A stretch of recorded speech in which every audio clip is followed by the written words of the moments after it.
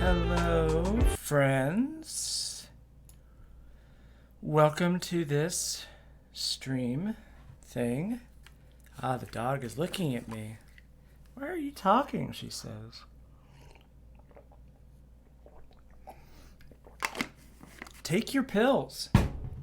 I have already taken my pills. I'm feeling all right. I'm finally recovering. I've got coffee.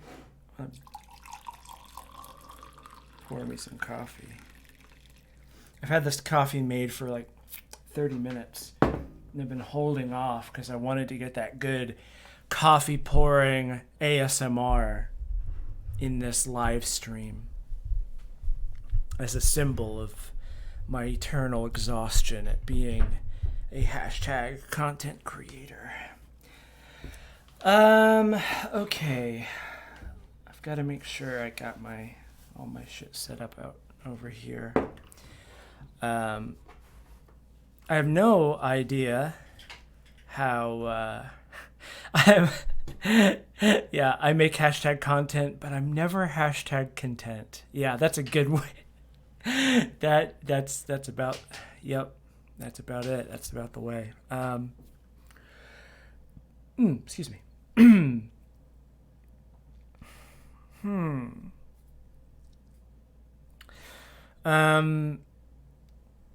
Thank you to Zora Sapphire, Two Cat Dad, and Citrui Puree. Yeah, it seems like that's French. Seems like there's a lot of extra syllables, lots of extra letters in that name. But thank you for following nonetheless. Hi, Artemis. Is it lagging? It might be. Thank you, Hamajishon. I know it's Tony. I don't know how you... What do you prefer to be called? It might be lagging a little bit. Hi, Rochi.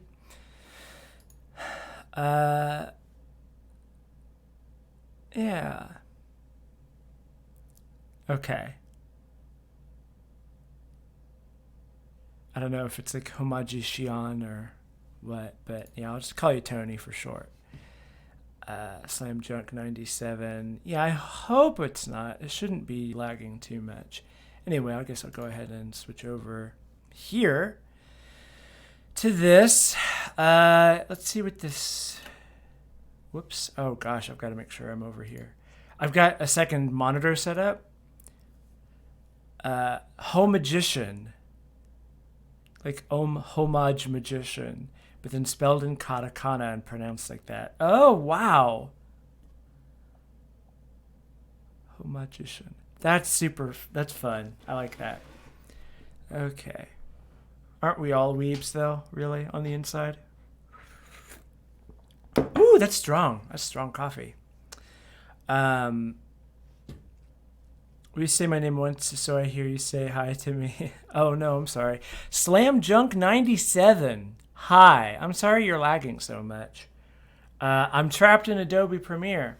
Yeah, let's see how this sounds. Audio-wise. Oh, you can't hear it. Interesting. You should be... Why?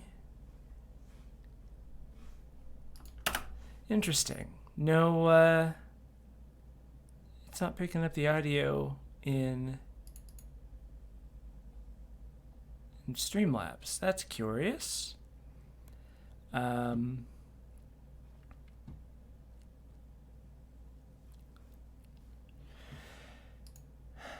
see.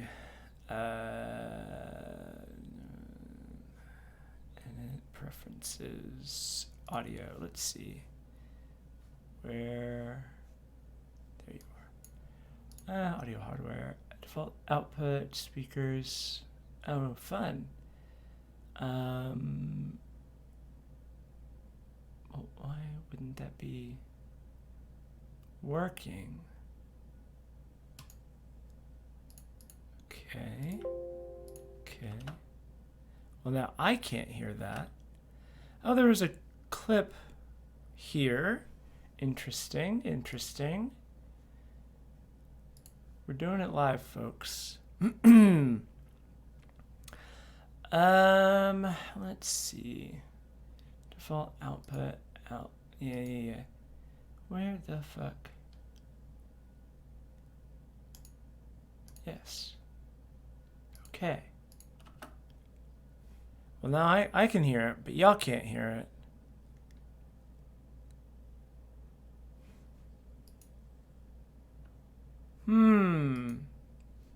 Hello, Serena. Why?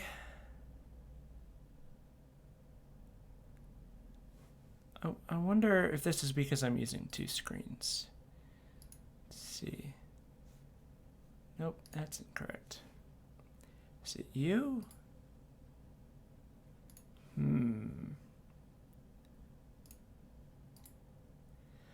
Volume mixer. Yeah, I could tell y'all can hear system sounds. That's odd. Yeah, I can see you hear that. Like, OBS is fine.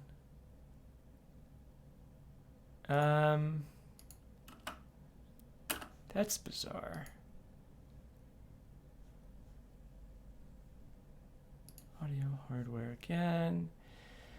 Let's try you. Yeah. Incentive for completing the okay. game. So now you can hear it, but I can't. All right. All right. I can figure out a way. There's got to be a way. There must be a way. If I were to... Hold on a second.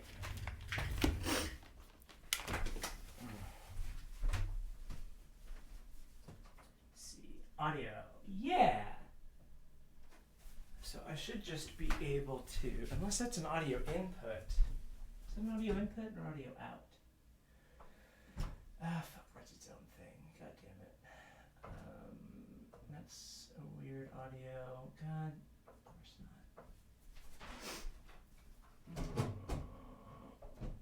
Yeah.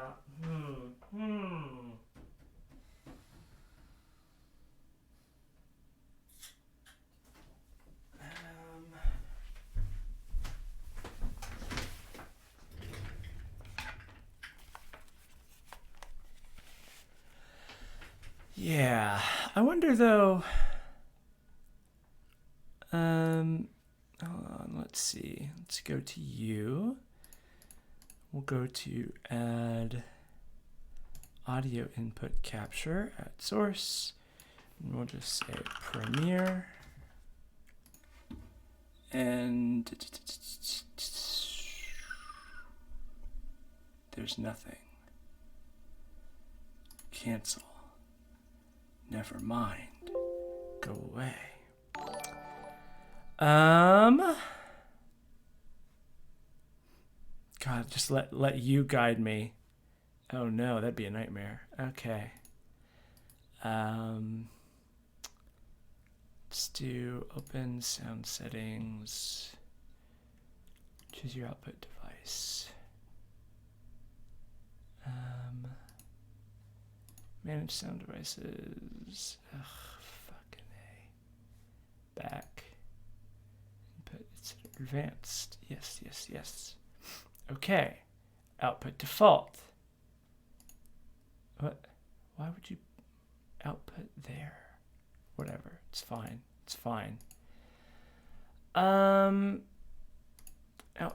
Input micro. Yeah, fine. Output. Let's just say.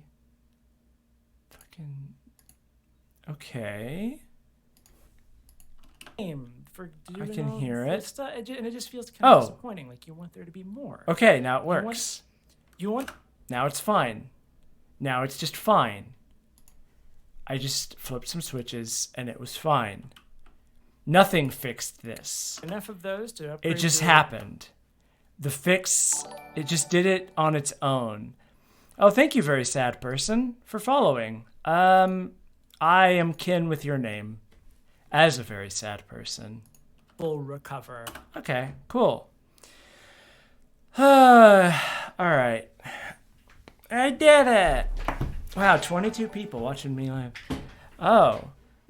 Before Iderman followed me. Alright. So I'm gonna put on some music. Something that's not gonna set off the copyright trolls.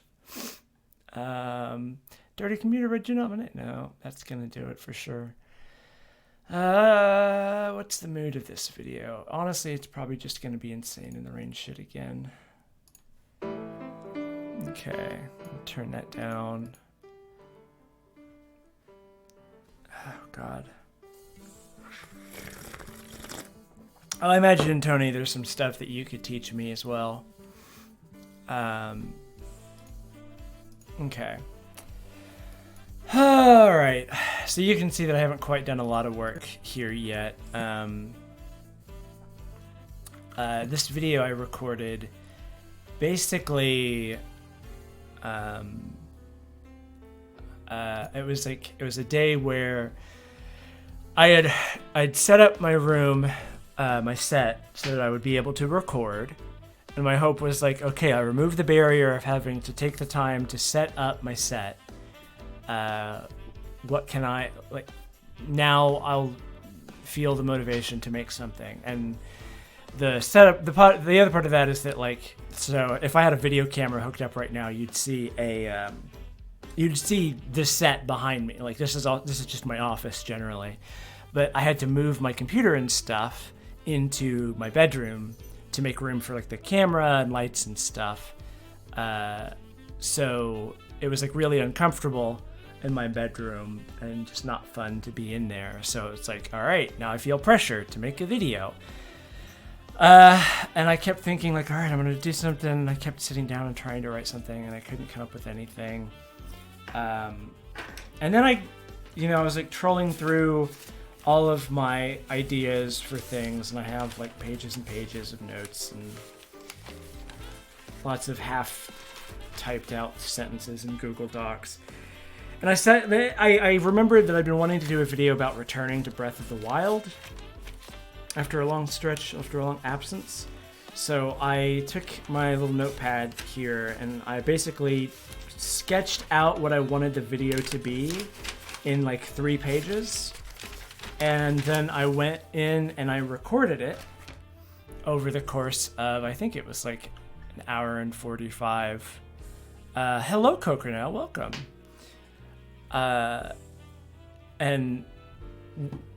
the result of that, like, I am incapable of judging the quality of my own stuff most of the time.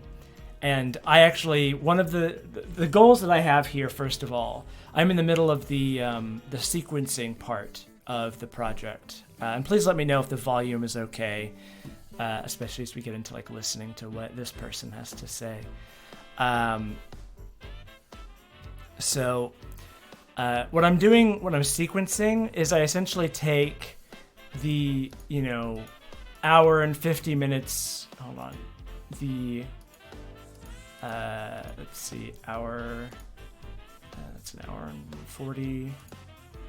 Yeah, hour, like just about 2 hours worth of footage that I shot for this. It's just me talking to the camera and cut it down to a reasonable video length.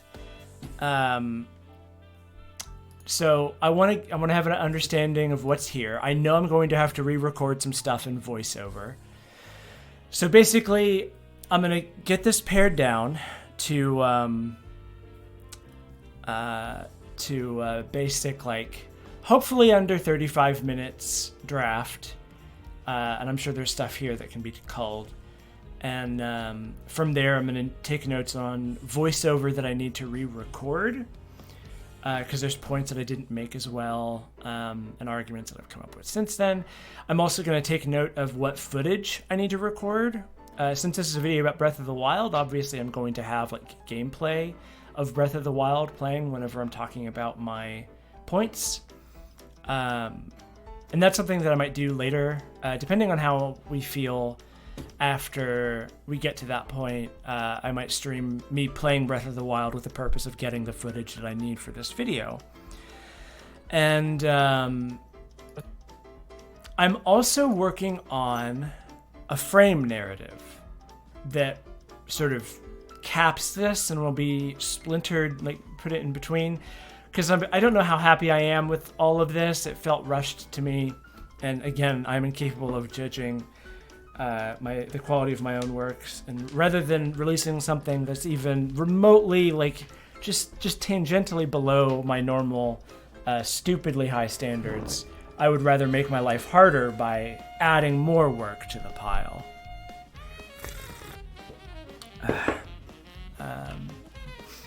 One thing I've already done, since we're here, is I've done color correction.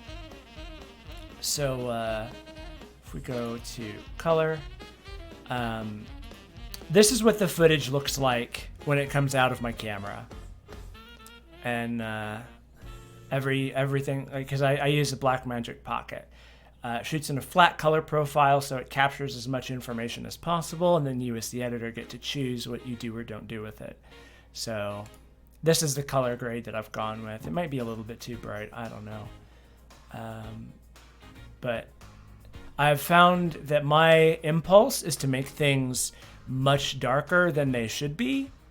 Like, probably my impulse would be to have it, like, here, if that was without any experience whatsoever. But I found that across devices and things, my videos tend to look a lot darker than I remember them looking. Yeah, that's just one of those hard lessons you learn. Okay. And part of historically I haven't listened to music while I'm editing. I'm a Girk. Normally I don't listen to music when I'm editing, or in the past I haven't done that. But the thing is that I'm a rhythmic editor. I like to have all of my videos have music on them, and I try to cut to it and with it. I could open up another project. Actually, I can open up. Do I have? Yeah. This is actually a project that I'm working on for a friend, and I know they don't mind me sharing it because it's gonna go up eventually. This is a music video that I'm working on for my friends, excuse me. My friends June Lalonde and Deerwitch, and so they've basically they've moved from the Pacific Northwest to Minnesota, I want to say, and this song that June made, I fell in love with it, and I contacted June and was like, I would love to make a music video for this, and then they happened to be recording all of this footage of their move, and they send it to me. So I've been slowly working on that. I need to get back to work on it, but I felt like I can't have this be the first video that I release after such a long absence. But I'll play a little. Whoops, that's the wrong. Play a little snippet of this.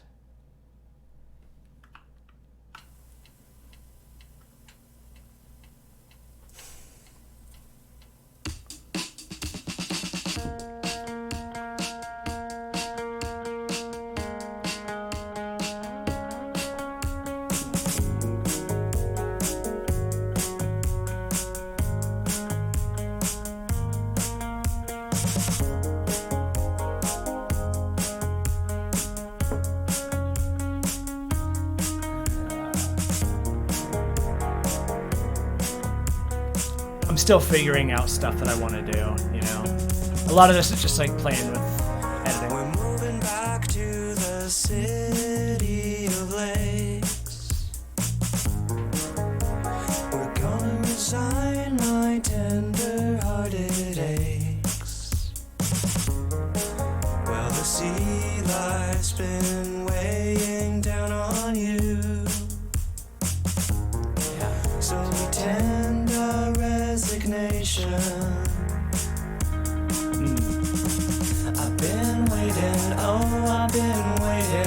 sitting here in my car, waiting for. Yeah. I love that song. Like when she released that song, I like played it for forever. Like I had this song on loop for a long time. When I find a song that really speaks to me, I just listen to it forever. The musician is June Lalonde. I actually used her music in the Labor of Art video. After I got in touch with them, and they're like a fan of my stuff, and I asked if I could use their music because I just generally like their music anyway. And I actually have like a lot of the music that I have here is June Lalonde stuff, which I downloaded for the Labor of Art.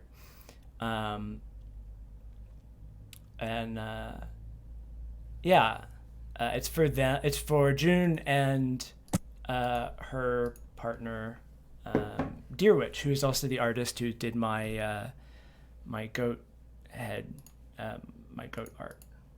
But anyway, the point of sharing that was to the first video editing that I ever did was music videos too. But like that's why I'm a rhythmic editor. Is how I learned how to edit was through basically I'd gotten my first video camera and I shot lots of just random footage all over the town.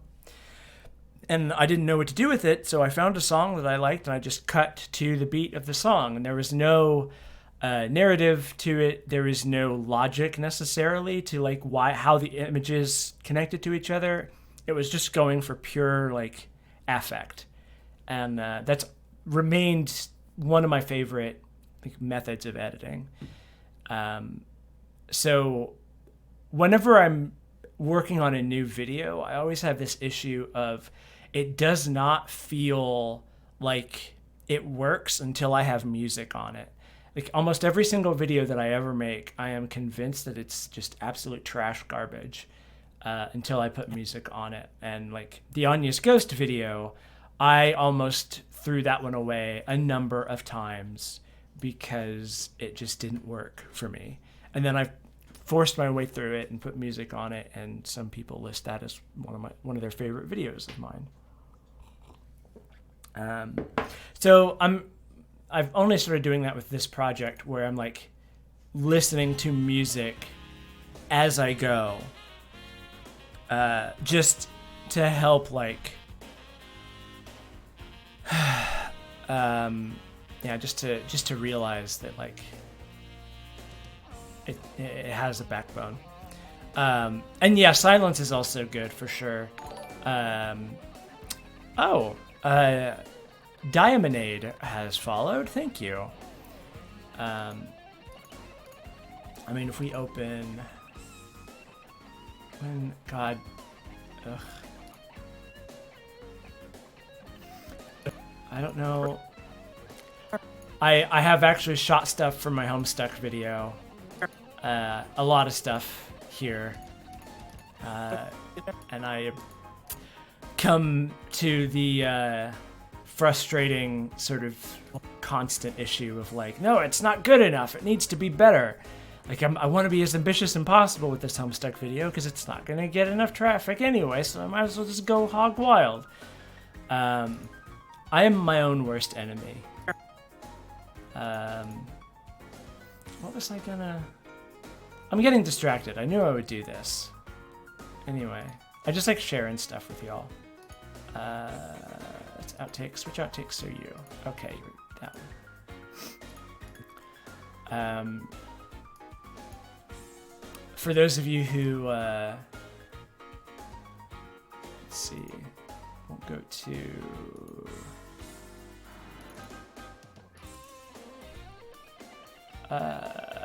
yeah.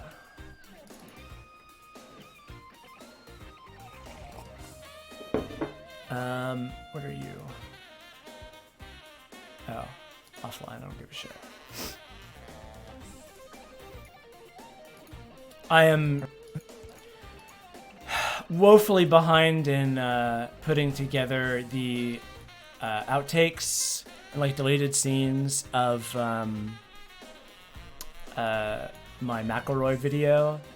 Like that's so beyond due, and I've just been sick and tired and sick and tired. Let's see. Yeah, I've actually got like sections that were actually fully like removed from the final video. This is one of the few times where I actually culled a decent chunk of the final video. Usually there's not much that I remove. But if we open up, where would it be? God, this is so... I always try to be so organized, and then by the end of the project, I'm just like, I gotta get this finished. Just fuck it. Just put it wherever. Main materials is where it'll be. Oh, those corrected things. Let's see, main. Oh, God. Yeah, this is the timeline for the politics of the McElroy brothers video. And vis-a-vis the importance of silence, yeah, I use music to accentuate. Is that they aren't infallible? What a concept. We are... Yeah, I do that. Like, I cut the music to accentuate punchlines. Or when I feel like a moment requires silence. I think when I'm talking about my parents later on in the video, yeah, I start this section. Fails to make me cry. Yeah, this section I purposefully use no music because I don't like emotionally manipulating people. So I get through this bit that's about like me talking about my family, and then I get here, and that's when I fade up this music. Yeah, the Dark Homer stuff I didn't cut. Where is that? Oh, obviously I didn't cut it. That was a tangent that I really felt compelled to include because it was fun. I had a lot of fun editing this bit. I had a lot of fun recording it because like I did all the voices for it. Domination. Somehow. Yeah. No, let me go. Yeah. Did you see my tricks, Millsap? Bart, it's Dark Homer. Yeah. Oh, Casey Green is great. I think all of this is just... Won't you let me pet this dog, Mr. Shigeru? Oh, God. Why won't you let me pet this dog? Why won't you let me pet this dog? Oh, Bjork and Fork followed. Thank you so much. Why won't you let me pet this dog? Why won't you let me pet this dog? Yes, I'm gonna bring it up as a joke. Shigeru. Why won't you let me pet this dog, Shigeru? I did Mr. so Miyamoto, why won't so you many let me pet takes of this dog? Pet this dog, Mr. Yeah. Mr. Shigeru, why won't you let me pet this dog? Mr. Shigeru. And... John. What? John. Oh, that's the Garfield thing. Right. Moto, why won't you let me pet this dog? Why won't you let me pet this dog? Yeah. Shigeru. Yeah, that's me. There's a whole... I'm unhappy, John. I'm unhappy, John. I'm unhappy, John. John. Garfield, I'm Yeah. Hello. Oh, God, yeah. Hello.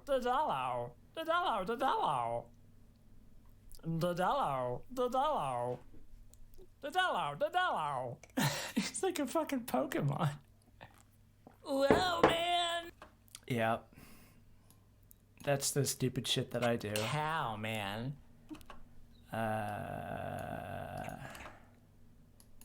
Another day. Yeah, that's all that. Yeah. In his quest to make Italy self-sufficient, Ah, yes, fascism. Of course, of course. he have evidence that contradicts my assertions. Why don't you go make your own fucking video if you think you're so smart? Why don't you go make your own video if you think you're so fucking smart? Why don't you go make your own video if you think you're so fucking smart? Why don't you go make your own video if you think you're so fucking smart? Why don't you go make your own fucking video if you think you're so smart? Why don't you go make your own video if you think you're so fucking smart? Why don't you go make your own video if you think you're so fucking smart? Why don't you go make your own video if you think you're so fucking smart? The McElroys don't. Yeah, I did a lot of takes to that line.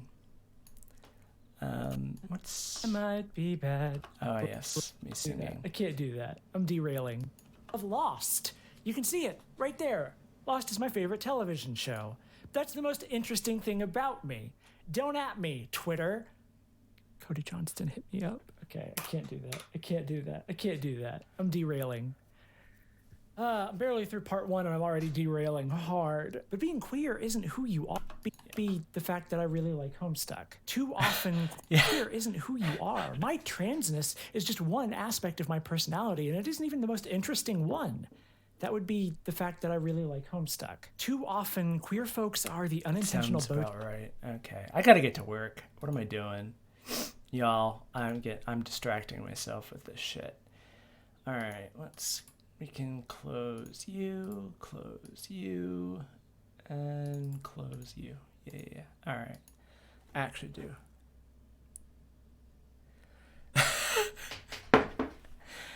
Yeah, I like to play up these stupid fests. It's time for my second cup of coffee. Part of the reason why I'm talking about literally anything except doing this video is that I really am not happy with it. So, oh no, it's still generating peak files for that. Whatever. And I haven't done like anything at all for this video yet, so. So 2017 was sort of a mixed bag of a year. Yeah. It was the year I started college again after a really long break. It was the year that I came out as transgender to myself and to the world. It was the year that I started the Trans Questioning podcast, which I guess this is now just a promotion for. Thanks for clicking on this video. But I also had a lot of personal and emotional issues that were sort of getting in the way of most of the good things in my life at the time. And I now remember that year as one of the worst in recent memory for me personally. But one thing that isn't bad about that year is the video game The Legend of Zelda Breath of the Wild.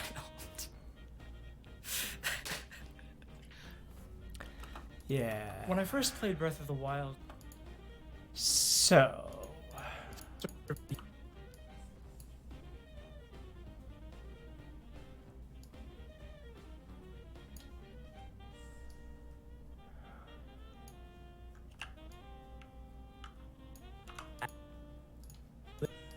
And let's go ahead and figure out what our... Oh, this is the other thing that I did.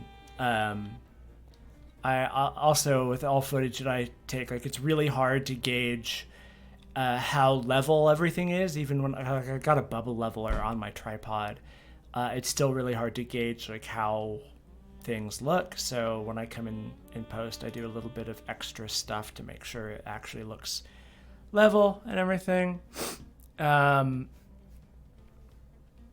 Take your Adderall, Joniness. I've taken mine. And so the next thing, this is another issue that I'm running into here, and this is a practical issue that I have in my new setup at the new house, and that's that my room is physically smaller, and my camera cannot get any further back than what it is right now. And I would prefer to have a bit more of a wide shot than just this. And I actually experimented with different ways of setting up my room to try to like add an angle and get this set in the corner. I just couldn't quite make it work. So let's see how we Where's our eye line?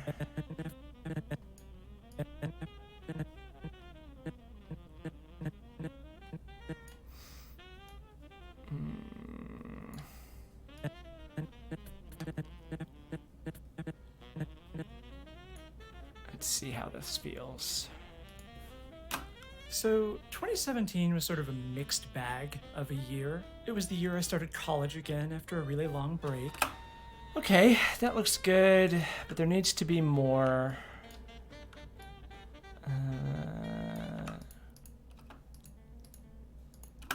So 2017 was sort of a mixed bag of a year. It was the year I started college again after a really long break. It was the year that I came out as that's good. transgender to myself and to the world. It was the year that I started the Trans Questioning podcast, which I guess this is now just a promotion for. Thanks for clicking on this video. Okay. Like that there. Let's see.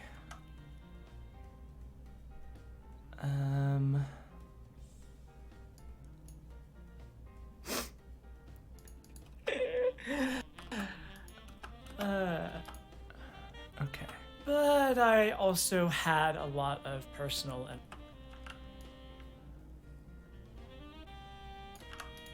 thanks for clicking on this video. Probably here. Or thanks for clicking on this video. But I also had a lot of personal and emotional. Okay, so that's a bit of a jump cut there. So we end there. But I also had a lot of personal and emotional. This might not be zoomed in enough. What's our ratio here? 121 to 102. Let's try 125. And then we scooch it down just a scotch. But I also had a lot of personal That's better. and emotional. Yeah. Okay. So Control C, Control Alt V, and motion. Yeah. Cast, which I guess this is now just a promotion for. Thanks for clicking on this video. But I also had a lot of personal and emotional issues that were sort of. Oh, Tony donated $2.02. Here up, I'm sending this donation to kick it off. Sent $nice because I think it being double nice is psychologically de-incentivizing further donations, which is sad to think about. Wow, Tony, thanks a lot. I appreciate moving us away from I appreciate you psychologically manipulating my audience. It means a lot to me. Thank you. Okay. All right. And we'll just go ahead and delete that so we can start from the beginning. Let's see how this looks. So 2017 was sort of a mixed bag of a year. It was the year I started college again after a really long break. It was the year that I came out as transgender to myself and to the world. It was the year that I started the Trans Questioning podcast, which I guess this is now just a promotion for.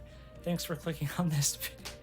But I also had a lot of personal and emotional issues that were sort of getting in the way of most of the good things in my life at the time. And I now remember that year as one of the worst in recent memory for me personally. But one thing that isn't bad about that. But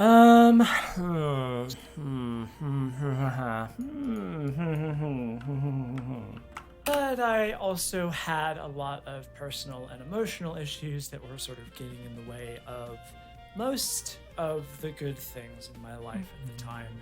And I now remember that year as one of the worst in recent memory for me personally. But one thing that isn't bad about that year is the video game The Legend of Zelda Breath of the Wild.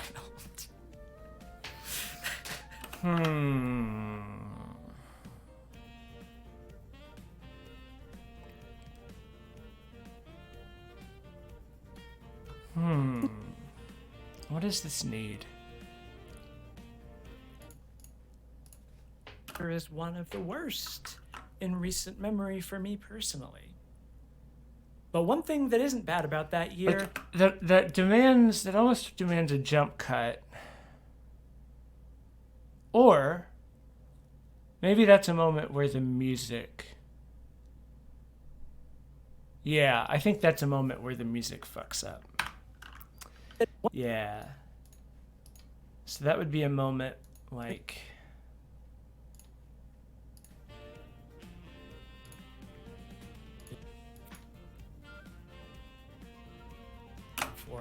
Thanks for clicking on this video. But I also had a lot of personal and emotional issues that were sort of getting in the way of most of the good things in my life at the time. And I now remember that year as one of the worst in recent memory for me personally. But one thing that isn't bad about that year is the video game The Legend of Zelda Breath of the Wild. Yeah, I think that works. I think that's good. Okay.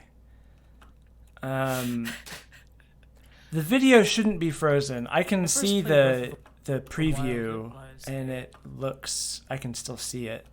Magical.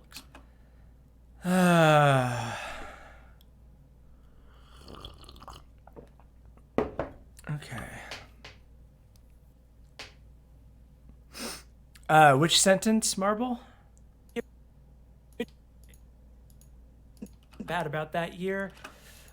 I also... Most of the good things in my life at the time. Yeah, I'm also not happy with the way this audio is EQ'd. That's something I'm gonna have to fix. I now remember that year as one of the worst in recent memory for me. Oh, yeah. Personally.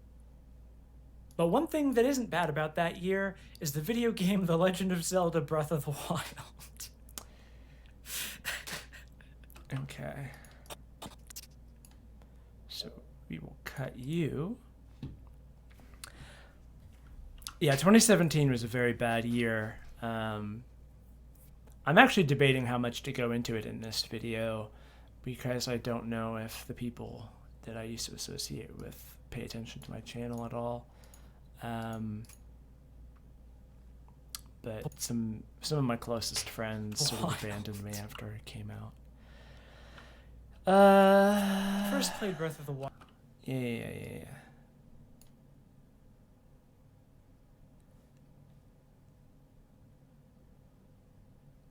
Wild, it was a magical experience.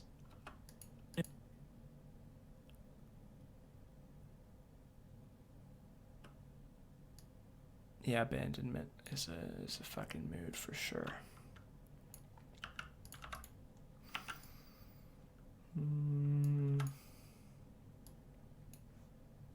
When I first played Breath of the Wild, it was a magical experience. I emerged into this world that seemed... Okay.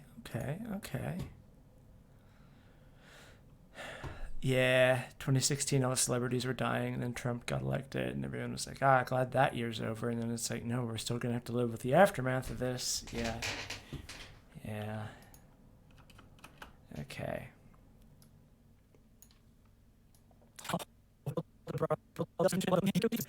That year's Legend of Zelda Breath of the Wild. What happens? Okay, yeah.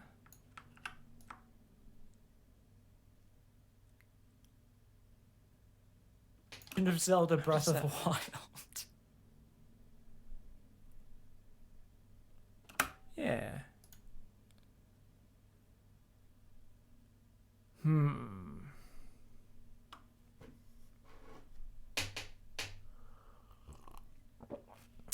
Oh, yeah. Yeah, Marble. This year has been really good for me. Except for the last few months. I'm really frustrated with myself because I was not medicated, and I kind of put myself into a corner. Like, my channel was growing, and if I'd have been able to maintain like releasing content, I wouldn't be facing the issue I am now, where my Patreon is actually at a loss for the first time in a while in terms of growth versus loss. Placeholder is fine.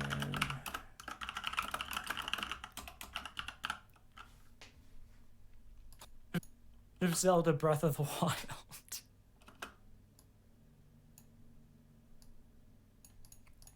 Legend of Zelda Breath of the Wild. Yeah, okay. So I'm going to have like a title that pops up here. This is just a note to me. Yeah, Artemis, I'm sorry that things have been so bad for you.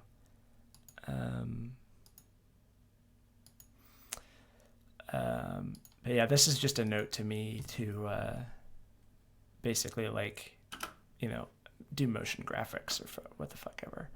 When I first played Breath of Yeah, okay. So I want to grab, is it you? Yeah. So Control C U, Control V, motion. Yeah. I emerged into this world that seemed full of possibility, just endless expanse of things that you could do.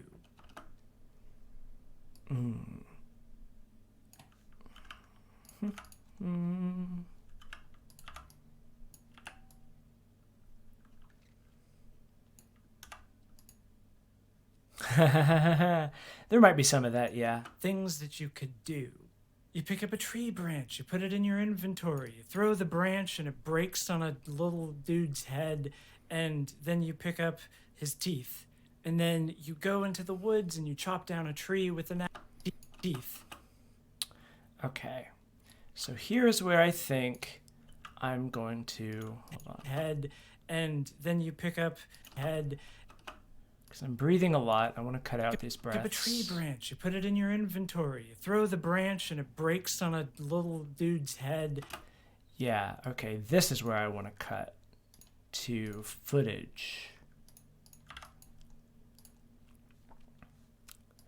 So what I do to symbolize to myself like where I want to cut to footage that I don't have yet is I just move stuff up to layer 2. Unless it's something like this, I guess. Unless I'm doing a J cut. I don't fucking know. I guess I can move it up to layer 3. And then Yeah, that's fine.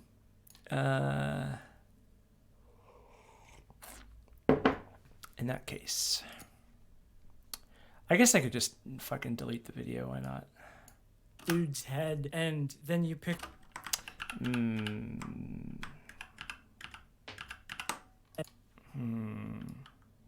head, head.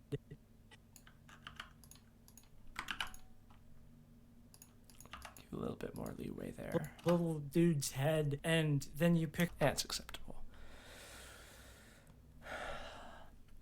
Oh, Marble, I was actually planning on probably capturing footage of Breath of the Wild after I got this all sequenced. Like that was one of the things I'm going to do is like to make a list of all the footage that I need to capture. Okay.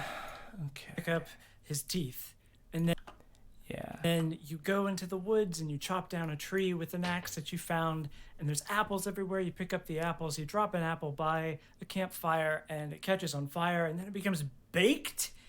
You put an apple next to a campfire, and the heat from the campfire bakes the apple.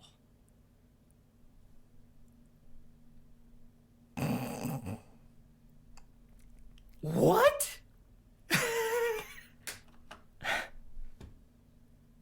Oh yeah, the last Unraveled was very good. Okay. So this is why we don't delete the video. Baked? Yeah, because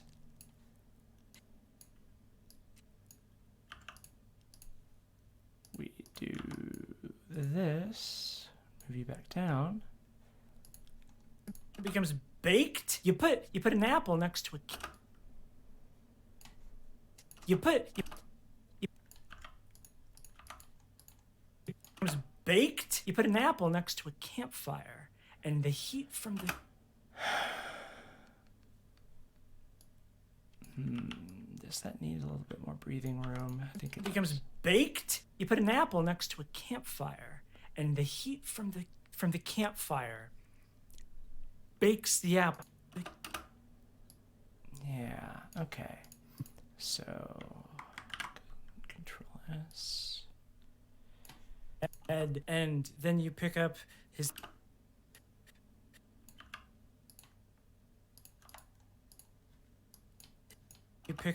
teeth and To see this better. Yeah, that's better. pick up his teeth. And then you go into the woods and you chop down a tree with an axe that you found, and there's apples every found, and there's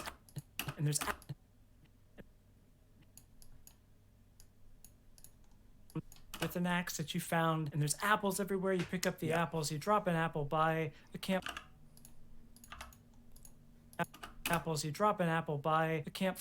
and it catches on fire, and then it becomes baked.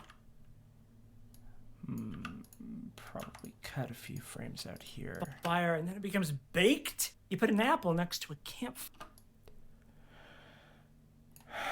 Okay, let's see how this sounds. And it breaks on a little dude's head, and then you pick up his teeth, and then you go into the woods and you chop.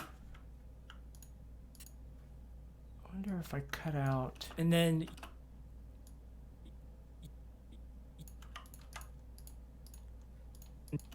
you pick up his teeth. You go into the woods and you chop down a tree with an axe that you found, and there's apples everywhere. You pick up the apples, you drop an apple by the campfire.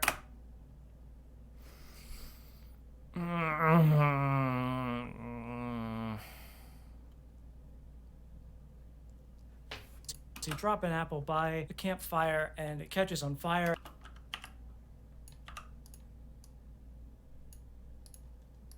And then bake. You drop an apple by the campfire, and I'm looking at literally a difference of campfire by the campfire,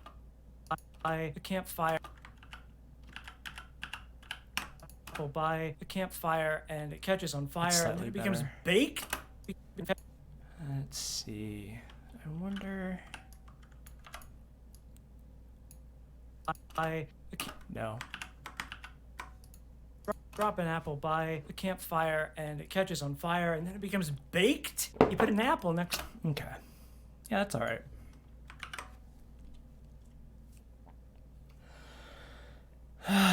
Okay. To a campfire, and the heat from the campfire bakes the apple. Bakes the apple. Yeah, right around here. Go ahead and yeah. What?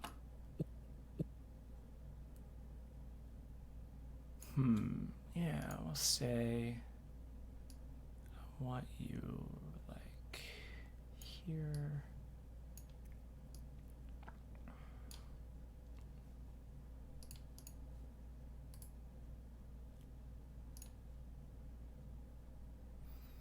I want you ease out and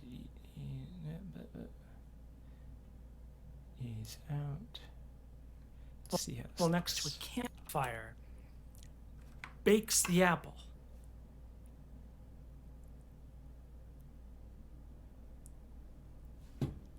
What? Yeah.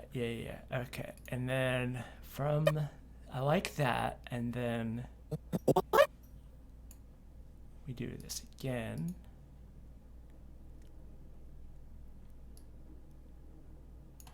Actually, what I should do. What?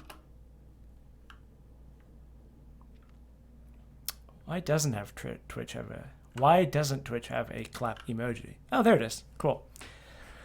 Johnny says just one taking your Adderall hard mode because your roommate's dad, owner of the house, came over for a surprise visit and had to butt into the kitchen where they are. Need to butt into the kitchen where they are twice. Once you get apple juice, another time to get water because of the citric acid messes with Adderall absorption. I didn't know that. I really need to look up what bugs, what messes with citric acid, what messes with Adderall absorption. Right. What? So let's just say we do that. What? This is what the developer... Yeah. Okay.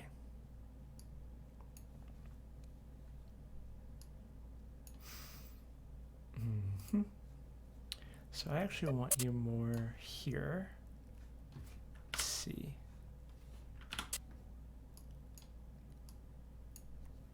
Yeah. And we will fill you up with that weird mug. Just get on in there. Oh, God. No, I don't have dysphoria. What are you talking about? What? This is what...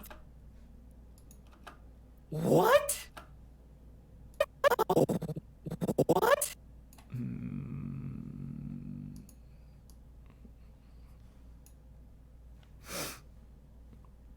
Dysphoria, hardly knew her. Psychiatrist told you you shouldn't drink orange juice, but looked into it further. And all citric acid shouldn't be taken an hour before or an hour after you take your ADHD meds. Huh. Good to know. Good information. Thank you. You put an apple next to a campfire, and the heat from the campfire bakes the apple.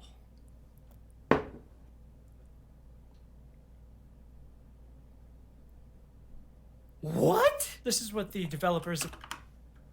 I think that zoom can be a little bit better. What? What if instead we move you both a little bit further in? So... What? This is what the... Yeah.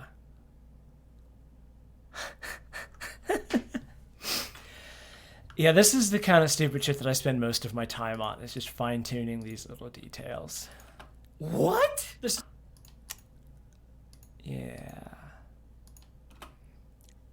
Bakes the apple.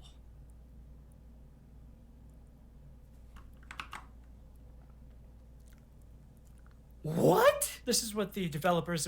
Ah, that's good. I'm a fan of that.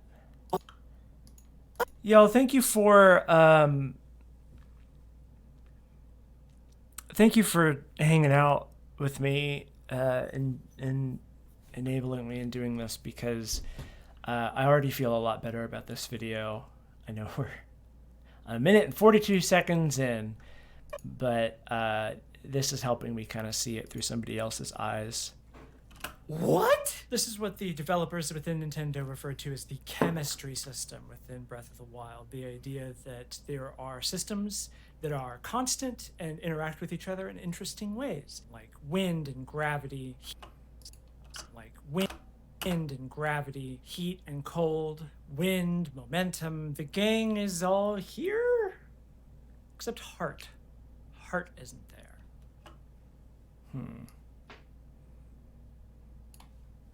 Let's see. Within Breath of the Wild, the idea that there are systems.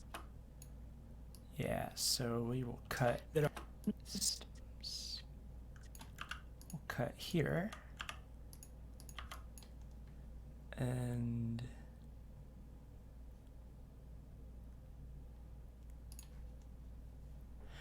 I mean, your health interacts with it. And I guess that's related to Heart, but I'm thinking more in the Captain Planet sense. It's like a fundamental idea that there are systems that are constant and interact with each other in interesting ways, like wind.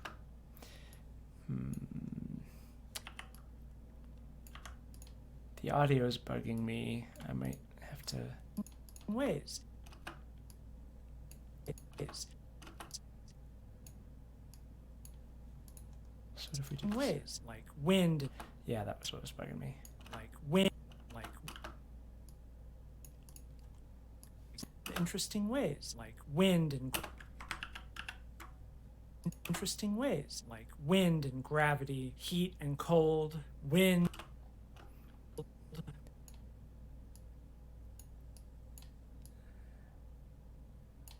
Is that? Cold, wind, momentum. The gang is all here. Momentum. The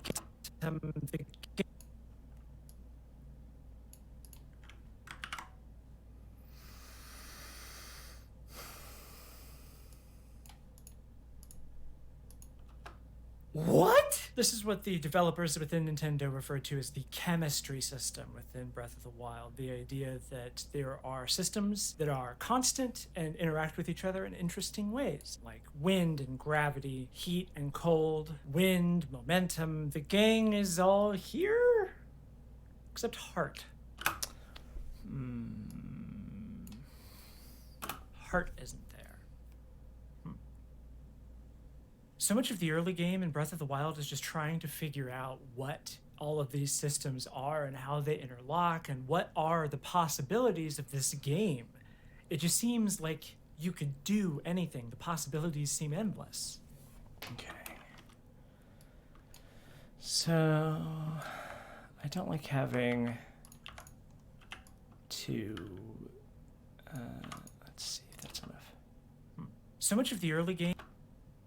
Well, maybe.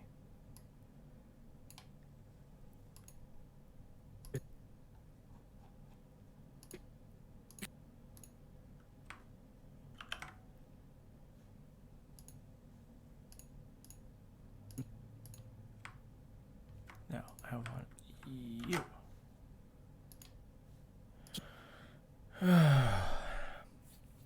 Oh, hell yeah, Tony, you got food.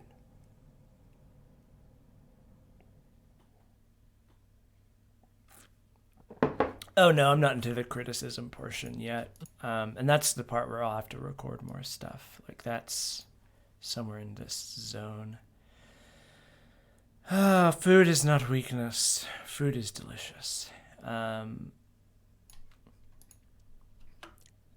Bakes the apple. And just so I know.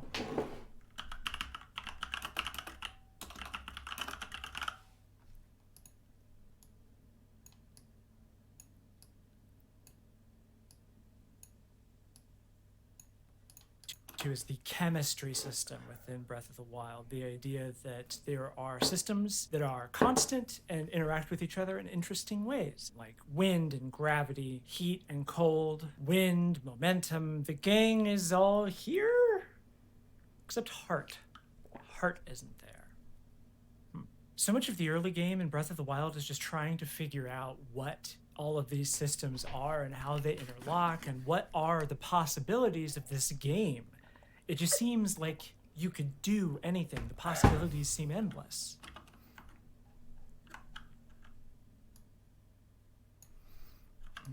The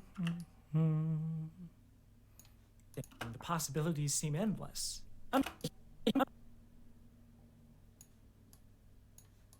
These seem endless. I'm a huge fan of the Zelda.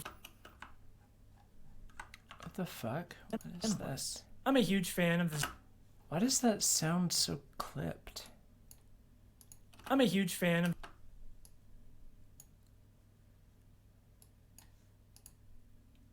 The possibilities seem endless. I'm a huge fan of the Zelda franchise. I've played just about every single one of them.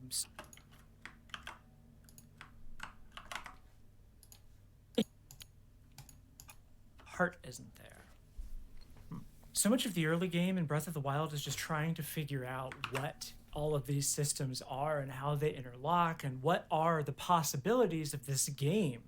It just seems like you could do anything. The possibilities seem endless. I'm a huge fan of the Zelda franchise. I've played just about every single one of them. So the rules of the games, like of the series, are imprinted in my brain.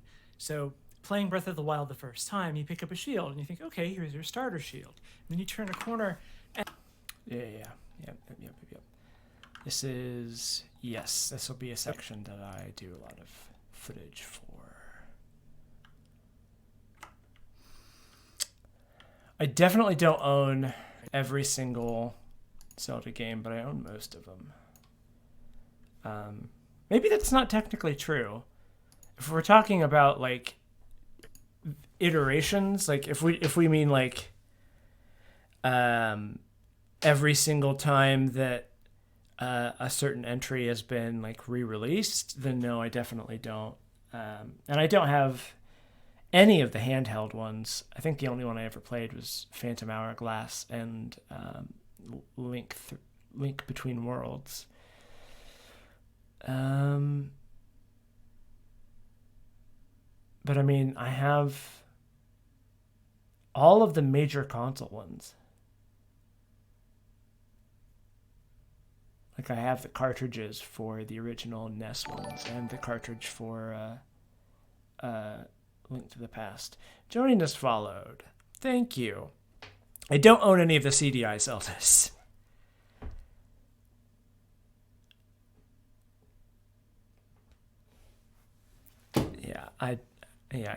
I don't have the CDI ones. Okay. I'm a huge fan of the Zelda franchise. I've played. And this Jacob feels like it's going to. I'm a huge. So first of all, this definitely needs to come in a little less. More. I'm a huge fan of the Zelda franchise. Huge fan of the Zelda. Yeah, let's try here. Endless. I'm a huge fan of the Zelda franchise. I've played just about That's every single one of them. So the rules of the games of the series are imprinted in my brain. Yeah, brain.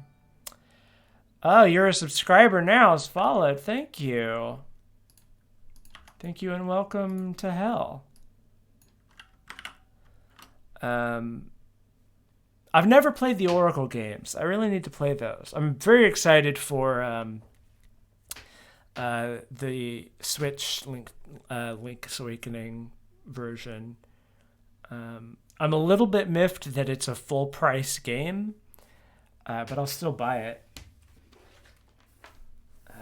Because I mean, the art direction and everything is absolutely worth it. It's just kind of seems a bit much for an HD remake of a Game Boy game, but that's all right. Okay, I'm gonna go to the bathroom real quick, y'all. I will be right back.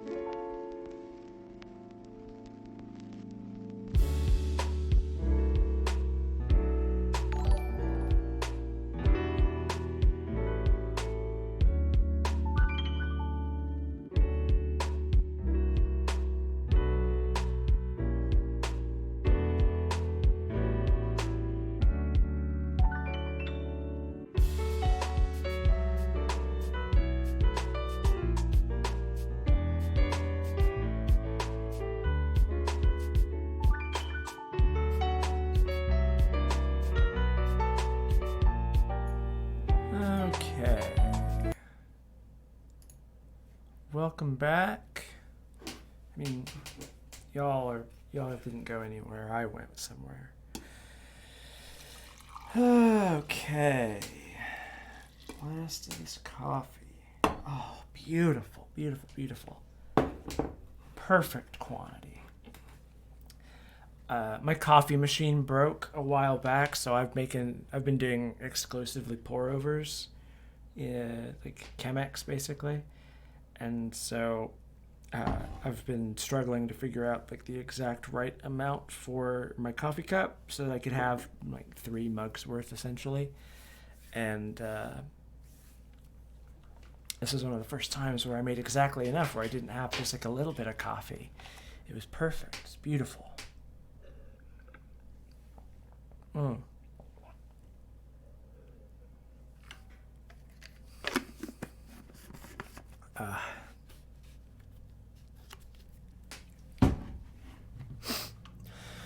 Girls are good.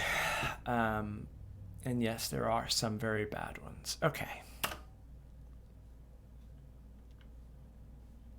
Let's see. Do I want the so in there?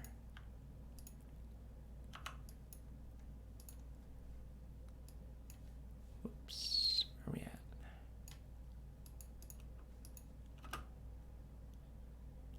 Yeah.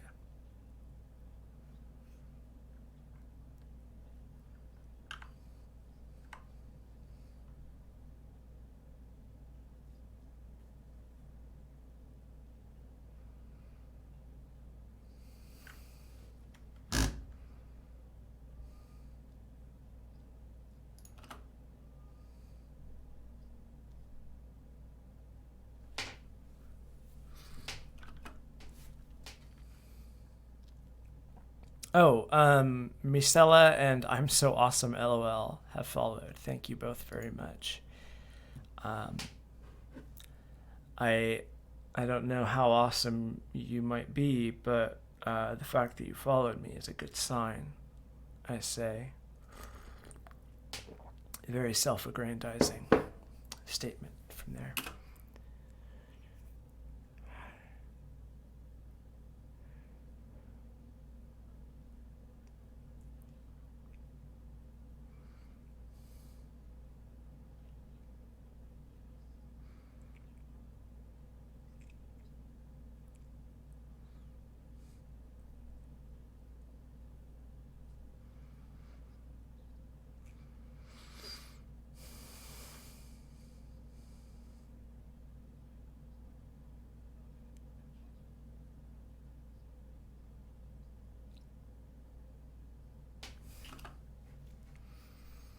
Hmm.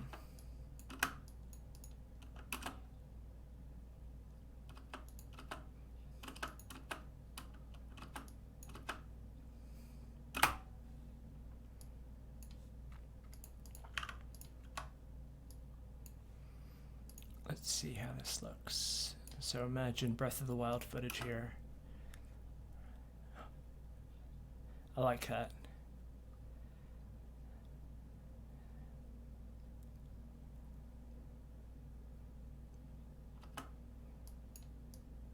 That's alright. I wish I had just looked right at the camera, but that's okay.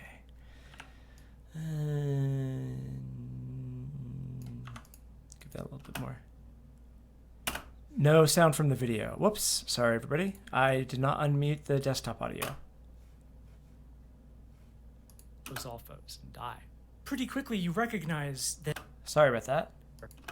And then you get attacked by Lozolfos and die. Pretty quickly. I've got to fix my EQ here. Playing Breath of the Wild the first time. Yeah. And you pick up a shield and you think, okay, here's your starter shield. And then you.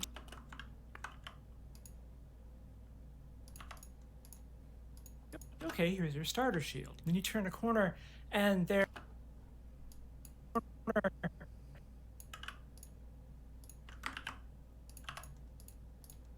Come on.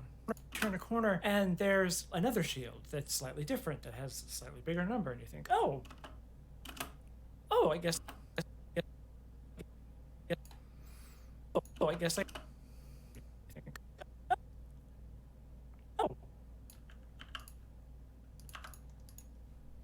number, and you think, oh, I guess I got another. Oh, oh, I guess I. Oh,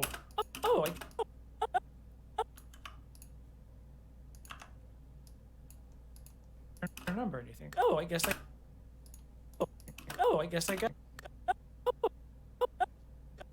think, oh, I guess I. That's a weird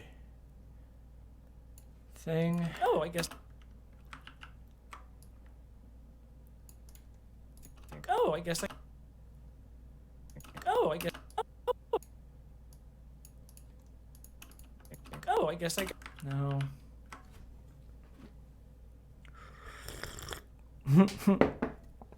Surprise Sarah noises. Yeah. Or you think, oh, I guess. What if instead... Think, oh, I guess.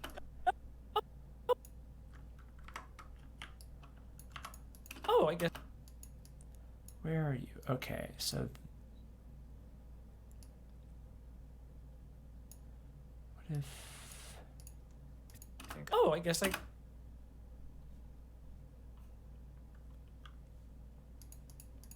Number, and you think, oh, I guess I got another. All right. So this is the sort of thing that I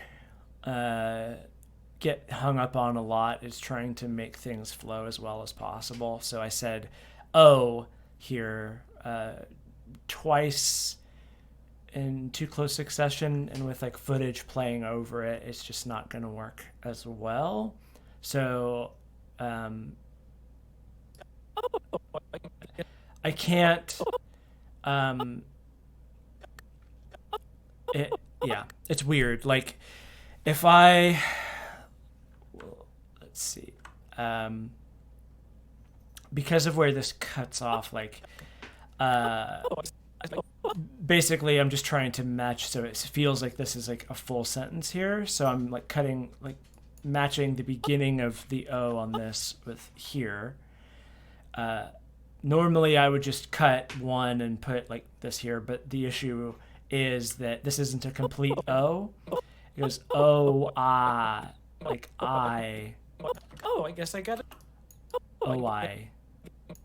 So I have to sort of like mask the cut to make it fit better.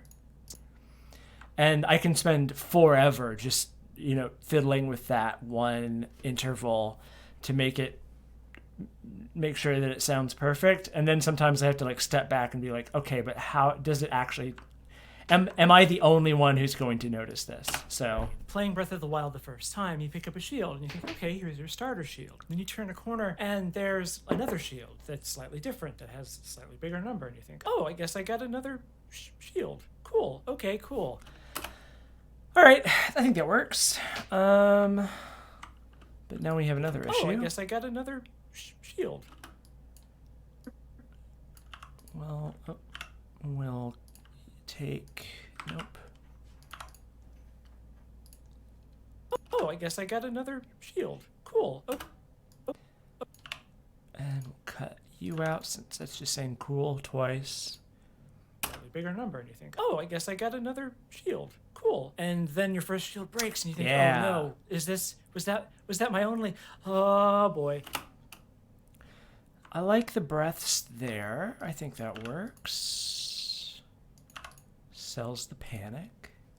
Oh boy. And the same goes with swords. You pick up a little, like, you find your first, like, broken, rusty You find your first, like, We will instead cut here. You pick up a little, like, broken, rusty Yeah. broadsword. And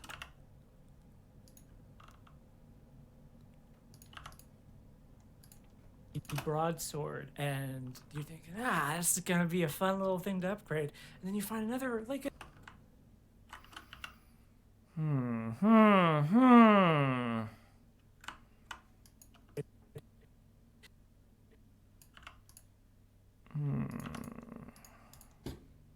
fun little thing to upgrade, and then you find another, like, a different, like a club, or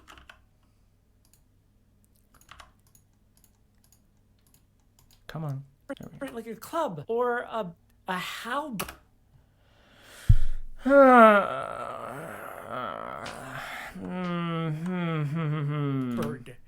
Nope, nope, nope. Go back, go back, go back. Or like a different, like a club or a club or a halberd.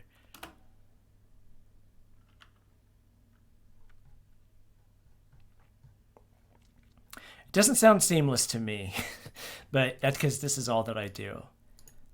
This is 90% of my job is just fine tuning the audio.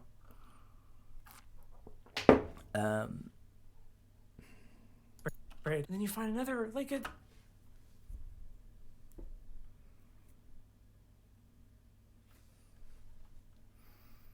It's gonna be a fun little thing to upgrade. And then you find another, like a different, like a club or a halberd. Like a club or a halberd. What if... Club or a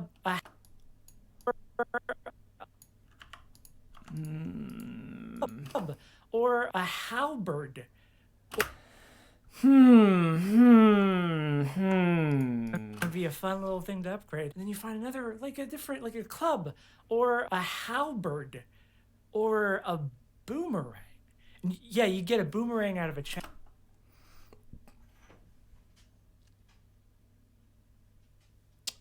A halberd or...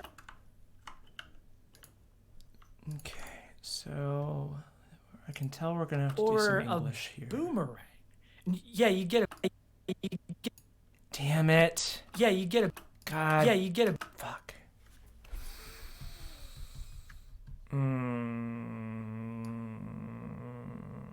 Yeah, being able to see the waveform is really important for me. God damn it. This is why I need to fucking get back to using a script, because this is me realizing, like, oh yeah, here's the thing that I got. So I say, yeah, you get, and I do that all in one like sentence. So instead of having yeah be its own like the yeah, and then this starts to get here.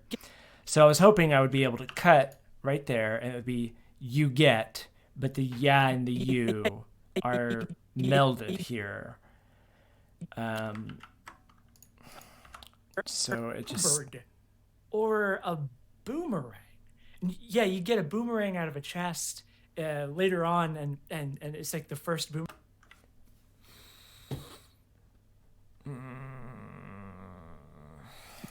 Yeah, you get a boomerang.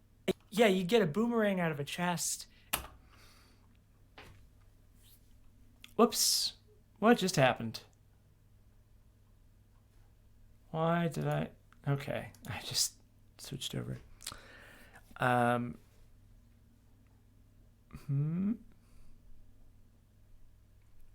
Oh, my stream guest passed Sarah? Yeah. All right, I'll see you soon, Tony. Or a boomerang. And yeah,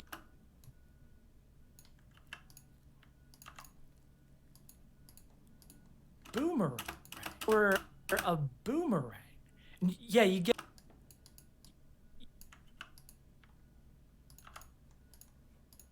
Or a boomerang. Yeah, you get a boomerang out of a chest later on, and it's like the...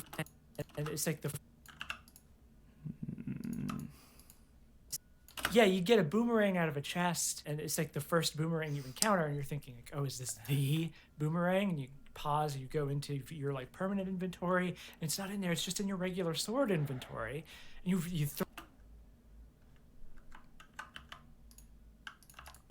Get out this breath here. Sword inventory. You throw it, and it circles around, circles around, it circles around, and it circles. You throw it, and it circles.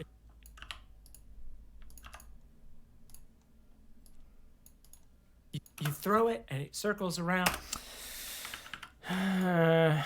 You throw it, and it circles around. You throw it, and it circles around. It circles around. it throw it, it circles around, and then it comes back, and there's a button prompt, and you're like, oh, I gotta catch it, and you don't catch it, and it's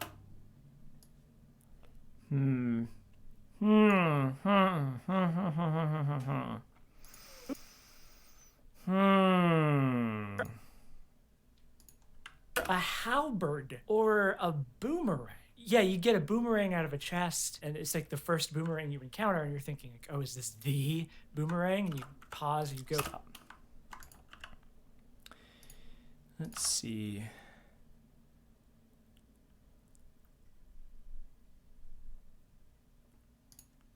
Is this the boomerang? And you. No, the breath is necessary. The boomerang, and you pause, and you go. Probably cut this bit here. The boomerang, and you pause, and you go into your like permanent inventory, and it's not in there. This is so messy. Permanent inventory. It's not in there. It's just in your regular sword inventory. You throw it. It circles around, and then it comes. You throw it. It circles around, and then it comes back, and there's a button prompt, and you're like, oh, I gotta catch it, and you don't catch it, and it zooms past and goes into the river, and then you get attacked by Lozalfos and die. Pretty quickly, you recognize. I don't hate that.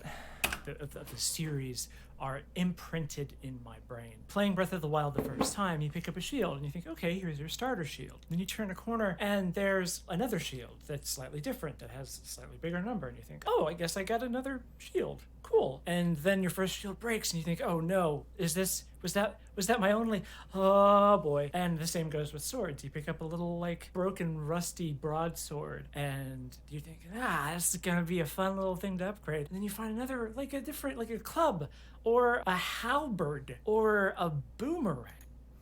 Oh, Aeon Windsor, how does this work? If you delete audio, why does that not desync from the video? Basically, the video and audio tracks are synced up. So, like, if I just cut, this random section, items available to you. Obviously that removes that. But if I, like, cut here, and then I delete this space, both of these, like the entire timeline on this side moves here. So this one sword that I have doesn't desync. Now, one thing that I've learned is like if you're doing these sort of like close-up manipulations here, and you've got like a thing going, and you're like, oh, I want this to be 2 keyframes this way, and you move it, and you drop it. You've now deleted this section. Like if you drop it over there, you cut that bit out. And where that fucks me up is if I'm doing something this direction, where I'm like doing, minute manipulations on this side, and then I end up cutting stuff out of this end here. So what I do is I use the shortcut A for the track select forward tool, I guess. And so what this does is this lets you move the entire timeline prior to what you're editing. So when I hit, like, if I've got V, whatever I select, that's all that I move. But if I hit A, everything that is to the right of where I click gets moved. And that's how I keep things like, that's how I keep things sort of synced up in that regard. Yeah, I hope that answered your question.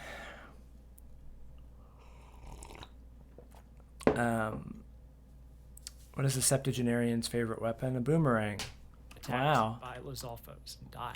Pretty quickly, you recognize that there's going to be a pretty wide variety of items available to you, and you recognize that there's going to be a pretty wide variety of items available to you, and your immediate question is, like, how many are there, and how do they interact with each other? Is this one sword that I have that's slightly better than the other one, the only one of these in the game?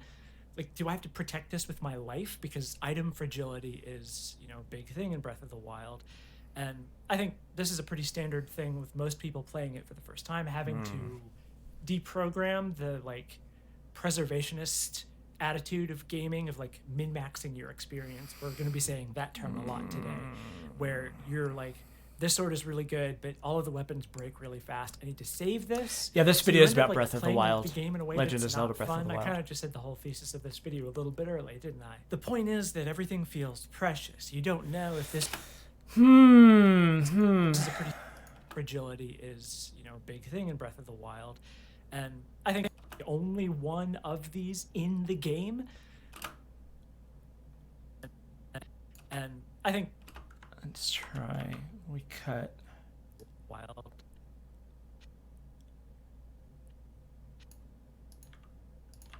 We cut you. We'll drop you to outtakes. Let's see how this feels. In the game, do I have to protect this with my life? Because item fragility is, a big thing in Breath of the Wild. The point is that everything feels precious. You don't know if this one shield with a horse on it is the only. This one sword that I have that's slightly better than the other ones, the only one of these in the game. Do I have to protect this with my life? Because item fragility is, a big thing in Breath of the Wild. The point is.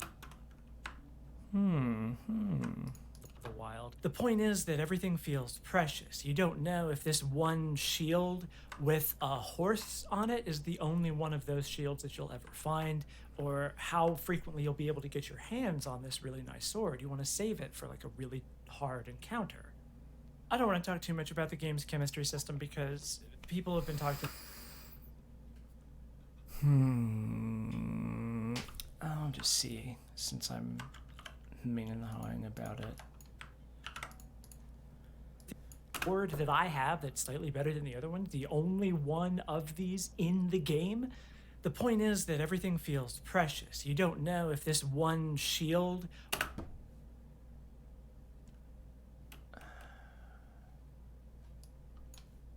Sword that I have that's slightly better than the other ones, the only one of these in the game.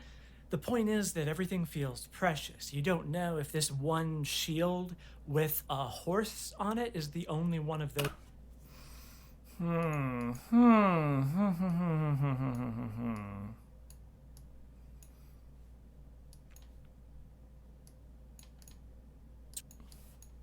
Do I have to protect this?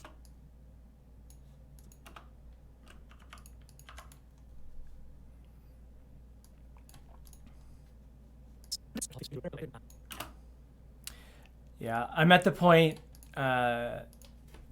where I don't know if I am injuring the point that I'm trying to make by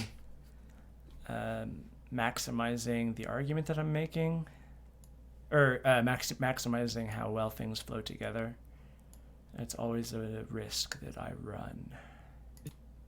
They interact. I think with that each this other. flows Is this better. one sword that I have that's slightly better than the other ones the only one of these in the game?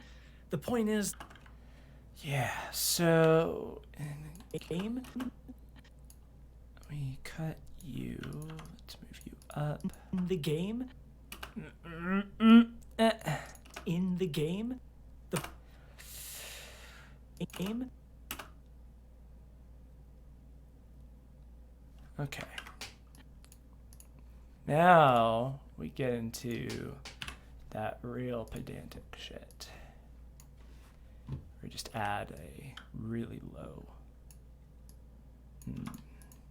Of these in the game. The point is that everything feels precious. You don't. In the game. The point is that everything. I don't hate that. Let's see. Pretty quickly you. Okay. And Control V motion. Yeah. Game. The point is that everything feels precious. Yeah. You don't know if this one shield with a horse on it is the only one of those shields that you'll ever find, or how frequently you'll be able to get your hands on this really nice sword. You want to save it for a really hard encounter. I don't want to talk too much about the game. It's sorcery. Yeah. Okay.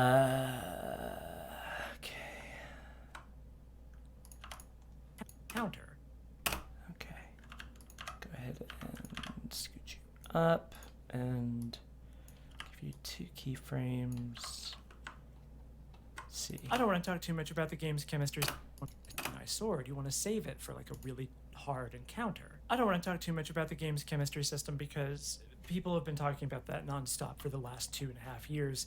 All I'll say is that like it's amazing when you encounter your like items catching on fire and you throw it and it catches something else on fire and it creates an updraft and you jump into it and you fly up and then you pull out your bow and the time pauses and you shoot a little guy in the head and then you fall because you ran out of stamina and you break your kneecaps and you die. But that's the other thing is that like dying a lot is a kind of a new experience in the Zelda games where you're used to sort of that being like a punishment, I guess. But now it's just sort of a thing that happens all the time and it's part of the problem solving process.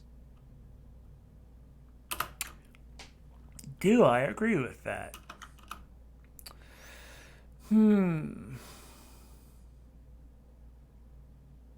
Looking at your IDE, what's that?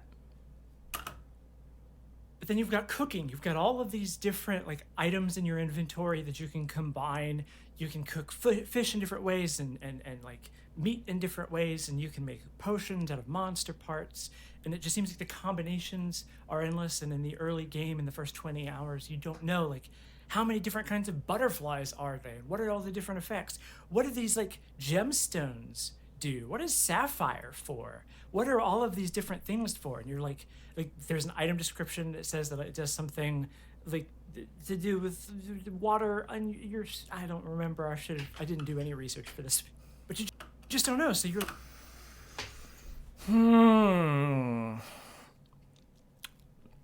This is another issue that like a big question for me is always like when I have these moments where I break down and I say like, oh, I didn't do any research for this video. How much of that is endearing and how much of that is revealing the fact that I am actually very bad at my job? Integrated development environment like Visual Studio or Eclipse. Okay, it's the stuff you should program in if you're using high-level languages. Gotcha. Cool. Yeah, I mean, that seems like magic to me, so.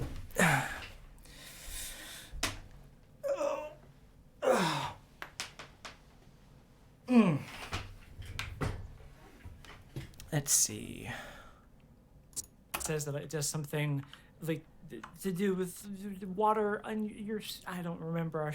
I didn't do any research for this. But you just don't know. I didn't do any research for this. But you just don't know. So you're like combining items, cooking them together to see like what do they make? What's what just happened? Is that how did I that was weird. Okay, lost in the weeds. What am I doing? What the fuck is happening? I mean, yeah, look at all the media behind me. Clearly a research mastermind, and I would be embarrassed to tell you how many of these things I have not watched or read. I need to get, I don't know. Does the media include things about water? Whoop. Oh, I did that again. now it's just sort of a thing that happens all the time, and it's part of the problem solving process. But then you've got cooking. Yeah. Okay. We Control Alt V again. 20 hours. You don't know like how many different kinds of butterflies. I don't remember. I didn't do any research for this, but you just don't know. So you're like combining items, cooking them together to see like what do they make? What can I do in the system, and how does it help me? What's the point of all this? Oh my gosh, there's just so much. And of course, the Great Plateau is this gigantic open area that is just like a tiny spot on the larger map of Hyrule. And you leave the Great Plateau, and you're just like, what? It's so big, and you you go towards the Split Mountains. Even though it's an open world game, there is like a sort of a trail that leads you to where basically the easiest path, or like the guided path.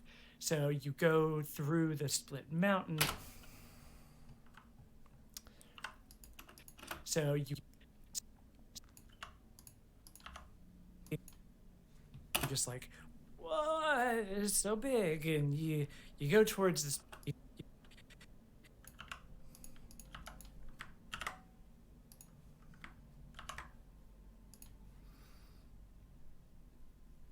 You're just here to have fun and maybe gush about how much you love girls. Yeah, that's fair. Oh, you tend to find jokes that you see being made become way funnier. That's good to hear. That is just like a tiny spot on the larger map of Hyrule, and you leave the Great Plateau, and you're just like, what? It's so big, and you go through. So it's this gigantic open area that is just like a tiny spot on the larger map of Hyrule, and you leave. I wonder if this is acceptable. Leave the Great Plateau, and you're just like, what? Because I don't like this delivery. So you go through the Split Mountains, and you go to the left, and down the ways there's a stable, which is just a big horse head, and you go. You watched a video about spoilers and of the research done about spoilers. It seems like people being spoiled before they experience the media seem to overall increase their opinion of the thing, so I don't care about spoilers at all. Yeah, I actually, I've said this a bunch of times. Like, I don't. There's value to experiencing something on your own terms the first time. Like, I would say something like even Breath of the Wild is a game that the first 20 or so hours I would describe as really special, because it's so much of like this process of discovery and trying to figure out like what the possibilities are in the system. And Undertale is another game that is good to go in blind, like not knowing anything about it. Just because a lot of its power comes from its abilities to surprise you, I guess. But at the same time, like after I watched the first season of Game of Thrones, I didn't like feeling like, oh my God, is Arya going to live through the rest of the series? So I read up on the spoilers, like everything that happened in the books at the point that season 1 had come out. So, you know, I haven't read the books, but I knew everything that happened. And that actually made me enjoy the series a lot more. Because I wasn't as worried about, like, the moment to moment, like, who's going to die, who's going to live, and more interest. It let me focus more on the specific, like, I don't know, just like the specific strengths of the drama.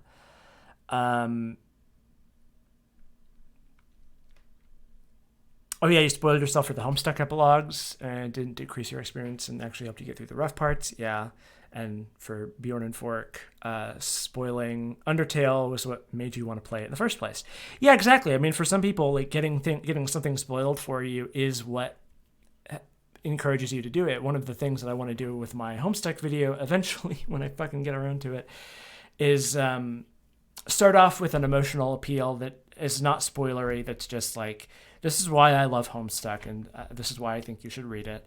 And then the second part is going to be an actually like spoilery discussion of its themes and ideas in a way that's meant to like entice you with the things that are most interesting about Homestuck, you know? I don't know. And I encourage people to like drop out. Right. Let's see. So I wanted to cut that bit out and see how this looks. So the larger map of Hyrule. So you go through the Split Mountains, and you go to the.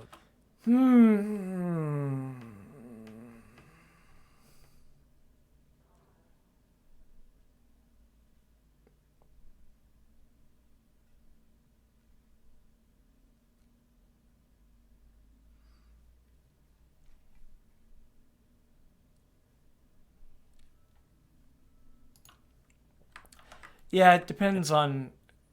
It's different for everybody. Hyrule. So you go through the split mountains, and you go to the left, and down the ways there's a stable, which is just a big horse head. And you go inside, and there's these two dudes talking. They're talking about like a treasure somewhere. And you talk to them, and they ask you to give them money in order to hear about what the rumor is that they're discussing. So you give them the money, and they tell you, "Oh, there's Misko's treasure." And they give you like a little clue that's based on geography. It's like, follow the river up to where it comes out, whatever, where the split of the river comes out of the dragon's mouth, or some stupid fantasy nonsense like that.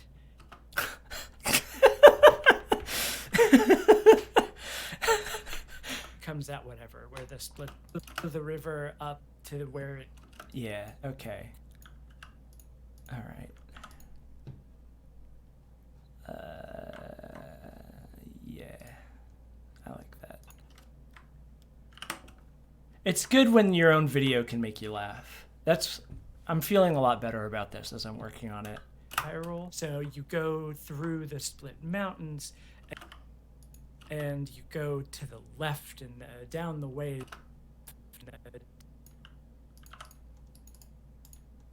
Go through the split mountains, down the ways there. Oh, Coconut, thanks for coming by. And yeah, this might become a more frequent thing if I feel like this is actually helping me be productive. So you have a good rest of your night. Split mountains, down the ways there's a stable, which is just a big horse head.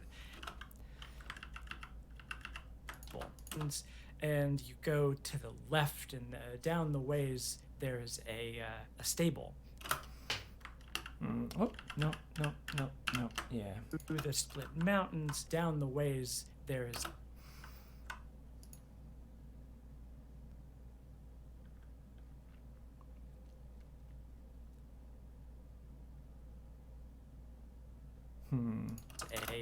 A stable.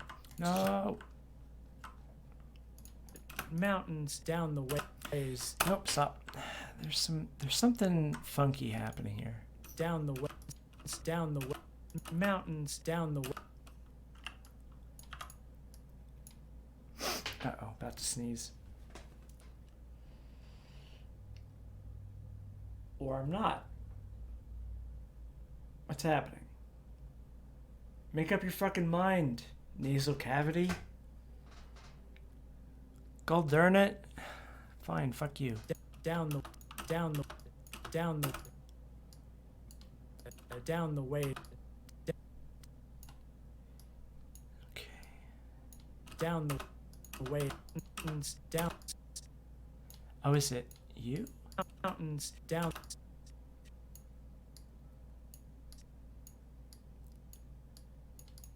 Mountains, down. Oh, maybe it is you. Mountains, down the ways.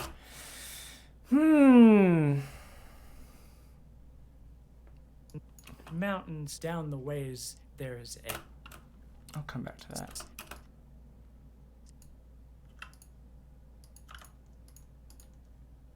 Ways there's a stable. There's do it wider. Ways there's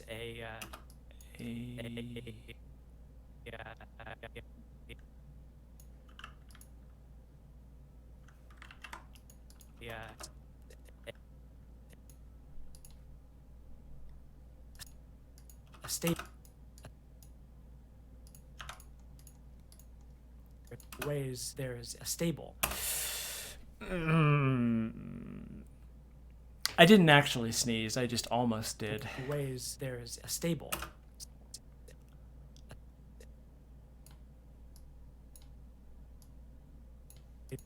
There's a stable. That's closer. That's better. The ways there's a stable, which is just a.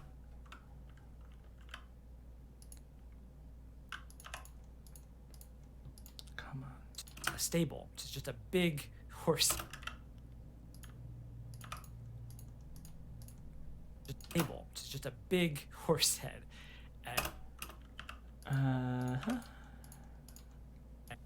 horse head. And you go inside and there's these two dudes talking. They're talking.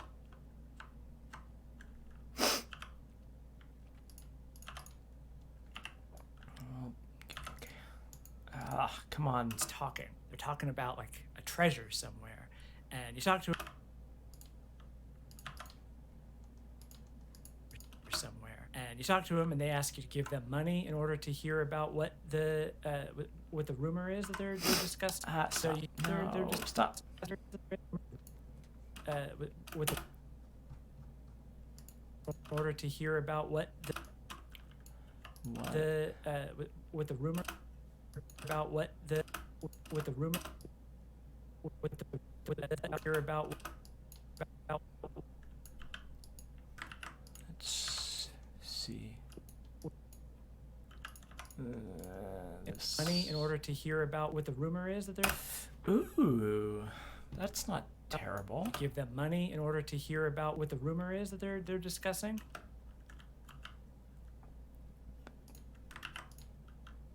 Okay. Money in order to hear about what the rumor is that they're discussing. So you give them the money and they tell you, oh, there's.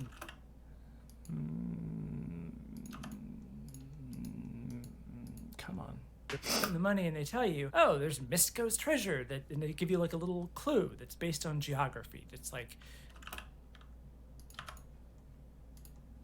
based on geography. It's like follow the river.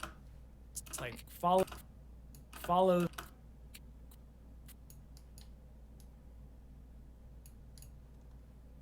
That's based on geography. It's like follow the river up to where it comes out, whatever, where the split of the river comes out of the dragon's mouth, or some stupid fantasy nonsense like that.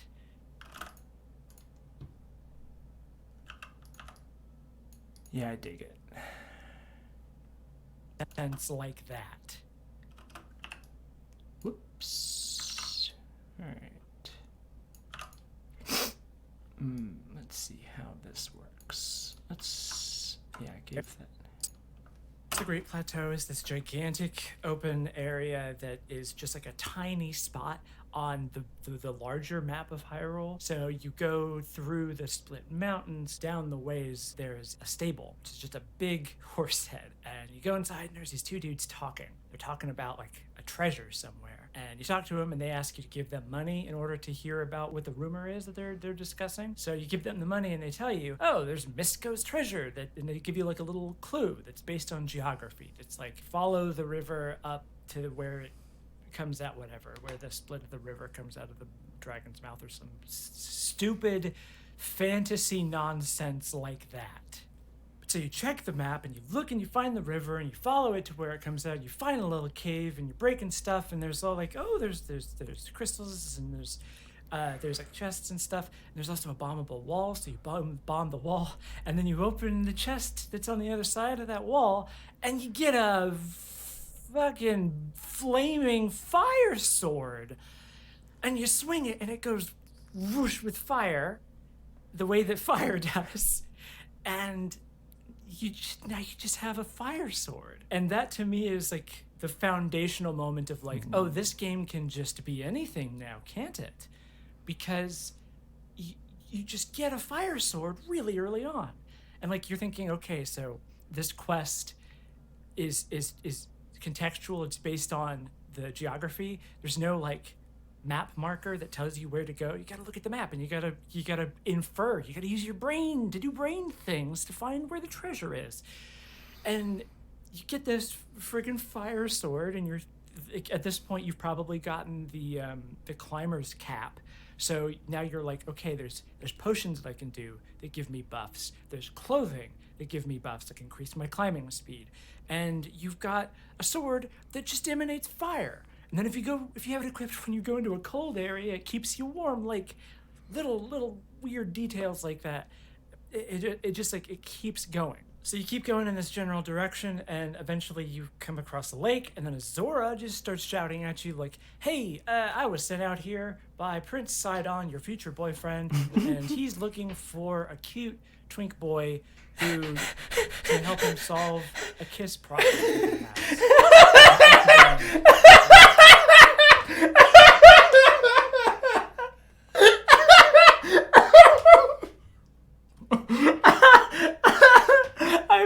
forgot about that. No, no, I forgot. For a cute twink boy who to help him solve a kiss problem that he has. It's like Not like the band, but like with your lips. And he needs you to go and solve a kiss problem with him. And all you got to do is go up, follow the river, and go up to where the Zora's domain is. So then you get into that area, and you find my that like God. there's a long winding path that's full of enemies, and it's constantly raining. Of course, when it's raining, you can't get a grip, so you can't climb. So you're actually forced onto kind of a pretty linear path. There. Damn it. Y'all. This is what's so fucking frustrating about making videos when you are neuroatypical. When you have, I guess, my particular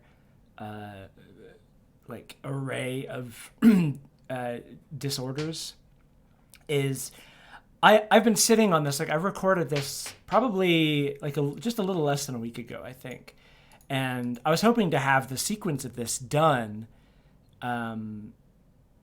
before the end of the weekend, and I've barely made any progress here because I didn't want to look at it because I was convinced that it was absolute trash.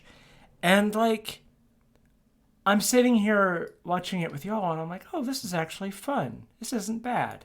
I've been like beating myself up for the last like 4 or 5 days, just thinking like I'm never going to make another good video again. Everything that I have to say is absolute trash, and it's just nonsense, terrible, and like I can't, I'm washed up. I'll never make another good video essay again. And now I'm watching this with y'all, and it's like, oh no, this is pretty fun so far. Like, my fucking brain, y'all. Fucking brain. Okay, I need to go to the bathroom again real quick. I will be right back.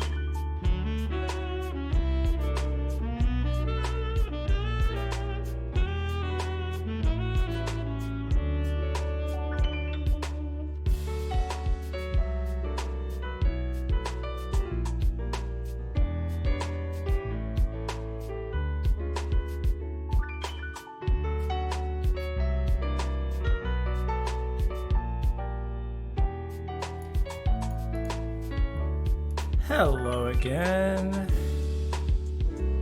Yeah.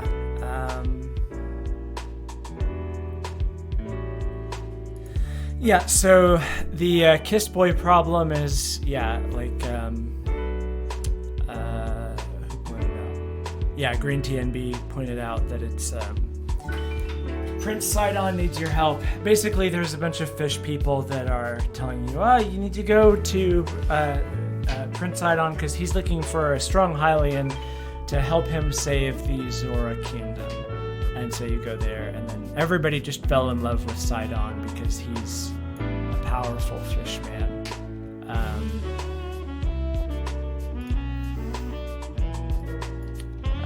Which I mean,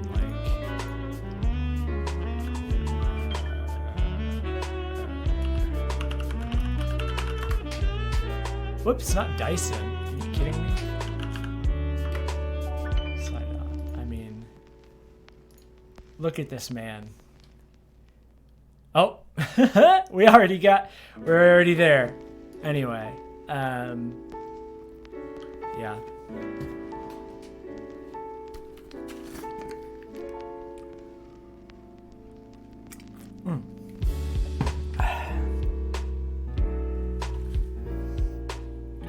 Glasses.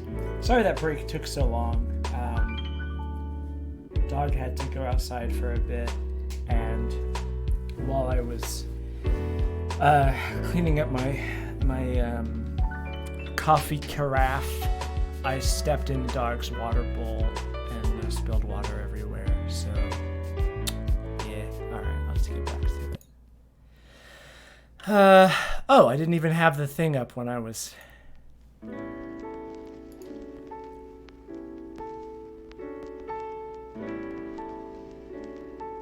Making sure there's no porn of them.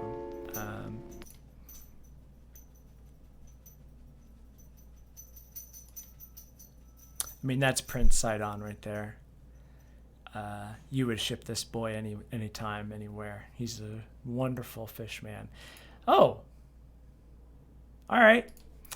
Yeah. Yeah, Redfish Boy. He's good. He's a good one. He's a good one. Okay, where was I? There's no, like, go into a cold air. And he needs you to go, and keeps going. So you keep going in this general direction. Breath of the Wild is a horny game the same way that, like, a lot of Nintendo games are horny, in the sense that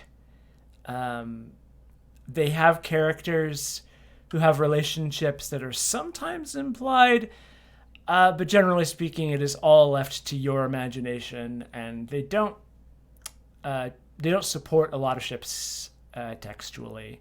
Like, my personal headcanon is that Link in The Legend of Zelda is a trans man, and I feel like that's supported in his, like, I don't know, his body, but in just the way that he interacts with the world. That might be stereotypical of me. I don't fucking know. So you keep going in this. But just like the way that Star Fox is horny is like more coming from us than the game itself. It wasn't intended to be horny. It just, like, it keeps going. So you keep going in this general direction, and eventually you come across a lake, and then a Zora just starts shouting at you like, "Hey, I was sent out here by Prince Sidon, your future boyfriend, and he's looking for a cute twink boy to help him solve a kiss problem that he has. Not like the band, but like with your lips."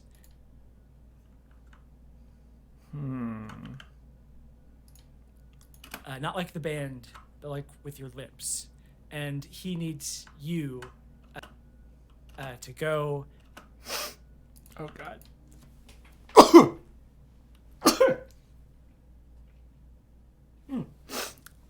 Oh.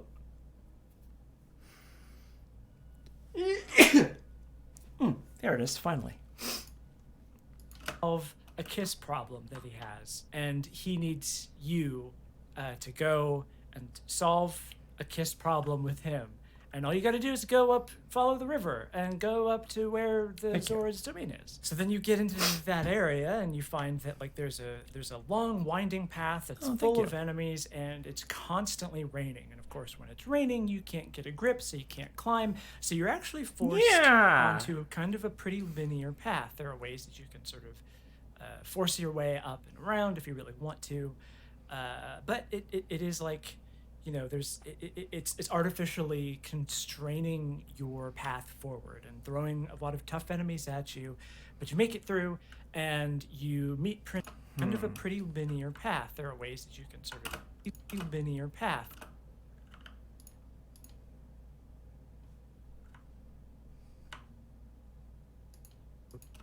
But you make it.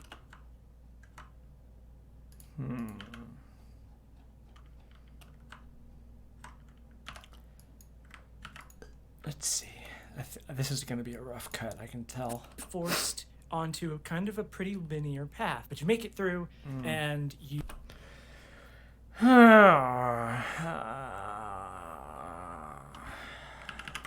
force your way up and around if you really want to, but it is like, you know, it's artificially onto kind of a pretty linear path. There are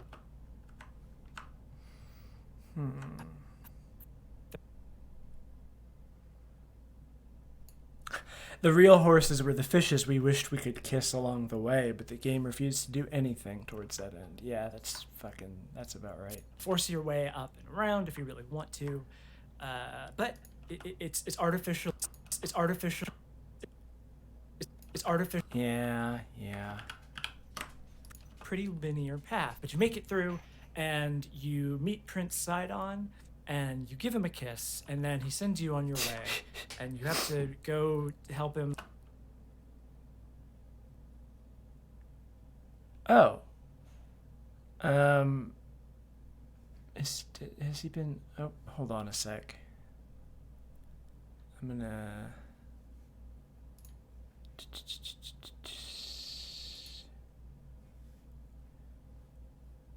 check Discord really quick. Oh. Streaming. You're right. I should promote... Curio has said to ask if you know where to find and listen to your joint podcast project. Yeah. So, we have, today, actually, Cheshire Creeper is now following.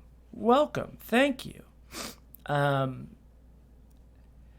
Actually, number one, I'm going to tweet about, cool, Jen, like the tweet about the podcast. That's fun.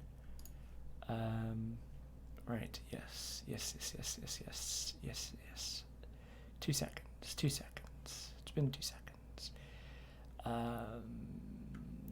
why not? I'll just take this, do a tweet, compose it, enter Sophie. That's incorrect. Fucking, god damn it. Twitch.tv/Zedig, Control X. But I know this is excellent stream content.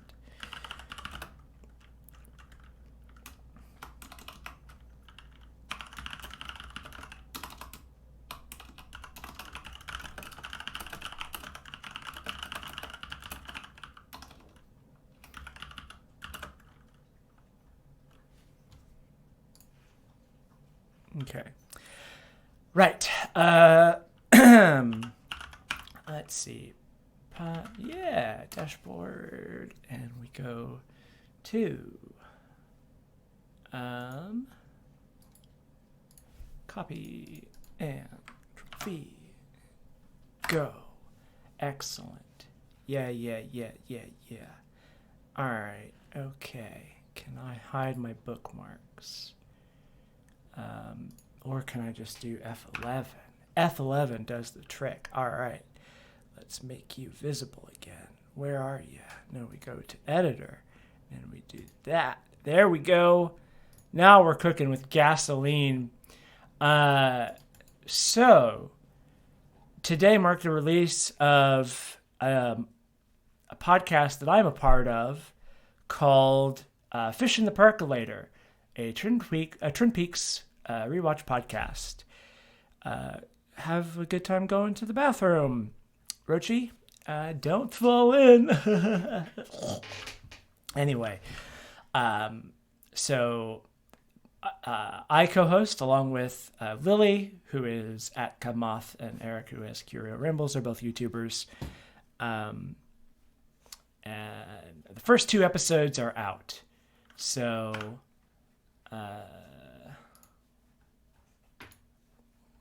the website is not final. This is just where we're at right now.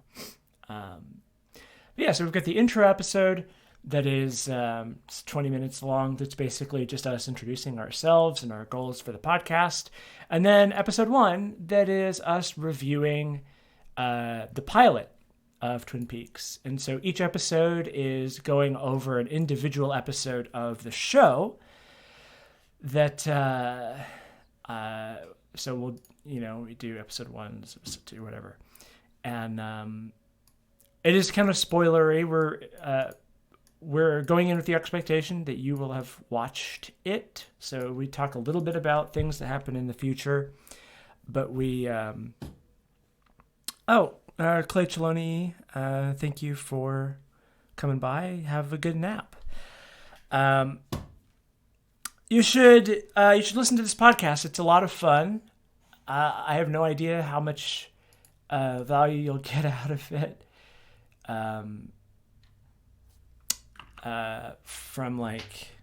If you haven't seen Twin Peaks, but it is fun. We do have fun. And I mean, Lily is just a wild soul. If you've seen any of her videos, and we each bring an interesting dynamic to our whole thing, because Lily is an eternal shit poster. Eric is very interested in the textual interpretation of the text, and I'm H Bomber Guy 2 has followed. Well, and I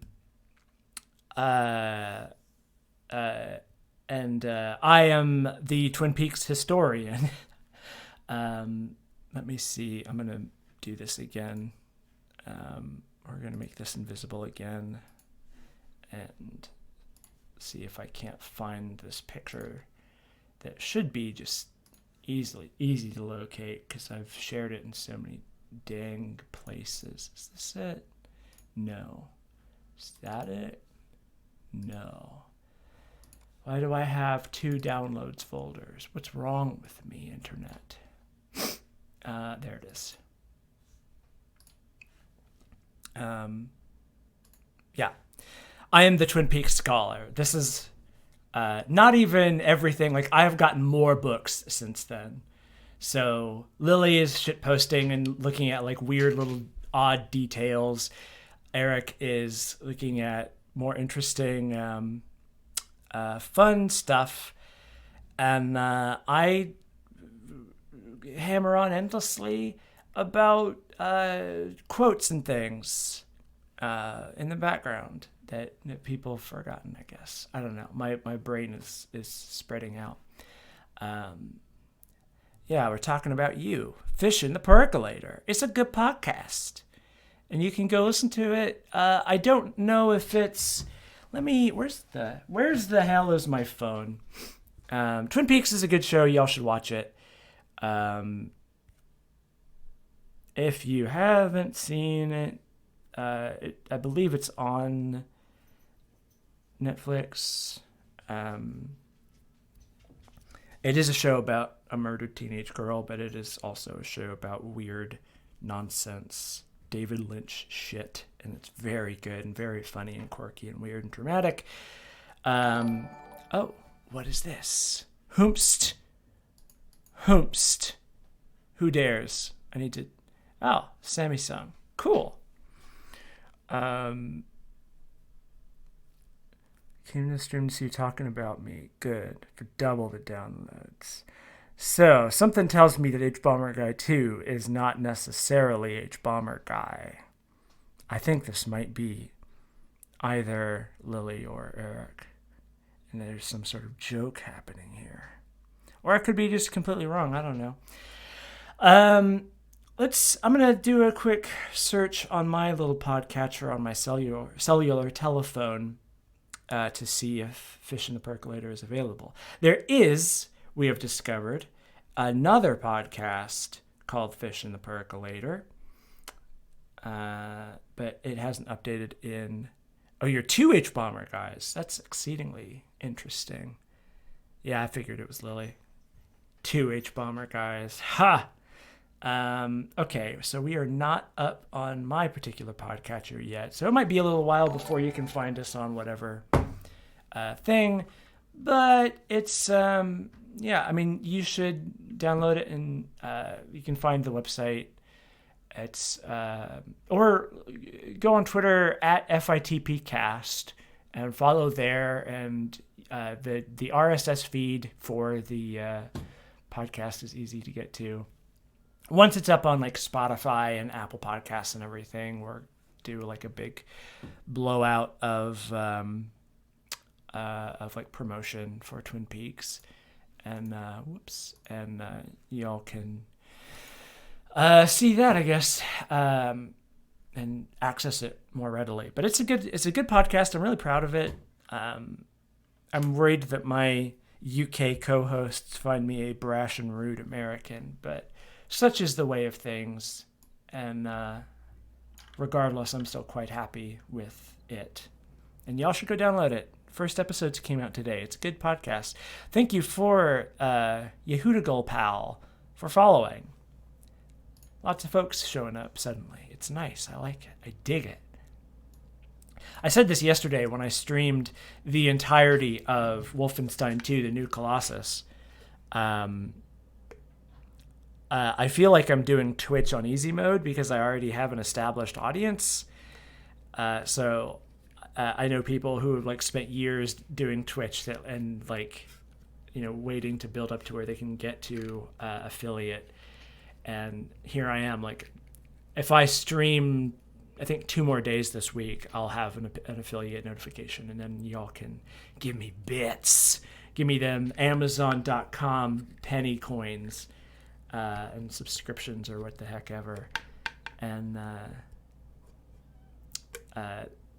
that's... But, you know, I've paid my dues. Like, it took me years to get good on YouTube. And so it's not as if I'm just stumbling into it. Whatever. I'm just endlessly self-destroying myself.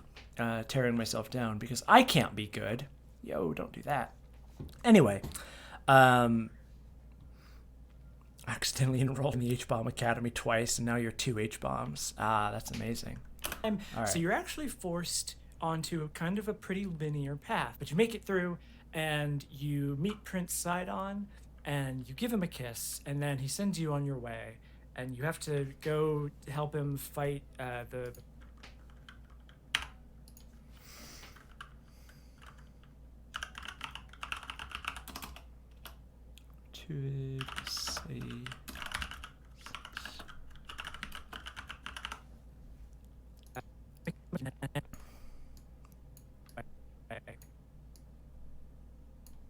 And you have to go help him fight the monster, the big elephant that is spewing rain all over Zora's domain. But first, you got to get lightning arrows for reasons.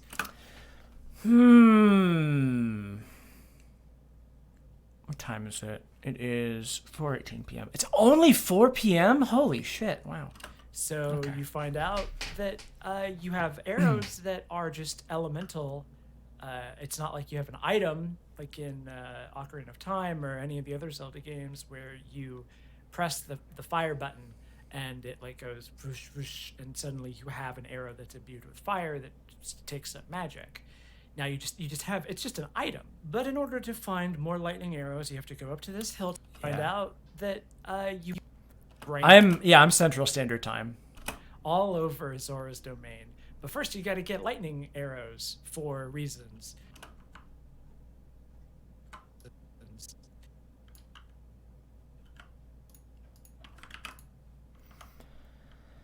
Okay, so we get rid of this. Whoops.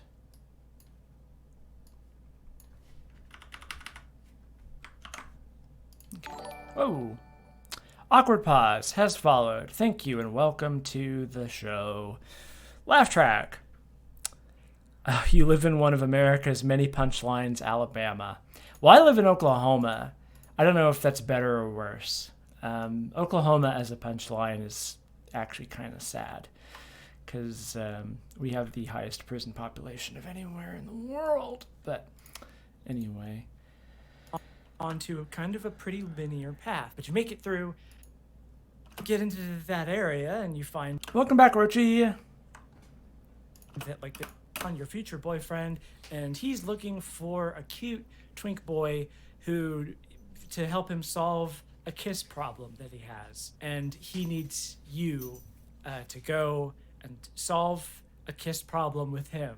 And all you got to do is go up, follow the river, and go up to where the Zora's domain is. So then you get into that area, and you find that like there's a long winding path that's full of venom to help him solve a kiss problem that he has, and he needs you follow the river and where his domain is. So then you get like, hey, I was sent out here by Prince Sidon, your future boyfriend, and he's looking for a cute twink boy who to help him solve a kiss problem that he has. So then you get into that area, and you find that like there's a long winding path that's full of enemies, and it's constantly raining. And of course, when it's raining, you can't get a grip, so you can't climb. So you're actually forced onto kind of a pretty linear path, but you make it through.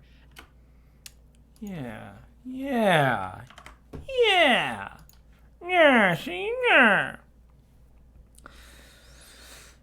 I think it's a fairy tale we tell ourselves that anywhere in America is great, but living in the South sure does promote self-flagellation. Yeah.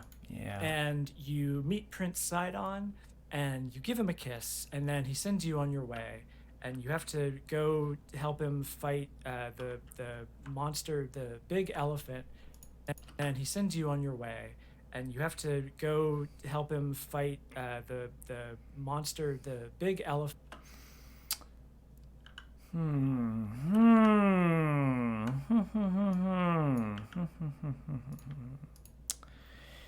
What for?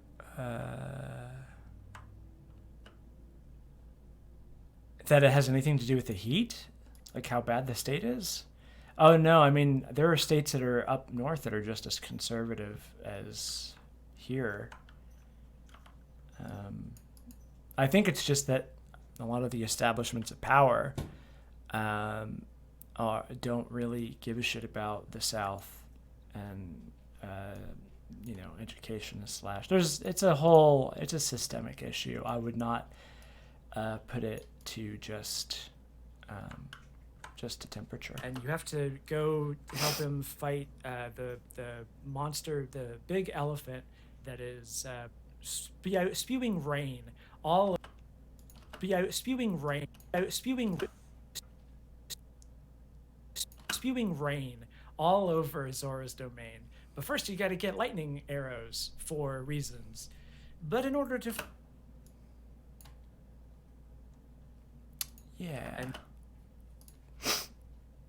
and you have to go help him fight the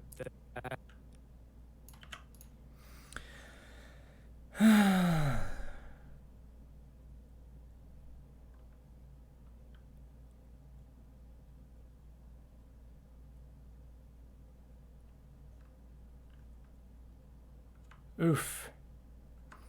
Yeah, Portland. Yeah, Oregon has sordid history. the help him fight the monster, the big elephant.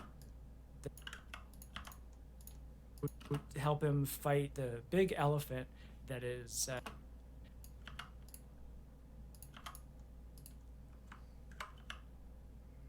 Oof. elephant that is spewing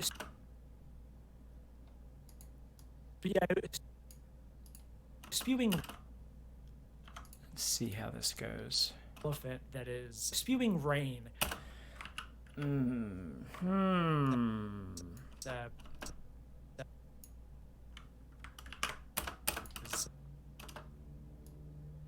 it is spewing No.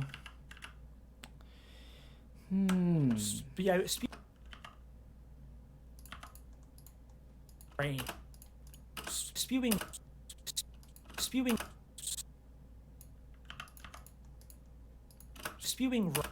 spewing rain. Ooh. Come on. There we go. That is spewing rain. That is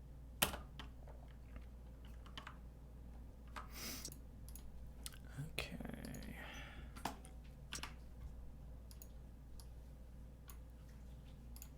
Let's see how this looks. the elephant that is spewing rain all over. Yeah, there we go.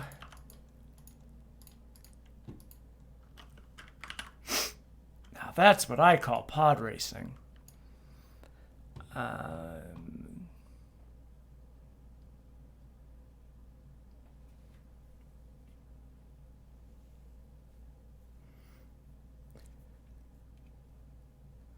Spewing horses we made along the Fish Boys smooching problems. Wow, y'all. I said pod racing. Sends you on your way, and you have to go help him fight the big elephant that is spewing rain all over Zora's domain. But first, you gotta get Cut out this little breath here. No. lightning all over Zora's domain. But first, you gotta get lightning arrows for reasons.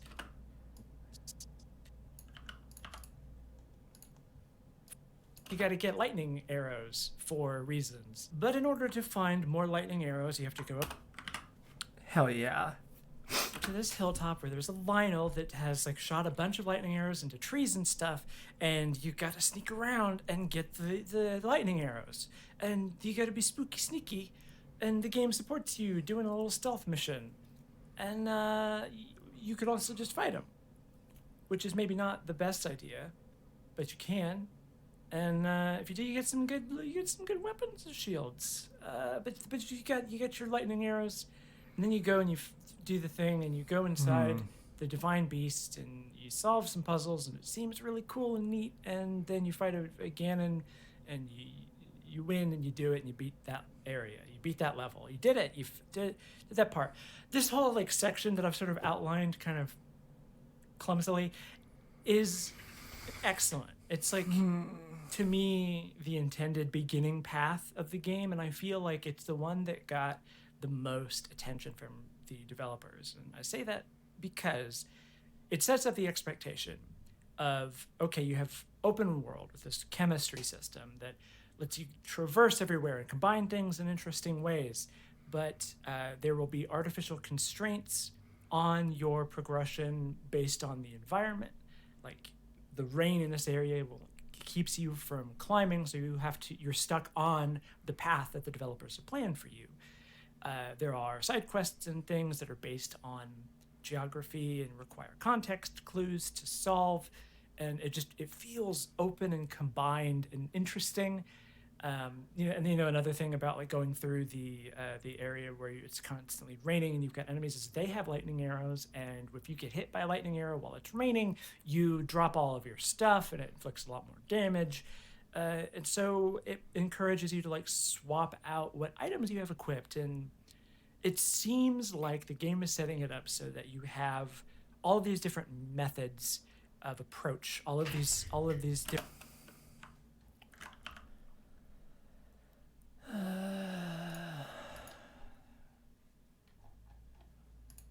combined and interesting.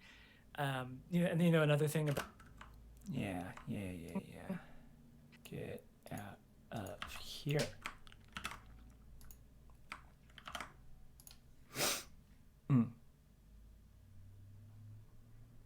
Oh, at the end of this we're going to create so much copy pasta. The real copy pasta is having seen the big clay monsters around the map. Yeah. It's open and combined and interesting. It seems like the game is setting it up so that you have all these different methods of approach, all of these different possibilities that are open to you. But then you keep playing the game.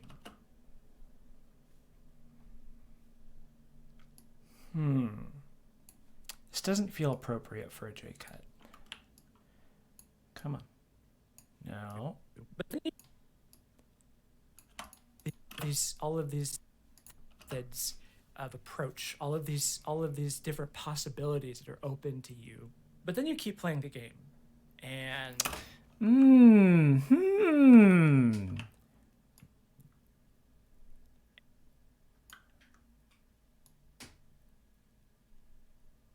Interesting. So we push you here. But then you keep playing the game, and let's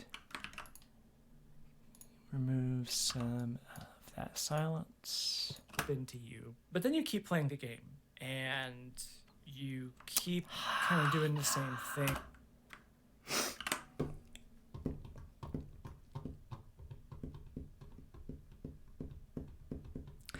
Womble Womble, no, I did not actually do that. Trying to climb into Zora's domain from the south in the rain. I'm sort of describing here like my path where I did kind of follow the you got stuck at the price tag and justification for purchase stage of the game. I love the Switch. It's a very good console.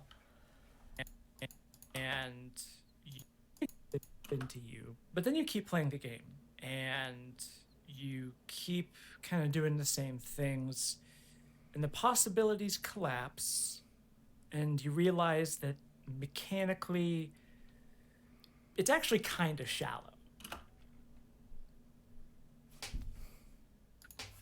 Kind of doing the same and you keep kind of doing the same things, and the possibilities collapse, and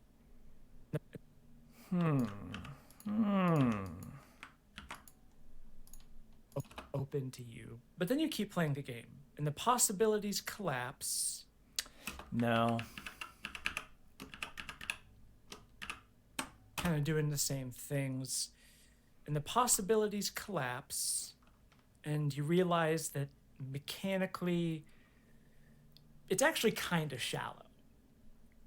All the armor and weapons. Now,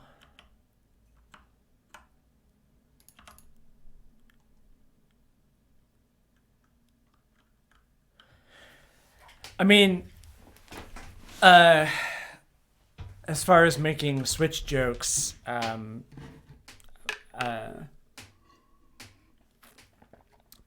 Ollie Thorne of Philosophy Tube has already beaten you to that particular punch, as well as like the entire internet, I guess. I mean, you could always get it on the Wii U, and then when you get a Switch, you can just trade it in. It's worth playing through multiple times. All the...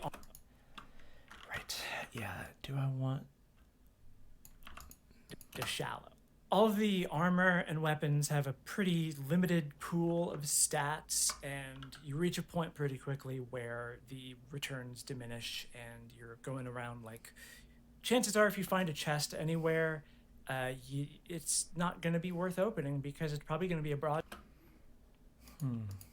pool of stats, and all the armor and weapons have a pretty limited pool of stats, and you reach a point pretty quickly where the returns diminish, and you're going around like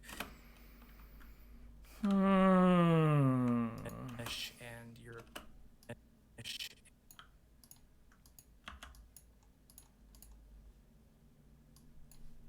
reach a point pretty quickly where the returns diminish. Chances are if you find a chest anywhere, Yeah. It's not going to be worth opening because it's probably going to be a broadsword, and you have like a million of them, and they're going to be better because you've been to later game areas, and you just, what's the point? And suddenly all of the treasure that's littered around the world, all of these treasure chests that were at first like so brimming with possibility, now they're just like mundane because who cares? I already have, I don't need and it comes with this feeling of disappointment. Like you wish that there was more to them, like more types of items, more interesting things. Like you get like the fire rod, ice rod, or whatever, and all they do is just shoot out balls of energy that have the obvious effect based on whatever that element is, and you hope for like more interesting things that they could do, but that's just it. That's just all that they are. They're just more aggro attack things. Eventually, with cooking, you stop experimenting and realize that basically all you. That's just all that they are. They're just more aggro attack based on. You hope for like more interesting things that they could do, but that's just it. That's just all that they are. They're just more aggro attack things. Eventually, with cooking, you stop experimenting and realize that basically all you need to do is just combine a hearty something with something else, and you get a full recover, and you just make a million of those. So you're like, because you can eat whenever you want, you can just kind of blaze your way through the game, and if you're smart, you can stockpile hearty items, hearty fish and hearty radishes and hearty durians, and just have an inventory full of those, and then combat enhancements and stuff like that. Upgrading your suits and armor and everything, it becomes Now a this matter is just of, a like, shopping list. I'm writing things down right now. Mystico's treasure, Prince Sidon, map. I have to go back through some of that stuff. How are folks doing in the chat? How are we feeling?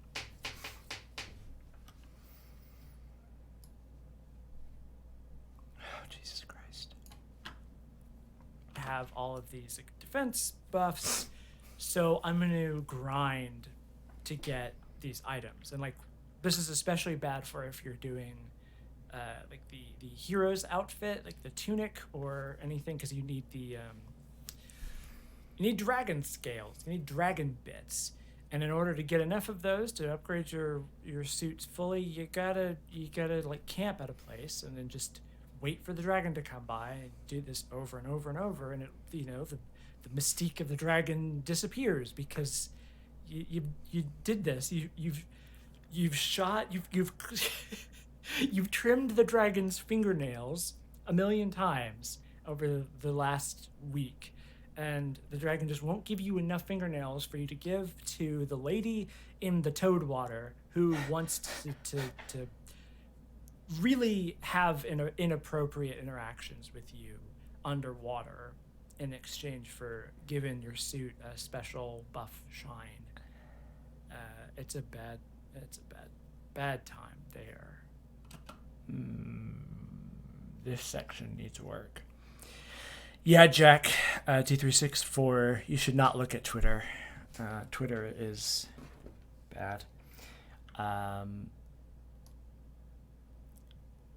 How I decide to treat this section depends on how it resolves. The divine beasts are poor replacements for the dungeons, and the shrines themselves are a lot of them too easy, and some of them are just hidden behind like environmental puzzles. And once you've solved the environmental puzzle, you get the shrine, you go into the shrine, and they just give you a spirit orb, which is kind of disappointing. Like the fun is solving puzzles. I'm perfectly satisfied solving a puzzle in order to solve another puzzle. And it just kind of it always, the thing is like you find the ones that are on the surface, the shrines that are on the surface of the world first, because they're the ones that are most visible, obviously, and then you start getting to the Ian Windsor. Twitter's fun. I mean, I use Twitter way too much. It's just that it's a medium of simple messages, and the result is that a lot of people create drama over very small things, often very small things, and people tend to take it very seriously, way too seriously. The ones that are like environmental puzzles. So by the time that you're like clearing out the shrines to sort of get as many hearts and stamina meters as you can, you've cleared out all of the ones that are actually gameplay, and now you're like doing kind of mundane, often boring, time-wasting side quests in order to get the shrines to reveal themselves. And you go in and you just get a spirit orb, and it's not as satisfying. There's a pretty frequently repeated random encounter in certain locations where you'll be coming by and some strangers will be attacked by bokoblins. They'll be shouting for help, and you can save them, and if you save them in time, they will give you like a potion or something.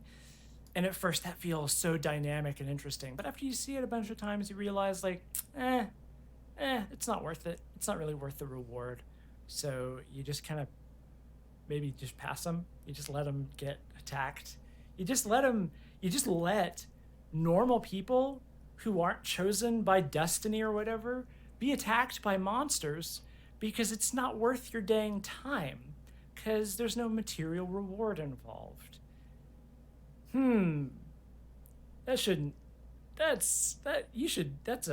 That brings up some moral questions. Moving on. Welcome back. Now the DLC adds some like more challenging shrines, and it adds some interesting like, costumes and stuff, but it's also disappointing because even the costumes that it adds, they're mostly just reskins of costumes that already exist in terms of status effects, and most of them can't even be upgraded, so they're just things that fill up your inventory for fun, which is cool. I mean, all the fashion doesn't have to have a specific utility. It's just kind of a shame that they don't have more of an effect on the game. Like, you get Majora's Mask, but mechanically that's less interesting than a leaf that shakes when you're near poop. And the reward at the end of that is a motorcycle that's really cool, but it also kind of devalues the whole horse system. So you've beaten the game. Yeah, that's unnecessary.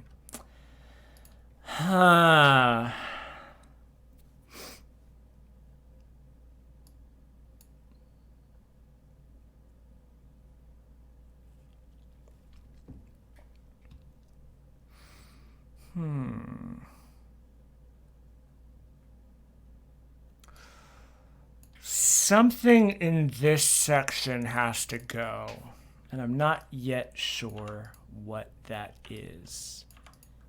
Effect based on whatever that element is, and you hope for like more interesting things that they could do, but that's just it. It's just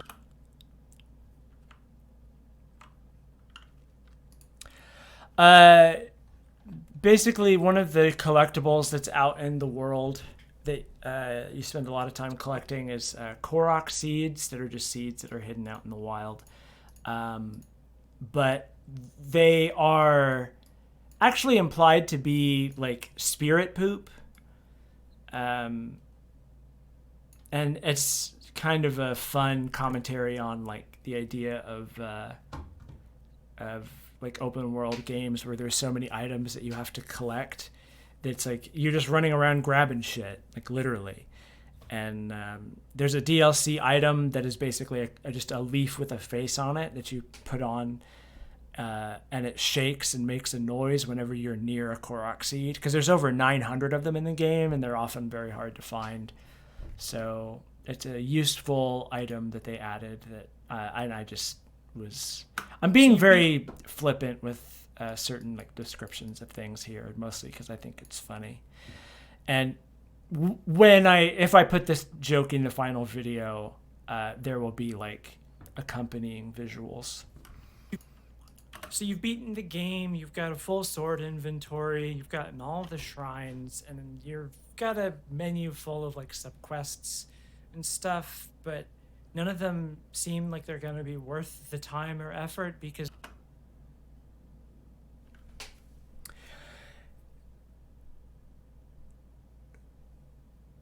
yeah, like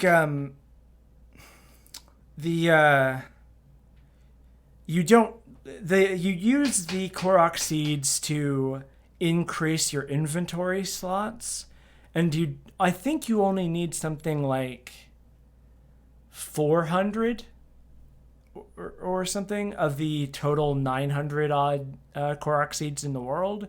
So they're not meant for you to get them all. But of course, people are completionists, and so you get a golden poop that sits in your inventory that does absolutely nothing. Yeah. it's probably most of the rewards are going to be like garbage. It's going to be a potion at best, maybe a crappy wooden sword that you can't even use. It's going to be nothing. It's just not worth it. And you know that there's like 900 something Korok seeds, but there's no reward at the end of that. You Google it and you see it's just a little medallion that sits in your inventory. Hooray! There's no incentive for completing the game, for doing all this stuff, and it just feels kind of disappointing. Like you want there to be more. You want there to be more possibilities. You want to go back to the feeling. So, whoops.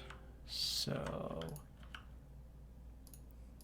You had when you started the game, when it felt like it could be literally anything, but all that you have is just a game that feels kind of disappointing and kind of shallow. And I actually really like that there's not much of a reward for getting all 900 Korok seeds, because I think it's immoral to incentivize people to put hundreds upon hundreds upon hundreds of hours into your video game. Which, I mean, like, Breath of the Wild is still a game, like, I've put over 200 hours into it, so it doesn't exactly disincentivize a lot of play. But I think that games that put in a lot, I don't know, I think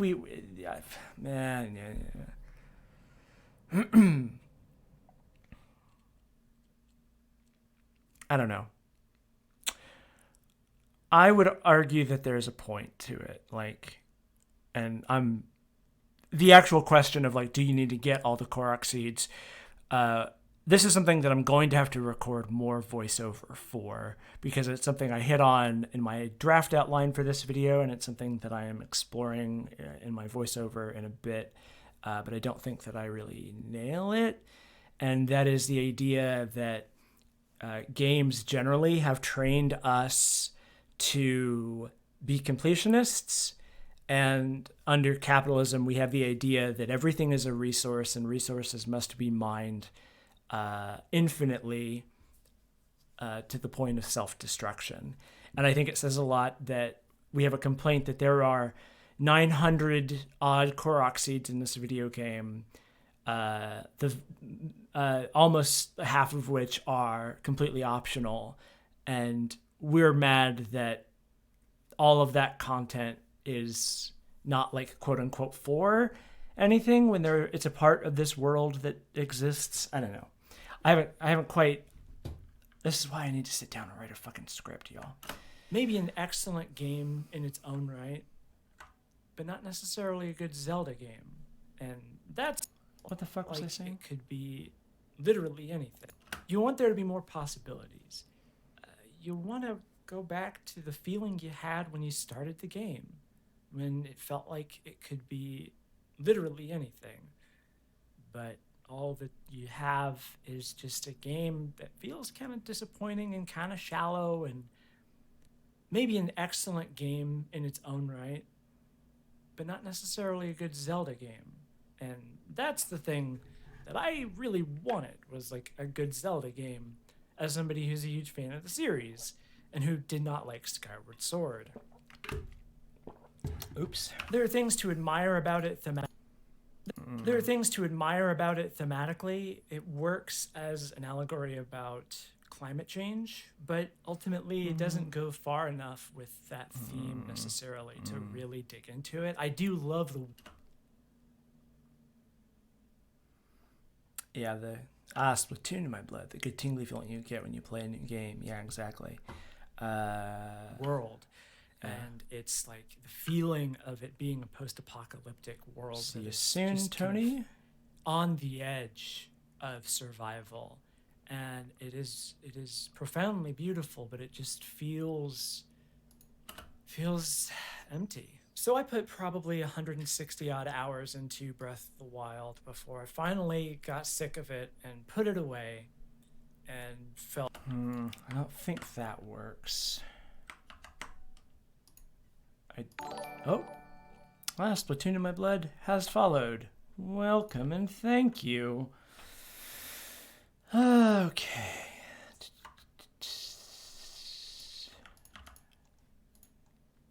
We'll go ahead.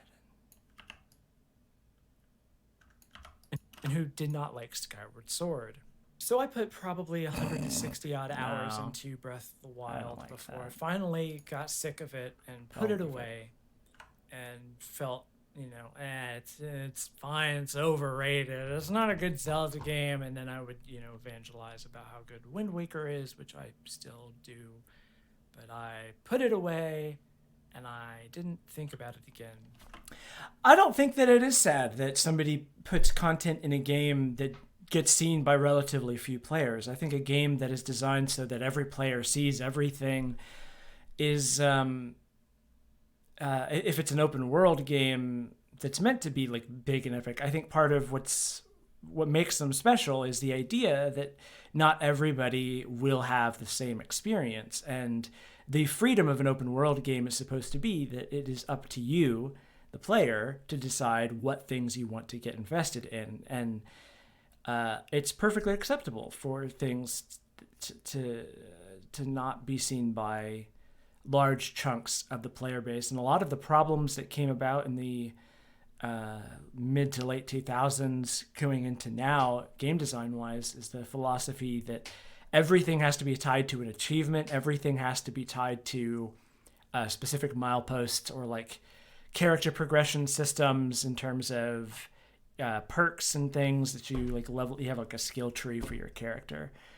I would say that that mindset that every bit of content has to be mined for if in order to have the complete experience has kind of led to why a lot of big mainstream games are so banal, is that they're disincentivized from putting in weird little side things.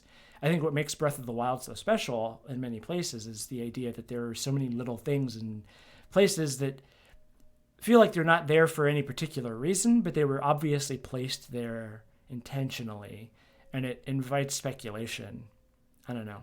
I don't think it's sad at all, and I don't think anybody. I don't know. For a while. It's fine, it's overrated, it's not a good Zelda game. And then I would, evangelize about how good Wind Waker is, which I still do. But I put it away and I didn't think about it again for a while. And a year passed. I remembered the feeling I had playing it the first time, all the possibility that I had, and all that, like, Yeah, Jonius, I 100% agree with you. magic that you felt when you go out onto the Great Plateau, and it just seems like you could do anything, like anything could be possible.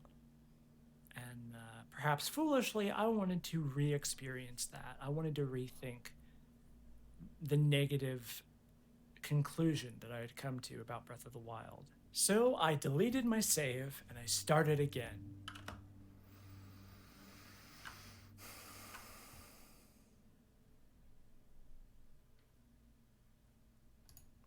This needs work. Rules.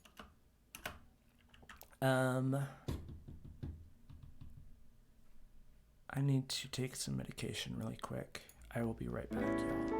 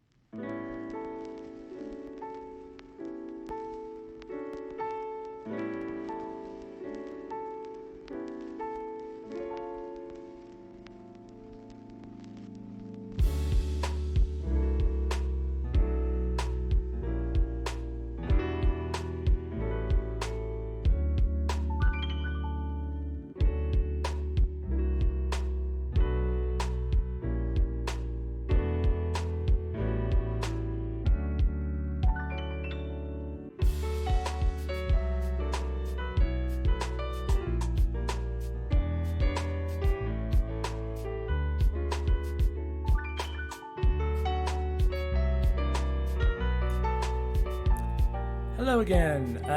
It's Cheshire Creeper. It's funny that you bring up Heartbound because I actually talked about it in my Game of the Year lists video, and I really like Heartbound. I haven't played it since January.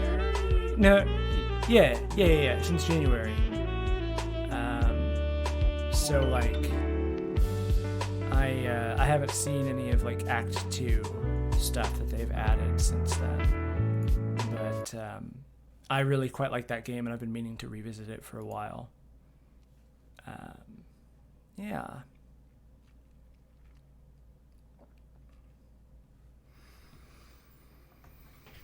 Okay.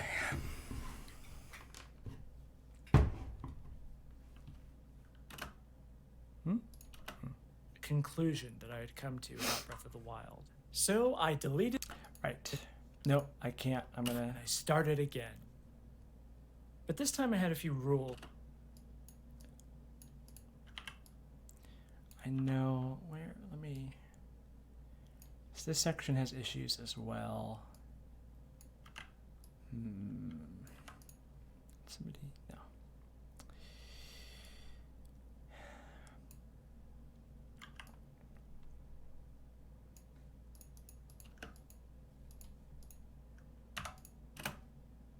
So I deleted my save and I started again. But this time I had a few rules for myself. I couldn't fast travel, I couldn't change clothes away from a bed or a campfire, I couldn't put spirit orbs into anything except health. The point of this exercise was to stop for myself. I couldn't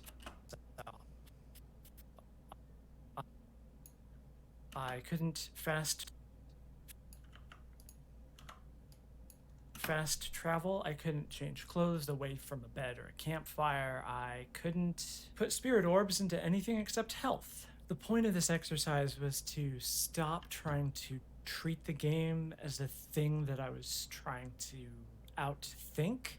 Like, I'm in competition with the game. Like, these systems exist in order for me to figure out the perfect strategy in order to beat the game, you know? And that's not a wrong way to look at it, because that's kind of how video games are, but I wanted to see like what happens if I play pretend for a bit and impose the rules upon myself based on kind of arbitrary realistic limitations. And the result was that the game got a lot more enjoyable, a lot more challenging, and I noticed a lot more details about the world. I came to appreciate, like, because I had to ride the horse everywhere, I felt, first of all, I felt way more protective of my horse, because every time I took damage, I freaked out and started to do bad things to other creatures in the world, because I didn't want my horse to die. And basically, playing the game this way invited me Welcome to back. role play. Instead of treating it like a series of systems that I was trying to outsmart, it became Yes. Okay. Yeah. Okay. put spirit orbs into anything except health. The point of this exercise was to stop trying to treat the game as a thing that I was trying to outthink. And this got me thinking about the first time. Playing the game this way to die. And basically, playing the game this way invited me to role play. Instead of treating it like a series of systems that I was trying to outsmart, it became an engine for my imagination. Thank you, me, for restating the point in a much more streamlined way. Okay. And put spirit orbs into anything except health. And basically, playing the game this way invited me to role play. Instead of treating it like a series of systems that I was trying to outsmart, it became an engine for my imagination. And the result was that the game became a lot more enjoyable to play, and I got a lot more out of the world and out of traversal, and just generally, it was more challenging. The stakes got a lot higher. I died a lot more again. It got kind of frustrating at times, but it was good. It was worth it. And this got me thinking about the first time. A series of systems that I was trying to outsmart, it became an engine for my imagination. And the result was that the game became a lot more enjoyable to play, and I got a lot more out of the world and out of traversal, and just generally, it was more challenging. The stakes generally.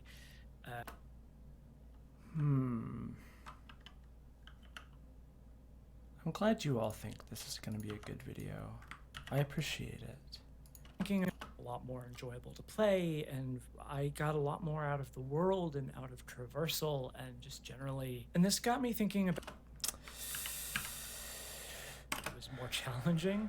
The stakes got a lot higher. I died a lot more again. It got kind of frustrating at times, but it was good. It was worth it. The world, it was more challenging. It was more challenging.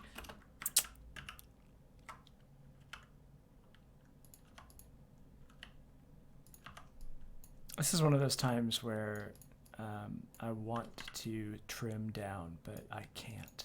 And I just have to trust that it works. Frustrating at times, but it was good. It was worth it. And this got me thinking about the first time that I played through Breath of the Wild and that disappointment that I felt in that first playthrough. And I realized that, in my 160 hours of playing it, I was trying to outsmart the game and extract maximum value from the game. And I sort of switched the way that I was thinking about it, because I think about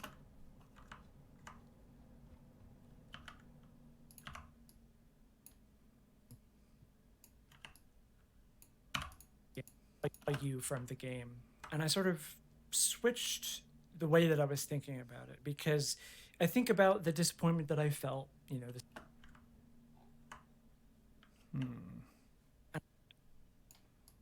Whoops.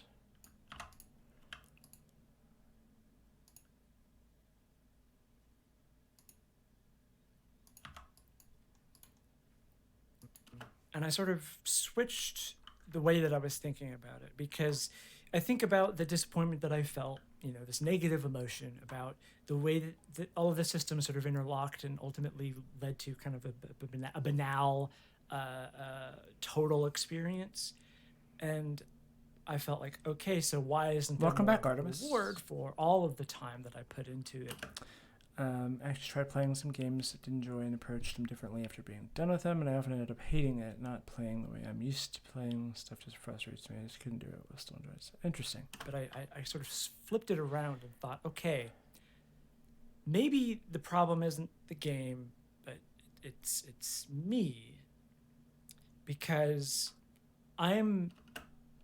And yes, here we get to where I have done no sequencing whatsoever.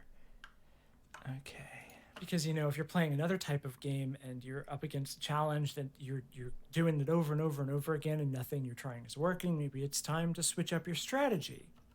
I thought maybe the problem isn't with the game, but with me and my approach to it. Because in any other game, Yeah. Okay, now I'm remembering. maybe the problem isn't okay.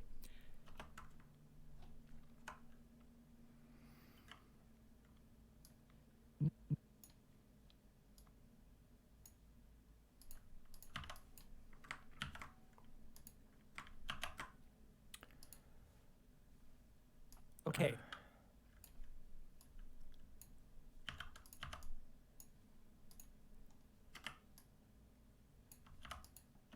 I thought maybe around and thought, okay.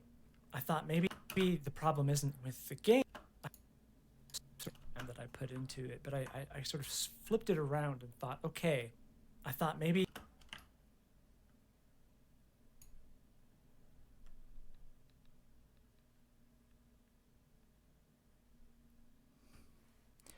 Hello, Shapoltzi.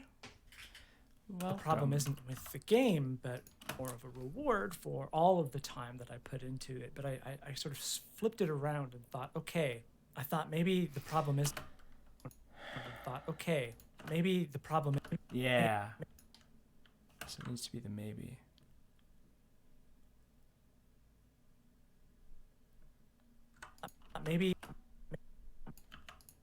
Maybe the.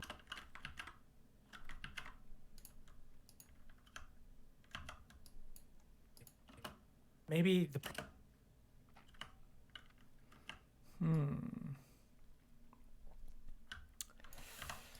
Yeah, there is no right way to play a game. Hey, maybe the.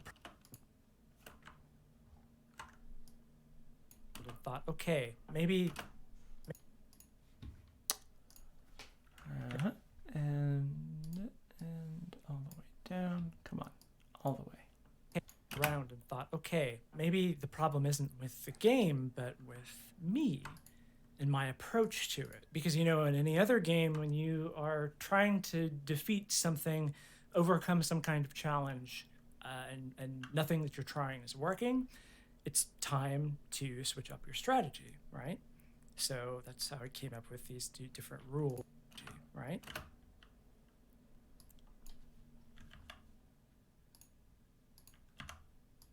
Different rules. And I realized that my approach to the game was, first of all, just how I play games generally. I think how most people. My approach to the game was.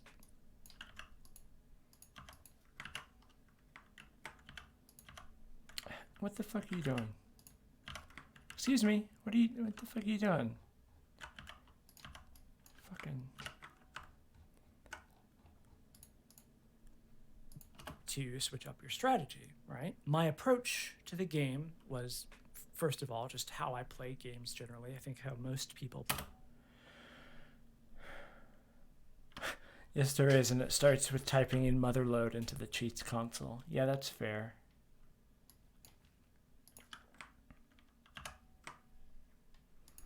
Rosebud. Yeah. To switch up your strategy, right? My approach to the game was, first of all, just how I play games generally. I think how most people play games is to look at the systems and try to master them, become empower yourself through the systems within the game and become as good at the game as possible, I suppose.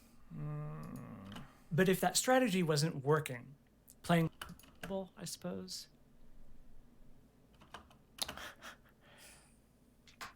It's me consulting my notes. What the fuck do I say? What do I do here? Yeah. I don't think there's... Yeah, there's not enough.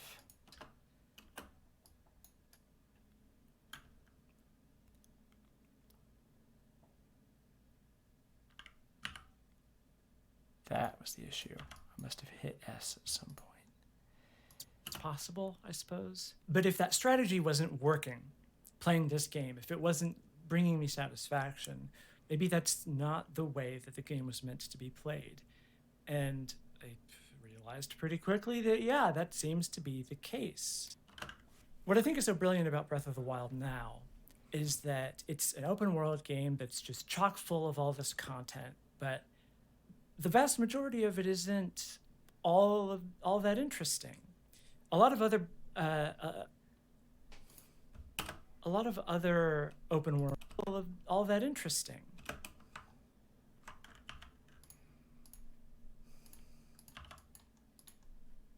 All that interesting. A lot of other open world games have these other open world games.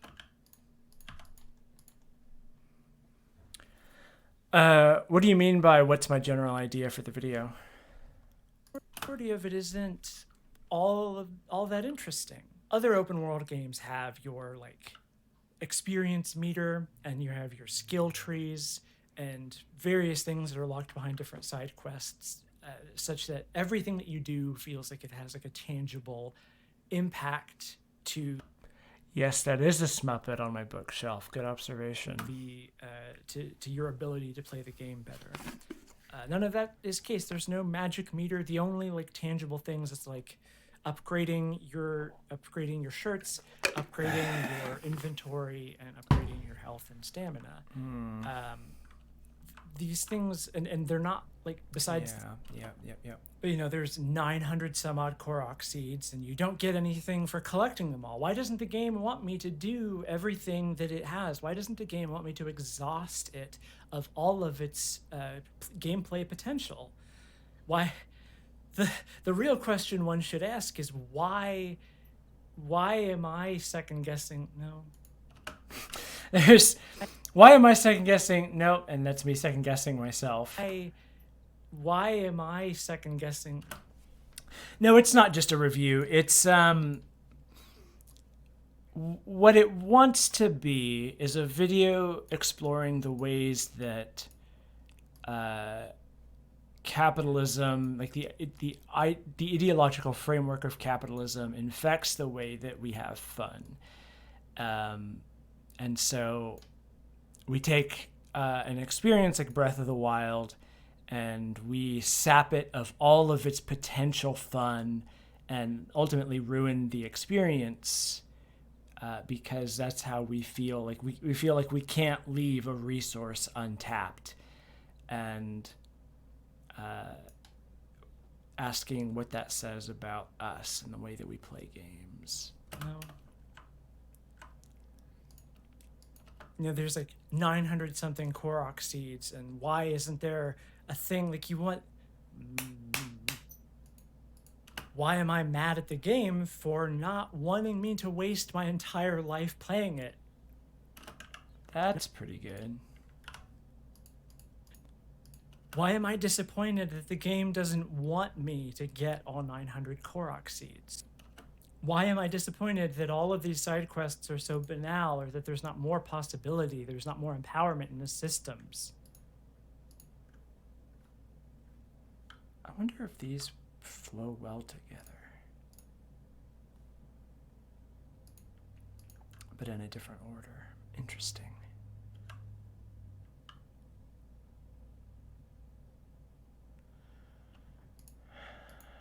I think back to that sort of random encounter.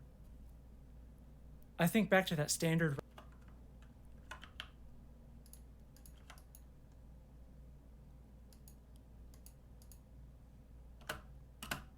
I think back to that standard random encounter where you see somebody being attacked on the road by a bokoblin, and your desire to just sort of like leave it go and go on your way, because there's no material benefit to you gameplay wise.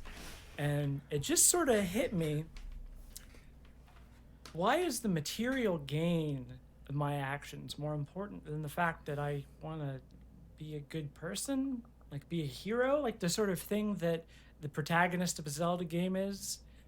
Like, hero of blank?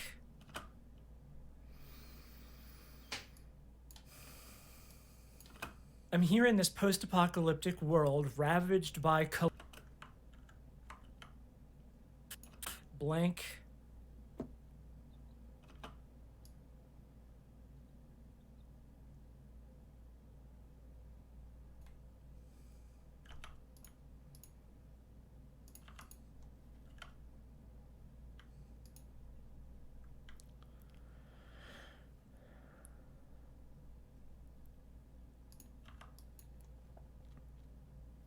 Or you have yeah, the Smuppet is the same basic thing. Like, hero of blank. I'm here in this.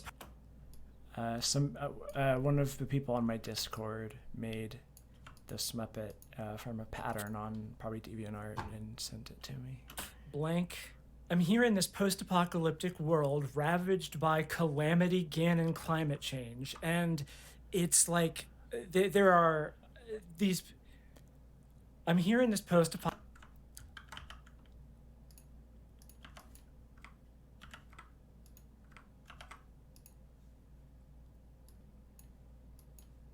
I'm here in this post-apocalyptic world ravaged by calamity, climate change, Ganon, and there's people who need help. And all that they can offer me is like, here's some bread, or here's a stick that I carved my name into. It's all. And there's the dog making a noise. There's a dog in here. I'm in this post-apocalyptic world that's ravaged by.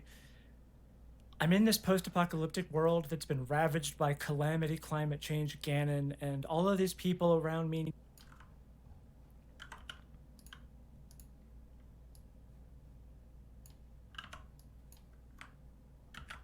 Getting there, making progress. I'm in this post-apocalyptic world that's been ravaged by calamity, climate change, Ganon, and all of these people around me need help, and all that they can offer is like bread or a stick that they carved their name into. It's all that I have in the world is this stick that my grandson gave to me before he was crushed by a robot. the robots that are just wandering the wild, and maybe it'll come into town and kill us all tomorrow. I don't know.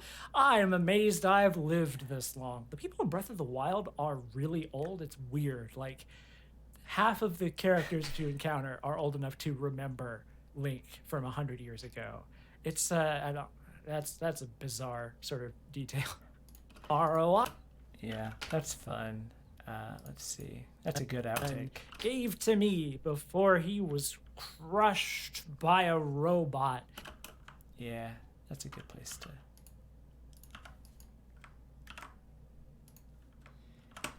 That one's going in the outtake reel.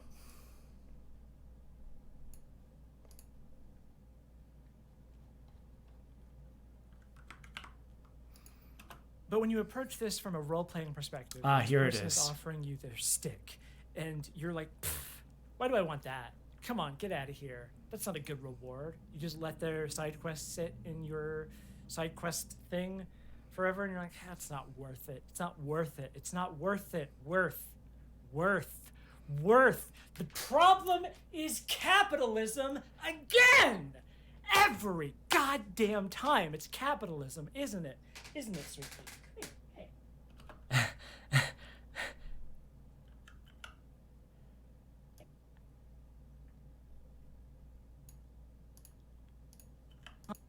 Every time. There's a dog in here.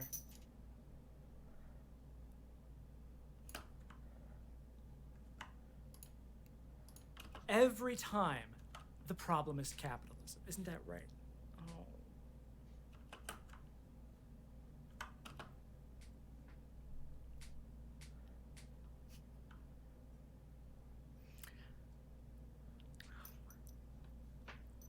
I scared her by talking about capitalism. I'm sorry.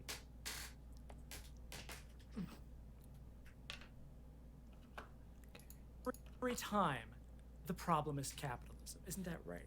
Oh.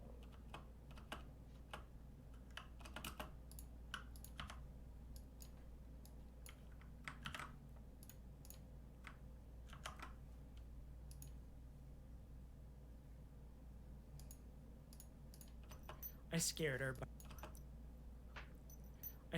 by talking about capitalism.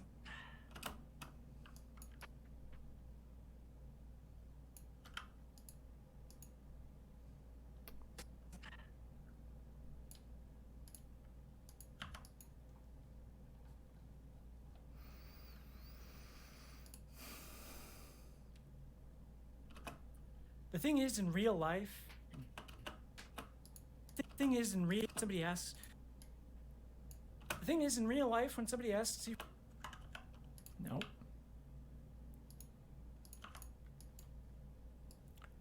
That's all. Yeah.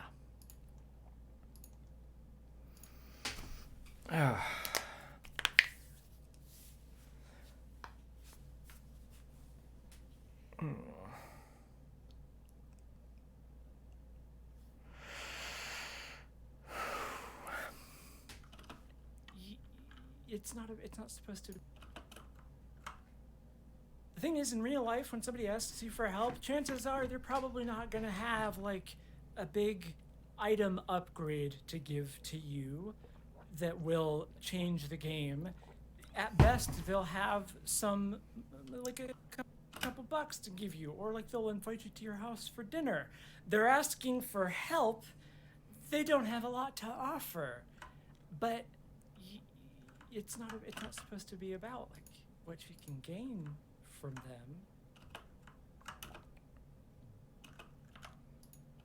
See, the capitalist mindset is one where... Yeah, this is where I'm like struggling to figure out what the fuck to even say. You're trying to extract... This is where I'm expecting I will have to record some voiceover. Maximum value from everything. And when you're playing a game, you're like min-maxing the experience. How do I deal the most damage and take the least damage? And how do I get as much out of the situation without giving anything at all, if possible? So you can't really gamify introspection. All All right, BRB. Lizzie. Roachy. Jesus. Go fill your fucking water bottle, Roachy. Drink some water.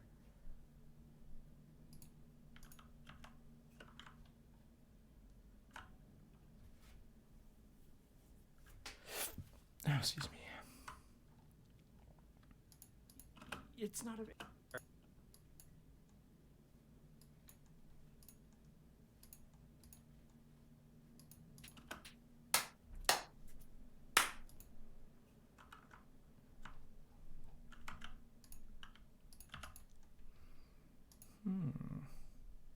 How much empty space do I have? Not a ton. I've got to trim this video down.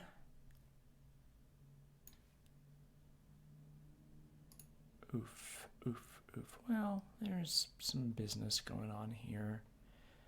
Okay.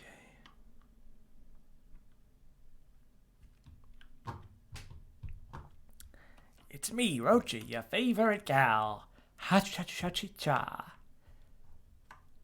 Well, this one's coming with us because I'm It's in love hard with her to now. gamify introspection or like appreciating nature. But one of the interesting things that Breath of the Wild does, if you really look at it, is it creates a set of interlocking systems that have sort of a terminus of maximum fun versus investment in time, where it stops being fun if you keep playing it as if it's just like a normal ass video game, because it doesn't reward you for trying to extract the most value you can out of it, because that's not what it's about. Ultimately, it's a game about trying to save the world. Obviously, that's most games, unfortunately, but Okay.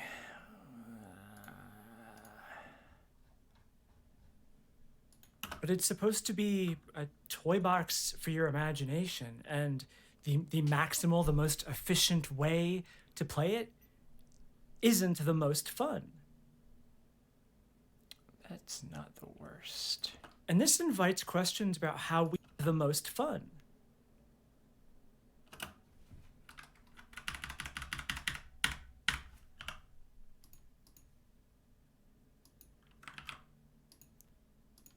Yeah, that's not the worst.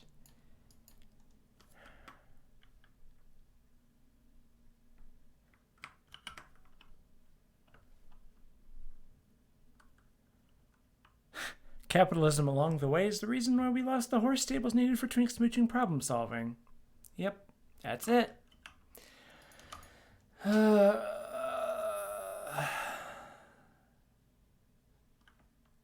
And this invites questions about how we live our own lives and how the world around us functions. Because you have to ask yourself, why was this the default way of playing the game? Why was it like... Okay, I seem to be finding my footing here. Invites questions about how we live our own lives and how the world around us functions. Yeah, stare into the camera. Give me room to edit that J. Cut.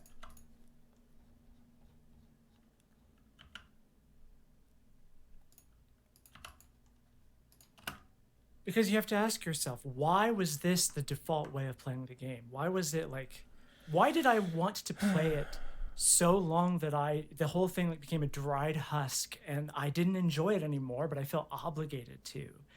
And am I living my daily life like this? Do I feel entitled to a magical experience? Do I feel, well, no. Here's the problem with not having a script.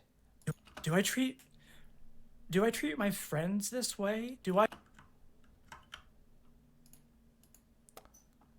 only interact with them when there's something that they have to give to me? When I go out and like, do I treat my friends this way? Like, am I only interacting with them when it's beneficial to me? Do I treat my friends this way? Do I only interact with them when there's something that they have to give to me? I prefer that delivery. And then beneficial to me? I guess I can control X that and do that. And Obligated to.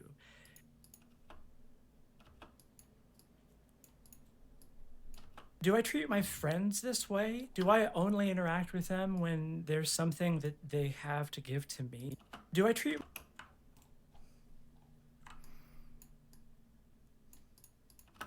my friends this way? Do I only interact with them when there's something that they have to give to me? Do I only help people when they have some sort of reward to give to me? I actually read a story this morning that feels relevant about the Notre Dame, which burned down a little while ago, and how the billionaires in the wake of its burning pledged hundreds of millions of euro to fix the roof and fix Notre Dame.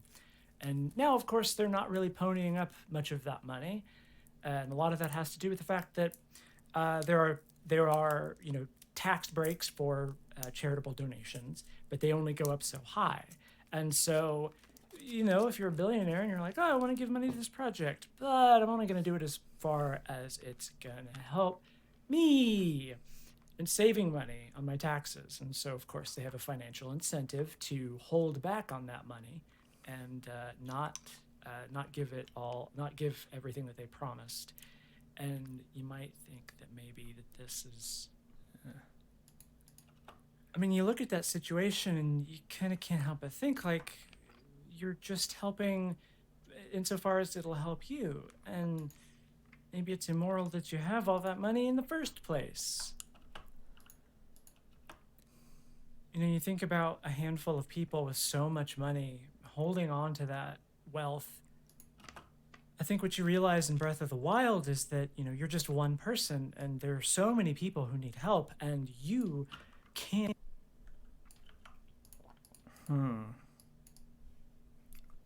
Oh, Jesus. Okay.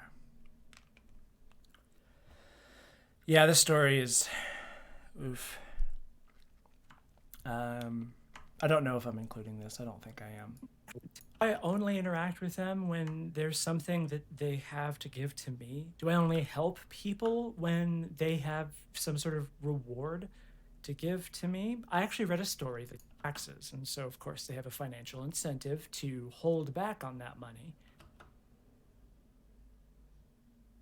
All right, Cheshire Creeper, thanks for hanging out. And not...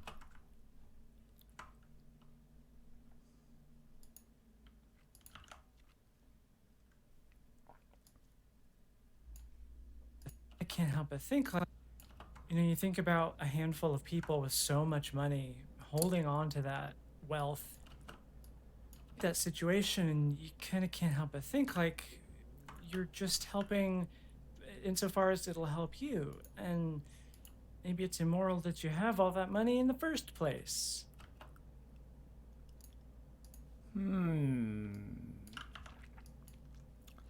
The thinker is thinking. Do I have...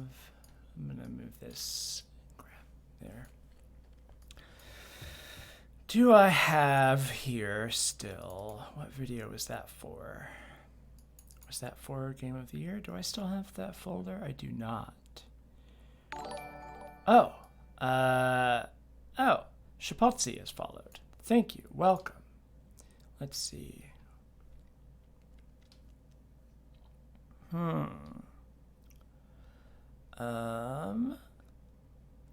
Would you be in the YouTube folder here? Let's see, where is that? YouTube. Why does Britain... Yes! Yes. Let's see how this feels.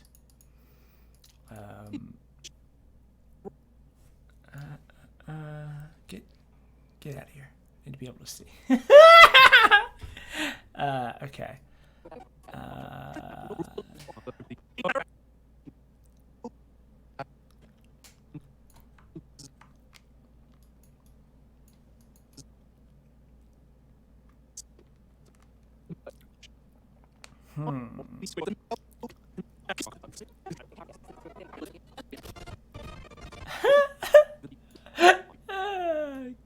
God, this boy.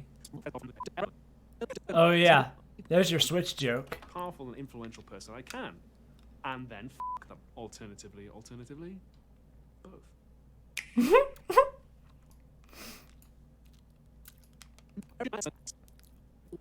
Where is it? Where is it? Where is it? Waifuism. Oh my god.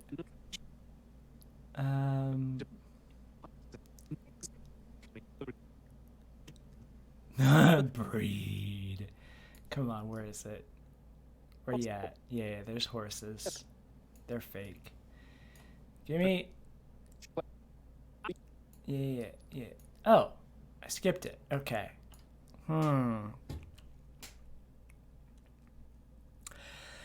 I have not spilled something onto my face. I did that I joked that I was going to in one of my videos. Hold on. Let me, in the Game of the Year list video, actually.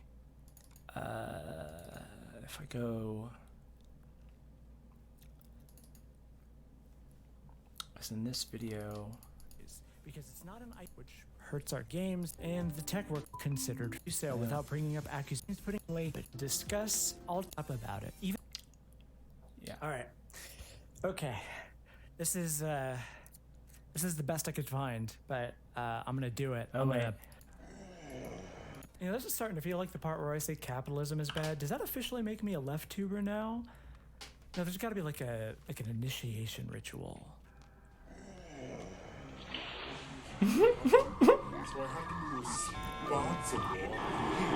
Hold on, I gotta find something. All right. Okay. This is the best I could find, but I'm gonna do it. This is what I'm gonna do to put this on my face, and I'm gonna officially be a left tuber, and then I'll get a commemorative, ironic skull to put on my backdrop. Okay, here we go.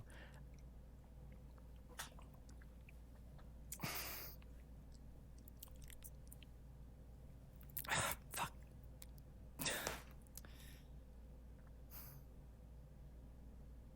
Every industry needs unions. Yep. That's just a fact. People who work fast food, people who work retail, YouTubers. Yeah. Okay, anyway. Come inside.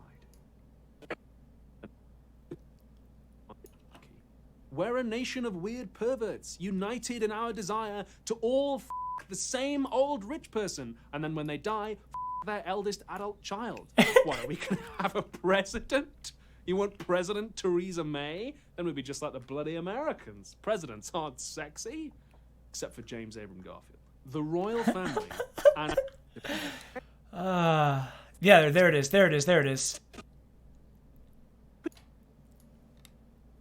Peter, what's that? What even is that? I've even had it done to me. People have gone, oh, cheers, Ollie, God save the Queen. And I've gone, yeah, cheers, God save... No!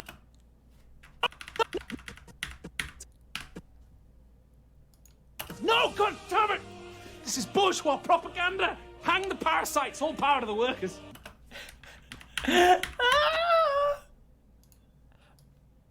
Okay, let's see. All right.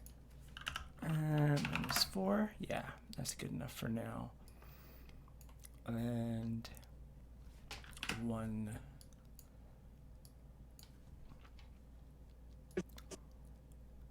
Yeah, let's see how that goes. Let's see how this feels. I was thinking I was gonna cut this aside that I did here, but I might not.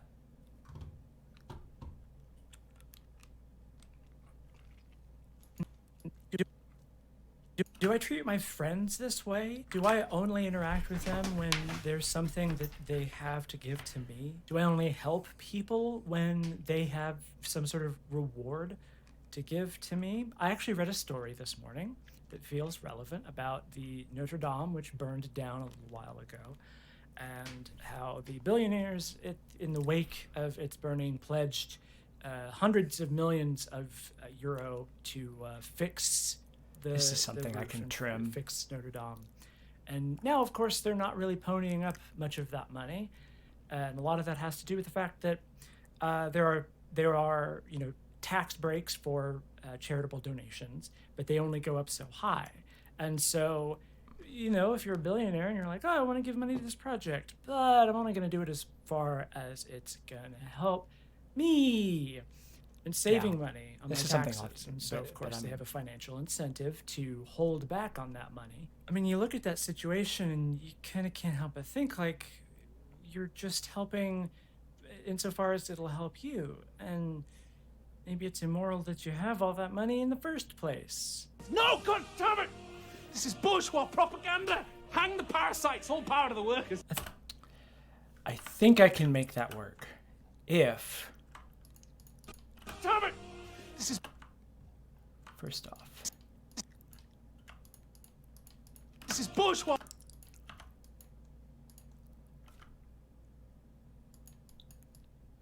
okay.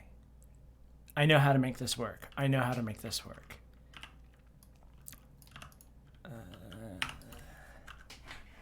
What am I thinking? Well, first, get you up here.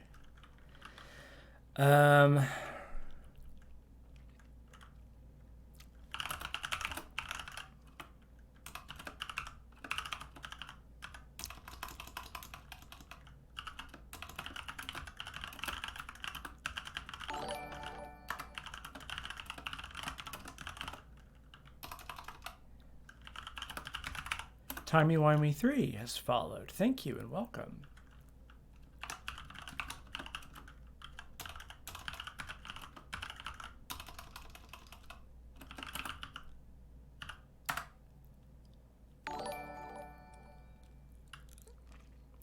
Malgamesh has followed. Welcome.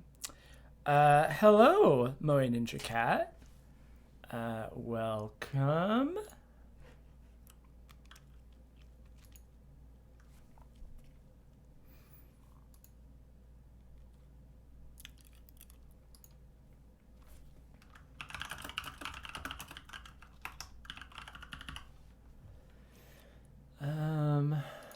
Move you down.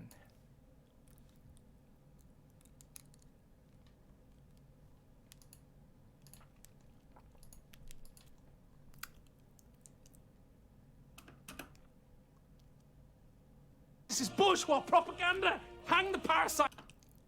Actually, in that case, I think the no goddammit works really well.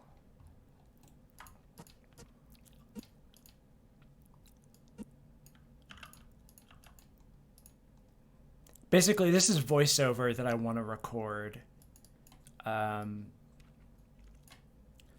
This section I'm gonna have to rewrite a little bit, and what I will do is I will have footage of. I need to make sure. Get footage of the article in question, and have like choice quotes up on the screen to support what I'm saying, like some kind of fucking citation, like a real academic would do. Notre Dame.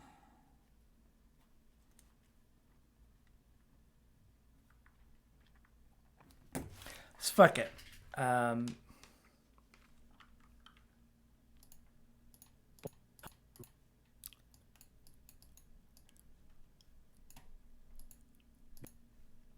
Do I only help back on that money? I mean, you look at that first place. This is bourgeois propaganda! Hang the parasites, all power to the workers! I think what you realize in Breath of the Wild is that, you're just one person and there are so many people who need help, and you can't do everything. You can't fix everything.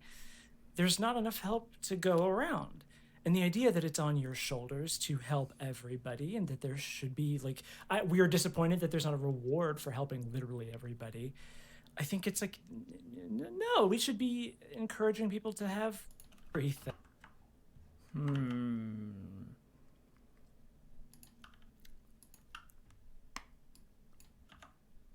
Oh. Okay. I'm like, wait a minute, that can't be all of it. There's got to be. Oh, yes. Ah, yes, of course. Jesus. Ian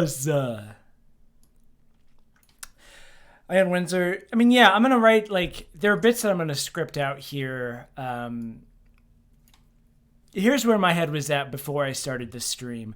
I was thinking that I was going to have to, like scrap this whole thing and do something new. Either that or create a frame narrative to sort of lampshade the fact that it's not very good. But putting it together now with y'all, I'm realizing that it is actually very good. This bit needs a lot of work, and I knew that it would because it kind of came up with it on the fly.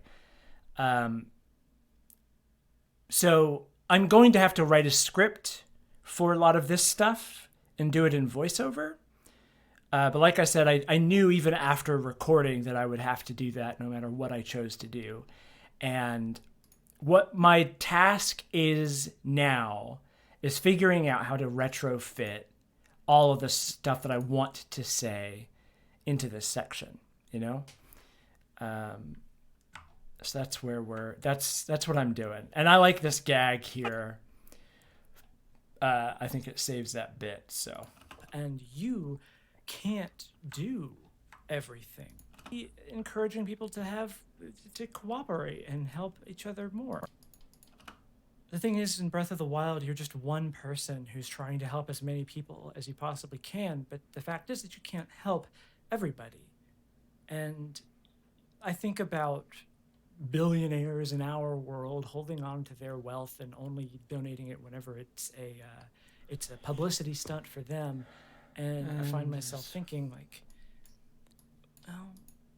Yeah, and that's where I felt like I at this point I gave up. And then I came back a few minutes later and finished it. And there are so many people who... So honestly, this negative feeling that you have after playing Breath of the Wild for too long is not an indictment of Breath of the Wild as much as it's an indictment of, like, basically every other video game.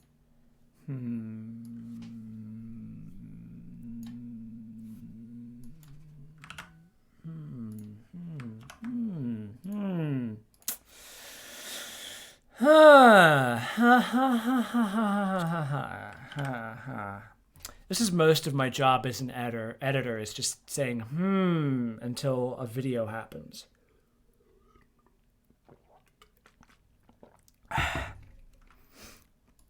I'm very close to getting it sequenced though, which is good.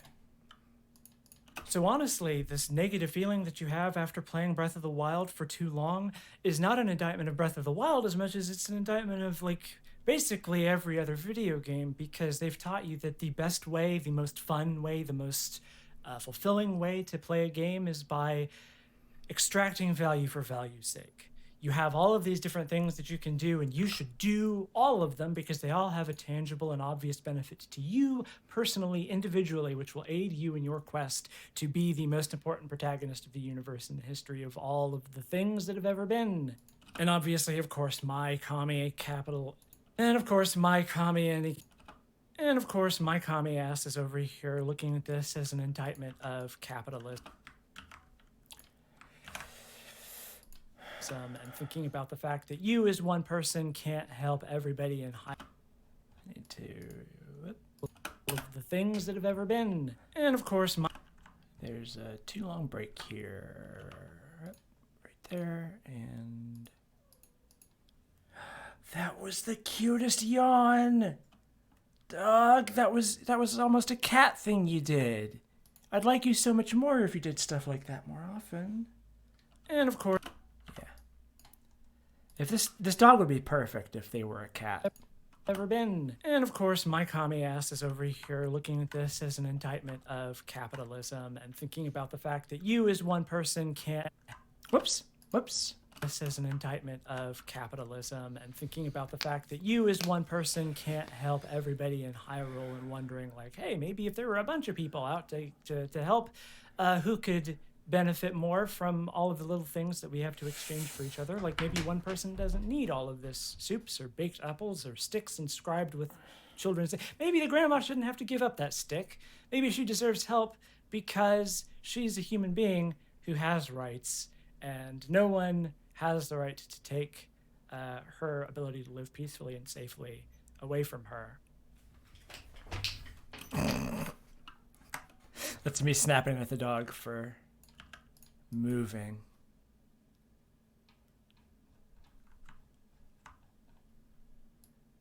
I think there's a lesson to be taken away from this, that playing a game, I think again about encountering somebody being attacked by a monster.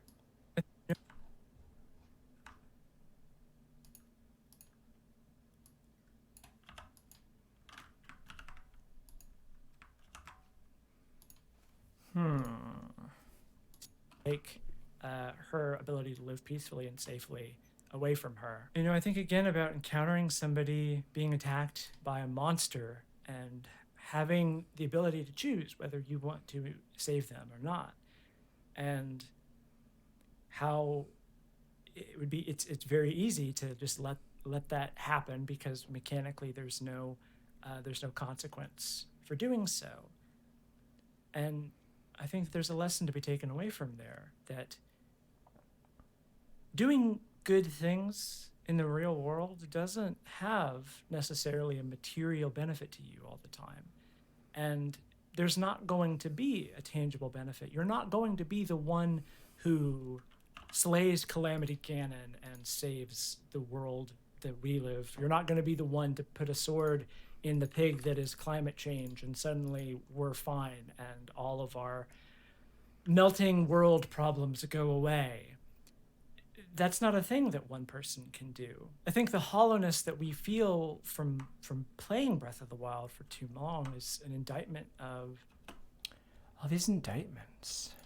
I think about starting out in the game and you encounter somebody being attacked by a monster. And you've got basically nothing. Like that'll be probably one of the first things that happens to you when you get off the Oh, yes. This is a much better version. Yes. I remember that. Yeah. Hell yes. Get out of here. And of course, my commie human being.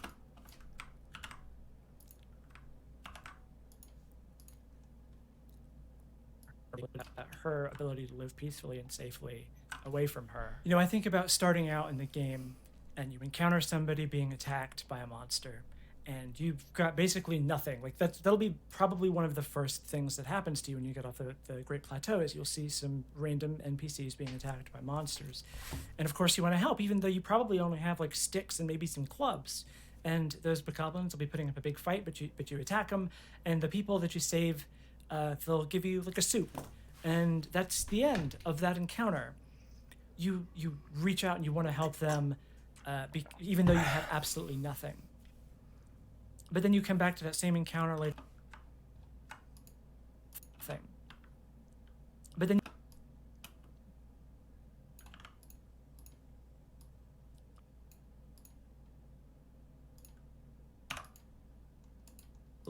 nothing. But then you come back to that same encounter later on in the game after you have no chance of being even touched by those monsters, and you have all, because you're mechanically you've mastered the systems, but you've also got so much health and so much stamina, and you have big beefy metal armor and infinite damage swords or whatever, and you see this same encounter and you think, it's not worth my time, and you move on with your life.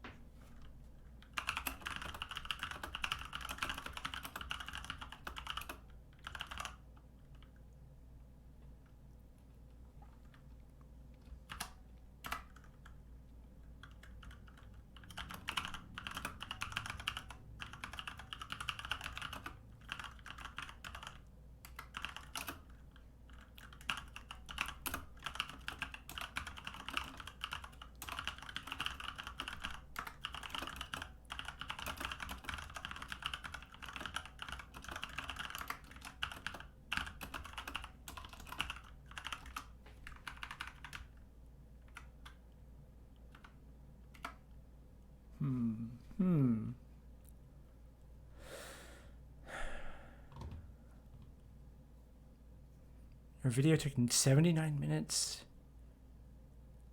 99 minutes to render. That's wild. What's your computer like?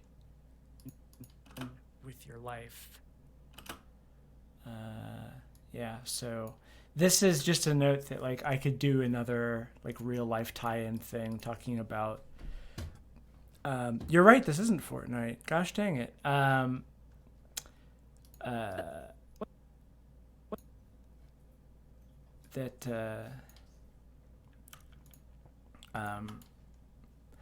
don't know. What I like about this observation is the idea that you're more likely to help when you have nothing than you are when you have plenty of time and energy to spare. And I think the observation breaks down at the point where this is a video game, you know, and it is sort of a natural thing that like once you've seen behind the curtain and you're no longer thinking of it in terms of systems and you're instead just once your suspension of disbelief is gone, you're more likely to like treat these random encounters as say, yeah, whatever, fuck it, I don't care. So it's not exactly accurate to make this comparison, like to say that you're a bad person for not helping NPCs in a video game every single time. But I do think that there is merit in making the observation, and I want to look into this and see if I can add more. Oh, is the roommate home? Okay, gotta let the dog out of the room. Oh. What? What? What do you want? Why are you... I'm just gonna close my fucking door.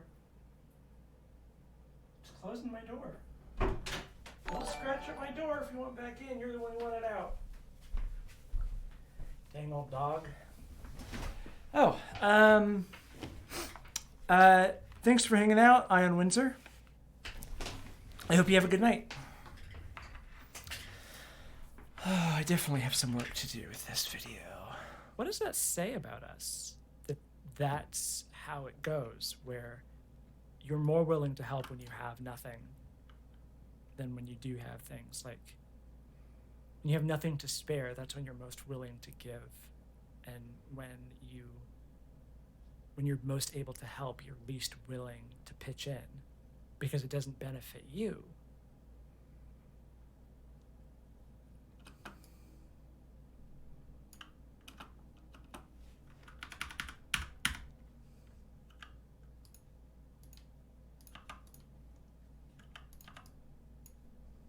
And I look at this in the context. And I look at this in the context of every other video game.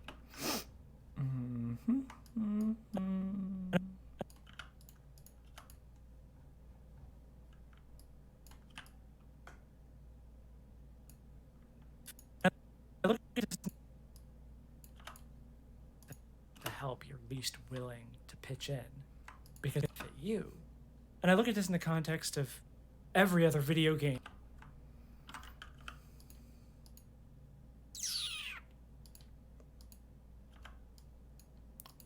No, not like that. There we go. Context of every other video game, basically, and realize that we're taught. And I look at this in the context of every other video game, basically, and realize that we're taught that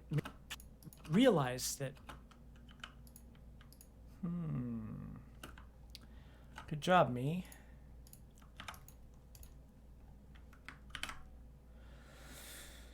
And I look at this in the context, basically, and realize that we're taught that mechanically you should be rewarded for every single thing that you do, and that everything should contribute to this big final confrontation or whatever. But ultimately, that's not a good lesson for life, because we're not the protagonists of this existence.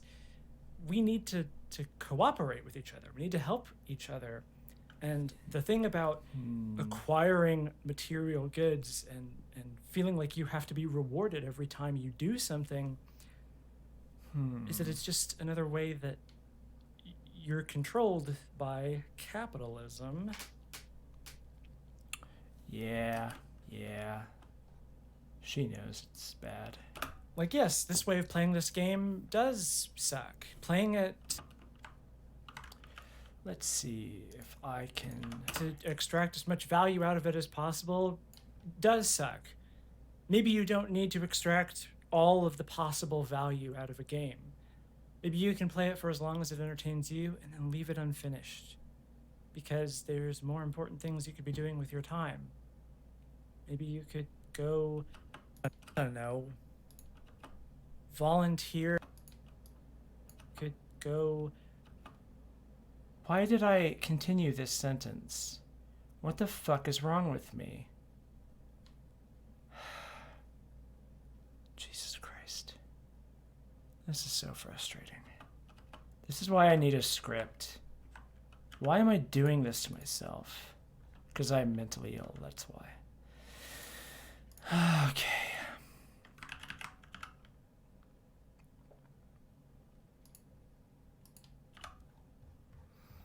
What the heck, Past Sarah?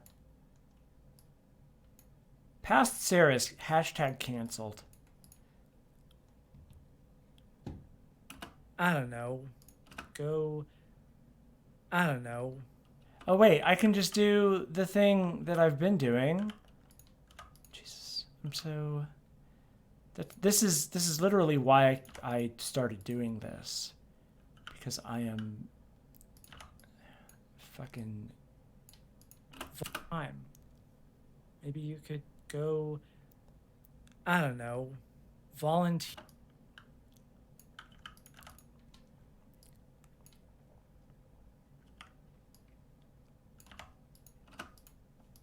You could go, I don't know, volunteer at a homeless shelter, or donate your money to a unionization effort in the games industry. Do something that doesn't materially benefit you. Learn about communism. Engage in some collective action. Do something that'll actually help fight climate change instead of these individual solutions that don't actually do anything. Banning straws isn't gonna stop climate change. Oh, God. Wow, this one sort of fell apart at the end. It's kind of going all over the place. Wow, this one's kind of going all over the place at the end. Oh, I've decided that that was the way that it needs to end. That was not me reacting to my content. That was me deciding that I should... Ultimately, life is about having fun and playing around and helping others. That's what I want life to be about. And I don't know how much of this moral lesson is intentional on the part of Nintendo. I don't know if Breath of the Wild is truly like a great game in that regard. These are just thoughts that I've had. And I guess as a result, I have to say that Breath of the Wild is a good video game, and it's a good Zelda game. It certainly does some stuff. Still can't pet the dog, though. 0 out of 10. Yeah. That's meant to be the crash cut to credits. Still can't pet the dog, though. 0 out of 10. Yeah. I don't know how much of this was... I don't know how much of this was intentional on the part of the developers, and I don't know how much of this... Oh, there's the dog scratching at my door. But I'm gonna wait. Well, are you? You're the one who wanted out, dog. Come on.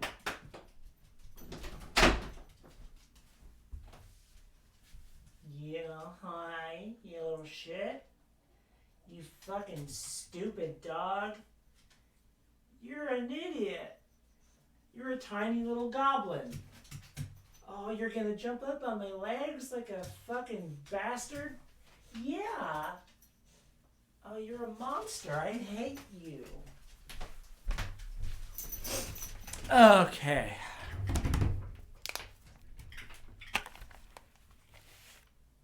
No, go lay down. I'm done interacting with you. The scripted event is over with. Go lay down. Quit staring at me.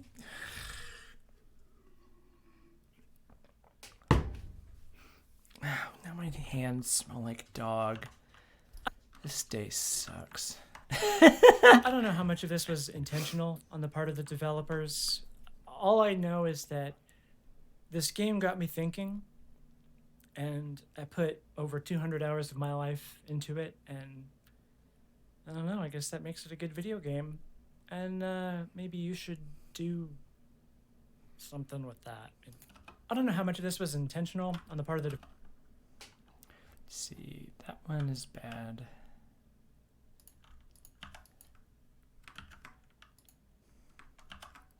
development team. I don't know if this was the intended message. Ultimately, it doesn't really matter. These are just the thoughts that I had in my experience of returning to Breath of the Wild.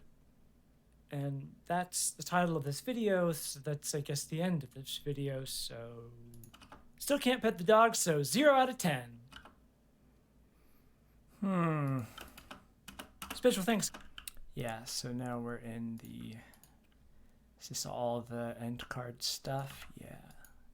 Special thanks. Ah, yes, I moved.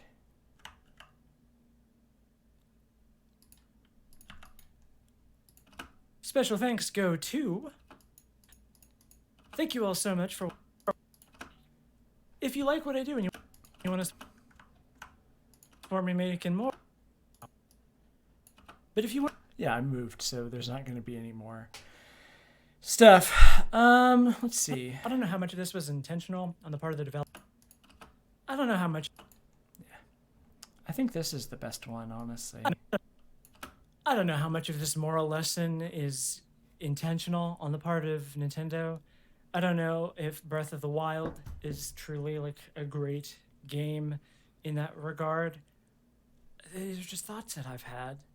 And I guess as a result, I have to say that Breath of the Wild is a good video game and it's a good Zelda game.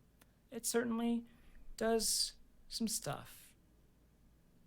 Still can't pet the dog though. 0 out of 10. I don't know how much of this was intentional on the part of the development team. I don't know if this was the intended message. Ultimately, it doesn't really matter. These are just the thoughts that I had in my experience of returning to Breath of the Wild. And that's the title of this video, so that's, I guess, the end of this video, so...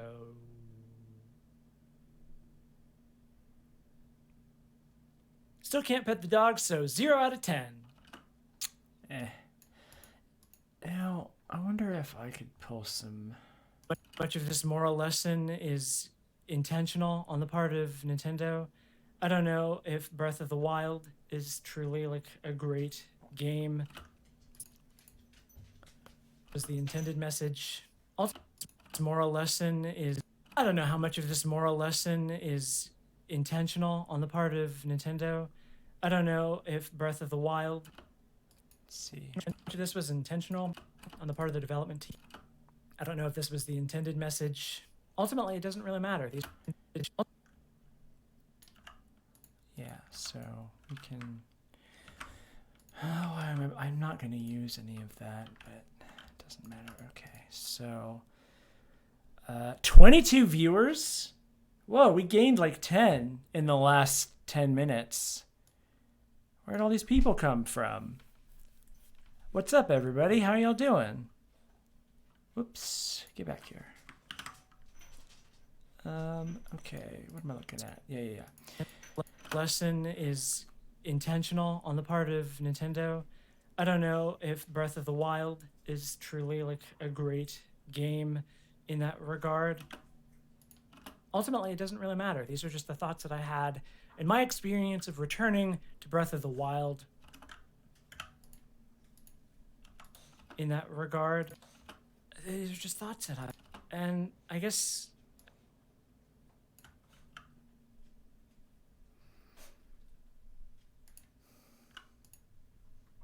on the part of Nintendo, I don't know if Breath of the Wild is truly like a great game in that regard. Intentional on Nintendo.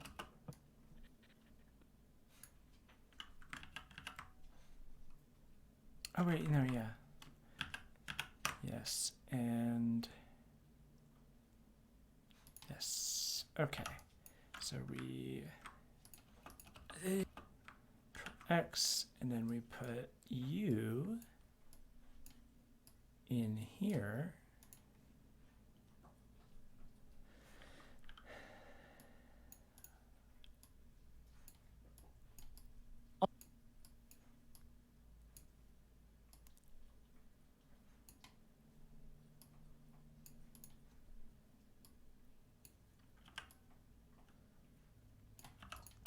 Intentional on the part of Nintendo. Ultimately, it doesn't...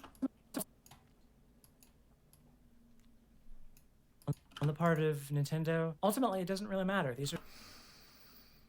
Well, if I were to like just do that and see. Nintendo. Ultimately, it doesn't really matter. Yeah, it'll feel better when it's like that.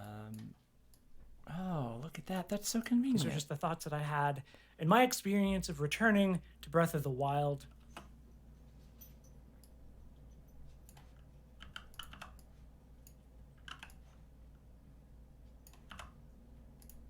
And I guess... And I guess... And...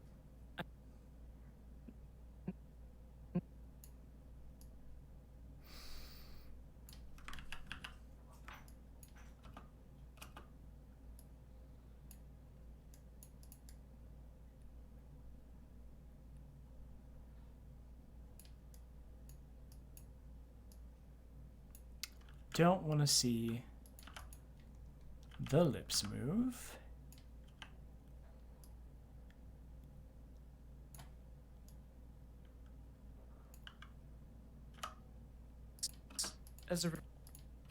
And I guess as a result, I have to say that Breath of the Wild is a good video game, and it's a good Zelda game. It certainly does some stuff. Still can't pet the dog, though. 0 out of 10. Yeah. Okay. Now we're getting somewhere. Okay. What? Okay. And this is easy. This I just gotta go here.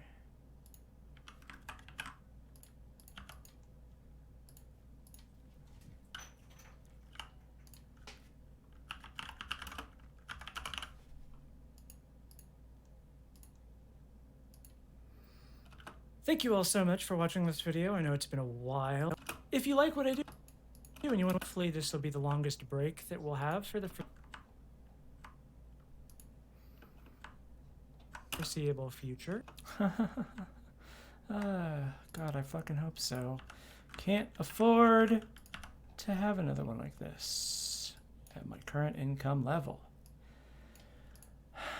This is so much fun. Y'all, I'm so frustrated at myself because I forget that putting shit together like this is actually a lot of fun. But I fucking drive myself into circles in my brain, and I just feel like the whole process is like pulling teeth, and getting started is like pulling teeth. But then you get it done, like you reach a point where it flows naturally, and like making myself do the work is so hard. And part of the reason why it took me so long is that I wasn't medicated. You know, I was off HRT for a month, and I was off my mood stabilizers and my ADHD meds for like 2 months, if not more. I'm only on my mood stabilizers now for like 4 days, and I already feel a little bit better. And I mean, a lot of it is habits. Like, I have very bad habits. I wake up and I get on Twitter and then I go to bed. It's a bad circle, bad feedback loop. But like, I don't know. I get so fucking in my own head about this shit. And yeah, executive dysfunction is hard. Can't even do things you like when it's really bad. Yeah, no, I mean, I have to make myself watch movies and shit. I've had like the Criterion channel for a while now, and I've watched exactly one thing on it, and I need to make myself watch more.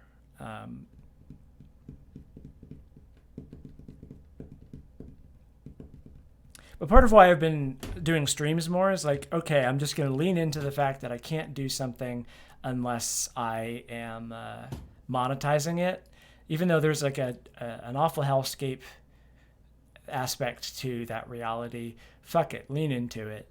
And so, you know, I streamed playing a lot of Star Fox stuff, streamed Wolfenstein, streaming this. And it's helping. Like, I like having somebody around to talk to, I guess, while I'm doing this. Future. If you like what I do and you want to support me making more, why not go to patreon.com? What was I? You want to support me making more? What happened there? Support me making more. Making. Not sure what happened More. there. Why not go to patreon.com/LTAS and give me as little as $1 a month? For $5 a month, you could have something like a 4-hour commentary track on my transitioning video and deleted scenes and all sorts of other weird things for all of my different, including something like a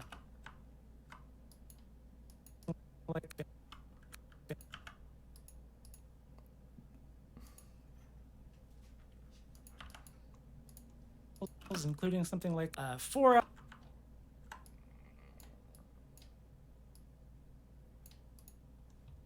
including something like 4-hour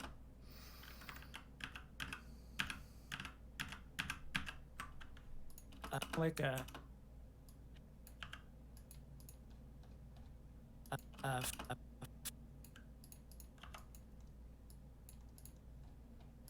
like a 4-hour comment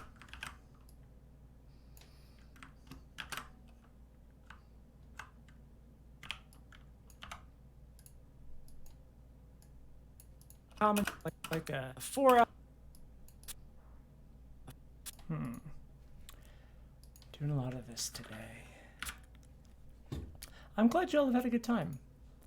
And we're only just getting started, honestly, because I'm probably going to play Breath of the Wild after this to get footage. Oh, now my roommate's home. Oh, you're so excited.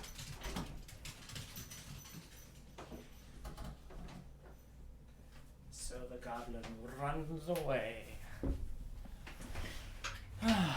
Oh, good, Green Tea Envy. I'm glad that it's helped you focus on doing your own work. That is good to hear. A 4-hour commentary track on my transitioning video and deleted scenes and all sorts of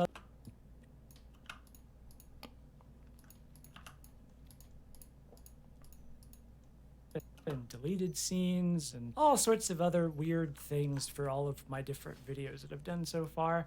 And $10 a month.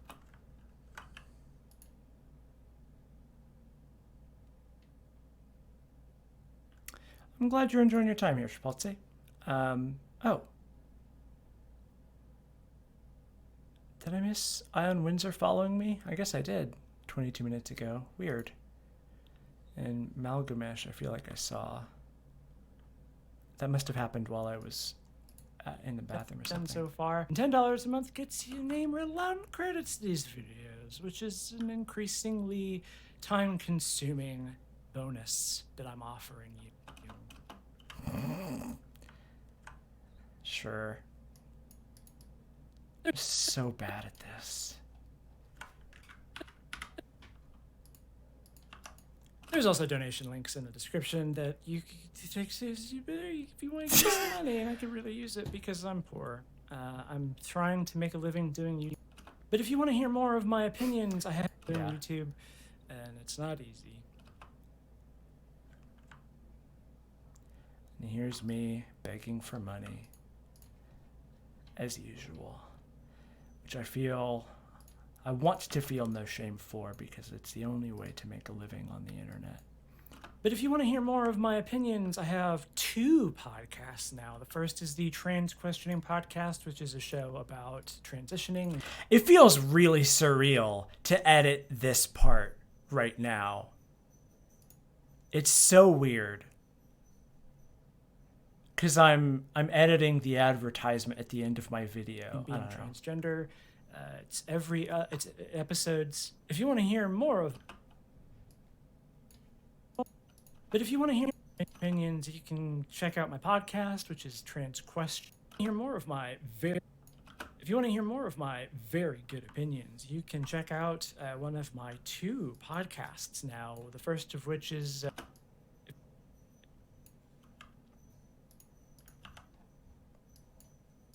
Yeah, past Sarah is good at shilling. Present tense Sarah is not. If you want to hear more of my very good opinions, you can check out one of my 2 podcasts now. The first of which is Trans Questioning, which is about transitioning and being transgender, and you can find that every Monday. And then I'm also a co-host of... Find that every...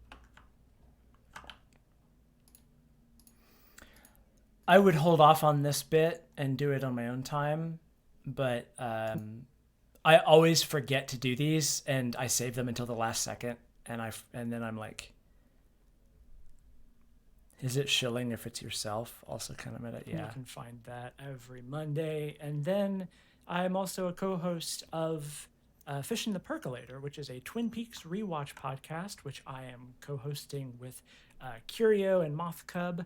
Hopefully, maybe I'll put their icons up there, but the credits will also be gone. So maybe I just pointed at random names. Steve and Barley. I'm pretty sure there's nobody by those names in the Patreon credits. But that's a Twin Peaks rewatch podcast. It's a lot of fun, and new episodes of that are every other Wednesday? Sure.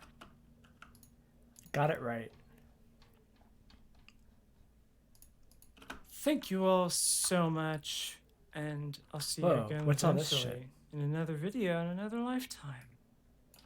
I know I've got a lot of other videos that are supposed to be coming out soon that I have put off. I know that there's a lot of videos that I have promised that have yet to come out, and I apologize for that, and I promise that they're all in the process of happening. And I'm going to say that if you really, really, really want to see me make more stuff, the best thing that you can do is shoot me a couple bucks if you have the money to spare, or share my stuff around as best you can. I'm not a huge fan of begging for money, but I kind of have to because this is my job now. And y'all are the ones who are paying me, and we need to collaborate together. We need to cooperate. This is the closest thing that we have to supporting each other the way that the world should support us, the way that our government should support us. Getting kind of all over the place with the messaging in this one. Anyway, thanks for watching this video, and that's it for now. I'll see you again in the future, maybe. Yeah, sure, fine.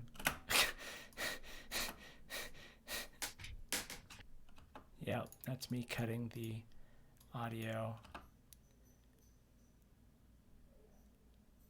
But, yeah. Yeah, sure, fine. Yeah, sure. Fine. That ain't too bad.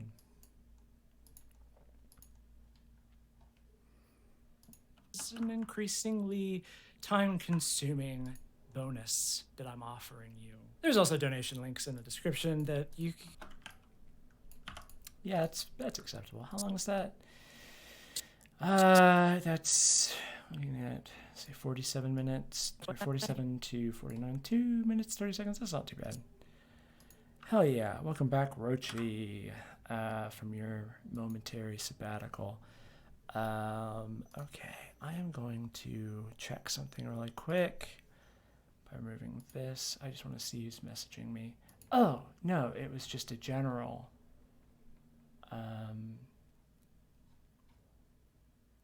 Oh, May Leitz has just released a video about Midsummer. Cool. cool. Or at least it's on Patreon. I'll have to check that out later. Exciting. Now I'm just checking Discord.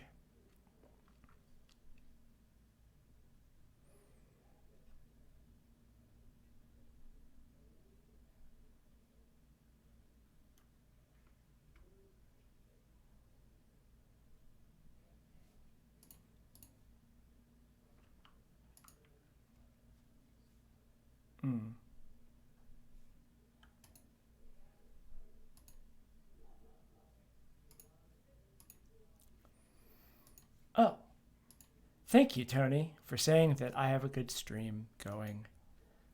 It's still going. I don't know if you're watching anymore. Okay. I'm feeling pretty good.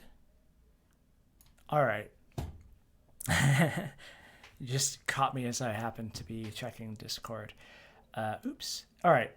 I'm going to go to the bathroom real quick. When I come back, I am going to try to pare this down so I know exactly what's going in and exactly what I need to record.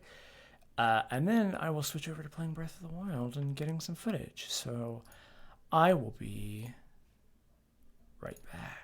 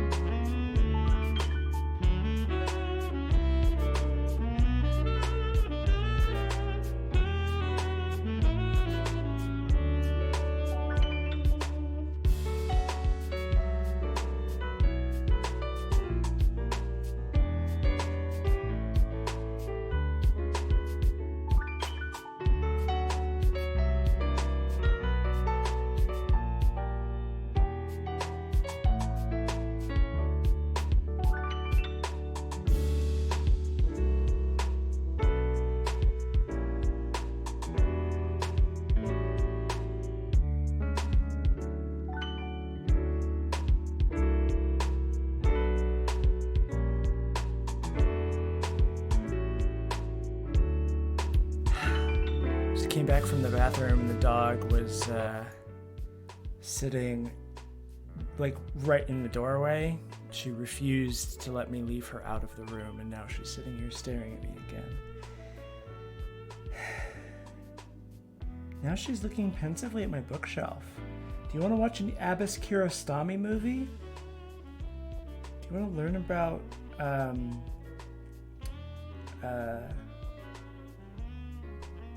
what are the ones of his that I even fucking have? She wants to read Homestuck. Yeah, that's probably it.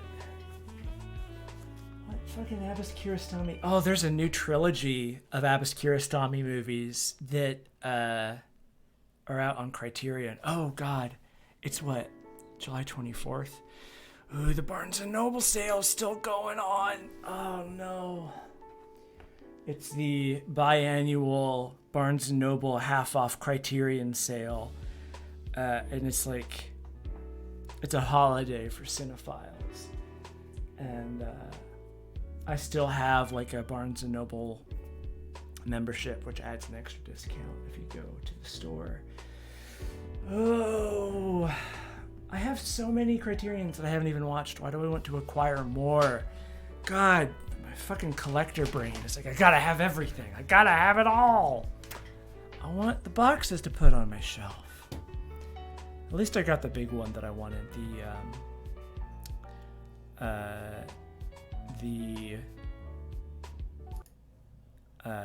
What am I? Ingmar Bergman. I have the Ingmar Bergman one. Yeah, send me boxes to put on my shelf. One of these days I'm gonna get a fucking P.O. box. I have a ton of Amazon wish lists. I'm afraid to make them public. Not that people are gonna like buy them for me. This is the fucking problem with cough drops. They're just hard candy. Anytime I get cough drops, I'm like, okay, I'm gonna use these for my sore throat, and then I just eat them like fucking candy. God damn it! All right. Okay, let's see where we're at. How does this fucking video flow anyway?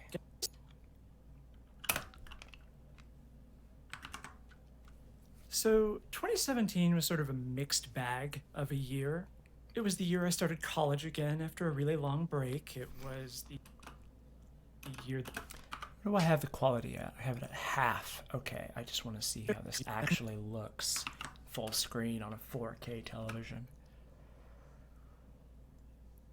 So 2017 was sort of a mixed bag of a year. It was the year I started college again after a really long break. It was the year that I came out as transgender. Okay, that's not too bad. It's sort of a noisy image, but my images are always noisy, and I'm okay with that. It was just looking really soft in a weird way that I wasn't. But it's just because I have it to play back at half resolution to save RAM. To myself and to the world. It was the year that I started the Trans Questioning podcast, which I guess this is now just a promotion for. Thanks for clicking on this video. But I also had a lot of personal and emotional issues that were sort of getting in the way of most of the good things in my life at the time. And I now remember that year as one of the worst in recent memory for me personally.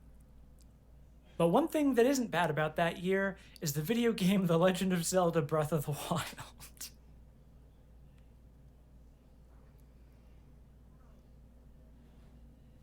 When I first played Breath of the Wild, Oops. Nope, don't do that. Oh, a tutorial to learn how to use your overpriced software. Thanks. But one thing that isn't bad about that year is the video game The Legend of Zelda Breath of the Wild. God, When I first played Breath of the Wild, it was a magical experience. I emerged into this world that seemed full of possibility, just endless expanse of things that... The title card is not final. I'm going to... This is... All of anything that's like text here is just a reminder to me of the thing that I want to put there. That's not final. Breath of the Wild. When I first played Breath of the Wild, it was a magic... Wait a minute. Hold up. When I first played Breath of...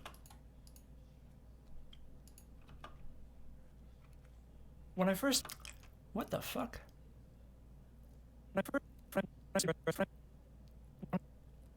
Oh, I guess that is between two separate takes. Jesus. I went for... Come on.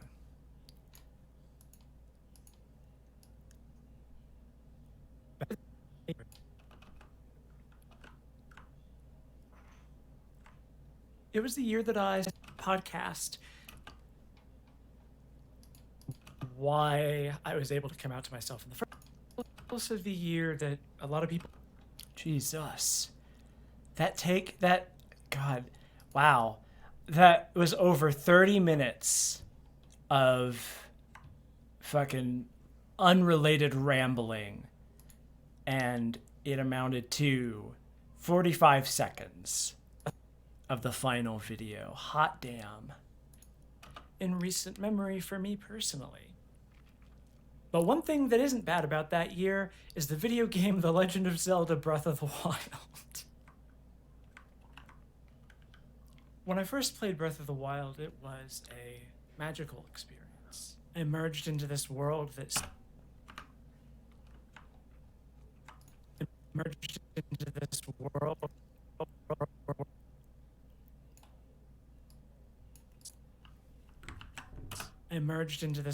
that seemed Much better. full of possibility, just endless expanse of Sorry for the things crunch. that you could do. You pick up a tree branch. That needs to be a bit... You do. You Oh, what am I fucking thinking? do. Get out of here. Like that. And we bring you... Do.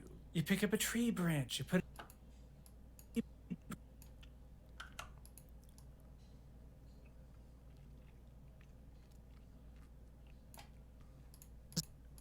things that you could do. You pick up a tree branch, you put it in your inventory, Much better, throw much the better. branch and it breaks on a little dude's head, and then you pick up his teeth. You go into the woods and you chop down a tree with an axe that you found, and there's apples everywhere. You pick up the apples, you drop an apple by the campfire, and it catches on fire, and then it Oops. becomes... Uh-oh. Well, I just swallowed a whole cough cough drop. Rip. Oopsie daisy. baked. You put an apple next to a campfire, and the heat from the campfire. Okay. What I need is, well, first I'm gonna minimize you. Okay. Gotta make a couple of bins here to stay organized. We'll say you are outside materials. We'll put you there. And we shall put you here. And then we want bin now footage. What the fuck was I? You throw the branch and it breaks on a little dude's head. Oh, and orb is what I was looking for. That's right. This completely fucking unrelated.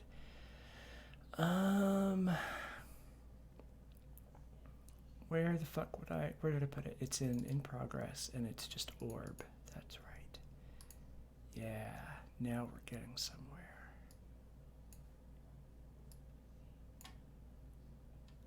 And I'm gonna just go ahead and we'll say 4 video tracks, and we'll leave it at that. Excuse me? Excuse me? Did you... Okay. Add 3, 4, we want 0 there. Okay. There we go.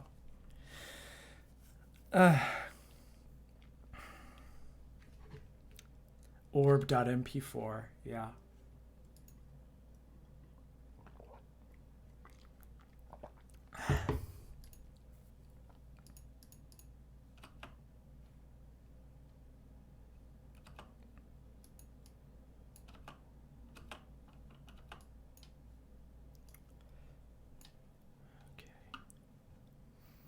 So,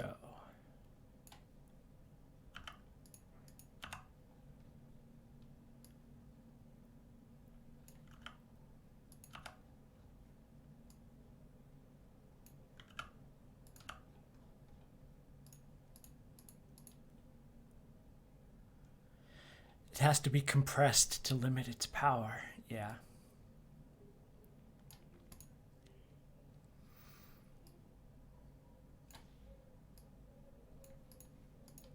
Things that you could do. You pick up a tree branch, you put it in your inventory, you throw the branch and it breaks on a little dude's head, and then you pick up his teeth. You go into the woods and you chop down a tree with an axe that you found, and there's apples everywhere. You pick up the apples, you drop an apple by the campfire, and it catches on fire, and then it becomes baked. You put an apple next. The orb actually, it's a Christmas ball. You can actually see these like Christmas colored jingles here. It's something that my mom made years and years and years ago, and it was busted. And then I guess I thought it was I thought it had disappeared, but my cousin fixed it and gave it to me this past Christmas. And so I keep orb. I've kept it as like a reminder. So it's sort of like it's a fun campfire thing that just is there, but it's actually really important to me.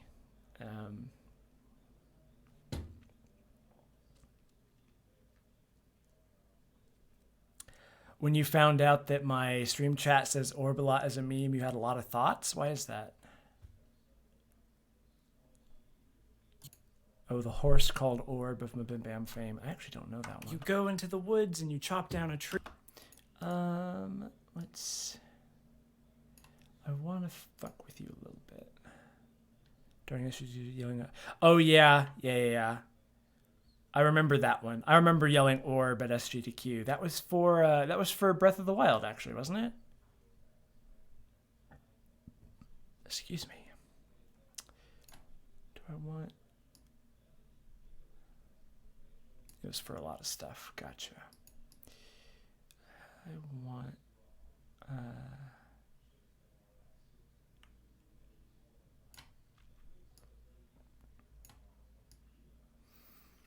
and then we will go to Effects, Gaussian Blur, drop your ass on there, and we'll say 40... 45. Tree with an axe that you found, and there's apples everywhere. You pick up the apples, you drop an apple by. Okay.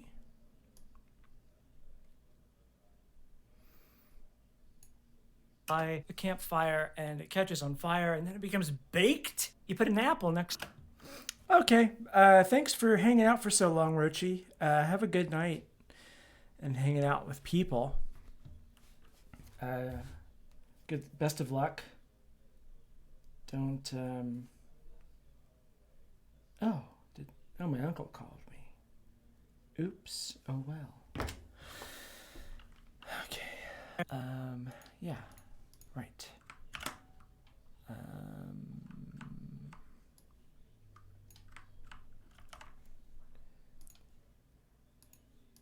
Okay. And then you pick up his teeth. You go into the woods and you chop down a tree with an axe that you found, and there's apples everywhere. You pick up the apples, you drop an apple by the campfire, and it catches on fire, and then it becomes baked. You put an apple next to a campfire, and the heat from the campfire bakes the apple.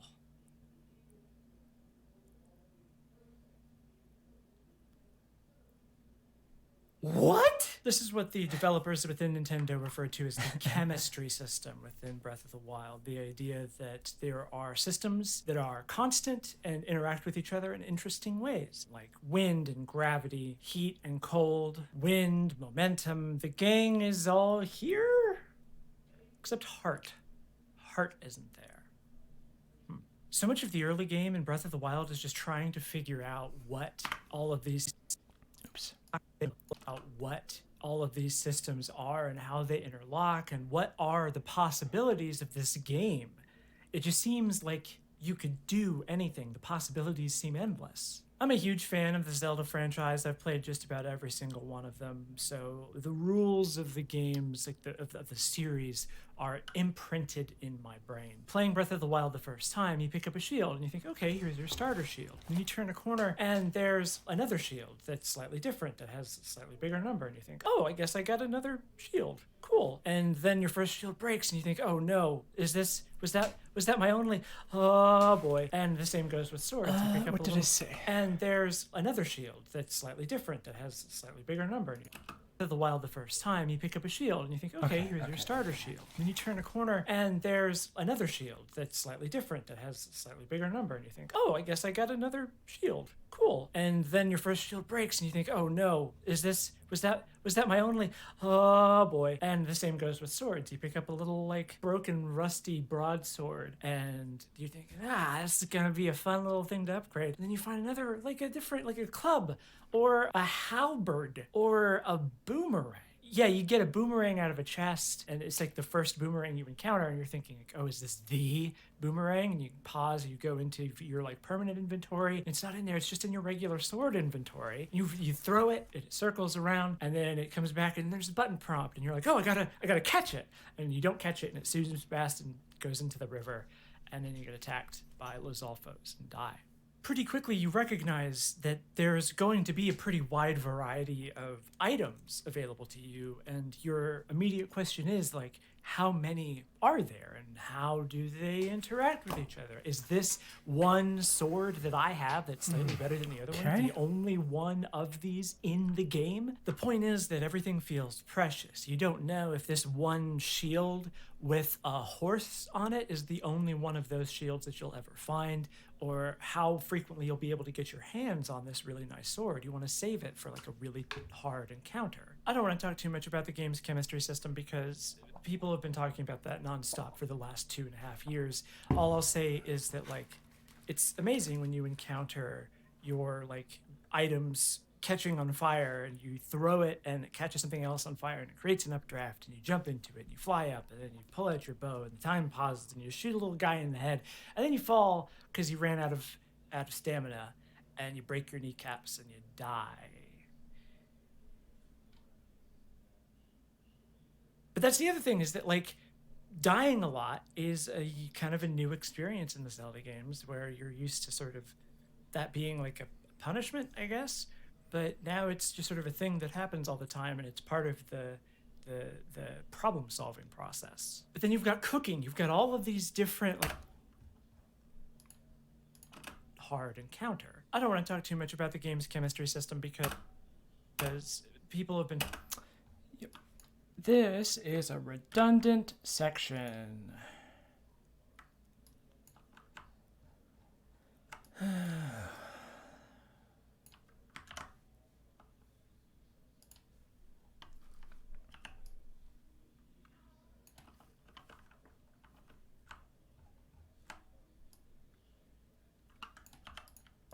Really hard encounter. But then you've got cooking. You've got all of these different like items in your inventory that you can combine. You can cook fish in different ways and like meat in different ways, and you can make potions out of monster parts. And it just seems like the combinations are endless. And in the early game, in the first 20 hours, you don't know like how many different kinds of butterflies are there? What are all the different effects? What are these like gemstones do? What is sapphire for? What are all of these different things for? And you're like there's an item description that says that it does something like to do with water.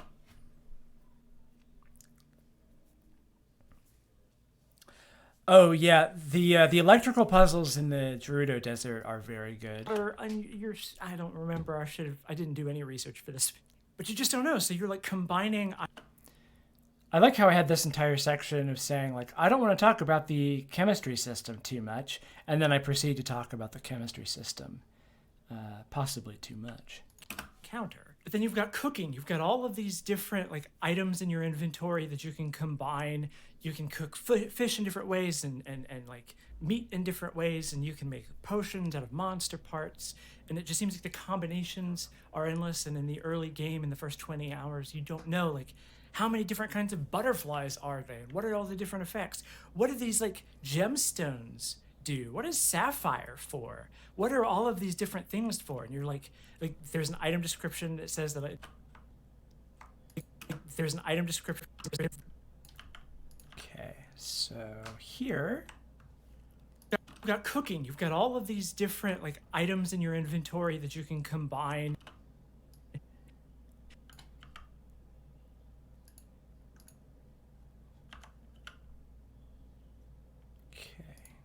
this is gonna be. Yeah, that's what I thought. Motherfucker. So we'll delete that. Combine. You can cook fish in different ways. Yeah. Okay.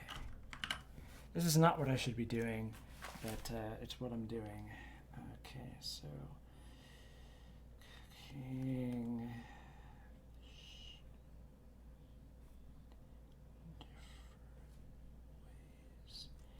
And what else did I?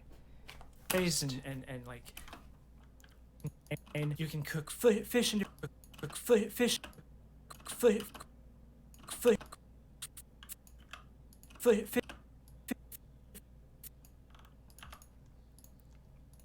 You can cook fish in different ways and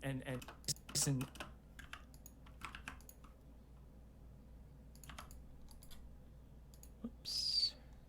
you can cook fish in different ways and meat in different ways and like ways and meat in different ways, and you can make potions out of monster parts, and it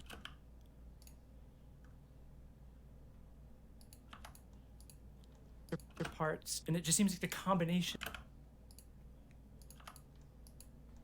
are endless. And in the early Okay. Thanks for hanging out while you could, Moe Ninja Cat. I hope you have a good night, and I hope I see you again later. I'll probably be around for a while because I'm very behind in getting work done. Meat in different ways and fish different ways. Right now I'm like taking notes of what footage I need to get. potions out of monster parts, and it just seems like the Potions out of monster parts.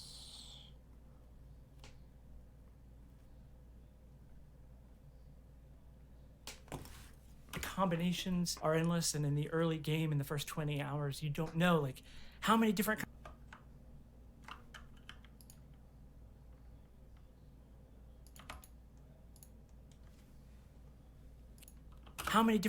of you don't know like how many different kinds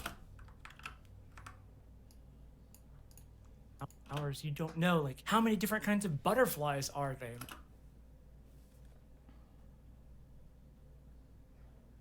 What are all the different effects? What are these like gemstones?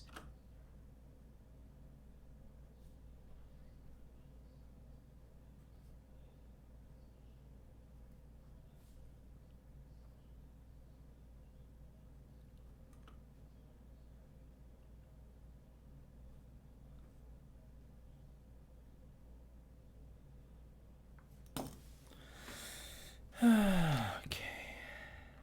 What kinds of butterflies are they? What are all the different effects? How are y'all What doing? are all the different effects? What are these like Supposedly 16 people are watching. gemstones? All the different effects. What do these like gemstones do?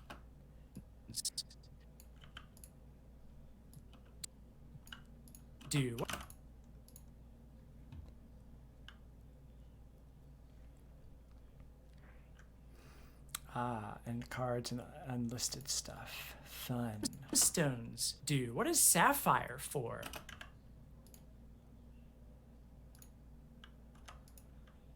Wrestling with the YouTube copyright system is demotivating. Oh God, it is. I don't know how you do what you do and get away with it. Okay. For what are all of these different things for? And you're like there's an item description. What are all of these different things for? And you're like, there's an item description that says that it does something like to do with water on your. I don't remember.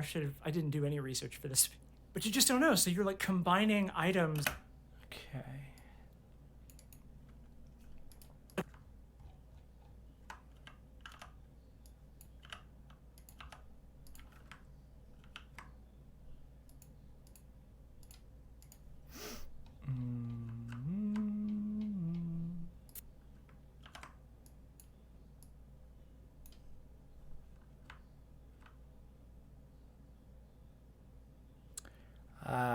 having one of those "what the heck are you gonna do for a living" and move in with your partner moments. I feel that that's a heckin' mood, and I wish that it wasn't. All of these different things for, and you're like, there's an item description that says that it does something like to do with water on your, I don't remember, I didn't do any research for this, but you just don't know. So you're like combining items, cooking them together to see like, what do they make? What God, I'm can I hungry do now. in this system? Past me is making me hungry. And how does it help me? What's the point of all this? Oh my gosh, it's just so much. And of course, the Great Plateau is this gigantic open air. Oh, you'll just drive up there, live in your car with no AC till you find a job, and then move in. Very logical. Yeah, I have friends who have done that. I mean, if it gets the job done, I suppose. You know? It sounds miserable. Chicken sandwich does sound good. Oh my gosh, it's just so much. And of course, the Great Plateau is this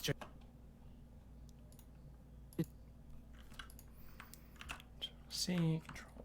Whoops. Nope. Control C, Control V. Get away with effects. And okay. Oh my gosh, it's just so much. And of course, the Great Plateau is this gigantic open area that is just like a tiny spot on the. Well, hello, Engeline.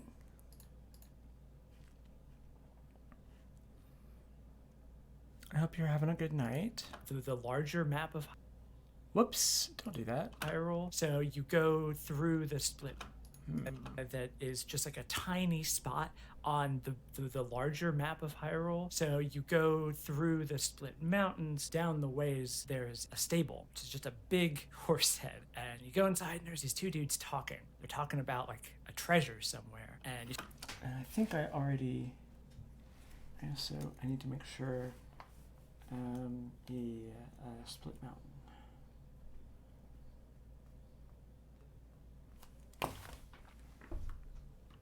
Welcome back, Serena.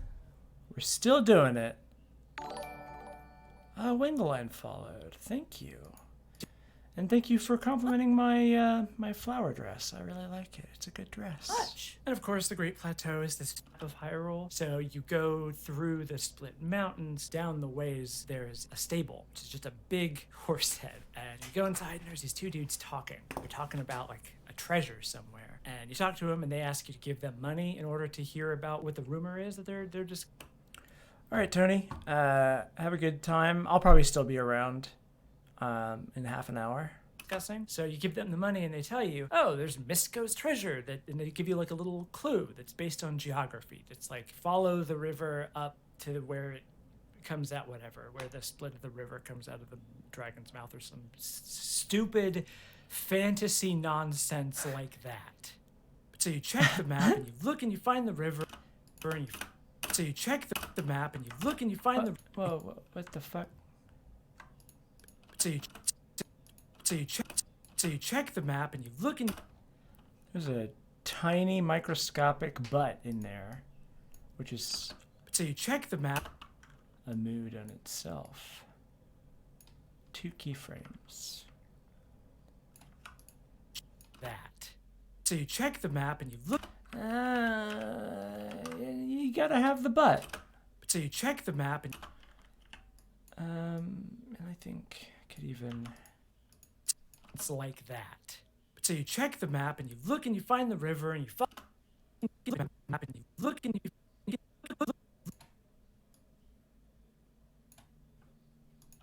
So you check the map and you look and you find the river and you...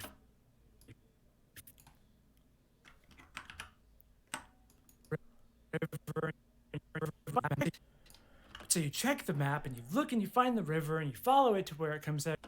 Thank you. These are technically J cuts, J&L cuts. So you check the map and you look and you find... The idea is to cover things that you don't have a jump cut.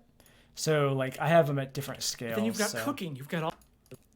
Really hard encounter. But then you've got cooking, you've got all... Well, that's not accurate. Is in the game. The point is that everything feels Yeah. Whoa. in the game. The point is. Shh.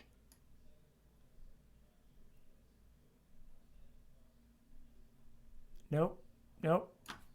Nope. I can't. I can't get fixated on that. I just can't. All right. Yeah. What do you want? Get out of here. Yeah. Okay.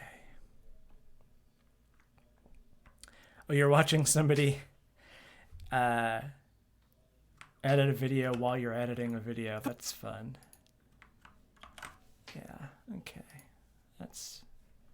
Cooking. You've got all of these different like items in your inventory that you can combine. You can cook fish in different. Yeah. Remember, I did map of Hyrule system and tiny spot on the like that. So you check the map and you look and you find the river and you follow it to where it comes out. You find a little cave and you're breaking stuff and there's all like, oh, there's crystals and there's like chests and stuff. There's crystals and there's like chests and stuff. And there's also abominable walls. There's crystals and there's.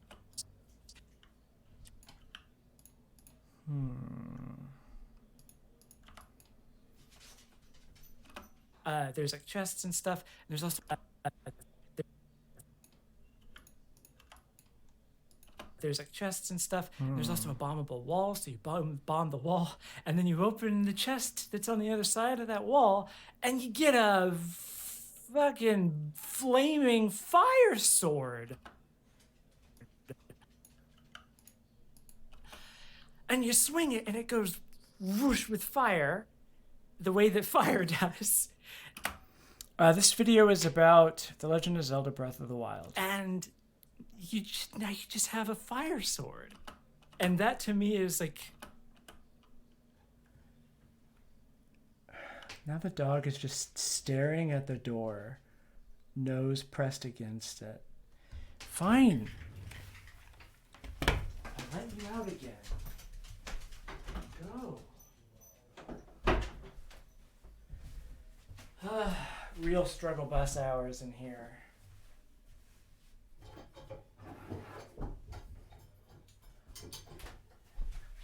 The dog has too many needs for me. I don't like it. Technically certified in Premiere, but I don't know how you can find my own stuff. That's funny. Okay. Flaming fire sword. And you swing it and it goes whoosh with fire, the way that fire does. The way that fire does. And now you just have a fire sword. And that is, and now you just have a fire sword. Now you just have a fire sword. And that to me is like the foundational moment of like, oh, this game can just.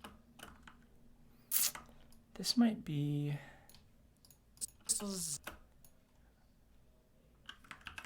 How. Whoosh with fire, the way that fire does. Yeah. Yeah, the fire swords were very good. A fucking flaming fire sword. I think that this is superfluous.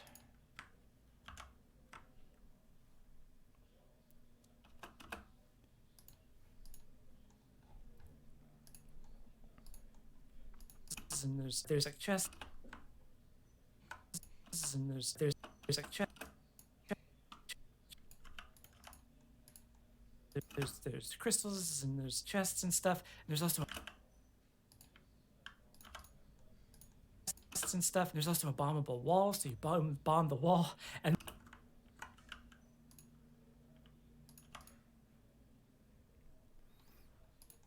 Oh, who's excited for Invader Zim? I don't know. I'll check it out. I don't have a ton of faith that it'll be any good. Also, you bomb the wall and you bomb the wall. So you bomb.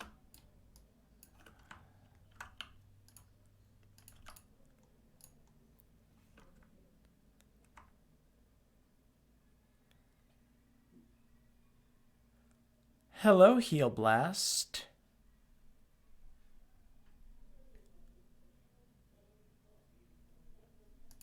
Bombable wall, so you bomb the wall, and Oh.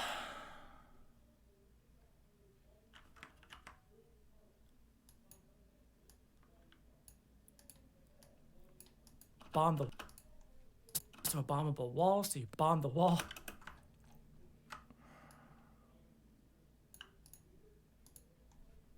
Bombable wall, so you bomb the wall, and then you open the chest that's on the other side of that wall. So you bomb the wall, so you bomb the wall, and then you open the chest that's on the other side of that wall, and you get a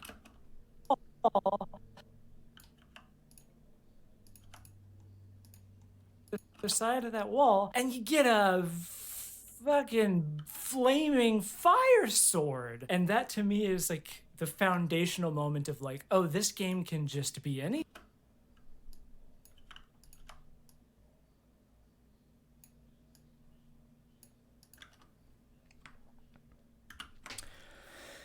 Tried to watch the original show, but for some reason it instilled this weird sense of dread in me, so I stopped. Yeah, that's basically Jonan Vasquez.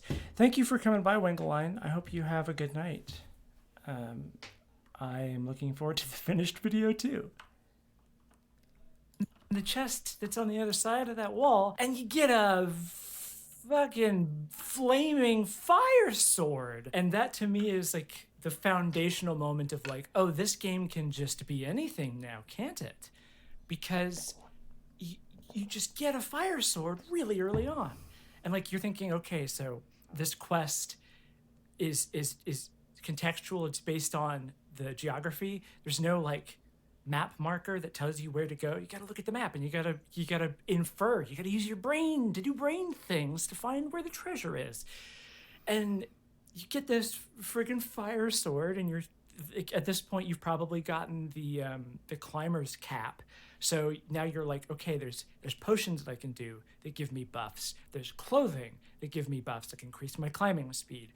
And you've got a sword that just emanates fire. And then if you have it equipped when you go into a cold area, it keeps you warm. Like little weird details like that. It just like it keeps going. So you keep going in this general direction, and eventually you come across a lake, and then Azora just starts shouting at you like, hey, I was sent out here by Prince Sidon, your future boyfriend, and he's looking for a cute twink boy to help him solve a kiss problem that he has. So then you get into that area, and you find that... Whoa! Casey Explosion is rating with a party of 39. Oh, snap. Dang. Welcome, everybody. Yo. So now you're like, okay, I'm editing a video. That give me buffs. There's clothing that give me buffs that can increase my climbing speed. And this is the least interesting stream for that. Hello, Casey. And then if you have it equipped when you go into a cold area, it keeps you warm. Like little weird details like that. It just like it keeps going. So you keep going in this general direction, and eventually you come across a lake, and then Azora just starts shouting at you like, hey, I was sent out here by Prince Sidon, your future boyfriend, and he's looking for a cute twink boy to help him solve a kiss problem that he has. So then you get into that area, and you find that like there's a long winding path that's full of enemies, and it's constantly raining. And of course, when it's raining, you can't get a grip, so you can't climb. So you're actually forced onto a kind of cute Hylian twink boy. I'm looking for a cute Hylian twink boy to save me from this kiss problem that I have.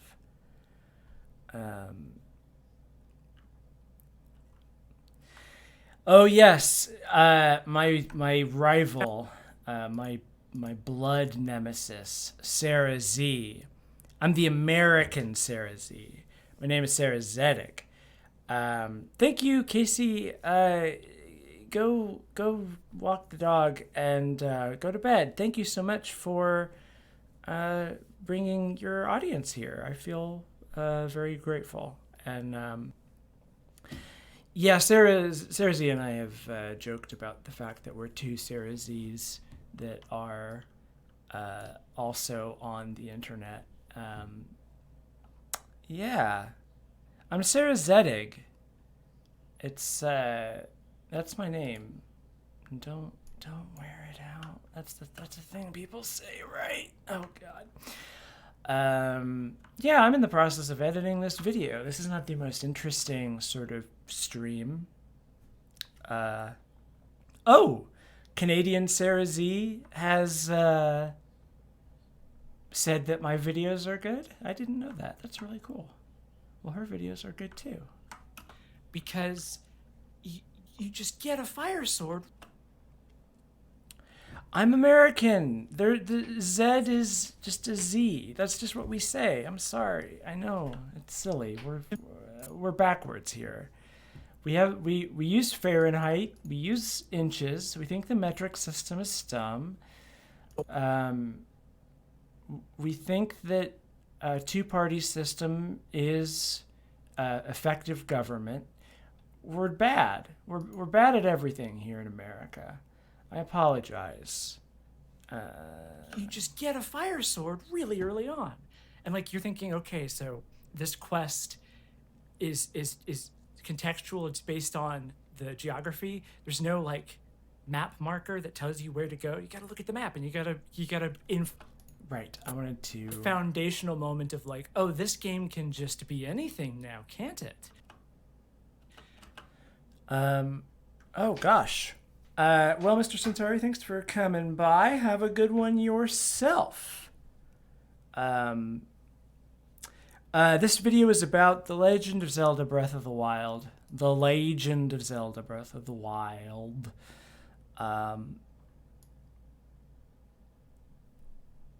Oh, yeah, when she was going to be on H-Bomb's stream, and then I was there too. Yeah, that's funny. Yeah.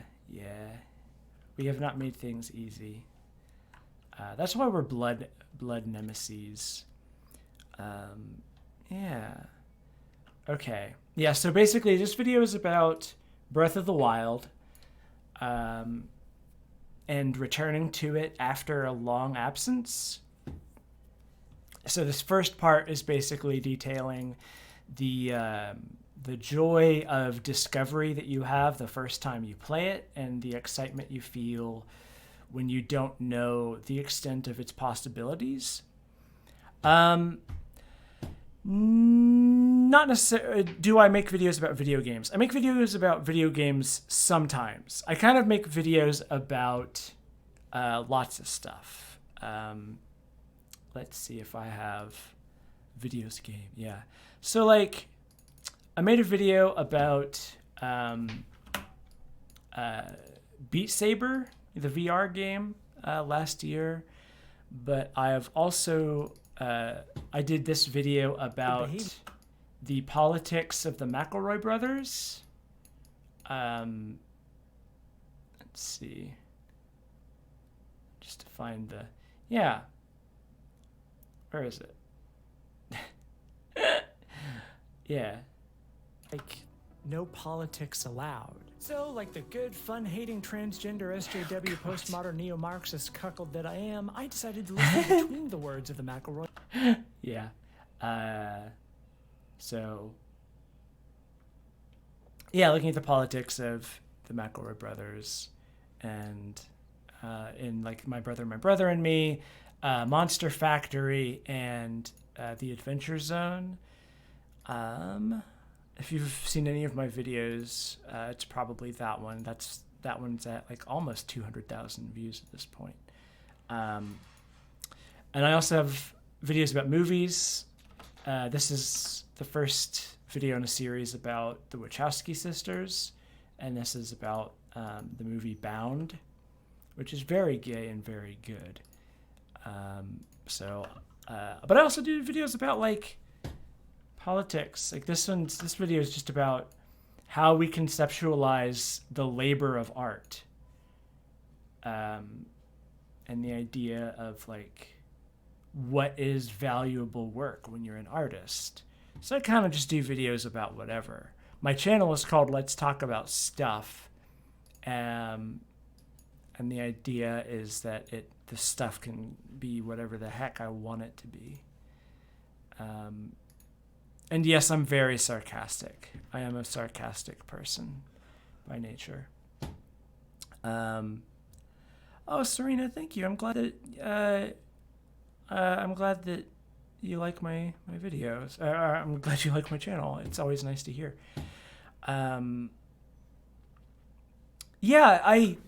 Sport or Death, that's exactly why I want to do a series about the Wachowskis. I still need to do my next one, and I knew that I would have issues with The Matrix because everybody has done videos about The Matrix, and I am struggling to find something interesting to say about it.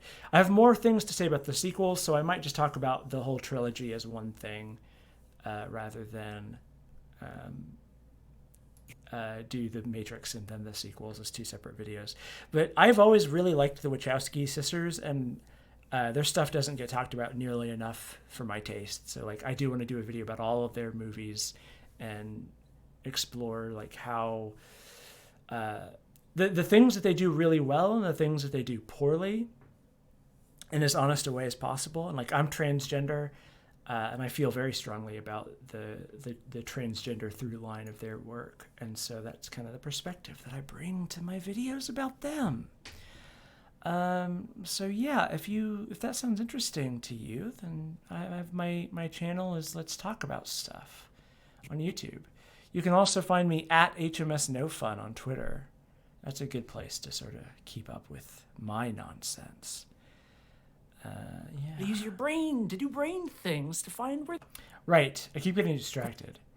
So I'm about to switch to playing Breath of the Wild on this stream to catch footage that I need for the video. But yeah, for B-roll basically. But I need to know exactly what I want to get. I think I've got it, all the specific things that I talk about. I just need to decide like what this all is.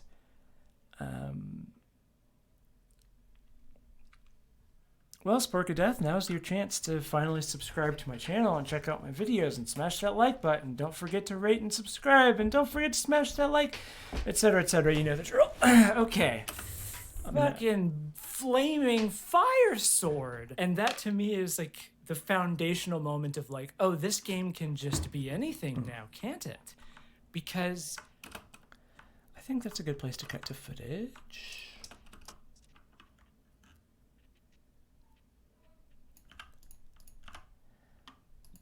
you just get a fire sword really early on.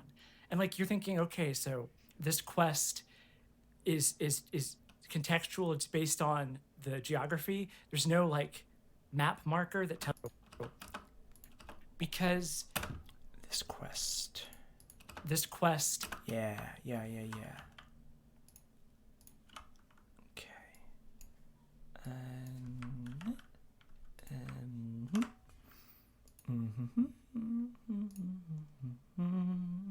Because yeah, this is not the most engaging of streams for a large party of people to suddenly raid on. I apologize, but I am working. This is my job. can't it?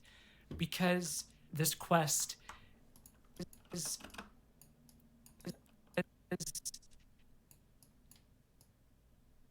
Yeah. because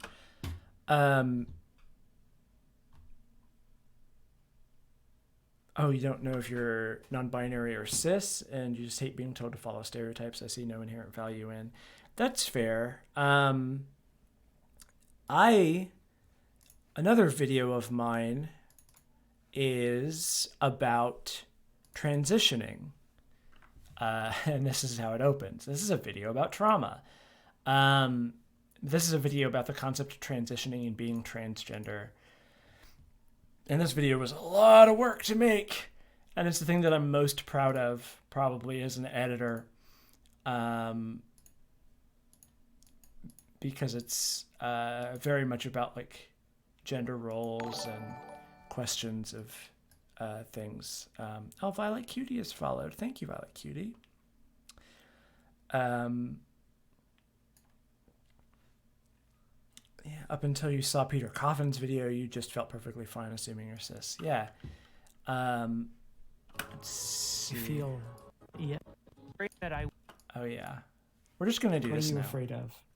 I'm afraid of being found out. Like that people are going to find out that I'm a trans person.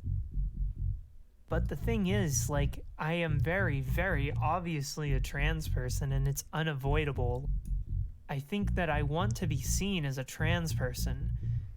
I don't think that I'm actually scared of that because when I look back and I think about trans people that are powerful and proud, you know, I think about wanting to be them back in the day, you know.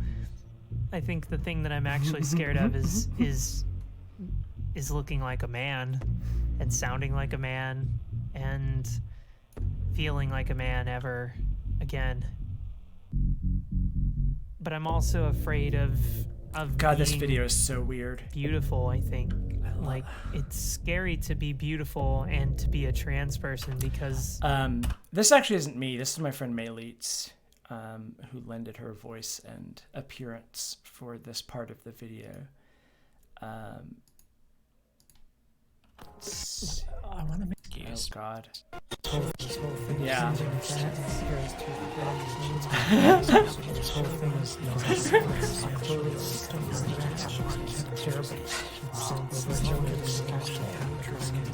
Yeah. Yeah, this video is trippy. But it is...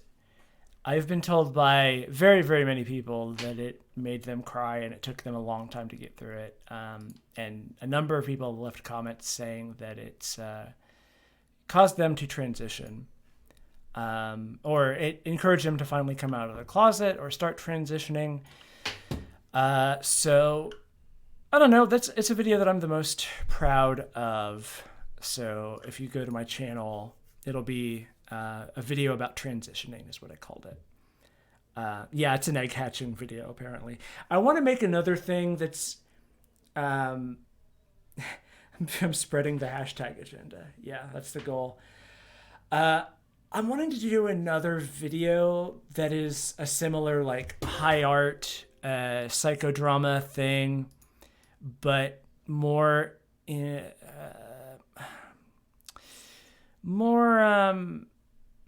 more aimed at the positive aspects of being transgender, because we catastrophize about coming out and transitioning a lot, but I found that transitioning has been one of the most joyous experiences of my adult life, and I think it doesn't get talked about enough. And I, as important as this video was to me, I don't like the idea that I'm contributing to the perception that being transgender is explicitly and solely, exclusively, sorry, that's the word I was looking for, exclusively painful. There's a dog scratching at my door, and I'm gonna let the dog in. Who let the dog in? That was a good joke, wasn't it? I'm very clever with my 90s references. Yeah, what they should really be afraid of is the agender agenda. Oh yeah. Abolish gender. Get the whole thing out of here. Right. Because this quest, now can't it?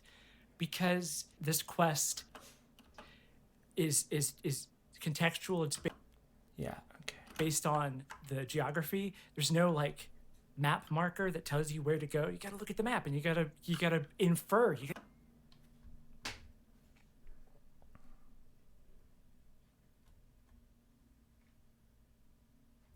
Kill all genders now condone. Kill all genders now condone first gender degree murder. Eat shit. Yeah. Not girl, not female, not woman. Girl. Gender, forget about it. Forget about Use it. your brain to do brain things to find where the treasure is. And you get this friggin' fire sword and you're at this point you've probably gotten the climber's cap. So now you're like, okay, there's potions that I can do that give me buffs. There's clothing that give me buffs that can increase my climbing speed. And you've got a sword that just emanates fire. And then if you have it equipped when you go into a cold area, it keeps you warm. Like little weird details like that. It just like it keeps going. So you keep going in this general direction.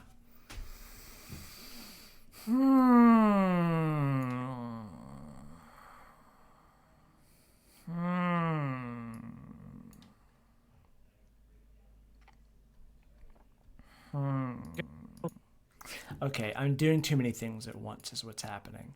Because this bit needs to be trimmed. And I'm pretty sure I want it to be mostly footage. But it is... Yeah, it's too... What I'm trying to do right now is get it so that I can switch over to playing Breath of the Wild. But I'm also like actually editing this gosh dang video, so I am getting lost in like specific like details. Oh, Coconut donated $4.33. This quest is contextual. Yeah, thank you. Thank you so much. Let's see. The weird thing for me is I feel way more strongly about my sexuality than my gender, which seems to be different from a lot of people. And I don't know if that's just because I'm cis and haven't had my gender assumptions challenged much or what. I mean, I try to challenge my assumptions. Don't worry about talking about yourself. We all got to do it sometimes. And yeah, I think actually a lot of people feel very strongly about their sexuality and don't so much think about their gender, because part of the problem is that we assume gender roles for people.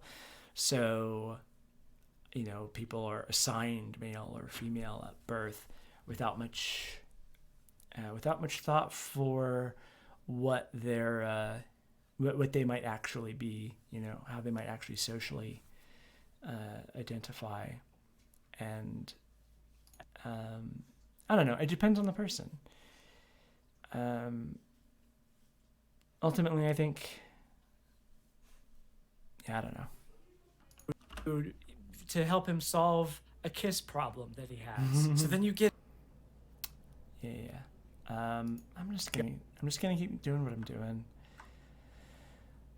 Okay. This quest is contextual. It's based on the geography. I will say... Little weird... I'll say that is where that cuts off, because I don't... When you go into a cold area, it keeps you warm, like... Yeah. I see what I want to do now. So, fire sword... in cold area. Yes, okay. Now, This quest... what's happening? Because this quest... Come on. Because this quest...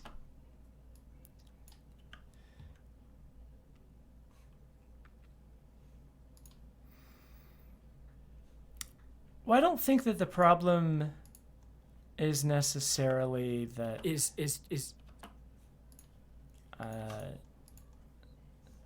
the terms themselves cause us. I don't know. You might have a point there. This quest is contextual. It's based on... It is contextual. Is They're all like that. Nope. I mean, it's a vicious. Every fucking thing's a vicious cycle. Yeah, the fact that these terms cause people to think of the gender and sexual spectrum. Think of gender less as a spectrum and more of a goof void of fuck. Yeah, that's fair. I don't know. I think we need to decouple our understanding of gender from our our sense of like self within culture, I suppose, is what I'm trying to say. But that's hard, and I think like we have to take things as they are right now, and as things are right now, everybody is assigned a certain gender at birth, generally speaking, and we need complex language to help us conceptualize the different ways that we can be ourselves. So I don't think the problem is necessarily like, are you male? Are you female? Are you gay? Are you straight? Are you a lesbian? Are you agender, polyamorous, et cetera, et cetera? I think it all like, I think that those are symptoms of a larger problem, and I don't see that I mean, like anything that can be taken too far, but I don't see them as like the problem inherently. And I tend to I don't know, I tend to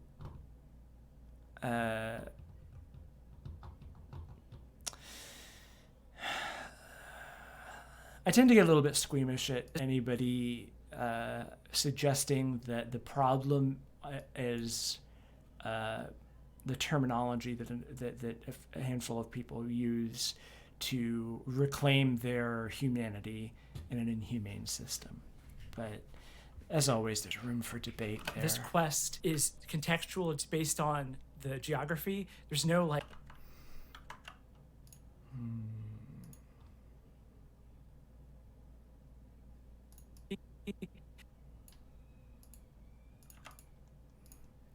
Geography. There's no like.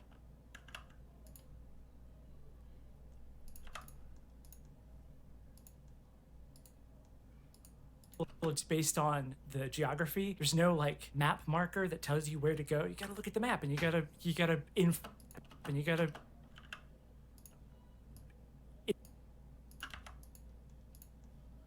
at the map, and you gotta infer. You gotta use your brain to do brain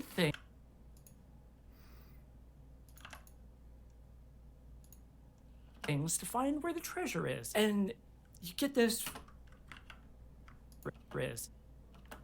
And you get this friggin' fire sword, and you're at this point you've probably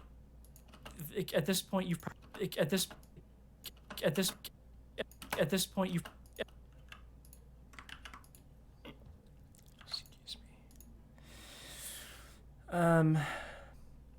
And the most frustrating things is people learning about how varied gender gets, and their response is, gender doesn't matter, I don't even care what gender you are. It's like, great, thanks, but I do, and it's like important. Yeah. Where the treasure is. At this point, you've probably gotten the things to find where the treasure is. Let's try. Brain things to find where the treasure is. At this point, you've probably gotten the climber. Probably gotten the climber.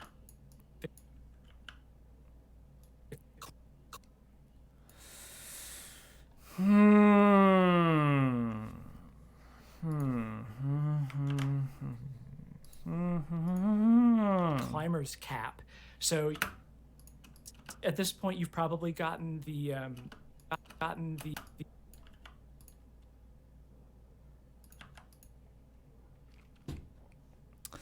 Grab your food, Tony. I need to get food too. I'm hungry. The treasure is. At this point, you've probably gotten the climber's cap. So yeah, that feels good.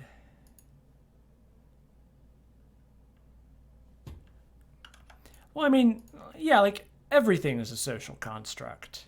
Everything that we process is an idea, because nothing that exists in the world truly exists to us as we're processing it through the filter of our own limited perception, which means that like everything that we understand and every truth that we have is on some level tainted by the subjectivity of human experience, which means that like trying to I don't believe objectivity exists. That's my bias. And that's not to say that there is no truth. There is truth. And that might seem like a contradiction, but I don't believe that it is. It's more that to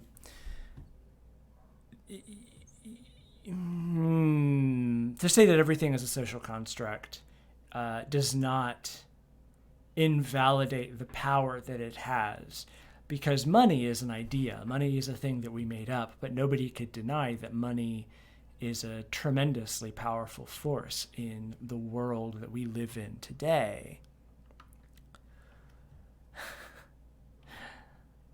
Truth is what helps you survive. Gotten the climber's That's my best Kermit. It was not very good. I apologize. probably gotten the climber's cap. So now you're like, okay, there's potions.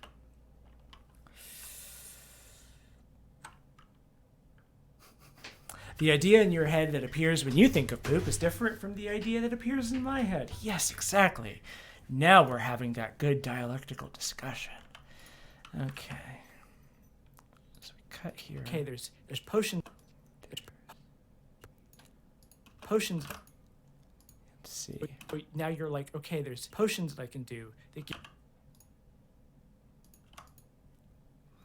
This is that good hashtag discourse. I can do. They give me buffs. There's clothing.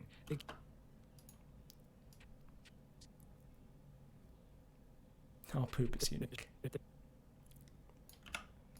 There's clothing that give me buffs that can increase my climbing speed.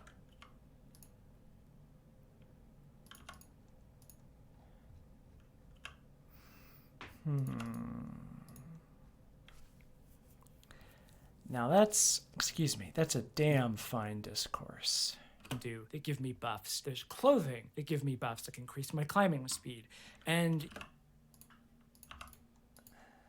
it's my climbing speed. And you've got a sword.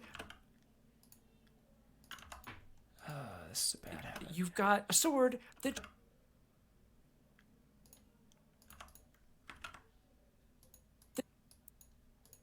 Yeah, that's acceptable. And you've got a sword that just emanates fire. And then if you go. Sword that just emanates fire. And then if you have. Yeah, I figured you weren't referencing Twin Peaks. I just made it into a Twin Peaks reference, because that's my brain. Emanates fire. And then if you go. What's going on? And then if you. Fire. And then if you have it equipped when you go into a cold area. If you have it equipped. Emanates fire. If you have it equipped when you go into a cold area, it keeps you warm, like little weird details like that. It just like it keeps going. So you keep going in this general direction, and eventually you come across a lake. No, stop.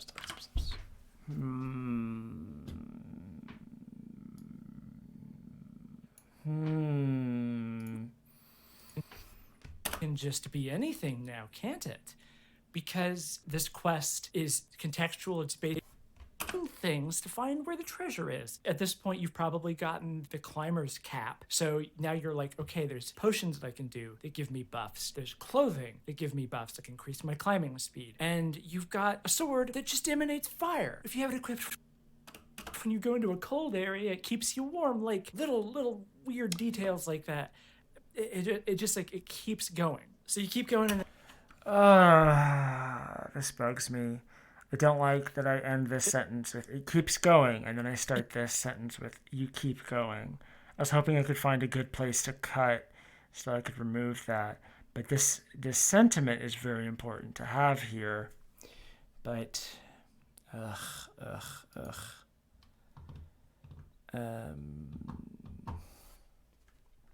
save.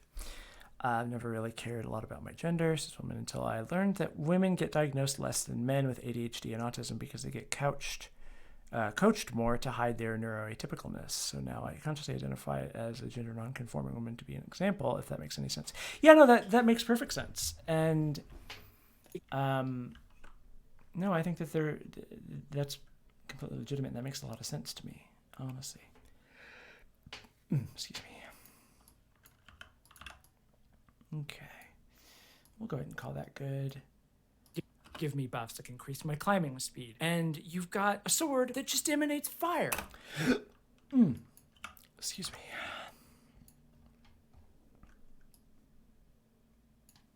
If you have it equipped when you go into a cold area, I'm glad you can't wait to see this whole video, because I can't either. I think gender nonconformity is pretty consistent for a lot of people. keeps you warm, like little weird details like that.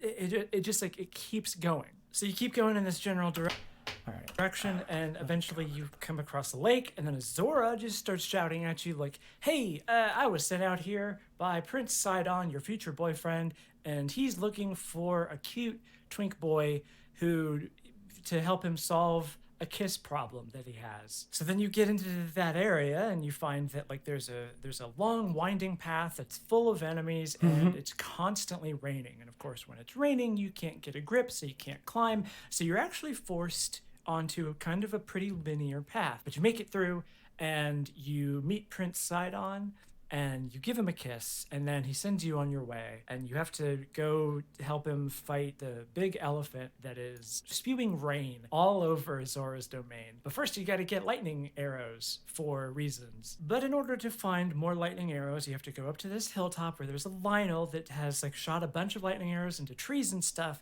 and you gotta sneak around and get the lightning arrows.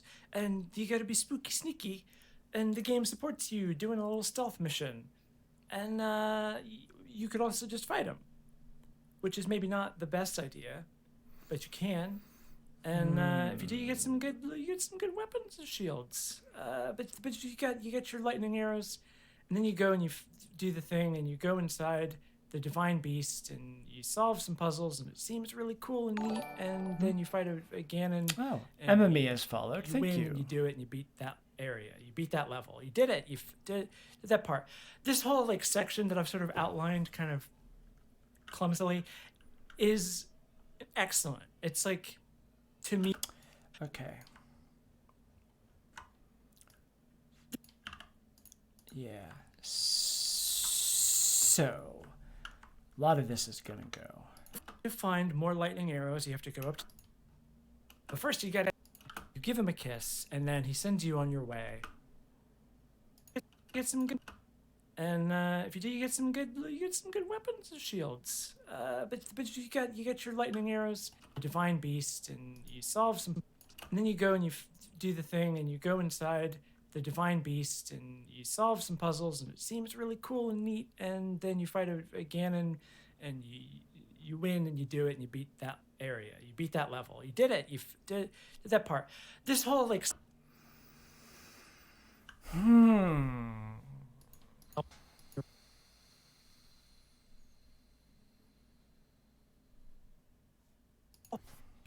Mission, and you could also just fight him, which is maybe not the best idea, but you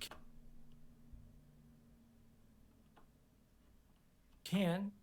And if you do, you get some good weapons and shields. But you get your lightning arrows, and then you go and you do the thing, and you go and Let's.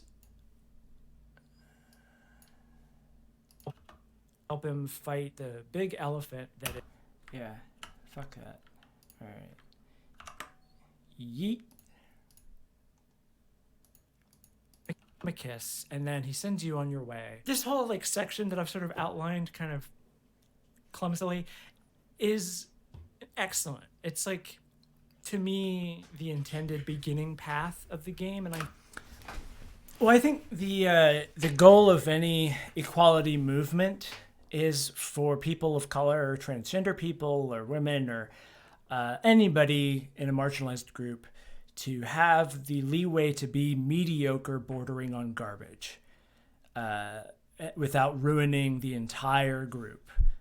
Like operating under the assumption of like, if a woman makes a movie in Hollywood and it bombs, obviously women can't make movies because they don't sell. Whereas a man makes a movie and it bombs and they're like, oh, I guess we can't make movies about X subject. And it's the same with like female stars in films. uh, the idea is like you want to reach a level of equality where people in that group don't have to be the perfect moral paradigm of that group at all times. And like as much as I greatly dislike Blair White, for instance, the fact that she exists is to some extent a good sign, I guess, because she's pretty mediocre. Maybe I shouldn't be stirring the shit pot while I'm on stream. This is life, man. This is what we do. Anyway. And then he sends you on your way. This whole like Oh, well, we don't need to talk about ScarJo. feels like that. It just like it keeps going. So you, Where are you? Up there. You can go back down. All right. Need to find... No. Are you... No. You.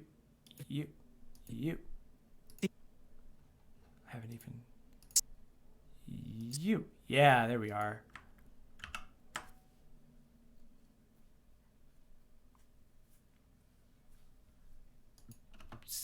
stupid fantasy nonsense like that.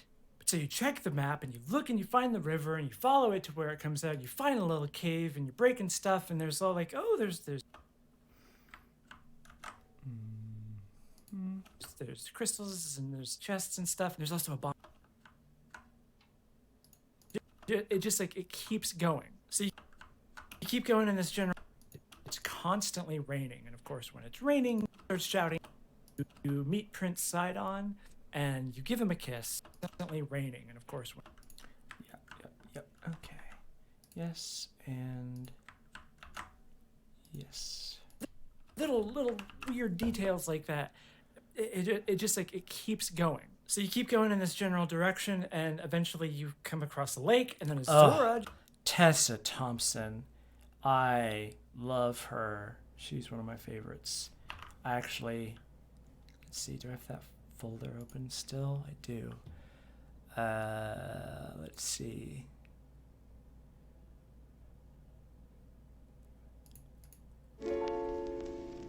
Is a punching. It stars Kate Blanchett as alternate universe Galadriel, Tessa Thompson as biggest dick energy. and features a standout performance from Jeff Goldblum as Space Jeff Goldblum.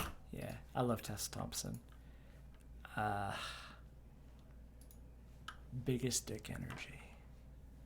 Just starts shouting at you like, hey, I was sent out here by Prince Sidon, your future boyfriend, and he's looking for a cute twink boy who... Oh, I got a good grade for it. The thing is, I had an unfair advantage in that class because I was, I at that point, like I was, I'm a professional video essayist, whereas everybody else was like random fucking students. So of course I got a good grade for it. Not to toot my own horn, but like I know how to make a video. It's The hardest part was making a video that was only 5 minutes long. Yeah, I'm gay for Tessa Thompson. Yes, I have seen Dear White People. I quite like the movie.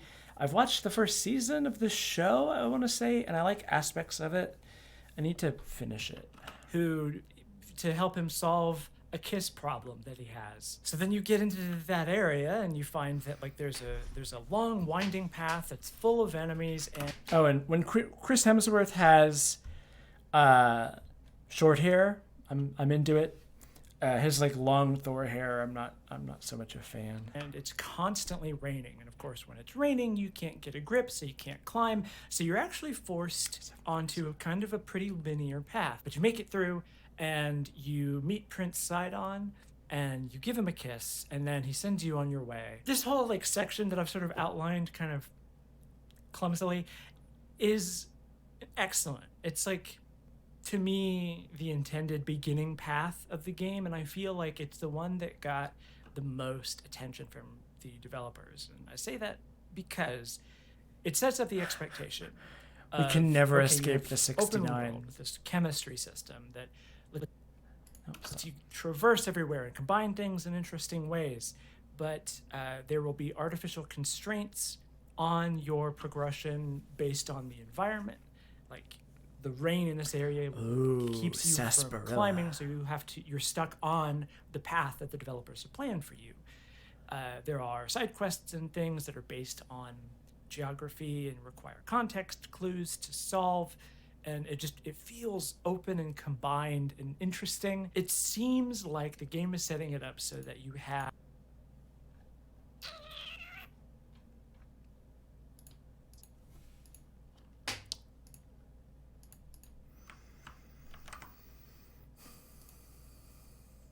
it feels open and combined and interesting. It seems like the game is setting it up so that you have all of these different methods of approach, all of these different possibilities. I have never open to played you. Warframe. But then you keep playing the game, and you keep I have never played Warframe. kind of doing the same things, and the possibilities collapse, and you realize that mechanically it's actually kind of shallow. All the armor and weapons have a pretty limited pool of stats, and armor and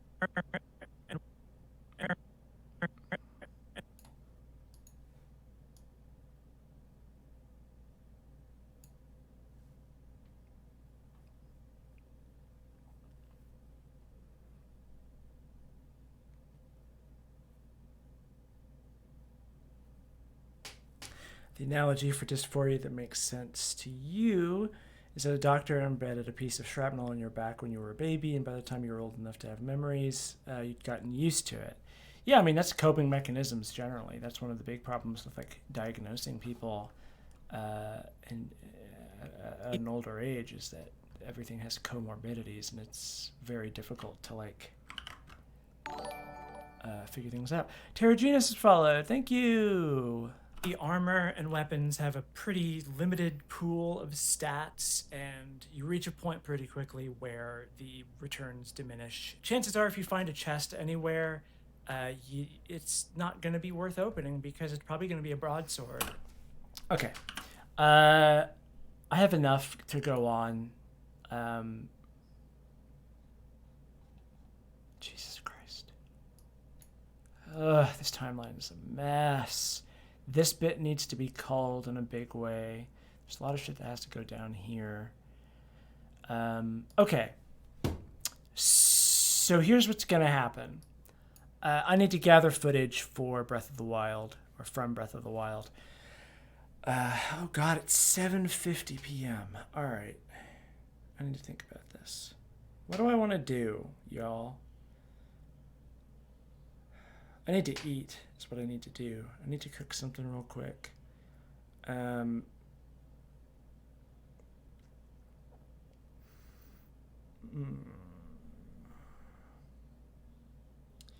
need to cook something, and then I need to get Breath of the Wild all set up,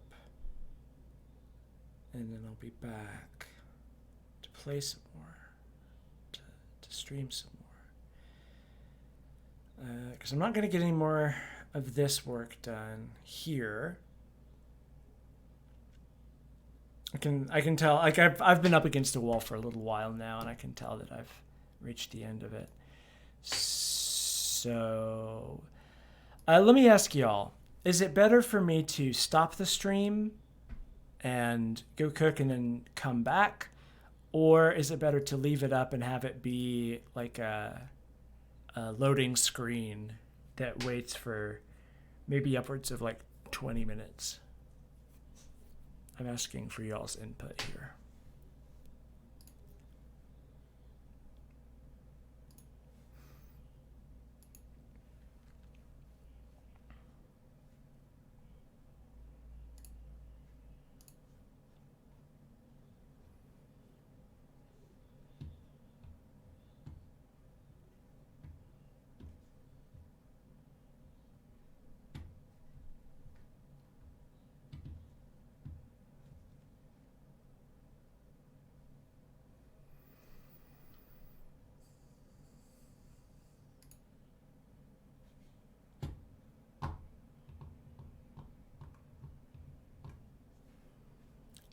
What would violate the terms of service? Like what? Leaving it up and not doing anything? Is that I don't know if does that violate the terms of service? I have absolutely no idea.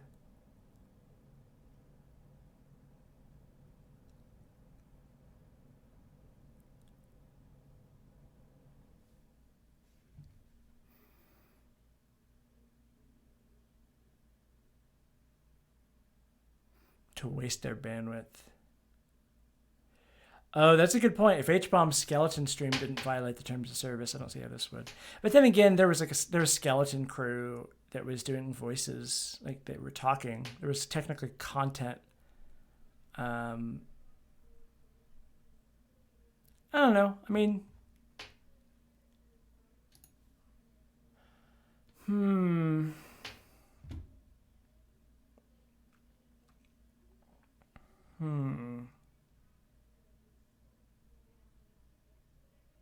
Yes, the orb is made out of solo cups.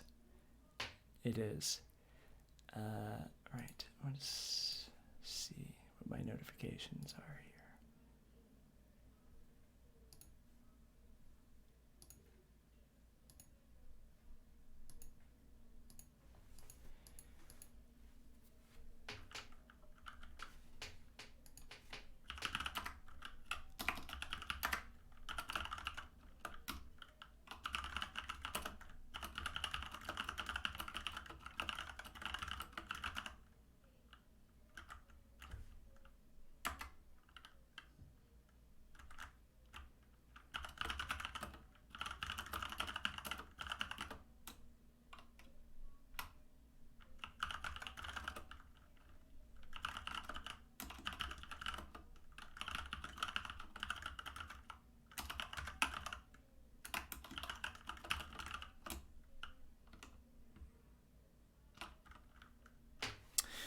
Okay.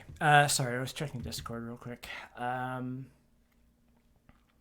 Good content on this Discord channel. Okay, here's what's gonna happen.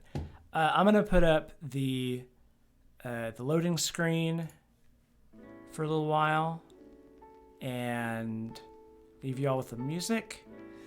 And I'm gonna go get some food and set up Breath of the Wild, and we will return. Oh, you know, I might have to restart my computer because I don't have my Elgato plugged in right now. We'll see. We'll see how that goes. If I have to do that, I'll let you know. All right, so thank you all so much for hanging out, and I will be back again in a bit. Okay, so see you soon.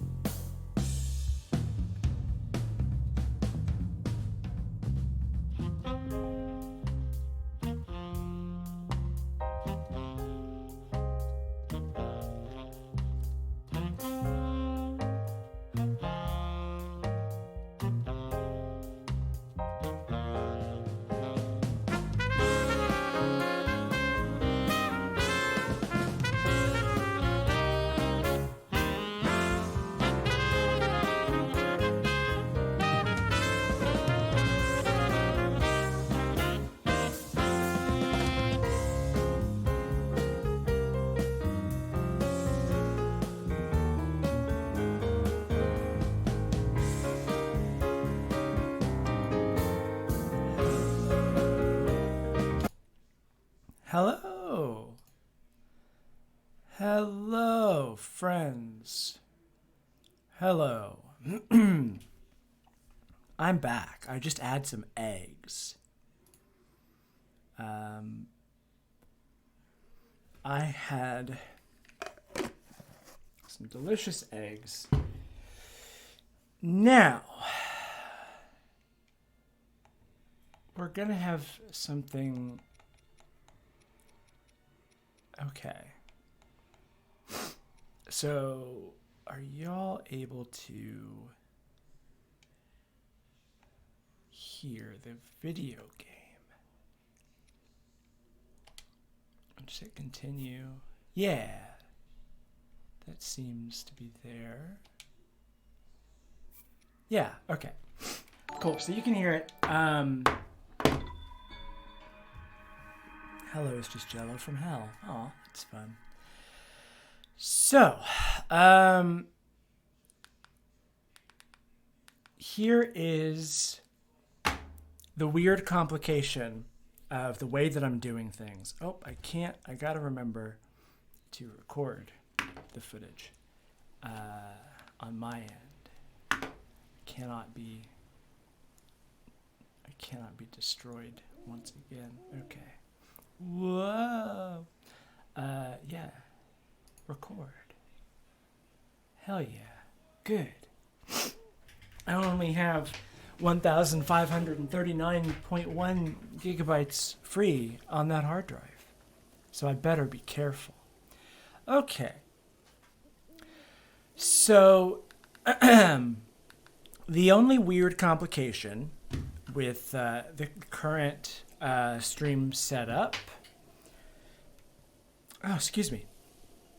Oh, I should also edit the title of this, shouldn't I? The only weird complication with this setup is going to be that because of the way that I'm capturing the footage and everything else, there will be a weird lag between what I say and what's happening in the video, because Elgato, what y'all are seeing, this video preview here, is like a few seconds behind what I will actually be seeing. So there will be a weird disconnect there, and I apologize for that, but for now it's unavoidable.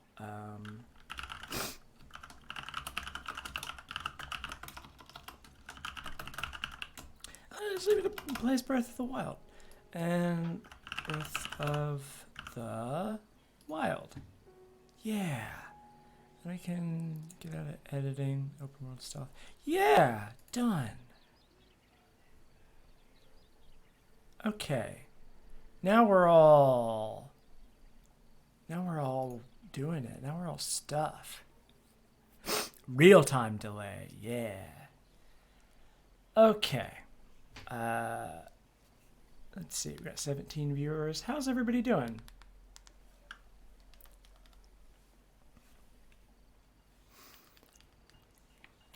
Okay. What am I even doing right now? Oh gosh.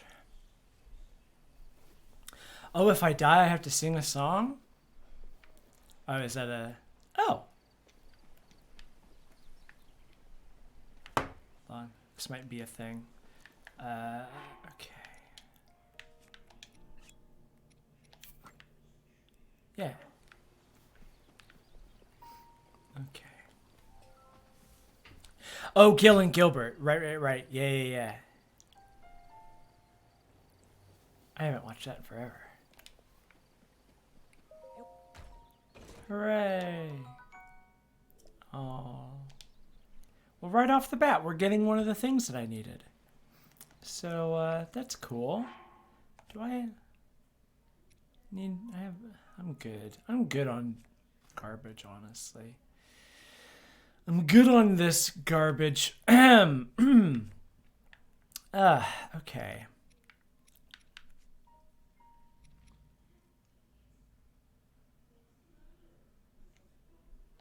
Yeah, no, it's like, oh, that was perfect. Excellent. Beautiful. I guess I could be wearing a better outfit, but I don't have the best selection right now. I guess I have some DLC outfits. I could put on this stuff. Get that. Yeah. Look at that Link. Look at that boy. Beautiful. Okay. So I know right now I guess I'm just gonna get like assorted oh. I wonder if I can play this. If I put on instead old shirt, well-worn trousers, and take off this.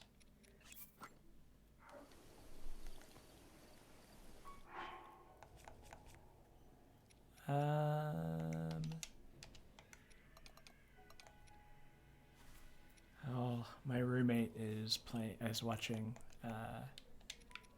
Full Metal Alchemist Brotherhood. Just gonna toss you over there. Actually, no, because I want you to be part of the set here. So I'm gonna hide you in that corner. Okay, that's fine. Gotta pretend that that guy's not there.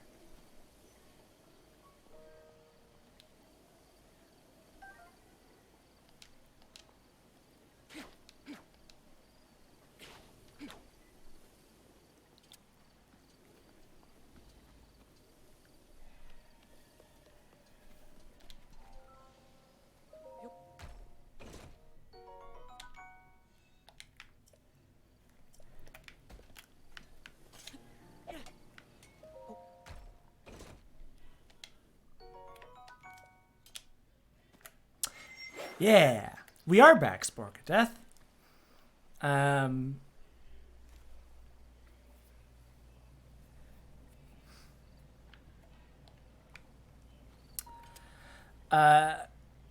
No, I don't have like the FemLink mod.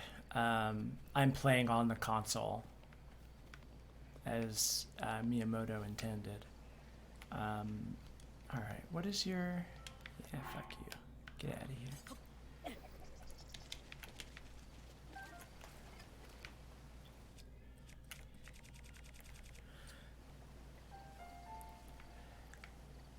Fair enough.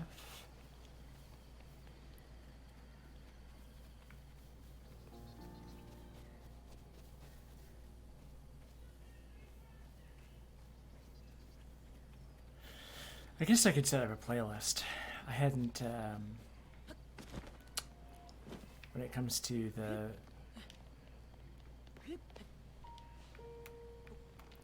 loading screen music, I've never had it going that long. I guess I didn't think about the fact that one song could get irritating. Played too long, so yeah. I'll have to do a playlist or something in the future. Yeah. Make it a 15-second loop. Yeah, that'll solve the problem. Oh, it's a good song. I like Insane in the Rain. Oh, look at this photogenic bullshit. Yeah. Get that sweeping camera shot. Hell yeah. Fucking money, baby. We making movies.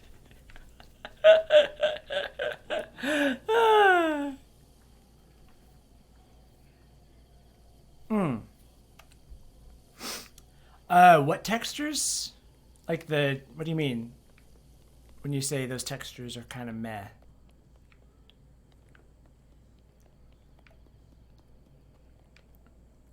I don't know. I don't give a shit. This game is beautiful.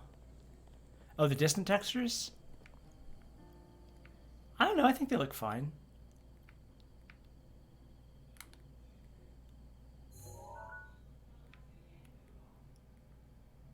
They do the job. I don't need photorealism. God. Oh, shit.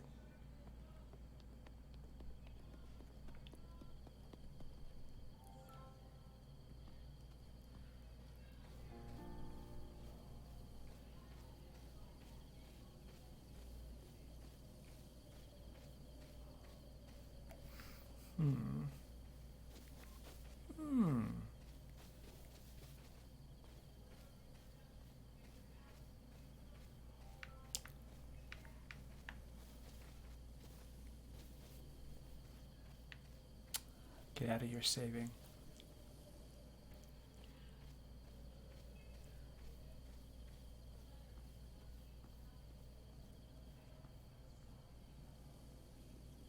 Well, I was hoping that wouldn't pop up, but I guess that's fine.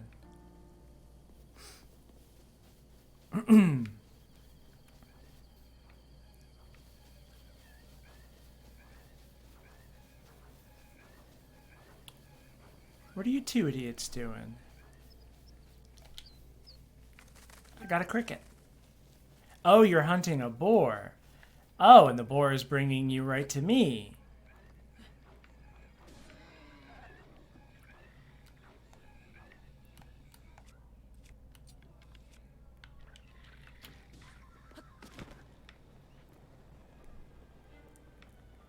Hey.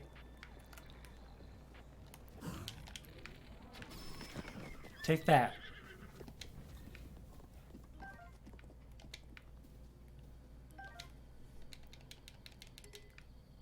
Heck yeah. I got a horse.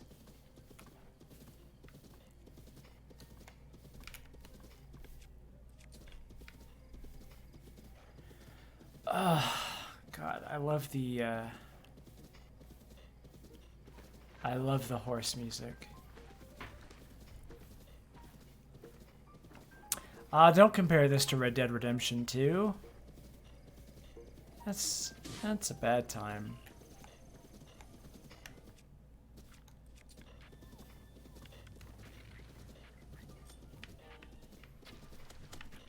Ow.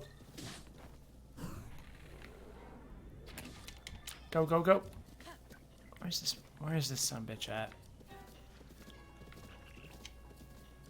Let me go. How will you be immersed if the textures don't meet some arbitrary level of photorealism and all the characters don't meet very rigid, specific, and yet exaggerated examples of gender presentation? I don't know. Oh, shit. Uh-oh, uh-oh, uh-oh, uh-oh, uh-oh. Oh, no. Uh-oh, uh-oh, uh-oh, uh-oh, uh-oh, uh-oh, uh-oh.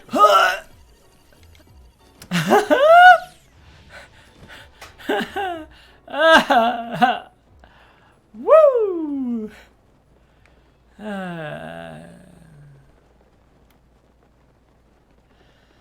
Woo! Ah.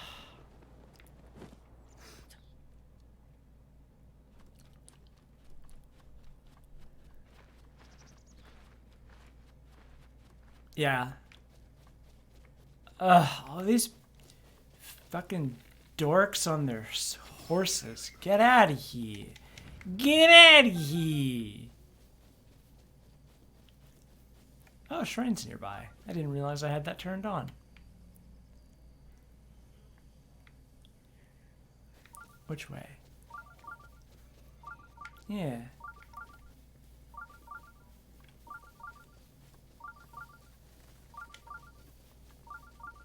Oh.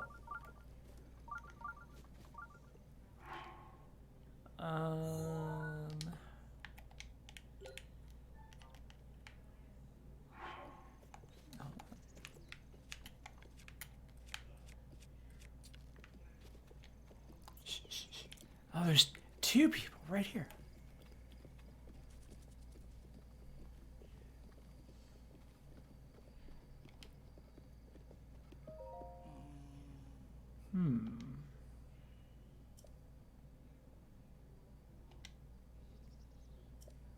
That's actually really relevant. Neat.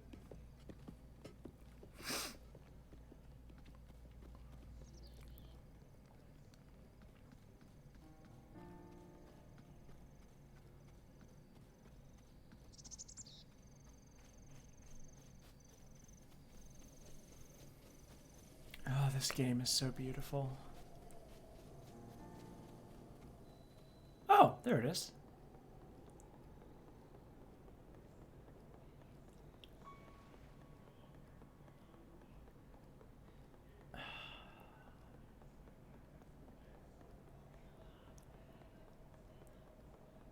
Yeah, oh, there's two right there. Wow. All right, good enough. Let's go see what the deal is with this one.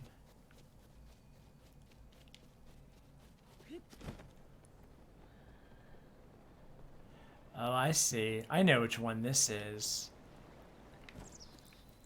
I'm gonna step on these flowers and the person's gonna be mad at me. Yep. You must not harm the flowers! Okay. I won't harm the flowers, I'm sorry. I'm so sorry. I'm sorry. Yeah, so we go this way. This way.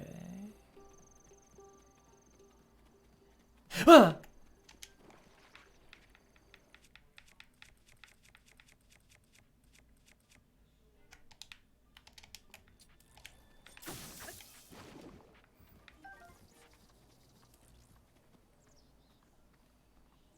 Cloud passed.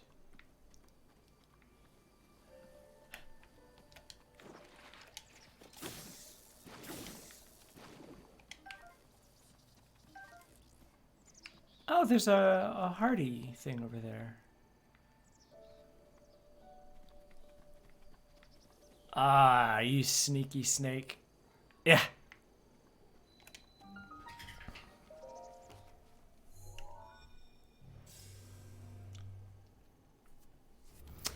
I mean, what happens if you don't step on the flowers is what I just did, basically.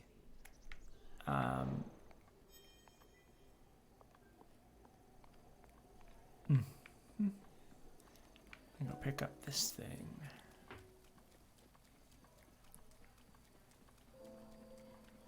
Don't you fucking come at me. Big hardy radish. This is a big hardy radish. Yeah, you can avoid ever talking to her. Like, it doesn't matter. They're screaming out in pain. Right,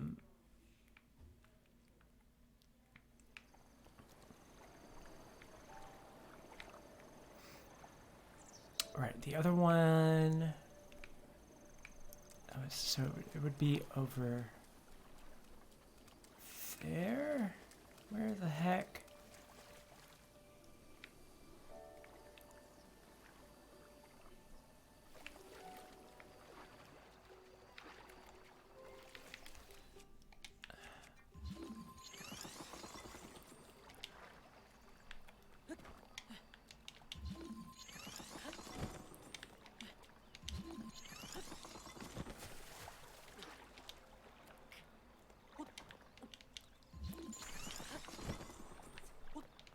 There it is. I see it now.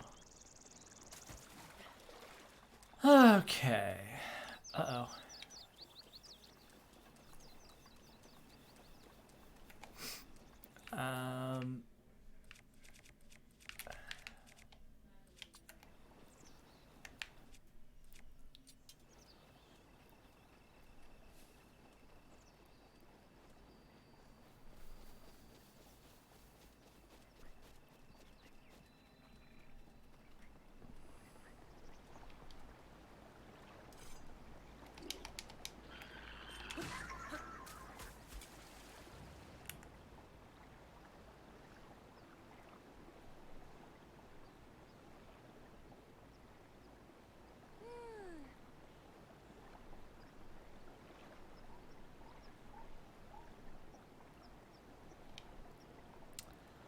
Why did you think it was a good idea to take this road? Sorry I couldn't help you sooner.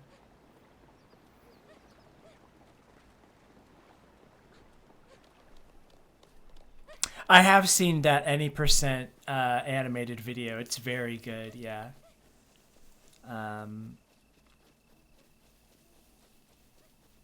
Yeah, and that person's okay. They'll be okay. Yeah.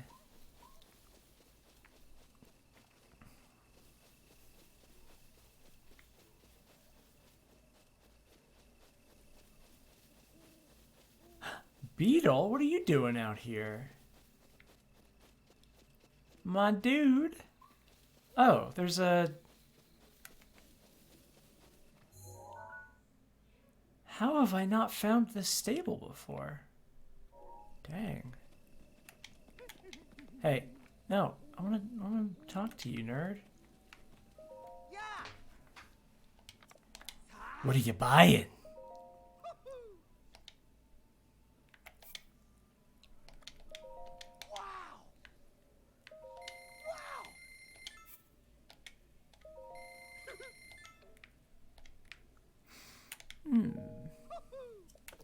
Now it's starting to get rainy. Excuse me. So what are y'all up to in the chat? How's life treating you?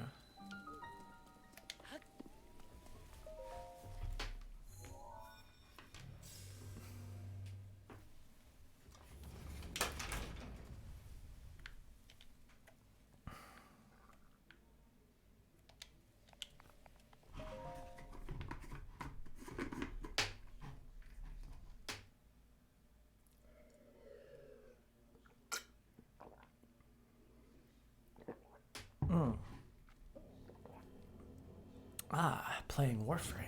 Neat. Which one is this?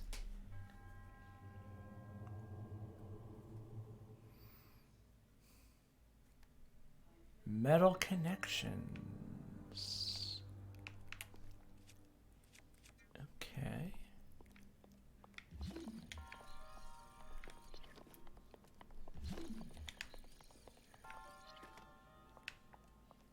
Oh.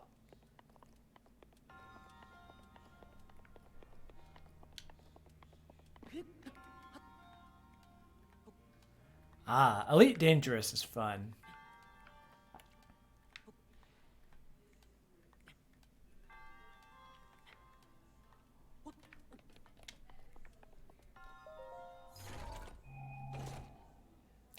Amber. Uncle Andress.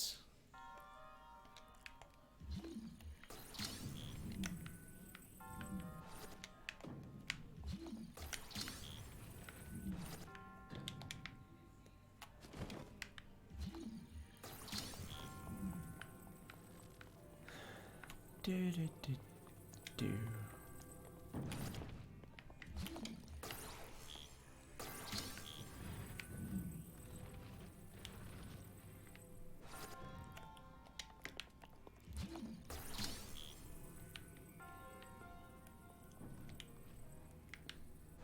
Heck yeah.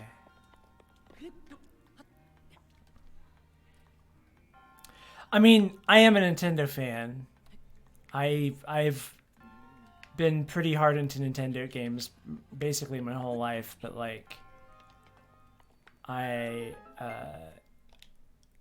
am also, I mean, this is still a good game, and like I play games that are not just Nintendo.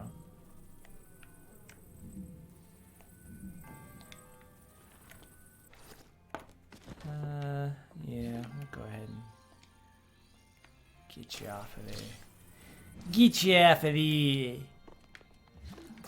What are games? Let's discuss.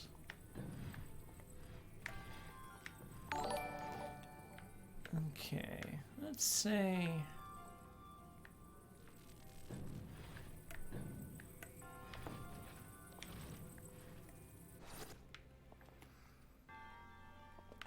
Oh yeah, I never play sports games. Yeah. Get on there. You dang old big old metal cube. Get on that pile. I need you there for reasons. Yeah. Hell yeah. Hell yeah. Hell yeah. Okay. So now...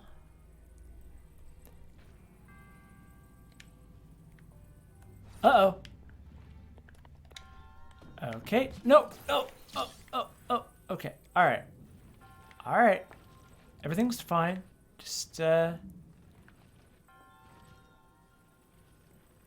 running into some common issues. you know, it's normal.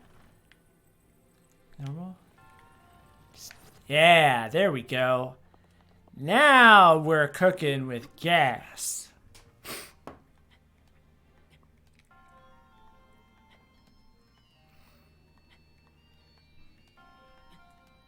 Oh yeah, Rocket League is fun.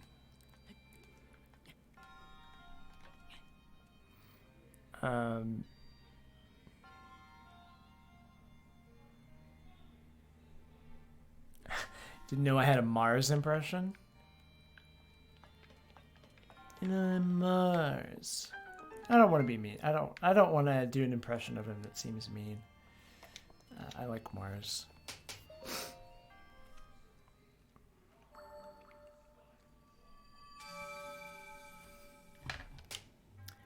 I got a spirit orb.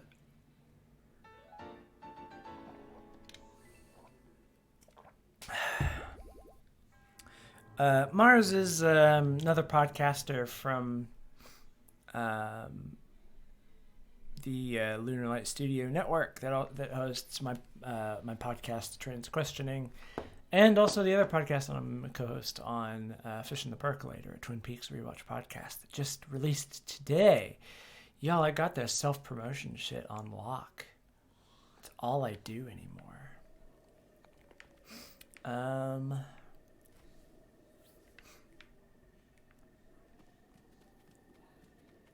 Oh, I've gotten a couple of follows. I can't hear my notifications.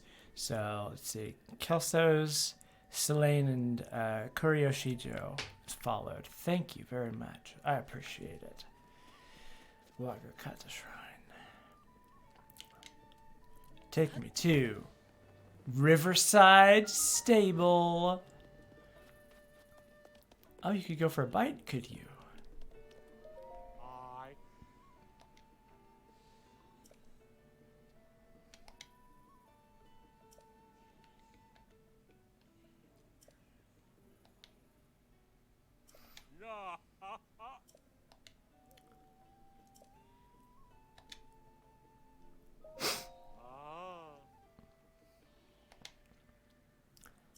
If you head north through High Field, you see a castle surrounded by that foul aura. It has long been the den of monsters, but in glory days it stood a thing of wondrous beauty.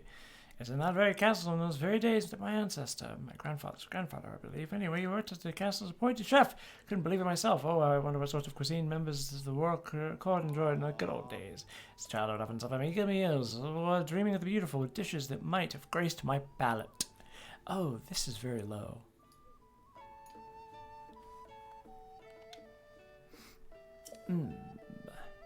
Oh, if only things had been different. Gourmet spiced meat, seafood curry, egg pudding, etc., etc. Will you please get the recipe book from Hyrule Castle? Super Rumor Mill, Volume 4. Yeah. Oh, wake up the moment I sleep. Find rumors. Yeah. Rumors too. Let's listen up. This tip is about the brave soldiers who were tragically wiped out during a great calamity. The royal guards protected the royal family. Most Hyrule soldiers only the best to the honor of guarding the royal family. Apparently, the equipment they wore can still be found somewhere in Hyrule Castle. They said former maid spoke to the treasure near the dining hall, the guards' chamber, and the second floor. 2.8 Hyrule Castle restored its former glory, complete with royal guards. Underwent a royal guard standing over to me off my feet. 5 stars. All right. Okay. Oh, he's asleep. The boy's asleep. Look at him sleeping. Oh, Beetle. Oh, someone's yawning. Who yawns? I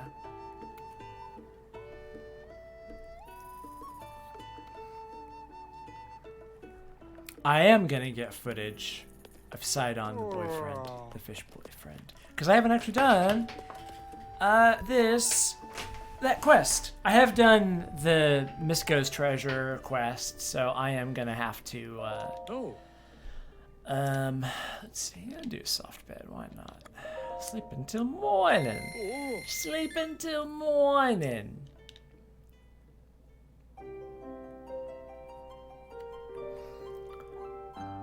Why won't you let me pet this dog, Mr. Miyamoto? Now, of course it's lightning. Who is Ha? Whomst? Whomst are you? I'm not giant castle. That's Hyrule Castle, said to have fallen ruin over 100 years ago. I used to sneak in there to salvage ancient treasures, but it's too dangerous to go in there now. These days, it's surrounded by an eerie mist and savage machine-like creatures. Back when it was safer, I went in looking for this ultra-rare equipment that once belonged to the Royal Guard. It's legendary among collectors, but I may never be able to find any. Cool.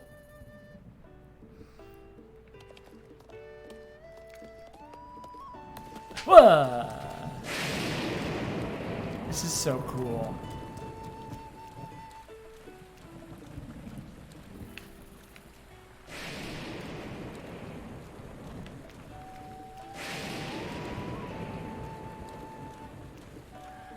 Come on.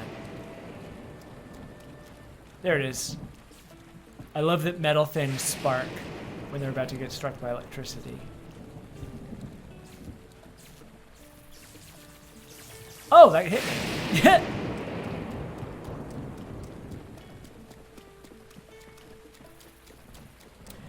Which person's gender is confusing you? Link? My headcanon is that Link is a trans man. Oh, Parsi.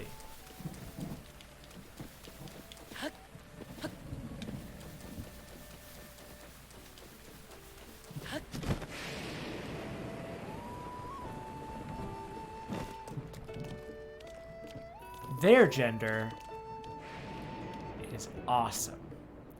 That's all I care about.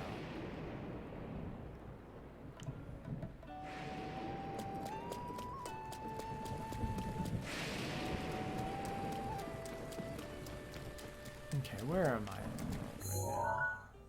now? Oh, oof. Okay, because I kind of want to. Right, I want to do this quest.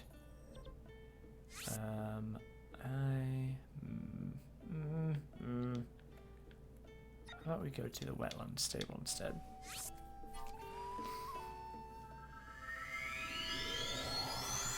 Yeah, Spider-Man PS4.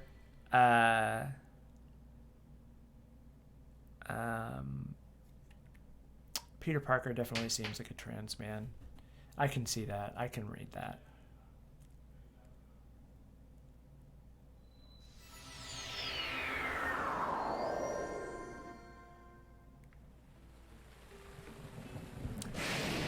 Yeah, everyone was hoping that Link would be a girl or that you could play as Zelda. I still have hopes that you'll be able to play as Zelda in Breath of the Wild 2. No, you cannot. Not in the DLC. Hi. I want to take a horse. I will take Epona.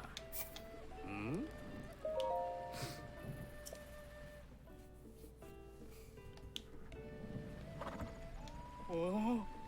Oh. Maximum horse.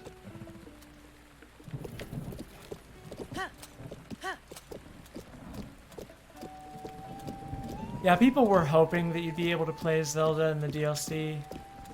It didn't happen.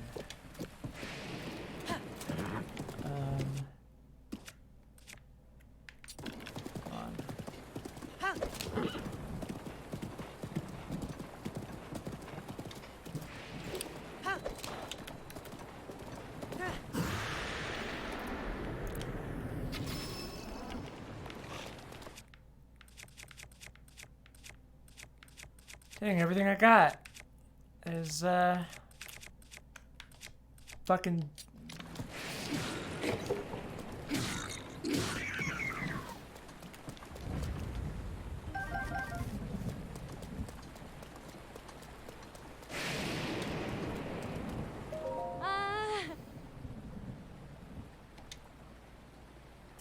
Ooh, that was a good one. I mean, let's see. There are mods where you can play as Zelda, but those are strictly restricted to the Wii U version. Yeah, exactly. And they're not. the thing is, like, in order to in order to do that, they basically require you to break your warranty and, like, you know, fuck with the console.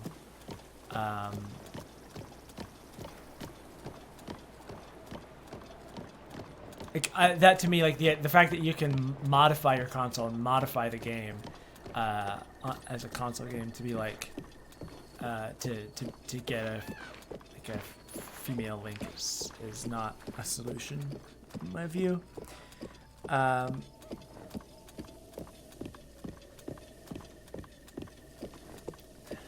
my lord. You need to chill. Alright, where am I headed? I'm headed somewhere.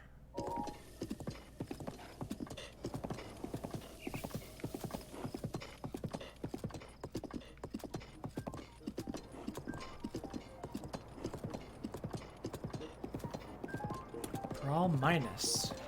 Smash Bros. Mod. Interesting. What's the deal with that?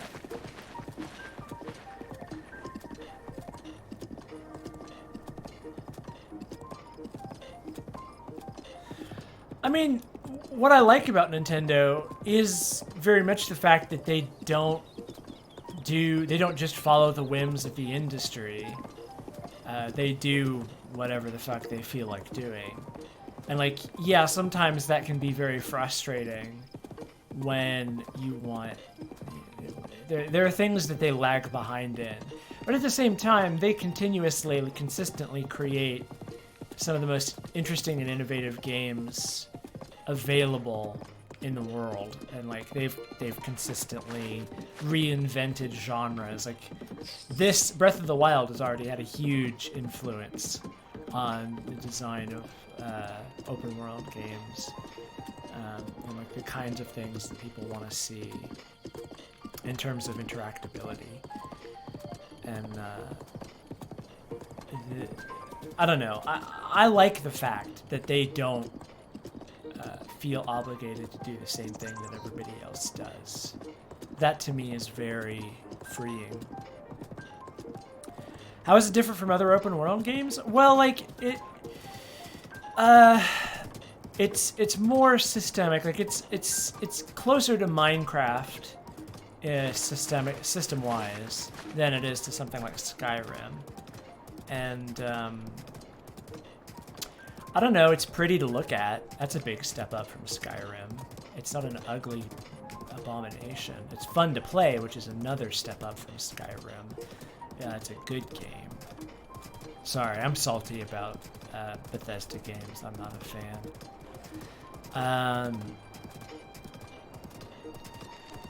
I mean, this game takes a lot of the kinds of things that open world games already do, but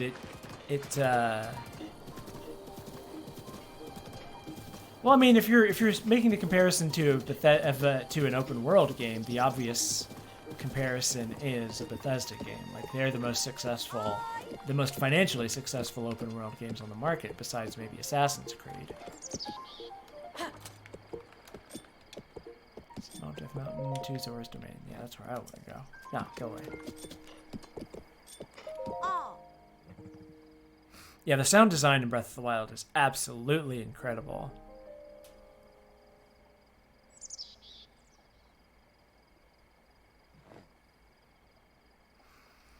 I don't think that's why Bethesda's really popular. I don't think that Bethesda's only popular because you can mod their games. Because their games still sell really, really well on consoles. Like, that's not the only selling point. I mean, people lost their goddamn minds when they released Skyrim on the Switch.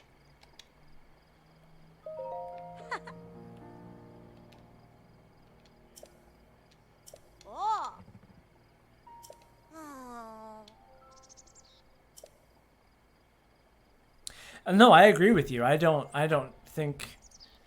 yeah, Bethesda games, like, I don't think that they're very good, and I don't think a lot of open world games are super great. Even though I play the hell out of them.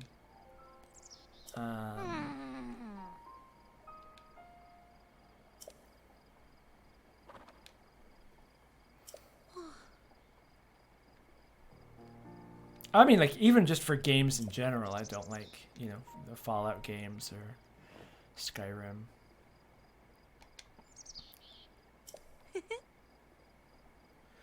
Oh, bitch. You'll see. You'll see. He'll go for me.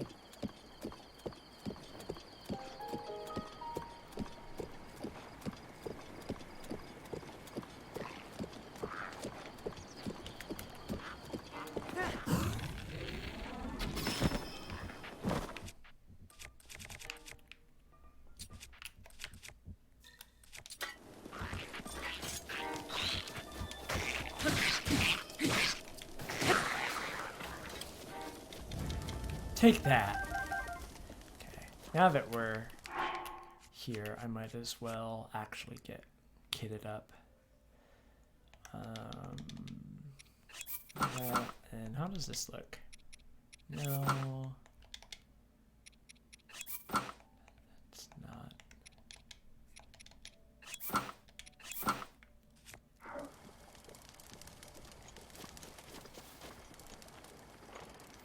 That's just a Lizalfos. It's just how they are. That's how they behave. They're monsters. Monsters do weird stuff.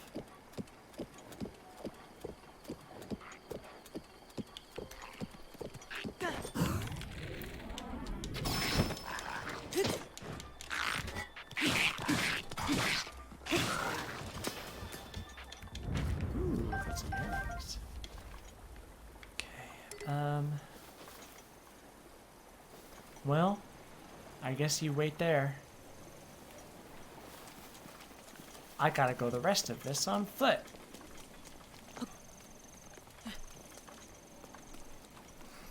Ah, welcome back, Artemis. Fashion of the wild indeed. You know, I'm gonna... There he is! There he is! There he is! He's my boyfriend. Yeah. Yeah. That wasn't a dog, that was a deer, by the by. But, yeah. Okay. Actually, before I do this, I know this is a bit of a cock tease. That's a gross thing for me to say. I apologize. It's a bit of a tease. I want to get, I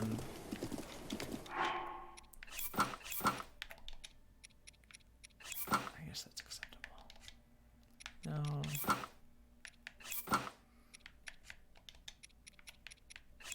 Ooh. That's some cute hair you got there, boy. That's okay. I like that, honestly.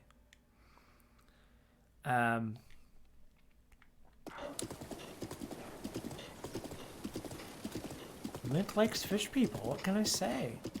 I want to get one of the random Zoras. Oh, that was a Gerudo. Weird. Oh, you won't. Oh.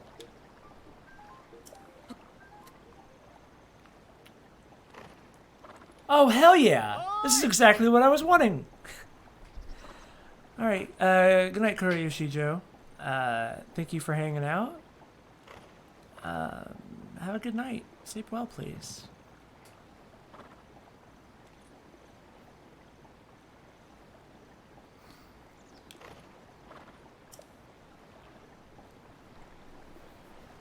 The Sheikah are a tribe.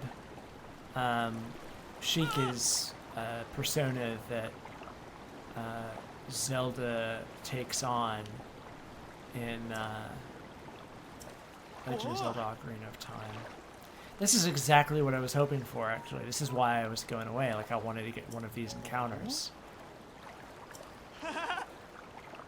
Prince Adon is looking for a twink like you. He's got a kiss problem.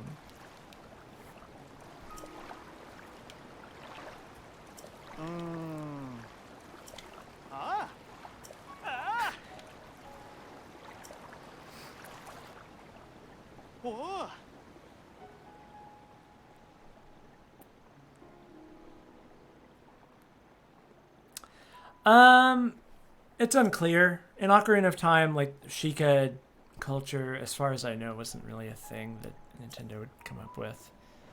I don't know. To be honest, I don't give a shit too much about the inter-game, like, continuity. I used to, but I don't so much anymore because it's all nonsensical. And I think you're kind of asking for trouble if you try to put too much energy into figuring out the continuity of this franchise.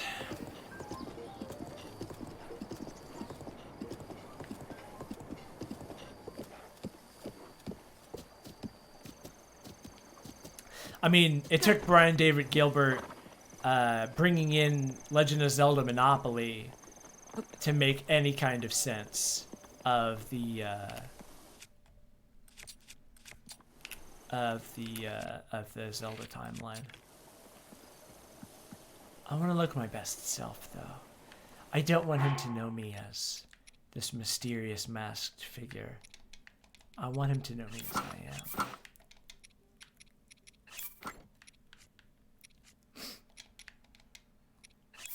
No. No.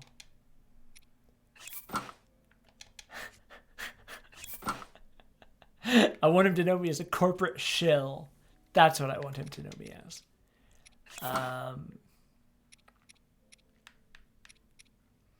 Dang, I'm really hurting for options. Oh, here we go. I know how I want to play this. Now we're cooking with gas.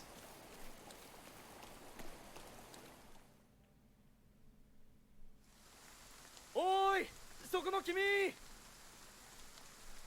Oh, I've never heard his Japanese voice before. そう! Yes. There he is. There he is. Ah. 君だ。君は Oh, my 入りやすいだろ。 boy. こっちに来て話を聞いてくれないか。 Hey. Well, we're cooking with extra gas now because Link is basically naked. Oh, pardon me. I am Sidon, the Zora Prince. And what is your name? Muscles. Link. Oh. Your name is Link? What a fantastic name. I thought though I cannot shake the feeling that I've heard it somewhere before. In any case, it's a strong name. To be honest, I've been watching you. I've seen the way you work. I can tell by how you carry yourself that you are no ordinary person. Link, you must be a strong warrior among the Highlands, correct? Do I play it humble? Or do I lean in? What will impress him more? I think... I really like this music. I will say... Yeah, that's right. Just as I expected. I am a Zora Prince after all. I have an eye for talent that is unparalleled. Yes, exquisite!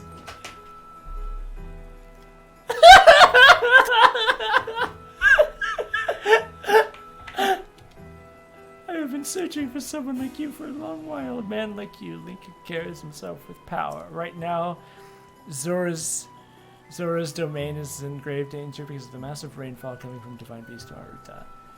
Please promise you will help us. We need your strength, warrior. Won't you please come to Zora's domain with me? Sure thing. Wow, really? Thank you, Link. You are indeed the man I thought you were.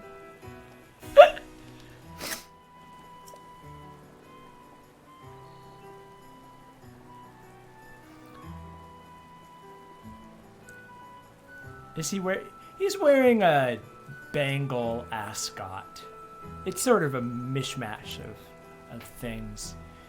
I saved for sit. No time to waste. Hurry and head over because if the rain and cliffs are too wet to climb. To reach the domain, you will need to go straight along this path. So I highly know you weren't able to swim up the river, as such the path to the domain may be a bit treacherous. You'll likely have a tough fight in store. There are monsters up ahead that attack with electricity. Don't give up. I believe in you.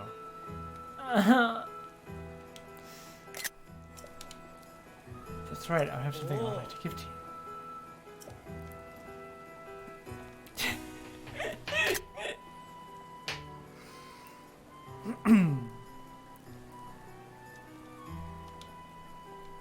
Electro Elixir.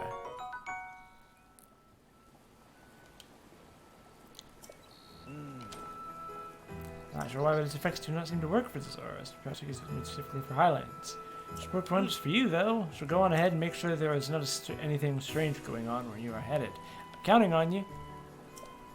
Oh, look at that boy do a flip. Oh, he swims so good. Oh, that boy swims so good. I need to lay down for a while. I just need to lie down. That boy gives me the vapors.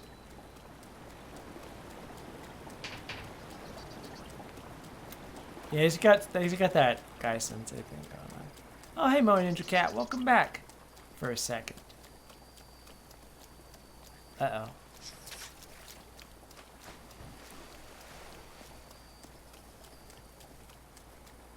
Don't notice me. Uh-oh. Whoa. Yeah, we'll go with...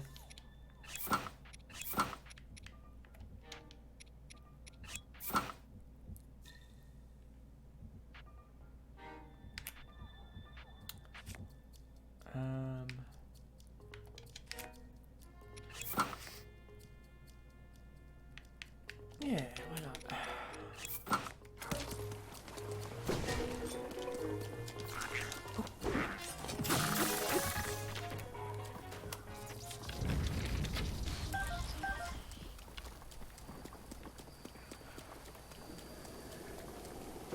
Ah. Oh, there's a shrine up there.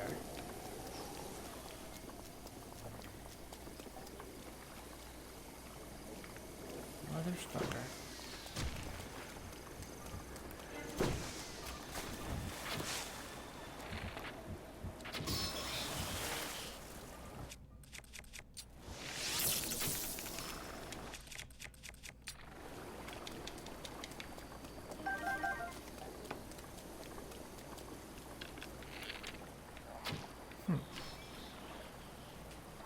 Yeah, this is a good outfit. Yeah, the dye shop is also good. I don't tend to use the dye shop. Oh, hello.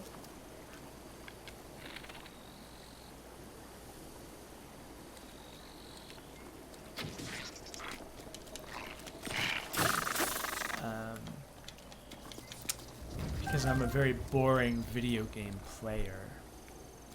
Why do the Sheikah wear such tight clothing? Because they're ninjas. I don't know. Why not? It's better not to ask questions. Why anything?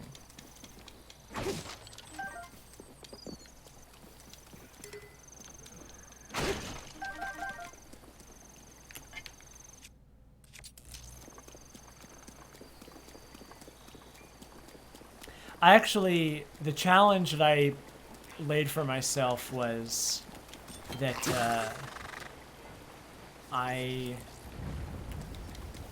gave me lots of arrows, that I couldn't I could only put spirit orbs into health and not in stamina, because the first time that I used before the first time that I played this game, oh God, please leave me alone. The first time that I played this game, I did way too much.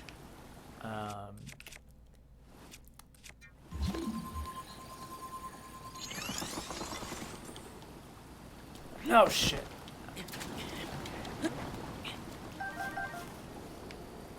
That's fine. I climbed around things too much. So, like, I'm trying to experience this game as much as possible. For lack of a better term, the way it was meant to be played. I don't know.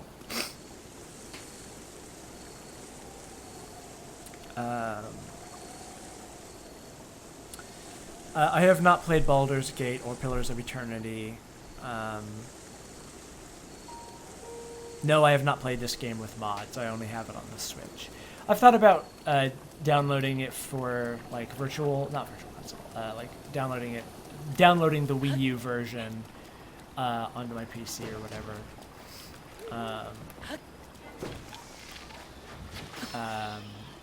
I don't know. I might still do that at some point, but up until now, I have not messed around with mods at all.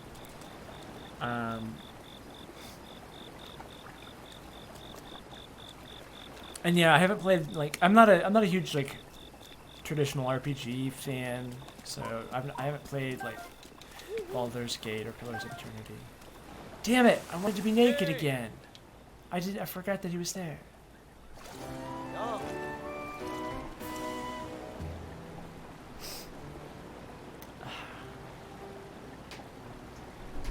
It's okay, Prince Sidon. You can pressure me into coming any day. Getting a little hot and heavy here, y'all. I apologize.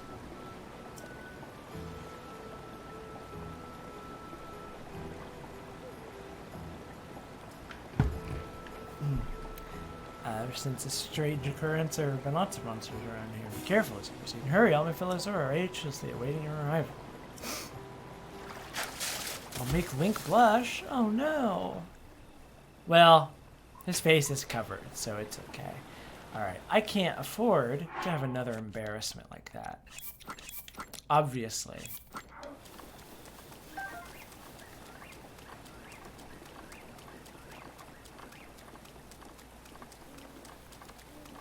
Yeah, the plot back into the water.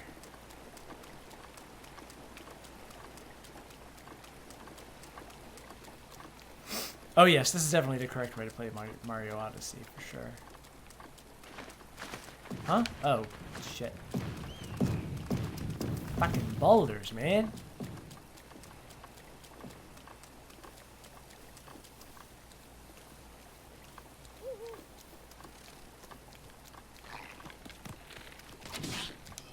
Ow! Damn nerd. Into Baldur's Gate, yep.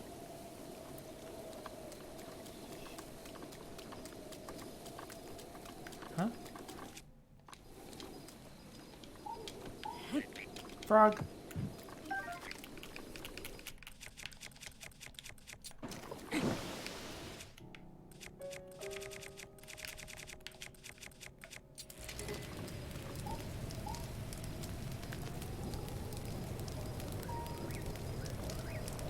Let me in.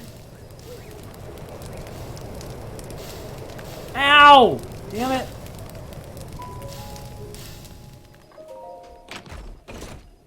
Oh wow, 50 rupees. Well, I'll be damned. I'll be gosh darned. Don't you fucking.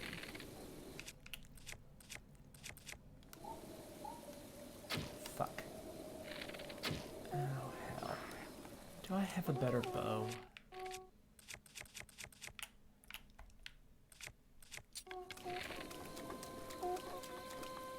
No. Fuck. Oh god. Oh god. Oh god. Oh god. Everybody's firing lightning arrows at me. Oh. No, don't. Okay, that's one. Oh, no. Oh, oh god, game's lagging. No. Oh, fuck. Ow! Ah, quick. Eat something. Oh god. Ow! I've walked into some spikes. Oh, this is a bad time. Nope. Come on. Ugh.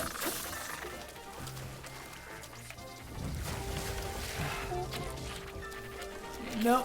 Oh god. Come on, fucking die. Alright, there's one.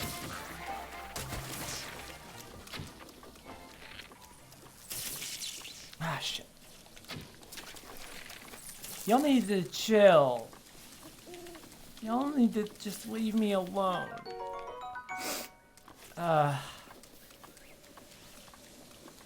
Leave me alone. I'm just a poor creature. Ooh, an orb. Got that high roller. No. Bees? You mother traitorous fucking bees. I was trying to take advantage of your sorry ass.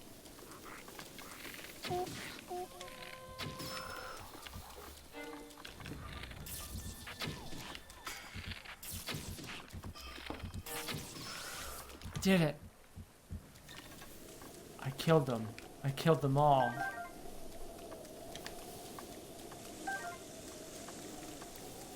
Just like you wanted me to, Aunt May. I did it.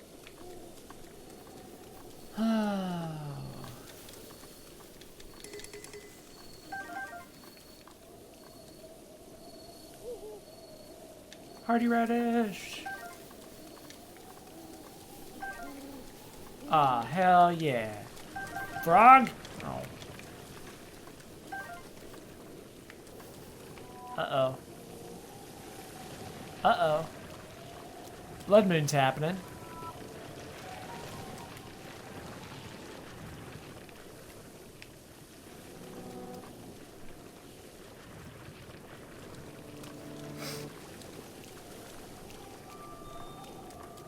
Oh god. Oh god.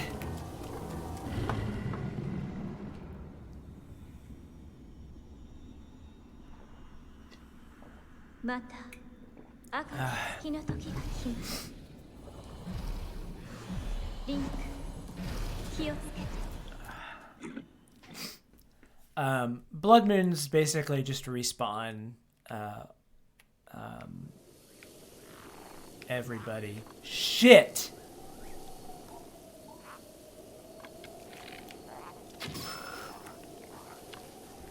I didn't think... I can't fucking believe it.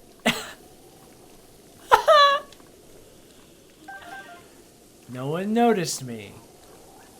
I'm not here. I'm just a... Don't. No. No. God fucking...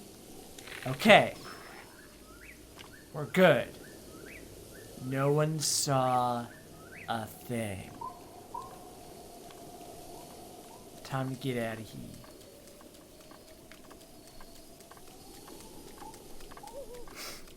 What a shitty night to have a curse. Frog! Yeah. I'm gonna take you off. I'm gonna take... No. I'm gonna take you off too. Because I have a feeling... Frog! Yeah, here we go. Yes!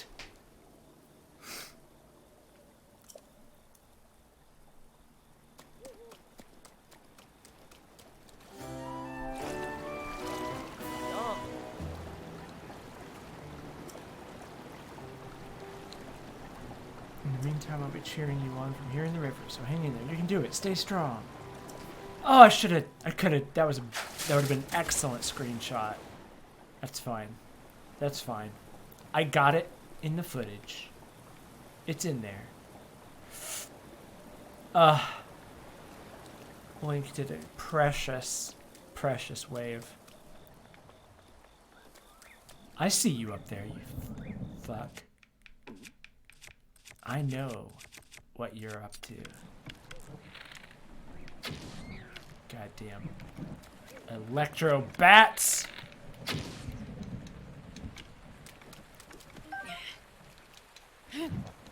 Can't pull one over on me. I'm wise to your shenanigans.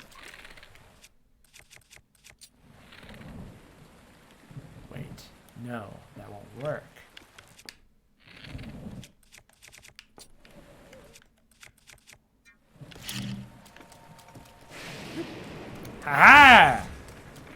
Suck it.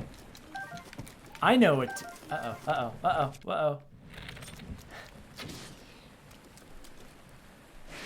I mean, look, fish don't fuck, but Prince Sidon isn't a fish. Prince Sidon is my boyfriend, and my boyfriend fucks.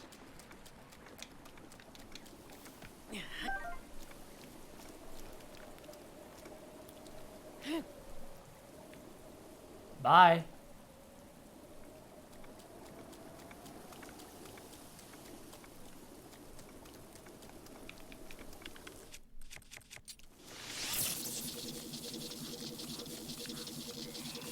Ah, shit.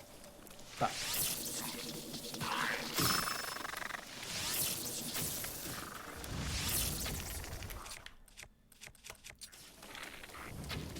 Ah, boar. Give me your monster bits. Give me that ham hock. Seared steak. Am I also going to talk about Bird Boyfriend? Not in the video. But, perhaps someday.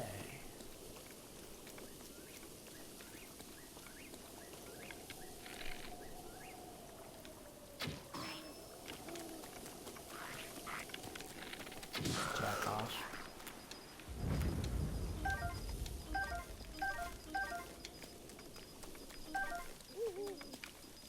Can do that. Another fire.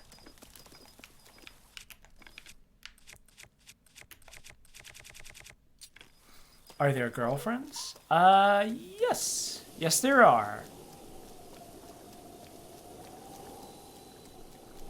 Orin Bridge. God, Zora architecture is so good.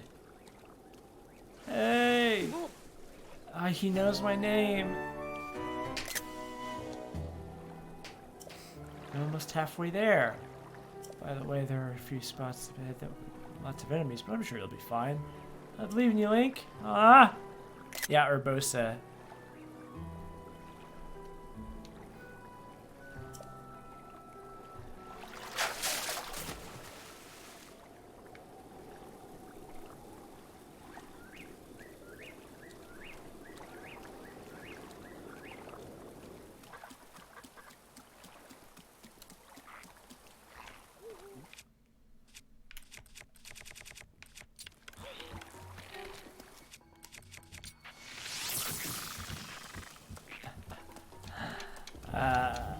You thought you could get the better of me?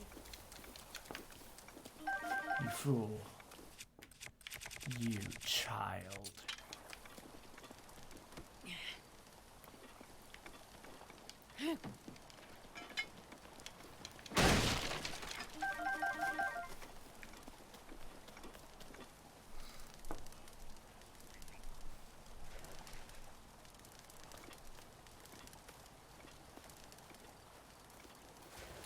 Yeah, most people consider, oh, nice. No, give me that. I want that ruby.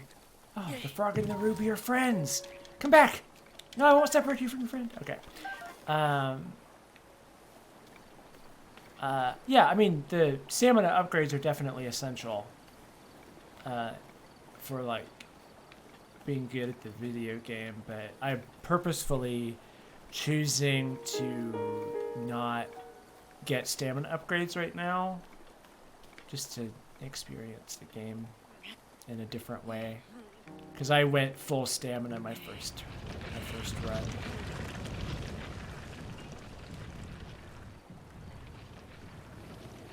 I am proud of what I have done this day.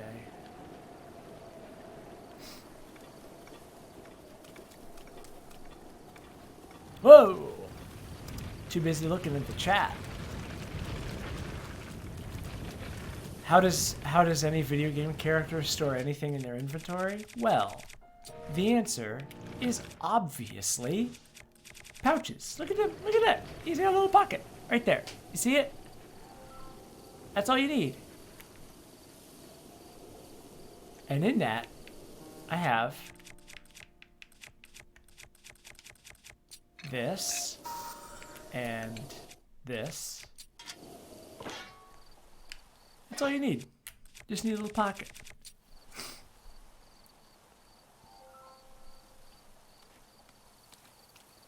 Yeah, everybody's got a bag of holding. Required, don't you? Oh, fuck.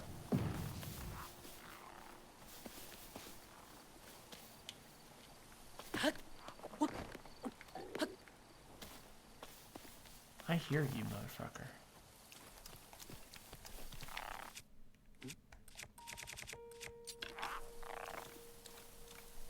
Where are you at?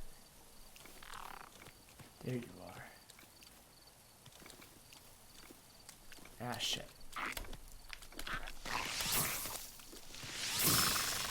Woo! I think yeah.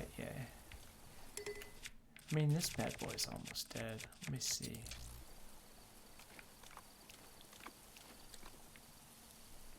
I could always swap him out. Fuck it.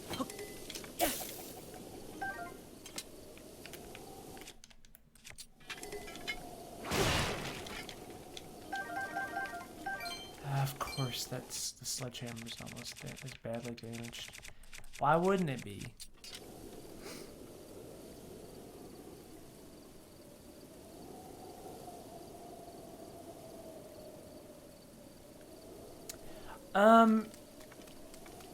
I am not a fan of inventory management. I don't mind it here as much because it's you don't really have to worry about it too much, except when it comes to shields, bows, and swords. And like it is frustrating in the sense that, you know, you have to min-max your inventory, your loadout or whatever, but like I like the variety as compared to previous Zelda games. I find that part like aesthetically enjoyable, and that's worth the trade-off for me. I say as I have 4 Knight's Shields in my inventory. But like when it comes to, you know, your costumes and stuff, you have an unlimited, and like all of your materials, you have an unlimited inventory. There is a limited number of cooked meals you can have in your inventory. But I mean, it's so absurdly large that it doesn't fucking matter. Yeah, I don't like strategic management games in general, for sure. Yeah, I don't enjoy the I don't enjoy the like Resident Evil style inventory management. Yeah, Spork of Death. Basically, that spear was about to break anyway, and this spear was just lying on the ground. So any item you have, you can just throw it and pick it back up. So I just threw that, and it busted, and I replaced it. Where's this bad boy? Hey, apples. Don't you fucking look at me. Ow.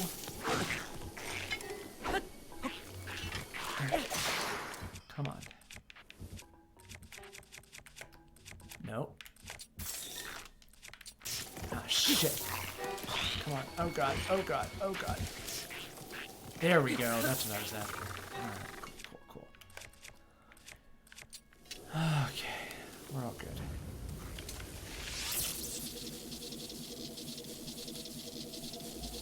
Damn it. Damn it. There we go.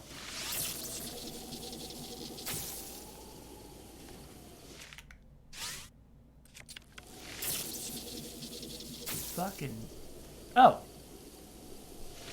There he is. Eat shit. You nerd. You dang nerd. Let's see.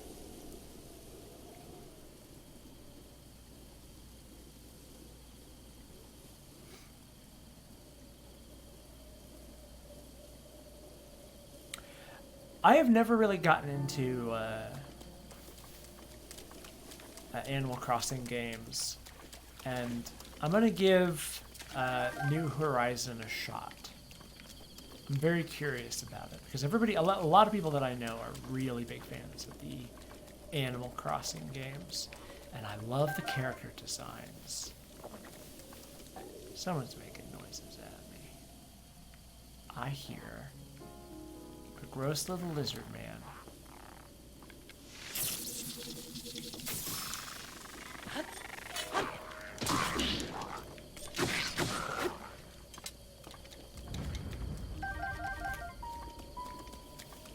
"21 viewers, hell yeah."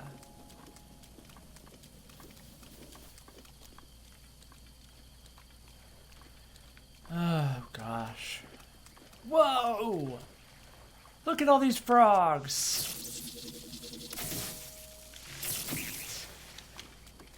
Frog, frog. Come here. Frog, frog, frog. Is this moral? Probably not. Frog, frog, frog. I got frogs. Oh, there's another fucking frog. Yo, my bro. Get in my pocket.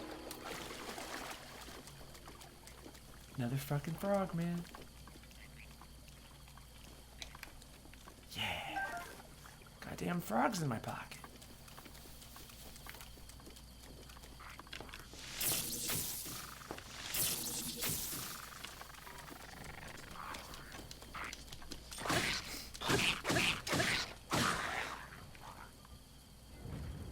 Is that it? Hell yeah.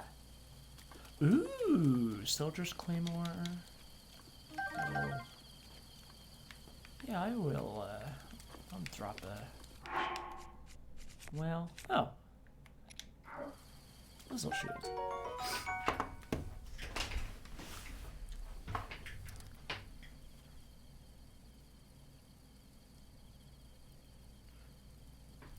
Oh yeah, you can... yeah, you can electrocute the heckin', frogs. What do you got? Silver rupee? Well, hot dang. I'll take that in a bag of chips. No, just kidding, I'm on a diet. No, just kidding, I'm not on a diet right now. I did just have a plate of scrambled eggs.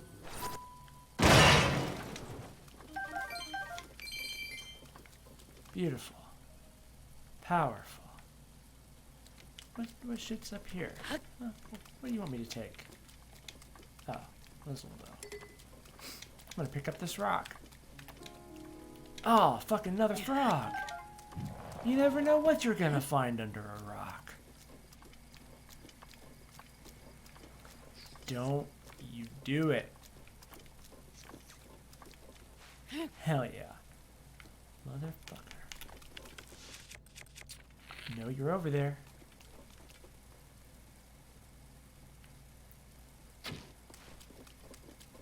God, these blue trees, what's their deal?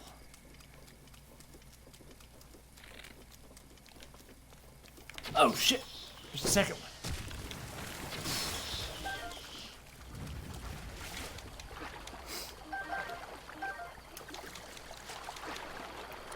Oh yeah, you can store a huge amount of materials, but other things arbitrarily take up one of the very limited number of cars. Yeah. That'll be step one. Component slots and drone control device. Yeah. Yeah, a lot of stuff is in Elite Dangerous is very frustrating like that. Yeah, why does this area have coral branches on land? I don't know, because it's cool. Because art design, man, it's video games. Who needs realism? It's video games. Hi, I'm Reggie Fils-Aimé, and if it's not fun, why bother? In my latest game that I made myself, Fallout 4, I am challenging you, gamer, to take on the greatest trial yet faced.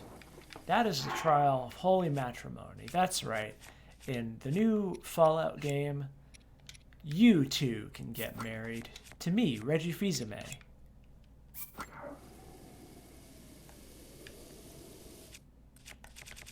This is legally binding, of course. And I will be coming to your house to pet your cat. And also to take a peep in your closet. Check out the skeletons in there. Hi, I'm Reggie Fils-Aimé, your new husband, and the sole designer of Fallout 5.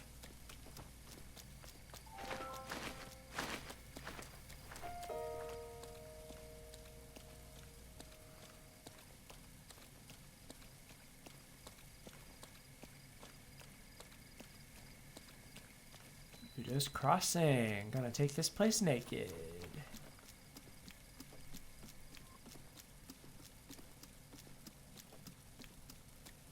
God. Zora architecture is so good.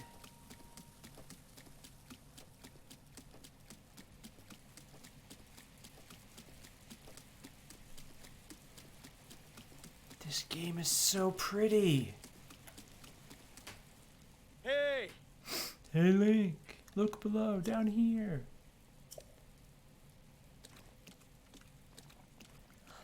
There he is.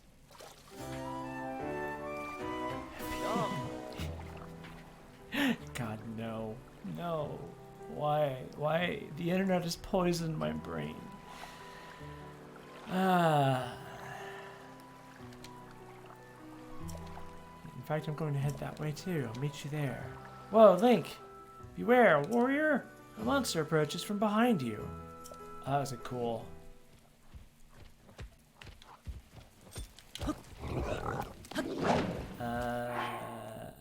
Yeah.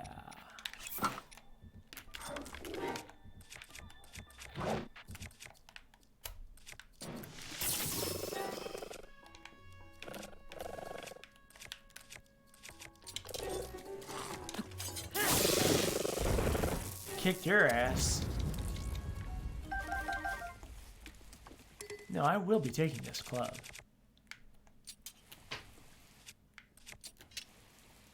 Bye. Oh, I got... Sana, look out! Oh no, I hope that didn't hit him.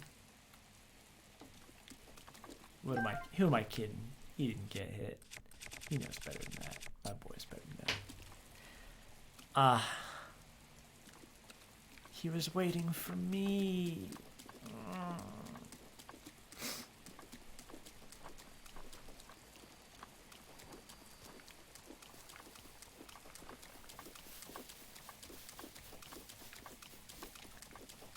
Serena, I love you. I will ban you for uttering such awful words as Sidon dies.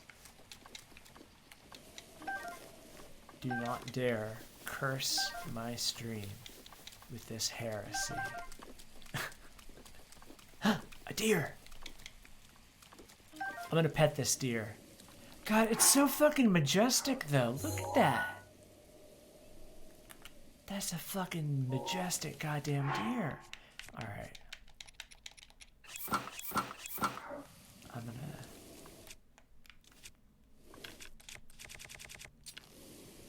sneak up on this motherfucker. I'm gonna pet this deer.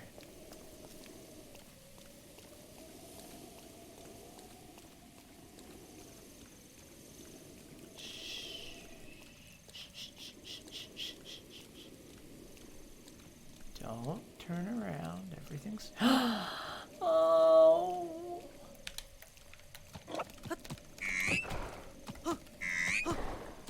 Hell yeah.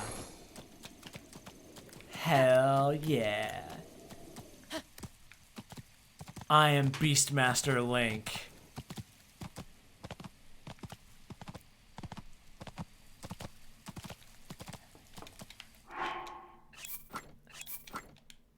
Now I will be the most impressive. Come on, you can go. Yeah, there you go. Do it. Oh shit.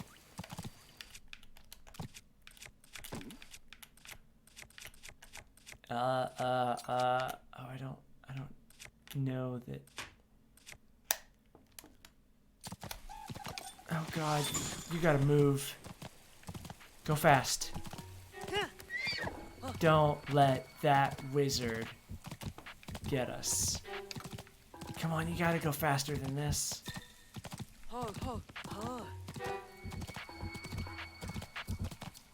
I'm gonna be...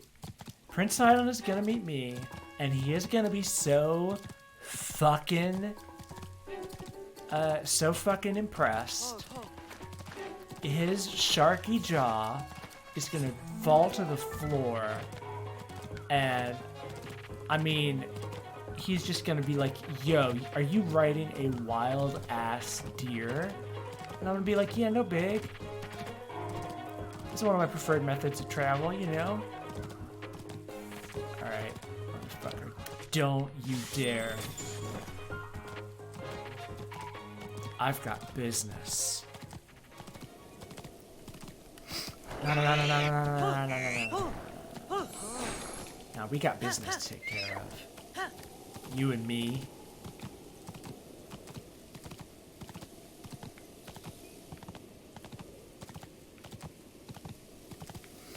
Now, is this the way? This is the way.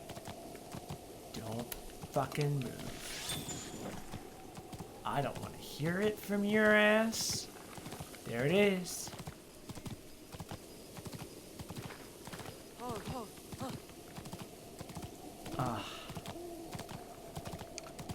Oh, somebody going to bed? Or...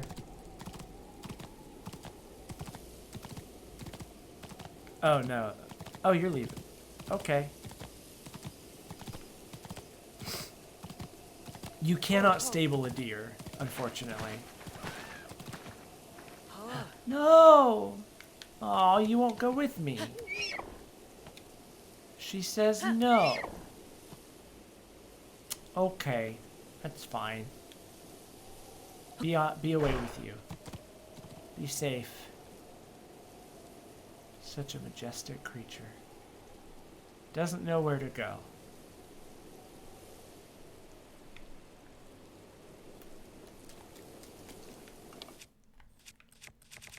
Yes.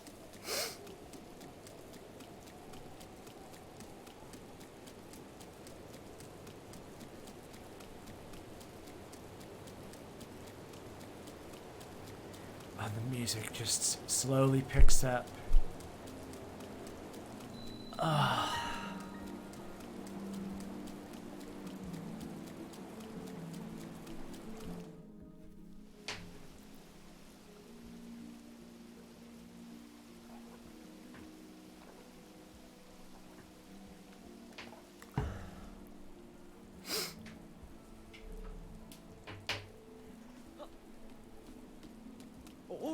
Whoa!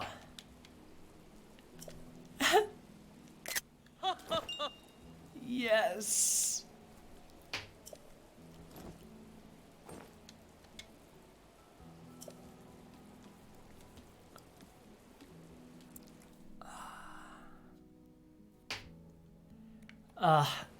Sora's domain is so pretty.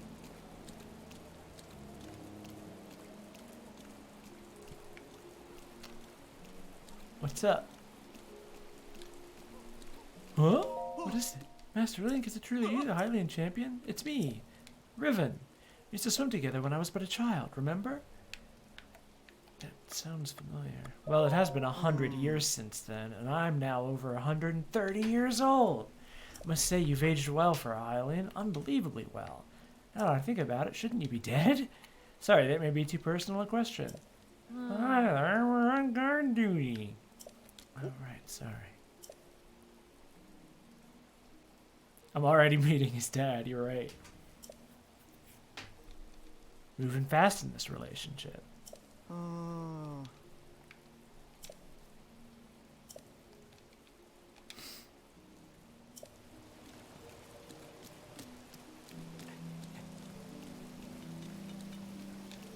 What you up to?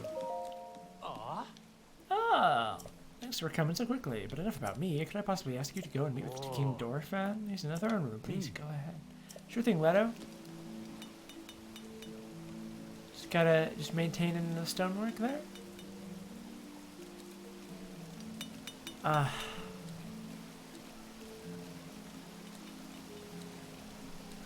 this place is gorgeous.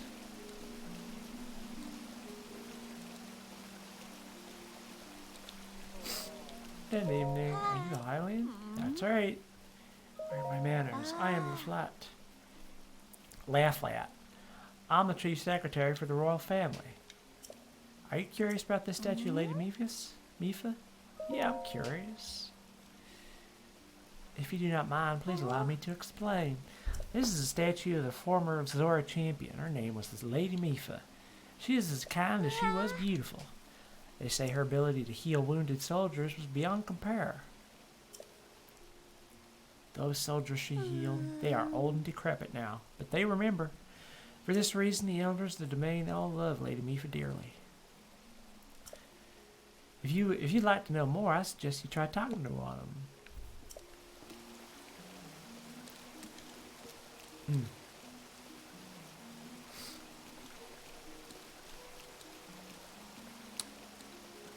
All Zoras have southern accents, confirmed. Yeah. South is damp. Not quite where I am, but yeah. Hi. Good evening. Welcome to the Marrow Mart. This is where you'll find our general store at Coral Reef. Our workshop, the Hammerhead, is also here. Or do you need something else? Marrow Mart. Yep. The general store and the workshop, they're the best shops ever. Together, they're called Marrow Mart. Marrow Mart, yeah. That's my theme song, isn't it cute? There's something else at the general store. General store's been in business for over 100 years. Has a long and honorable history. The shopkeep, Clef, is really serious. But his younger sister, Tona, is head over fins for Prince Sidon. Kee-hee. Yeah, I bet she is. Bitch. Fuck. The old man in the workshop, his name is Dento. He's my grandpa. He's my papa. He's the one who fixed Mifa's weapon, the light scale trident. Is there anything else you'd like to know? Goodbye. See you later. Oh, he got all the arrows. Yo. Oh, do you have any clothes? Do you have any fashions? I don't believe you do. Nah, you just got forceps. Nah, this is for... What is your deal? My dude, what are you up to? Reagan. Reagan. You're highly not towards your head to see your kinder and ears for me as I remained nearby during my travels when Prince Sidon recruited me and brought me here. Why do the fish girls have chest bumps? Oh, they got fish titties. So that's because I can touch shock arrows. They also weigh a lot. It's not able to carry me back. That's what Prince Sidon said to me. It's kind of rude of him, wasn't it? Don't you talk about my boyfriend that way. Hello, sir. Oh. Oh. Ugh. Ugh. So, the highly and still Lady Mifa away thinks he can just come wandering in here like nothing happened. What business do you have here after all these years? The weapons workshop. Trident maintenance. The light scale trident and the ceremonial trident. You've been making a racket since you walked in here. There's no point in coming here if you do not possess the light scale trident. Leave now.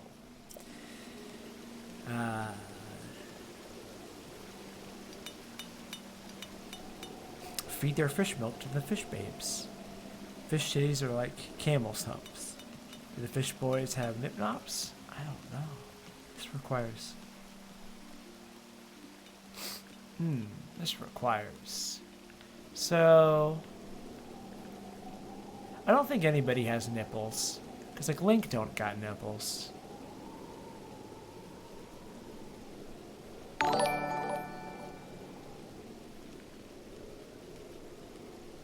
Oh wait, the Goron's got nipples. Goron's got... Huh. Interesting. I wonder what the design philosophy was there. Why must Goron have nipple? Probably because Goron is big.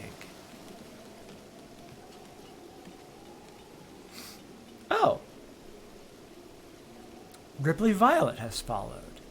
Hello, Ripley.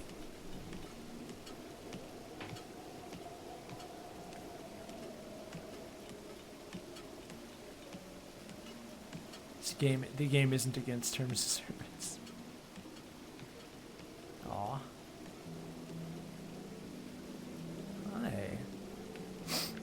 I am gathering footage for my next video. Swift Violet. How appropriate. Ice Arrow. I have 22 inventory.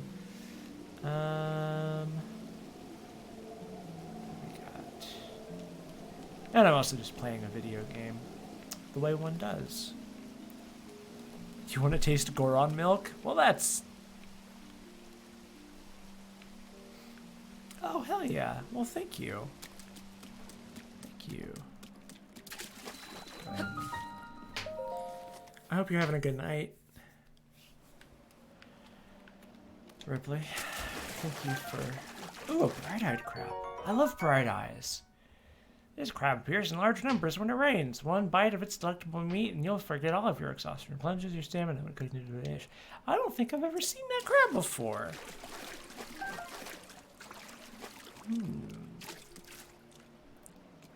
Ah, doing art on Picardo. Interesting. Ooh. Silver longsword. I want that in my inventory. Look at this fucking sword. That's a weapon right there. Yes. Oh, and that holster is sick. Got Nehru's symbol on it. That's good time. Ripley Violet toasting me. Oh my goodness. I'm so honored. All this water everywhere. And so much to drink because it's rain.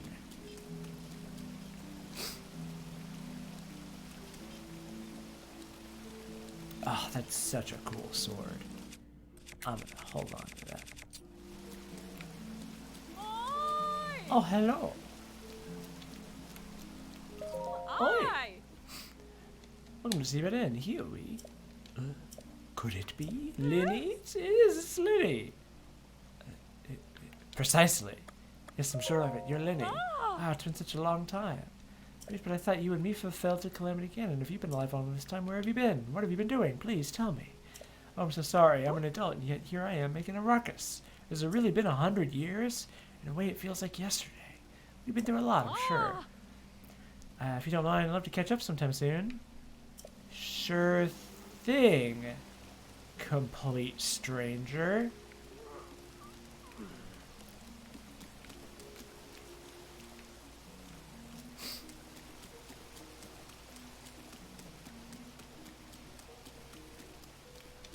I'll take a bright-eyed crab. Take a bright-eyed crab and put it in your pocket. Wow, that was way off key, wasn't it?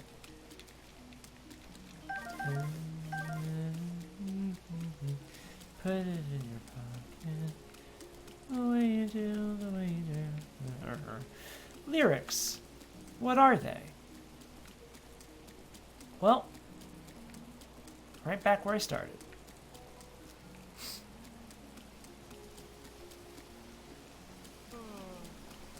Oh, you're plenty important, Ripley. And thank you, I love you too.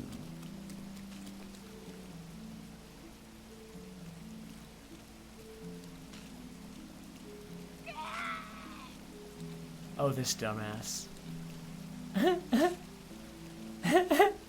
Can't touch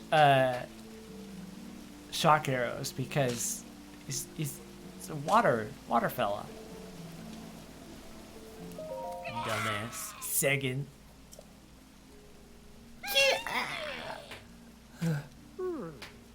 Lady Meafort, watch this. I, Second, the aptly named Demon Sergeant, shall strike down the divine beast of Vararuta. You're Link! Finally, I can avenge Lady Meafort. It's been 100 years since you last showed your face here. Now I, Second, will cut you down myself. What do you mean? Plain dumb, eh? Nice try, but you cannot fool me, Champion Link. You are unable to protect Lady Meafort from the Calamity Cannon. It's been over 100 years since we lost her. Poor Lady Meafort. How heartbreaking. I won't fail her again. There's no way you would ask for... we would ask you out now after all this time, after all that has happened. Says I, Second, the Demon Sergeant. Even this body of mine is destroyed. I will drown Ruta and shock arrows myself, and in so doing, Lady Meafort's regrets shall be alleviated. If you understand anything of courage, then get out of my way at once. Yo.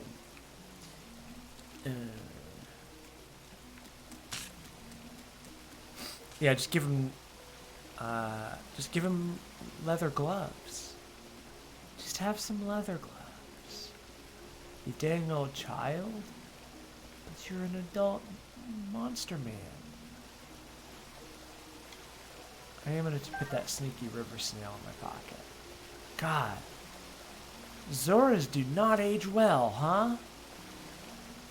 They kinda get that,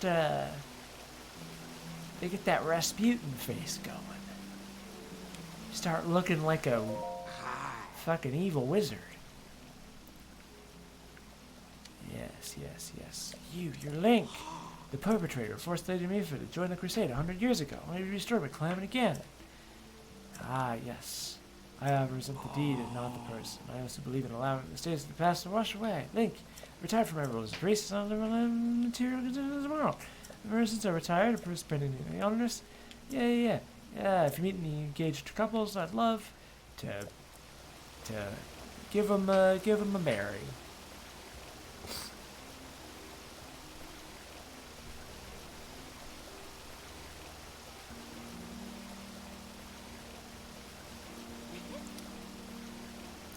Oh, same. What are we doing, ladies? We dishing on Prince Sidon? Oh, you sleeping? I hate you. Wait a minute, these are children. Whoops. I'm out.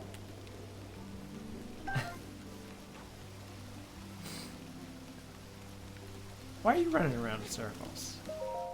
Are you? I feel like we may or may not have met before. Zora River. I'm the president of Prince Sidon's fan club. Nah, bitch, that's me. I'm the president, and the vice president, and the executor. That's not a role, but I'm also the treasurer. And I'm every single member of the Prince Sidon fan club because I'm his fucking boyfriend. And I'll turn you into a fish stew if you think that you love that red fish man more than me. Do you know Prince Sidon? Yes!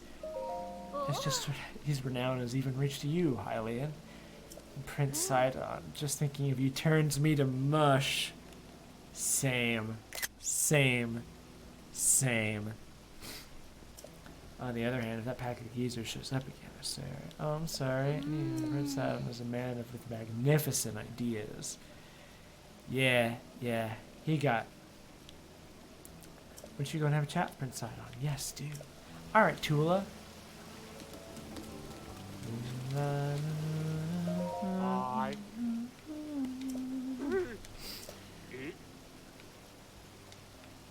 Goodbye.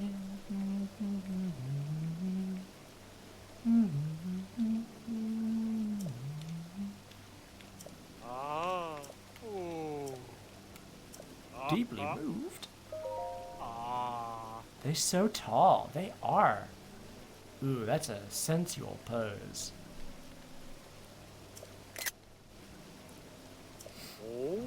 Show me a beautiful uniform. Huh. There is something about this. Oh my goodness. Beautiful fall. Yeah, right. Oh. I like your armor. I especially like how it doesn't cover any of your softest bits. Oh. Ah.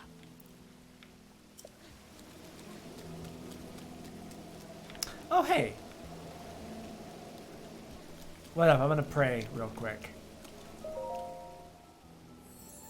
50 viewers. Well, hot dang.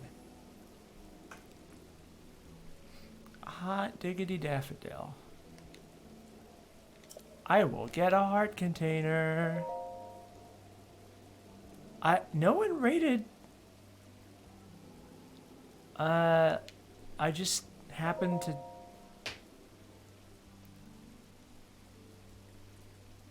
Yeah.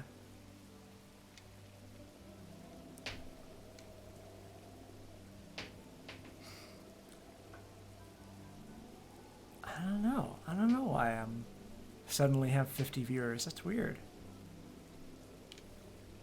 Give me that heart. Now for that. Good. I mean, yeah, you rated. Like, that was a while ago, though. Most of the viewers from that disappeared. Ah, that piano jingle is a good. That's a good piano jingle. That goddess, she sure knows how to play. It's mean piano.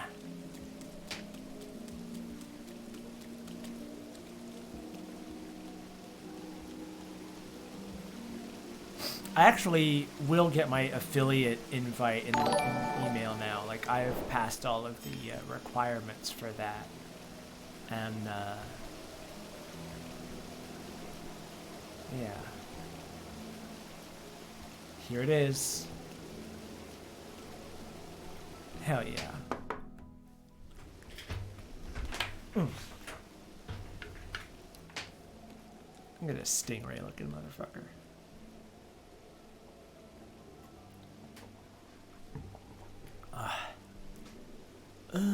You must be the Hylian that Sidon brought here, correct? You did well to come all the way here. I am King Donophan, ruler of the Zora. That object on your waist, is that not a seeker slate? Now that I have gotten a good look at you, it's all too clear who you are. You're the Hylian champion Link. Do not tell me you've forgotten me. The Hylian champion? You can't mean the Link? That champion? Naked? Here? Localized completely in my living room? Can I see it? Why, yes you can. So that's where I've heard your name before. What a fateful coincidence that we should cross paths. Yeah, you're telling me. I cannot believe it. The Hylian champion Link has appeared before us. We have met numerous times, although you know. Ah, so many memories. My mind is overflowing with nostalgia, my friend. I heard a terrible rumor that you had fallen in combat when appears you managed to survive. Extraordinary. I lost my memory. Come again? So you've lost your memory? Surely you must remember my precious daughter, Mifa, yes? You do you not? Doesn't ring a bell. I cannot believe it. You've truly forgotten my dear Mifa as well. You and Mifa were so close, yet you do not remember her. Young hero, please look upon the beauty of Zora's domain. Do you see that statue? Does gazing upon Mifa's immortalized form not jog your memory? Well, perhaps your memory will return in time. I dearly hope so. Father, I do not believe discussing my sister is helping matters at the moment. Link seems confused. Oh, yes, of course. But first, it's worth noting how remarkable it is that Sidon brought a champion here without realizing it. That is quite a feat, my boy. Oh, and he's a good one. Link, I doubt that you have endured a great many I doubt not that you have endured a great many trials. Still, I must ask you to hear my plea. Now then, hero, I must inform you that Zora's domain is in danger of vanishing because of divine beast Varuta.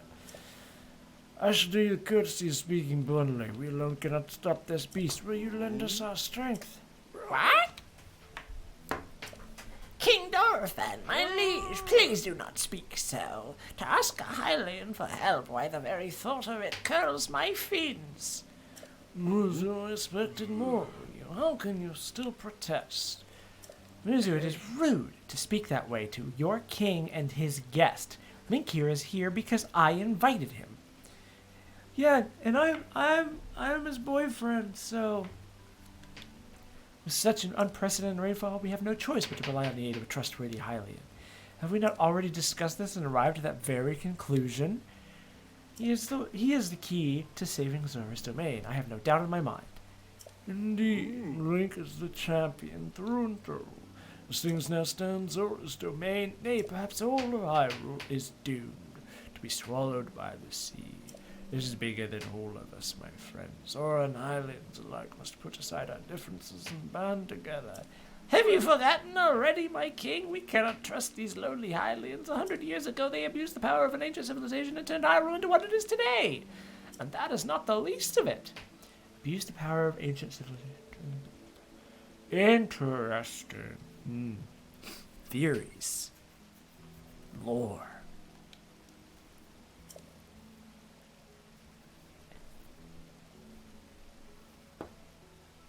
It is their fault that Lady Mipha was lost to us. Link. Divine Beast brought Varuta's great power, unique ability to create an endless supply of water. Later, it has been mercilessly spouting water into the air. As a result, this area has been plagued by heavy rains for Sora. Water and air is one, so you would not think this would be quite so critical of a problem. Sadly, the rains have filled the eastern reservoir nearly to the point of flooding. If the reservoir bursts, as it soon will, I fear immense damage will befall not only Zora's domain, but also the area downstream from us. Their Hylian lives are in very grave danger. Uh-oh. There he is. The divine beast is crying out.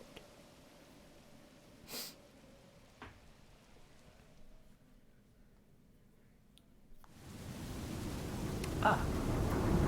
Krabby Cutie is now following. Welcome. Thank you. It was like 6 minutes ago. I can't see. I can't hear the notifications.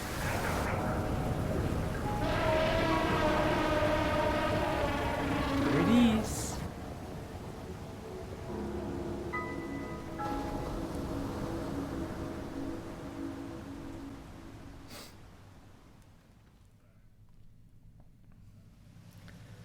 The divine beast Varuta. Your princess. Yep, the divine beast is a robot elephant. One's a robot salamander, the other's a robot camel, and the other one's a robot bird. Your princess, Zelda, often studied the divine beasts, that is, in the time before the Great Calamity. According to her research, the orbs located on Ruta's shoulders are mechanisms that can control the water it generates. However, they require electricity to work. These orbs are clearly out of control now because there is no electricity coursing through to stop them. Second, it was quite shock resistant for Zora. It hit one with a shock arrow. Sure enough, it slowed the water a bit. Unfortunately, as an aquatic race, we Zora are terribly vulnerable to the power of electricity. Perhaps because we could not safely strike it with enough electricity at once, the water soon returned to its full force. That is why I went in search of a Hylian who could help us. Link, I am certain you have already figured this out, but we need you to use shock arrows to get those orbs working properly again. I will aid you in any way I can, of course. Please, hero, I beg of you, help me stop Ruta's rampage of destruction. I have a big crush on you. They're divine because of reasons. What? Princess Zelda herself instructed you to burn the divine beast and appease it from within. So then Princess Zelda is still alive. Yes, in Hyrule Castle. I do not believe it. How much did it cost to get this stuff to record Switch gameplay? I mean, it's just an Elgato capture card, which it's like $150. Less if you're thrifty, I guess. Like I've got an old one. Yeah. I don't believe it. She was alive this whole time, just as you were. The events of 100 years ago cannot be altered. It is true. But if we can regain control of the divine beast, they may yet prove useful. The scene will only go. I did not know you had such grand ambitions, Link. Wondrous. Naturally, I shall help too. Once it has stopped rampaging, you can easily climb inside it. Come, Link, let us appease Ruta together. I'm in. Let's do this. Thank you, Link, truly. We are in your debt. Our goal is the same. That means our meeting was nothing short of destiny. Now then, allow me to offer you this gift of show of faith. Yes! Zora armor! Custom armor painstakingly crafted by each generation Zora princess for her future husband. Wearing it will give you the ability to swim up waterfalls. So long as you wear this, so long as you wear this, you can ascend waterfalls just like a Zora. Please take good care of it. King Dorothan, surely you do not really intend to give this outsider the Zora armor. Countless generations of Zora princesses have gifted that armor to the one they have sworn to marry. Princess Mifa made that one therefore with her own hands. It's far too important to trust to a shady Hylian. He may be a champion, but Mifa had no such relationship with him. So why should he receive such an honor? This is just too much, my liege. I do not understand one bit. That Miser is not easily swayed once his mind is set. You must understand he was in charge of educating my dear daughter Mifa. Naturally, she means a lot to him, just as she means a lot to us ever since we lost the calamities to grown to despise Hylians. I hope you can forgive his rudeness. But what shall we do now? I tasked Muzu with finding the shock arrows we need to appease Varuta, but now he's rushed off in a huff. Link, do not let his words concern you. I will work this out with Muzu. I shall return shortly. Oh, my boy. Look at him go. Oh. Side on. I suppose that means you're going to tell him. Link, Muzu's most likely at the square down below. Would you mind going down there? I would like you to try to speak with him. Sure thing, my boy. My man.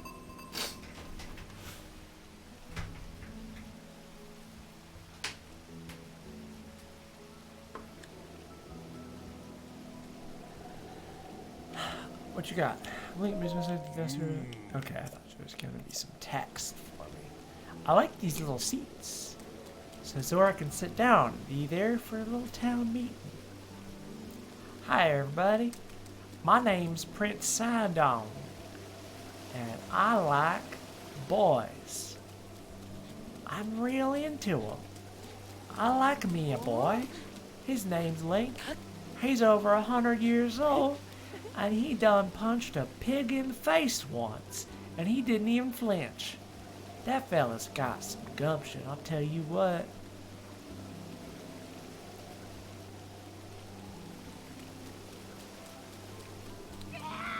Let me tell you a thing or two about my boyfriend Link. He's big and strong. He never wears any clothes. And sometimes he does stupid shit like jump off a ledge. And then he lands like it was nobody's business. What a man. What a fella. What a charmer that Link is.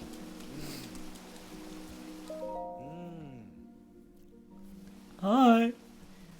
You came all the way here, but it was in vain. I have no desire to speak with you. Listen well, Muzu. There is something you need to know. He who stands there, the man called Link, is the one whom my sister, Mifa, had feelings for. I was only a child then, so I did not know it myself at the time, but it is so. I grew up hearing my father tell stories, some of which were about my sister's undying love for a Hylian named Link. What? No! No! You cannot fool me with such a fanciful lie. Not this, Sora. How could Lady Mifa possibly have feelings for a Hylian like him? The facts are clear. He remembers nothing, even when he looks upon Princess Mifa's statue. It is the truth, Muzu. Though you never knew it, he was ever in Mifa's heart.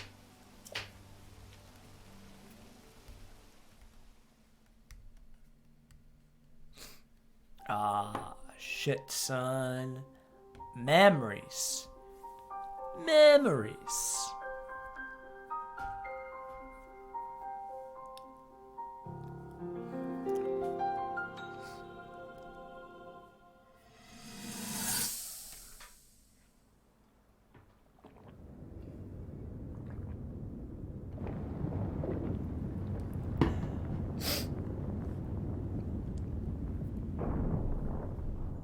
こうしてると出会った頃のことを思い出すね。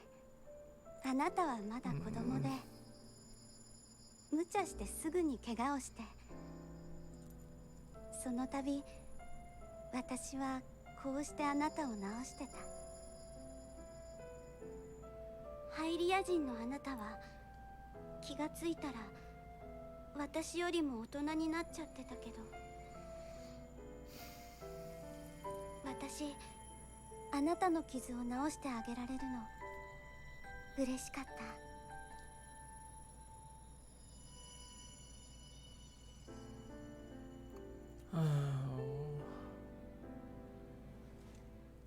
I want those fingerless gloves. 復活するかもっていう薬剤ガノンはどんな相手なのか、どういう戦いになるのか詳しいことはまだわからない。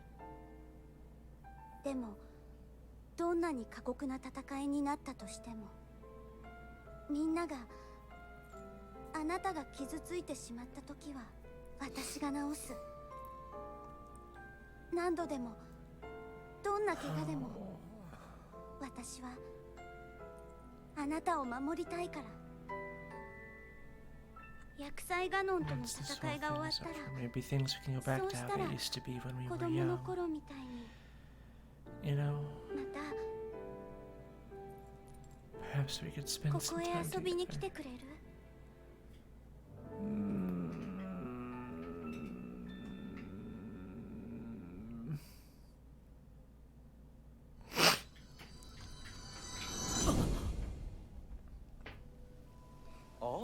Sidon didn't recognize Link until he shared his name.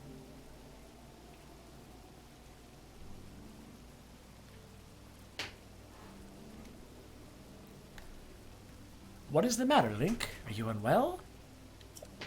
You're quivering like a hatchling. What the fuck did I just... You're quivering like a hatchling. Whatever is the matter? Mifa, I remember. What? Do not mistake me for a fool, Hylian. There is no way you remembered her just now when it is most convenient. In the case without any solid proof, I cannot possibly take you at your word. If you have any such proof, now is the time to show it. Do so, and I shall tell you how to get those shock arrows. Yes, as well as anything else you wish to know.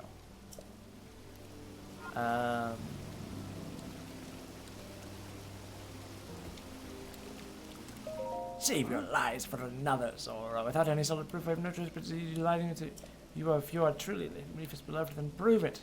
Do so, and I'll tell you how to get it. Yeah. I know how to do this, but the stubborn fool. Lucky for us, we have proof. Link, go ahead and show Muzu the Zora armor my father gave you. Yeah. Hell yeah.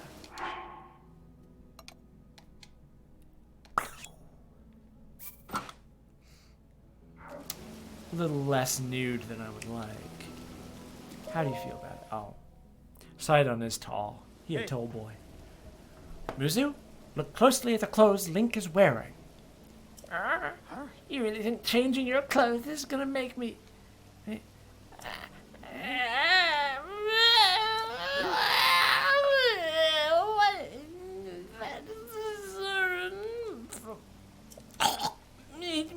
Made up by him. You fit perfectly. What's the meaning of this? Now you understand, do you not? Now you know who her heart belonged to and who she made this special armor for. The fact that this armor fits Link perfectly should be proof enough that Mipha made it for him and him alone. You have always disliked Hylians, even before the Great Calamity. That is why Mipha never told you. Now that you know, you must promise to help him save us all, Musu. Please, tell us where we can find the shock arrows we need. Knowing you, I bet you have already figured it out. Oh, yeah, I never would have imagined she would make that special armor for one such as he.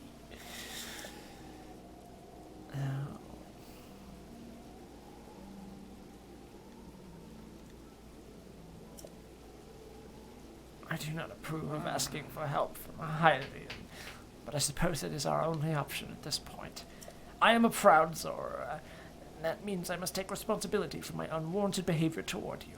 As promised, I shall tell you where you can collect as many shock arrows as you will need. That tall mountain over yonder, it is called Ploymus Mountain, and there you will also find Shatterback Point. A terrifying creature has made its home up there. This awful beast shoots a volley after volley of shock arrows. Even a single one could be fatal to Zora. Aha! Oh. Now that's a face. Over yonder. Oh yeah, this Lionel fight is amazing. You mean that Lionel? He is a man-beast, that one. That beast does indeed wield shock arrows. That is certainly one way to collect them quickly. He is vicious, to be sure, but I'm certain Link will rise to the challenge. In order to appease the divine beast, I estimate that you will need at least 20 shock arrows. You think you can gather that many? Oh, I already have more than that. More than enough. Well, well, what do we have here? It seems you already have some shock arrows. Still, if you need any more, you can always go to Ploymus Mountain to restock. Link, I'll be waiting for you at the East Reservoir Lake, right by the divine beast. When you are ready, come join me there. I'm on it. Wonderful! Together we shall stop that divine beast's onslaught.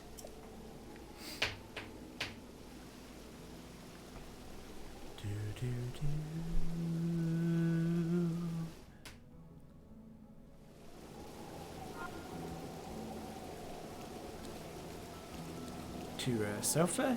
You mean to Zora? Yeah, I suppose. But I just want to impress him with my majestic muscles. My very powerful muscles. Yes, you can skip the Lionel fight, but I'm not gonna because I talk about it in my video.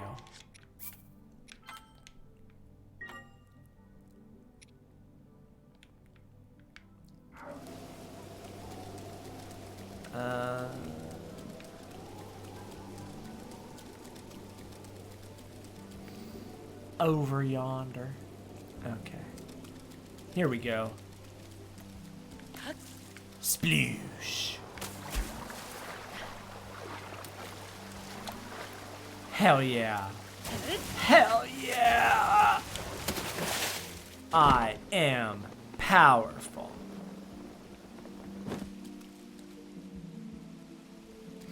Your Sidon has a bit of North Atlantic news person from the 30s accent. Yeah, I guess so.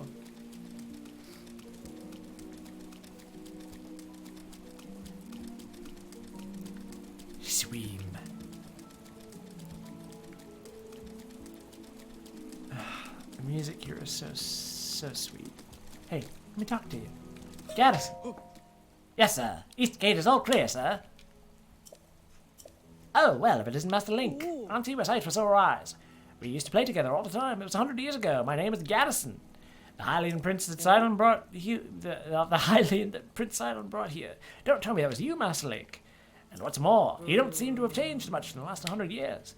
Oh, but I shouldn't be making that chit-chat just now. I'm supposed to be fulfilling my officially appointed duty by keeping watch over the East Gate. I must maintain my surveillance of the East Reservoir Lake. We can chat later. Every fucking person in this town knows me.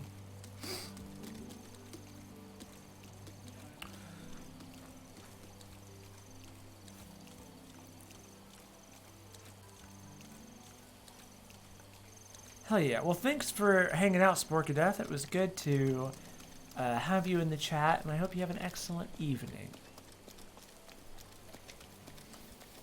Shortcut to Polymus Mountain. I'm gonna take the shortcut to Polymus Mountain by swimming up the gosh dang waterfall. Princess Zelda, you will never believe this. Them Zora, you know, the fish people, they gave me a suit of armor that god darn lets me swim up waterfalls. Now, have you ever heard anything so silly as that? I mean, can you imagine swimming up waterfalls? How does that even make any sense? Everybody's Southern in my eyes.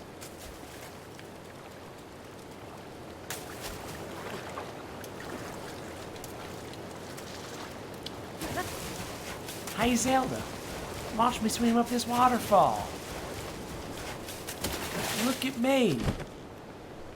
I'm a god darn fish. Sneaky river snail didn't know I was in this game. We're all Southerners now.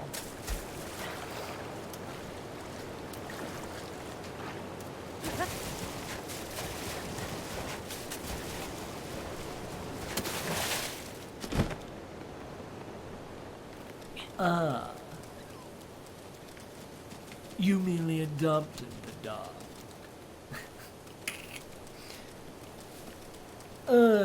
You think darkness was your ally. You merely adopted the dark.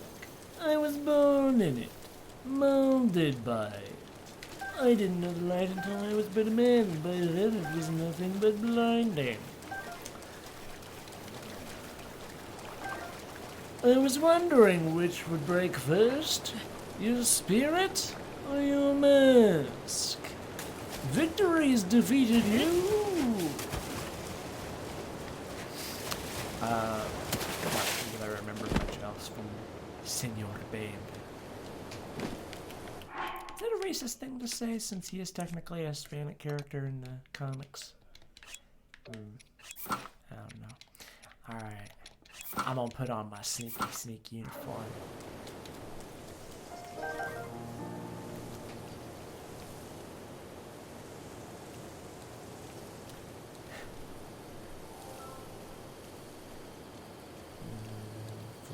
Wimps, grew up. Wimps, grew up, yeah. I mean, I was born in Oklahoma. I lived in Ohio for a while, for 8 years, from age 4 to 12.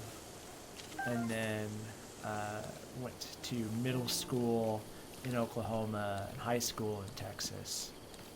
And then I lived in Ohio, or in Indiana for about 9 months in 2009. And after that I was in Oklahoma, basically full time. Deborah, I'm gonna do a monologue. That's not what Bob sounds like. Deborah. I'm just a little cat girl, Deborah. Now I'm just stealing jokes from other streamers, man.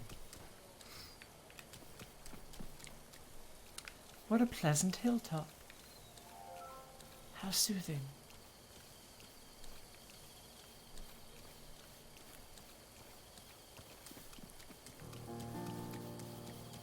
Oh. There he is.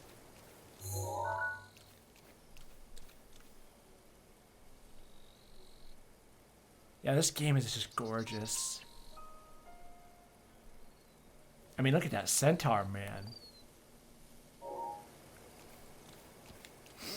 Not usually my cup of tea, but, you know. If the shoe fits, I'll fuck it. What? That's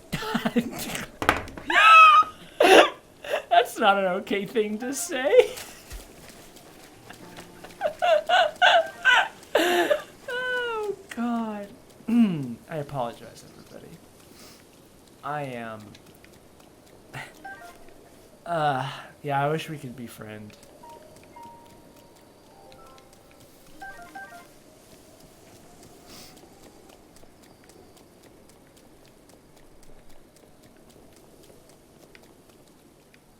Where are you at? Oh, he's all the way over there. Centaur beef injection. I could use one of those. Dang, when did my streams become horny? Y'all are a corrupting influence on me, I swear to God. This is supposed to be a nice, family-friendly Christian stream. I'll be coming this way.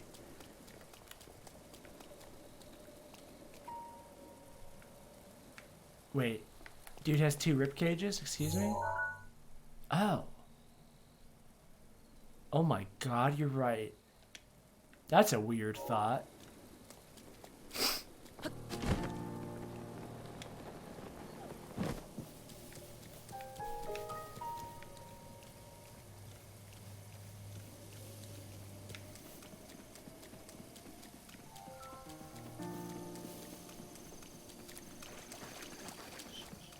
Don't turn around. Hell yeah. I'm practically in the clear. Oh, hello. Where you at? Whoa! Don't want to do that.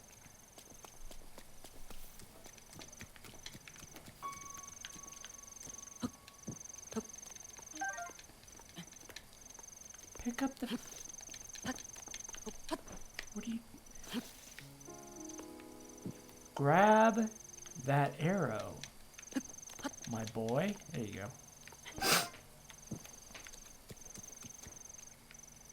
Ooh. Find a little lizard and put it in your pocket. Dragonfly pocket. Uh-oh, uh-oh, uh-oh, uh-oh, uh-oh. I'm not here. Does he have 2 pelvises? Ooh. Let's get in close and find out. Uh-oh. Uh-oh. He heard me. Uh-oh. Uh-oh. Uh-oh. Uh-oh. Uh-oh. Uh-oh. Uh-oh. Uh-oh.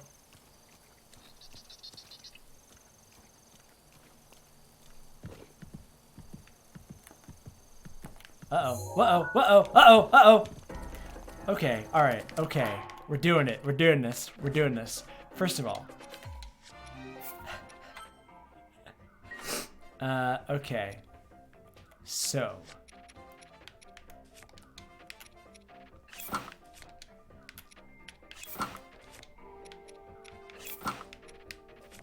Highest defense. Yeah.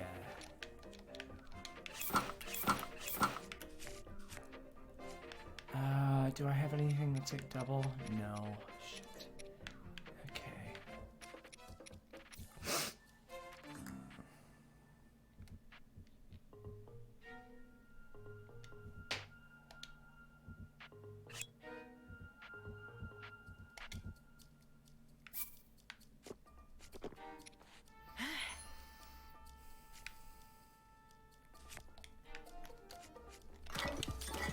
Oh God.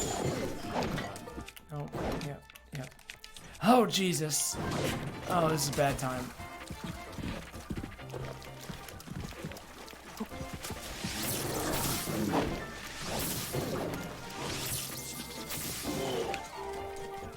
Okay, not worth it. Oh, ouch. All right. Oh, y'all, this was a bad idea. Oh, yikes. Okay, come on, my dude. Oh, oh, come on, man.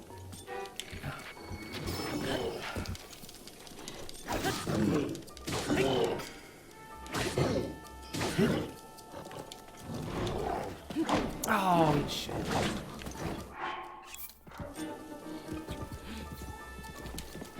Ah, come on. Ah, Jesus. This fucking guy.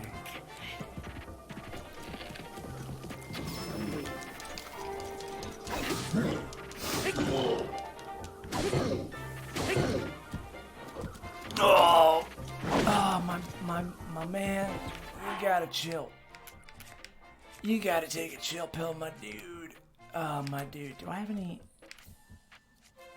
I just want to see. Do I use up all my fairies? I may have perhaps done that thing. Oops. Oopsie daisy. I'm gonna eat that crabbo. Do I have anything that, like... Christ.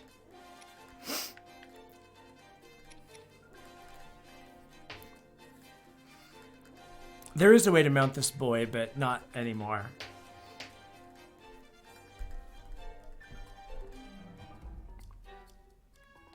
Yeah, this tends to be the...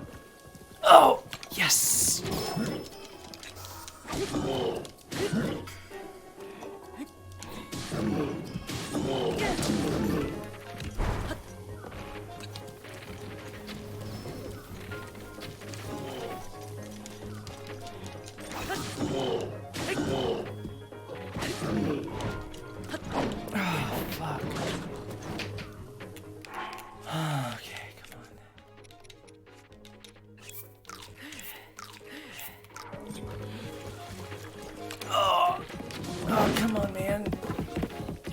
Let me.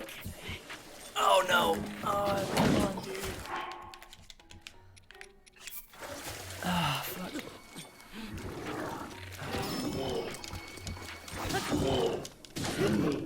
Yes!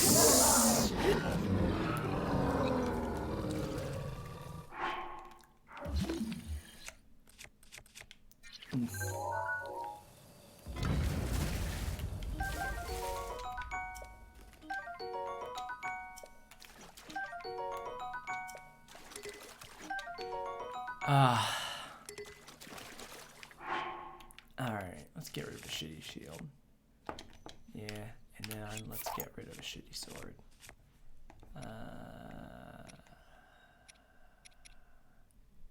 Yeah, fuck it.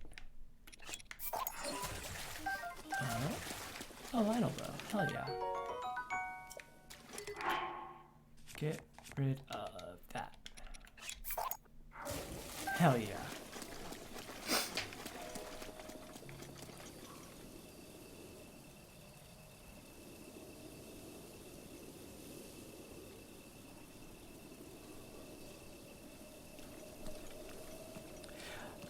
You might be able to mount him in combat. I've never been able to pull that off. I know you can...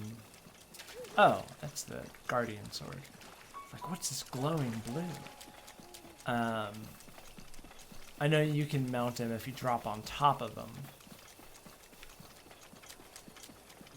Like, all sneaky like. No, since this motherfucker... Well, no. I'm gonna pick up some shrooms and a shock arrow.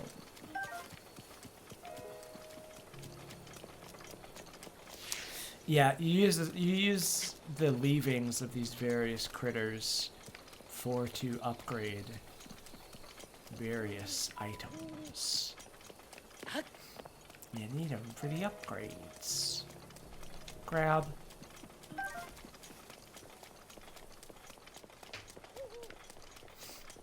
I sure hope that Elgato is still recording. Well, oh my stars and garters. 1, 2, 3, 4. 4 whole arrows. Jump at your own risk. Well, I sure will. Bye.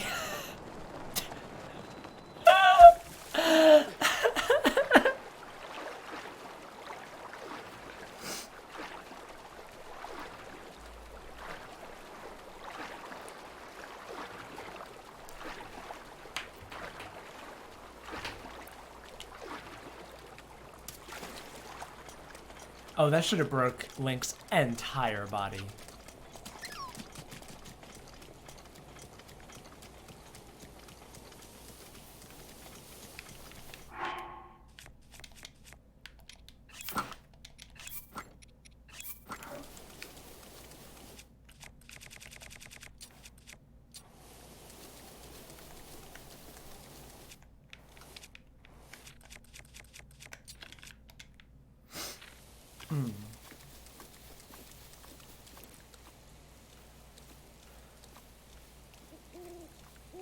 Oh yeah. There he is.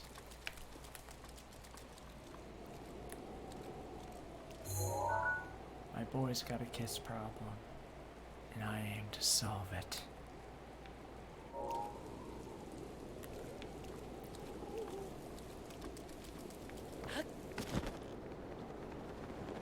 Plonk. Well, I guess I don't need to sleep on account of me being full of hearts and everything. So I suppose I'll just come on over here. Oh wait, there's a treasure chest. I'm gonna open this box and get its treasure. There's a poltergeist moving items. Moving this fish barrel. Oh, Link hurts the little feet. I'm sorry. God, I'm so... Whoops. Oh, Krabby Cutie. Did I already say that Krabby Cutie fell? I can't remember. I can't remember nothing. No, I would never.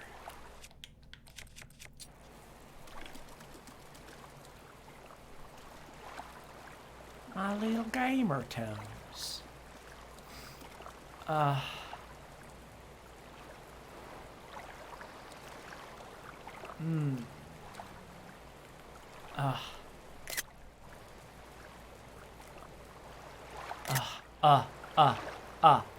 Oh, hello, Rochi.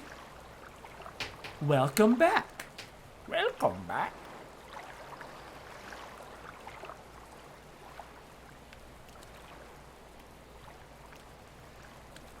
God. Yes. Yes. Yes. Yes. Give me that good gay shit. Romantic date on the pier in the rain with my large falcon bow. Yeah, Pokemon Snap was it.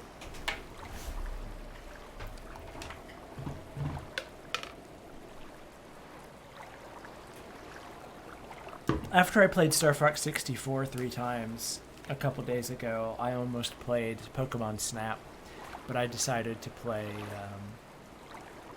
Star Fox Assault instead, which turned out to not be a mistake, actually. And yes, he is so big. He is a big boy. Can you imagine being wrapped up in a hug with that big boy? That's all I want. That's my fantasy. To be wrapped up in a big old hug with a big old monster boyfriend that's literally twice my size.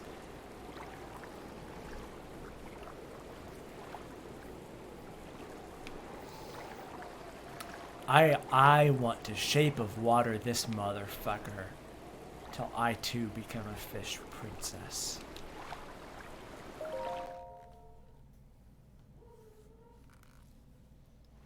Yeah. Glad to see you're ready to go, Link.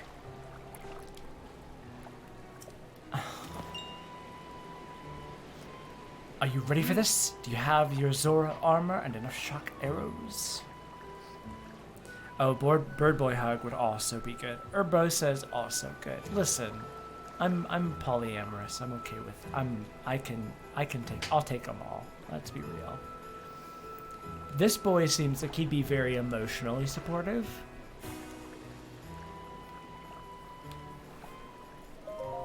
Wonderful.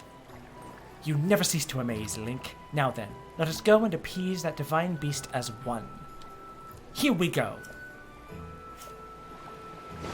Do you like my flip that I do into the water? I'm very good at it. Hey. Gaze now upon the divine beast's back.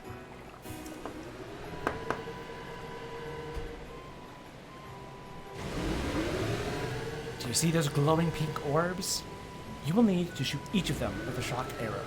With your Zora armor, you now have the ability to ascend waterfalls. So I shall take you right up to the center of the divine beast, and from there, you can swim up and take aim. I know you can do it, Link. I believe in you. Now hurry up and get on my back. Oh. I'm ready. Good answer. Let's get going. Okay, here we go. Ha! I am unstoppable in the water. Ah. Rutas is responding to our presence. I'll move away and wait for an opening. I'll keep going at full speed. It's up to you to ward off Rutas' attacks. Be ready to find these Ruta will undoubtedly use its mysterious powers against us. That includes hurling giant ice blocks, so you'll need to watch out for. I shall leave those to you.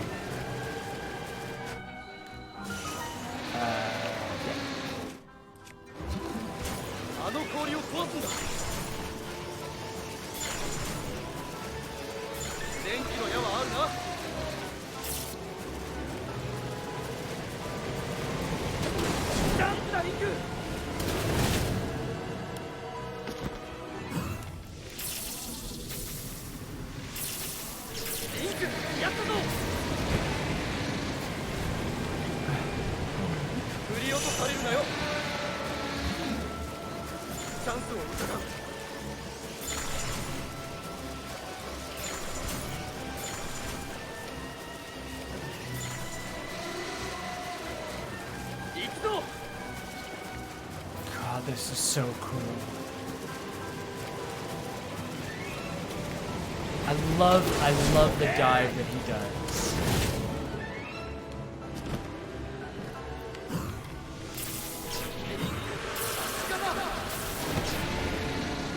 He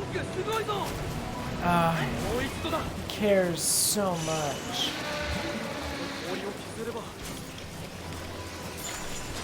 Oh shit, no. Fuck.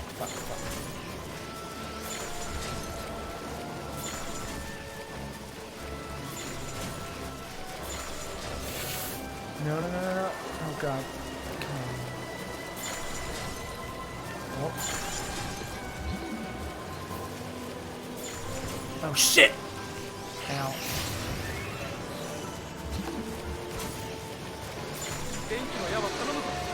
Okay. What a good boy.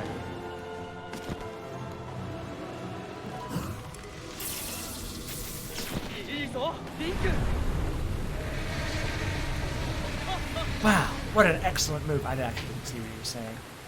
That's a shame.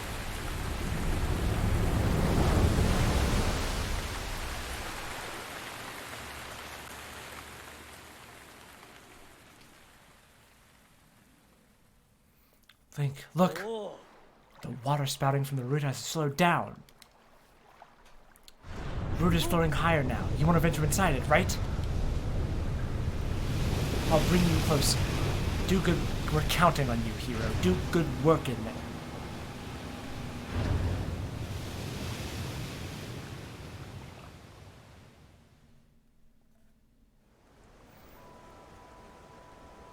Oh my god. It's been so long since I've seen this.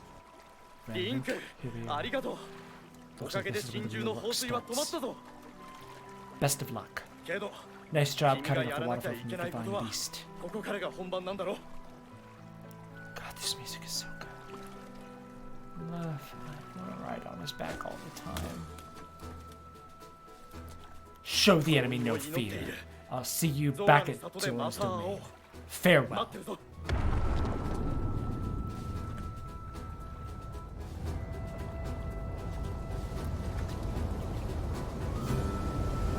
I respect your backstroke.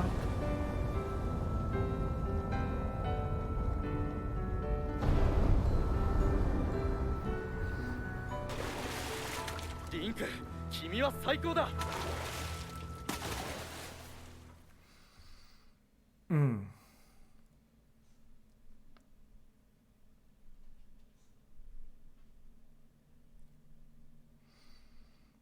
Take on Me started playing when the scene started. That is excellent.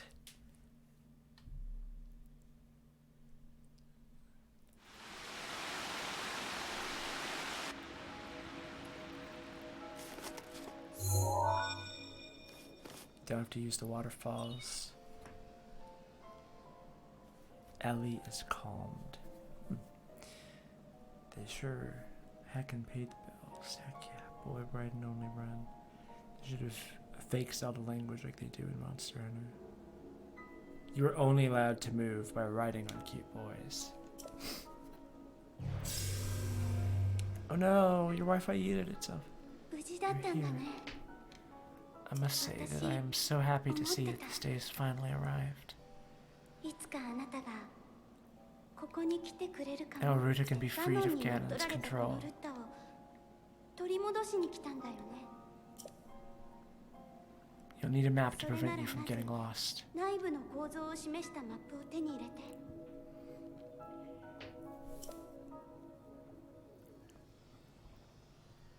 Put your thing on that thing.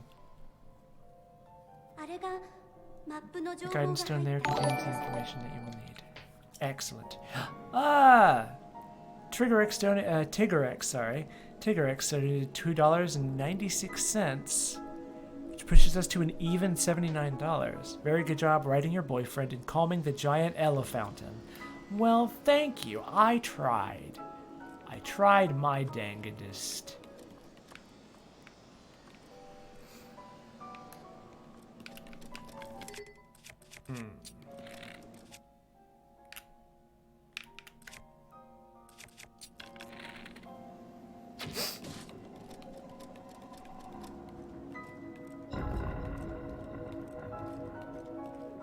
Oh, he switched to phone with data. Uh-oh.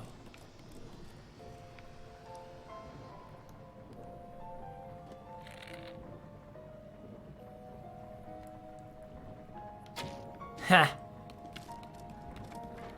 Tombes. Yeah, try not to use up all your data. Don't use up all your data. You need that for when you're sharing pictures.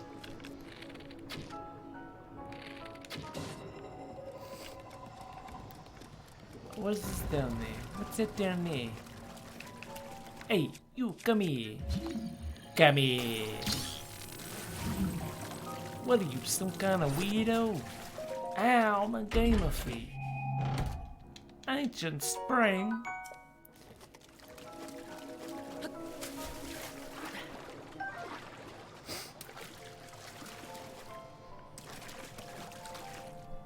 Zelda podcast with chat. Heckin' yeah.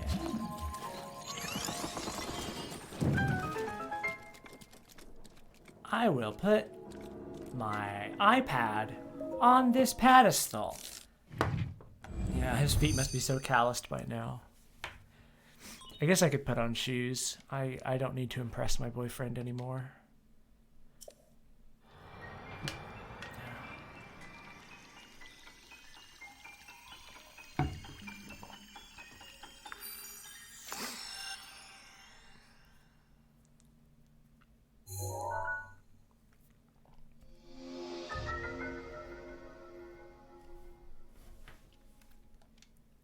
I now have control of the divine beast.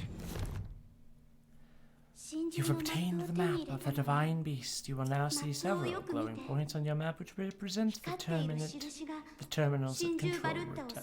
Take Ruta back by activating all of the terminals. 全部起動させないといけないの。 Be careful. 頑張って。 I will be careful. Okay.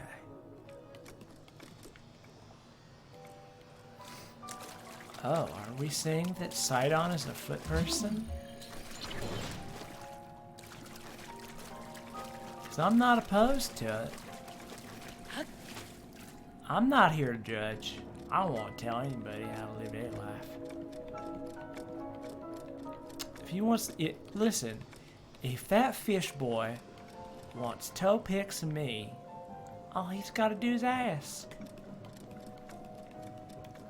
In a consenting relationship, nothing's off limits as long as we're both into it. Now, you know, there's some things he might suggest that I'd not be into, but, well, you know, I'm just a southern Hylian friend. I don't have as much like worldly experience, so there's a lot of things in this life I haven't really seen much of. Oh shit. You know, I might as well.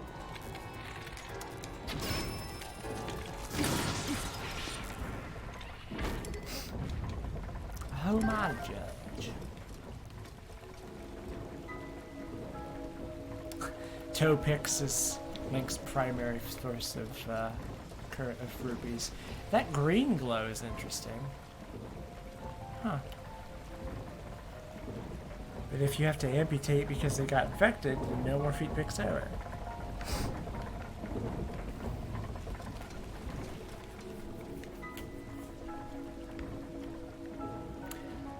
Yeah, I mean, the question in with the question vis-a-vis sexual intercourse and any kind of sexual activities is not what the act in question is, but how the people involved feel about it. You know, if it's two adults who have discussed the emotional and psychological, physical ramifications of an event, and they're both into it, well, by God, they can do whatever the heck they please.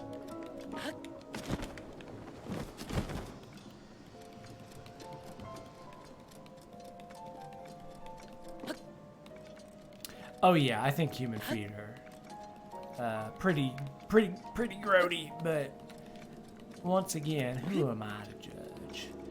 You know.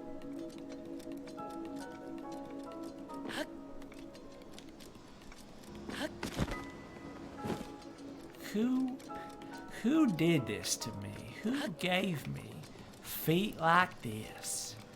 What the hell was God thinking? But you know what? Who am I to question? Who am I to question the Lord?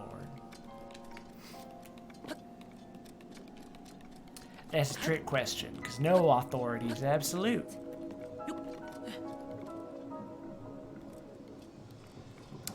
God, imagine if we did have toe beans, though. Fucking hell. What a... Oh, can you imagine? Alright, what do we got here? Is you magnets?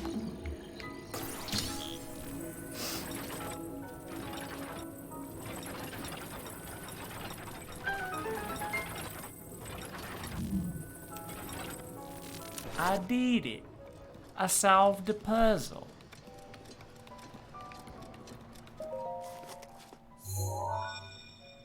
Oh, hooves would also be good.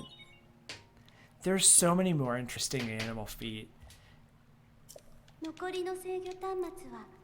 So what I love about the Divine Beasts is that the music shifts every time you open a terminal.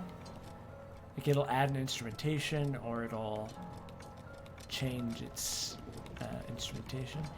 This is the boss room. This is where you fight Water Black Demon. That's where you take him to town.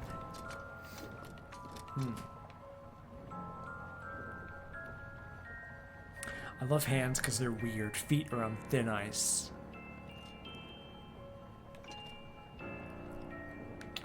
I don't know how I feel about bug feet, but I suppose I can't judge.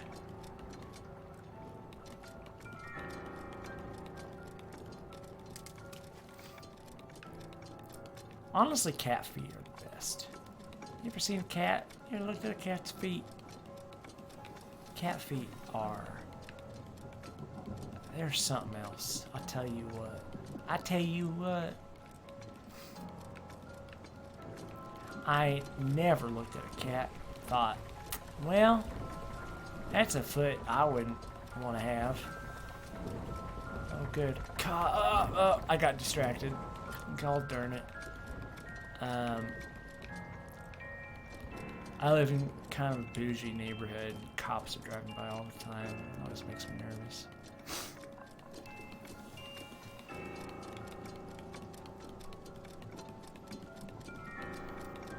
Arthropod tarsi.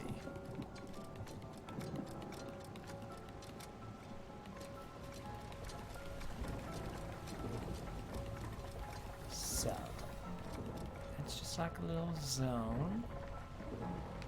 Yeah. Okay.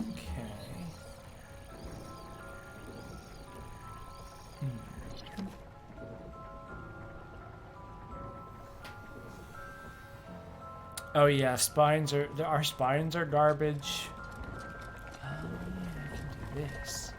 I can hop on here like a big old maniac. This is why it's so great that trans people killed God. Well, now that's just rude.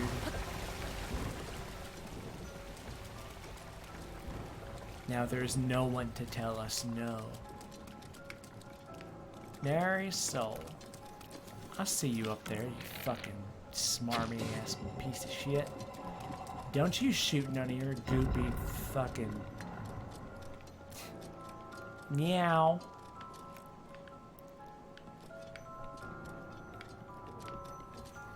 Meow. Meow, motherfucker. What am I? Yeah, that's right. Let's just go all the way up.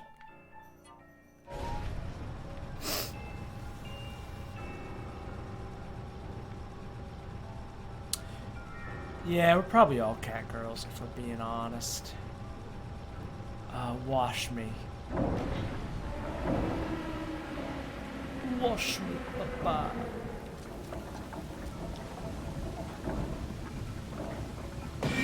Okay.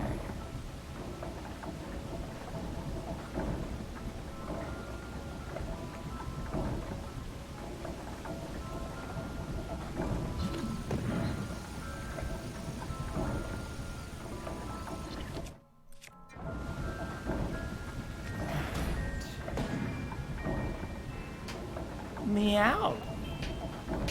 Meow.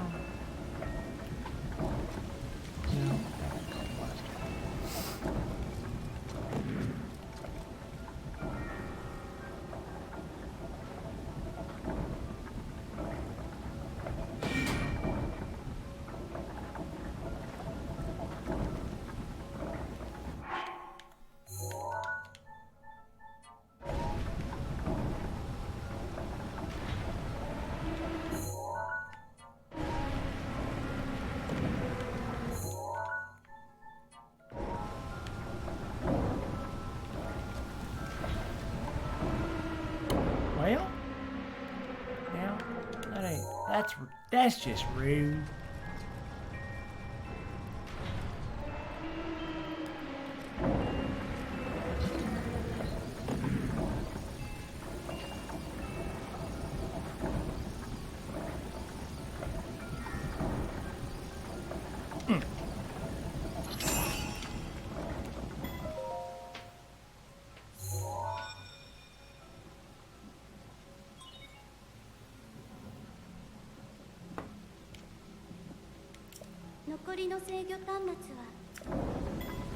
Hell yeah. Come on. Ah, shit. Here is what we're gonna do. Roaches are interesting. I don't know if... I have a hard time saying roaches are cute. But they're definitely...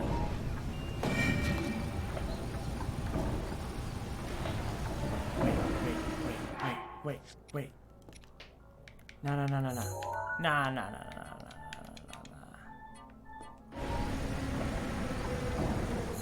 Go back. Yeah. Shit.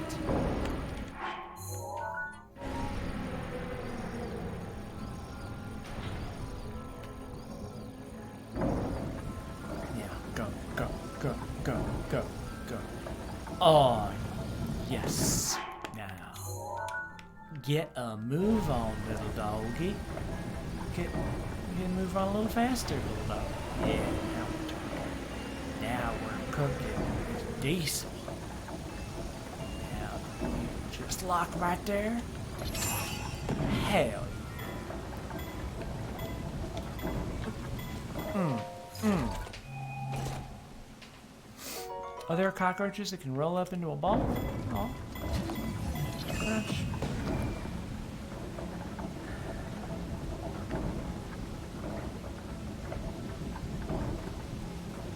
I did it. I solved the puzzle. I too.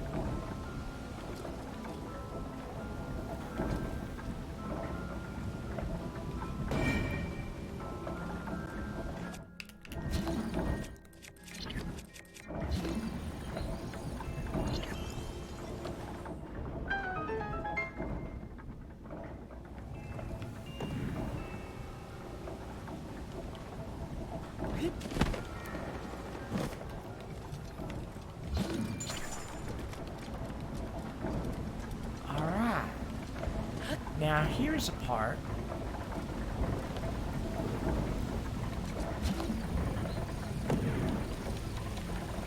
Well, now, it's not quite what I wanted.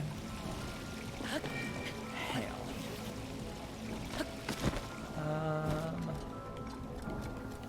Oh. Huh. Well, would you look at that?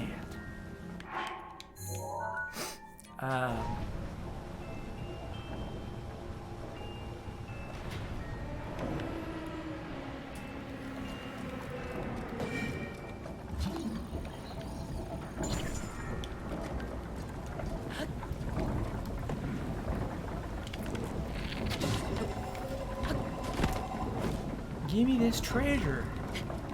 I wanna know what's in this treasure chest. Give it to me. Let me open it. Ow, my foot. Fire arrows? Well, ain't that just swell?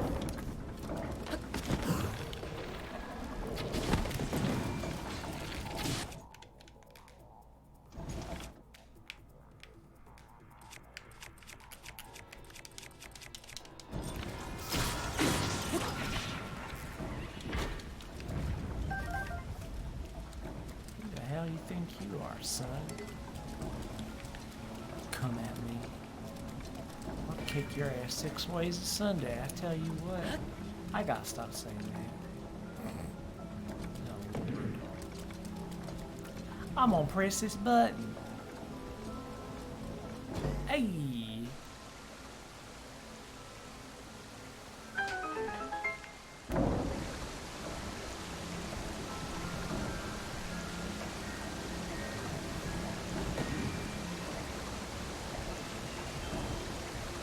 Are you leaving, Kelsos?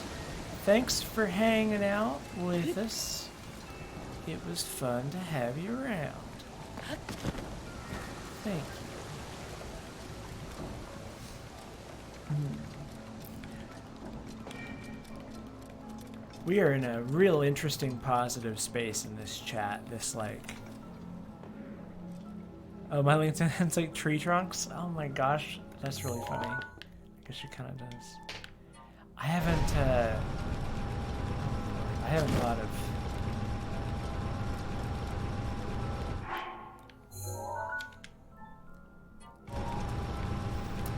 that in a long time. Let's see here.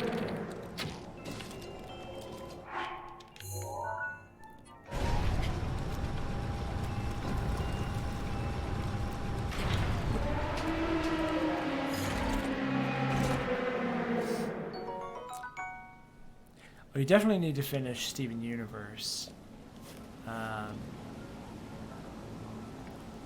I have...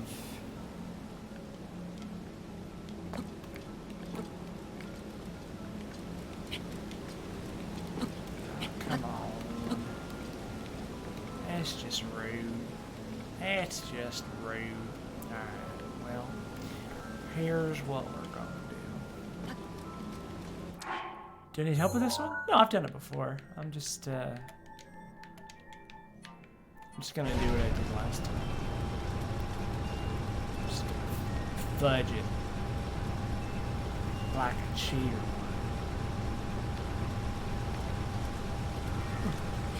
Whoa.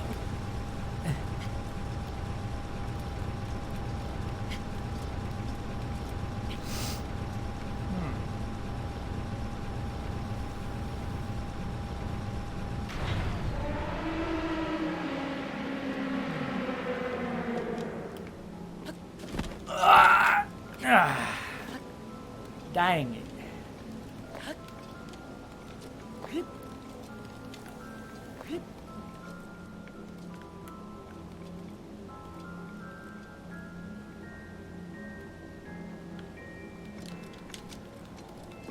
Come on. Come on, Link. Ah, you little shit.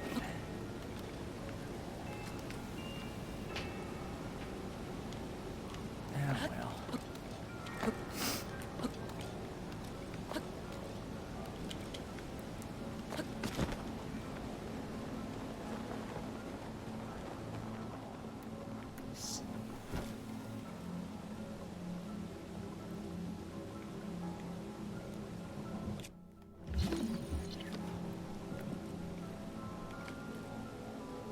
Oh.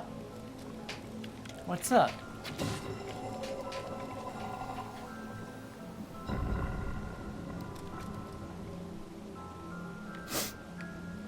Oh yeah, like when you farm scales, toenails, puppy dog tails from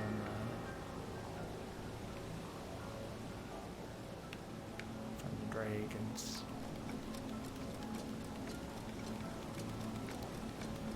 Huh. Now,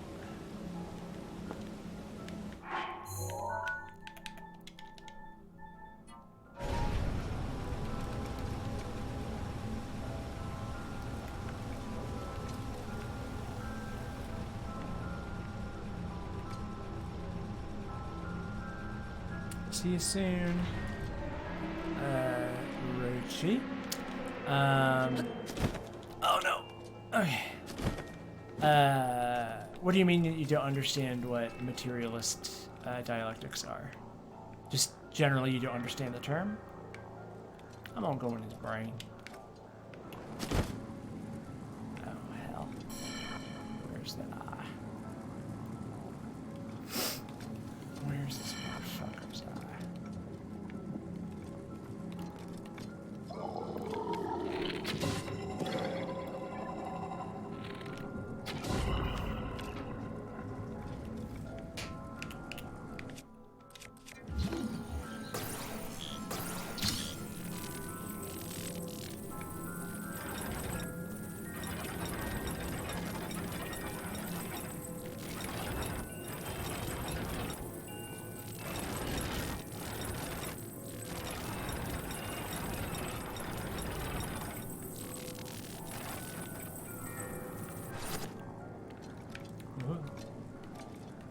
Alright.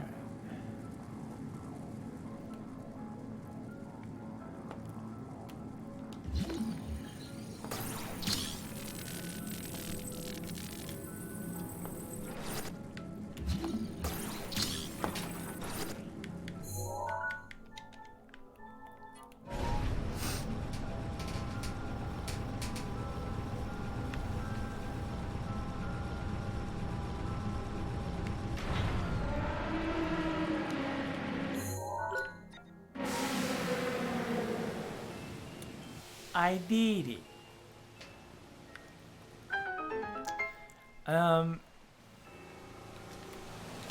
So I don't know shit about Hegelianism or reverse Hegelianism. What I can say about 残りの制御端末は materialist dialectics is essentially the idea is you're discussing the material, quantifiable aspects of any given exchange. And so, with the dialectic, oh Jesus Christ. This is why I need my girlfriend here. Molly can explain this shit way better than me. Oh, it's a knight's halberd. but my inventory's full.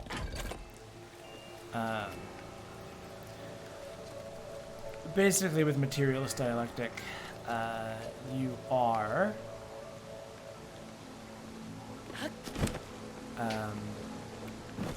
hell.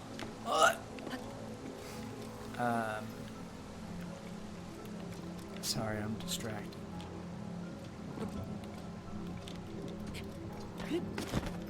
Hail.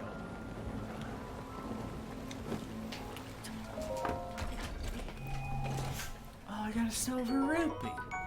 This $100 right there. Just sitting right in my pocket. Alright.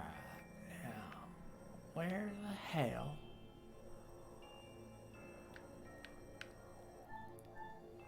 Yeah, there's the one that's up there, and then there's the one that's in the butt. There's the one that's in the butt. Ugh. Why am I like this? Who did this to me?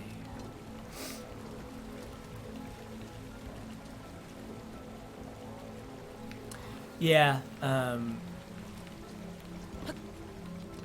yeah, society is contingent upon,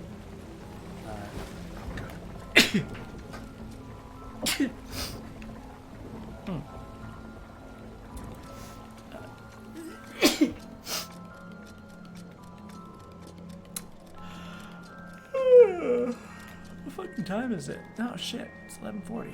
Hell yeah. Hell yeah. Alright. Now.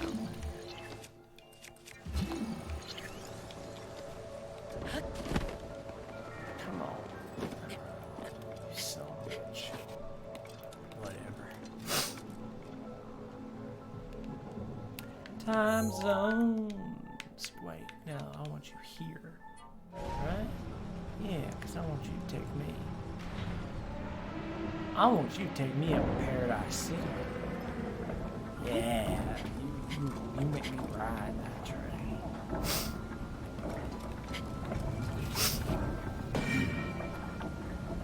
Oh, hell yeah.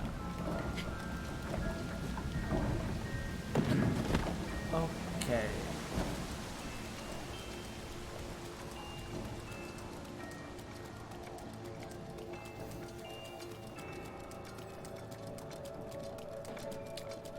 Oh, fuck. I remember. Okay. I am a fool.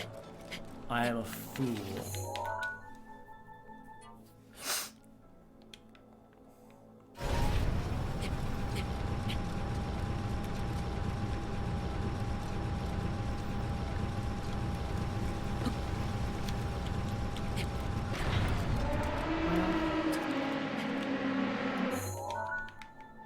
I know.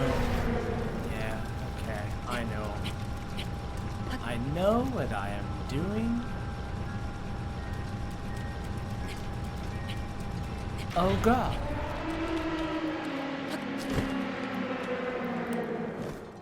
No.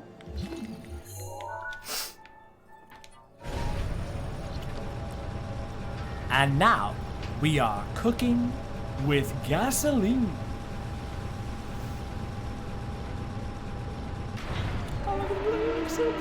Pretty little cute little face. We're going down. Okay. Alright. We're gonna plop on down alright, sure. Yeah. And now we're gonna take it back up. Yeah.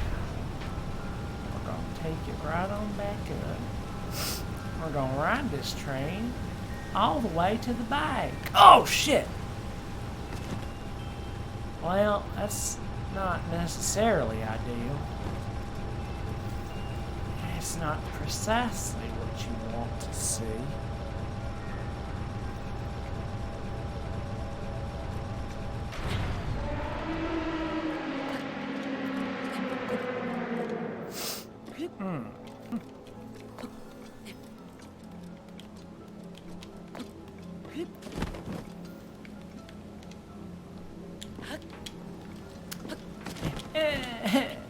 Of course not. You fucking coward. I want fucking far down. That's how I'm gonna get this chest anyway. Goddamn. Fucking coward. Come at me, son. I'll show you the meaning of life. And that meaning is to get your ass beat by a fucking angry, drunk southerner. Fucking insane. Christ on the cross, y'all. Ah.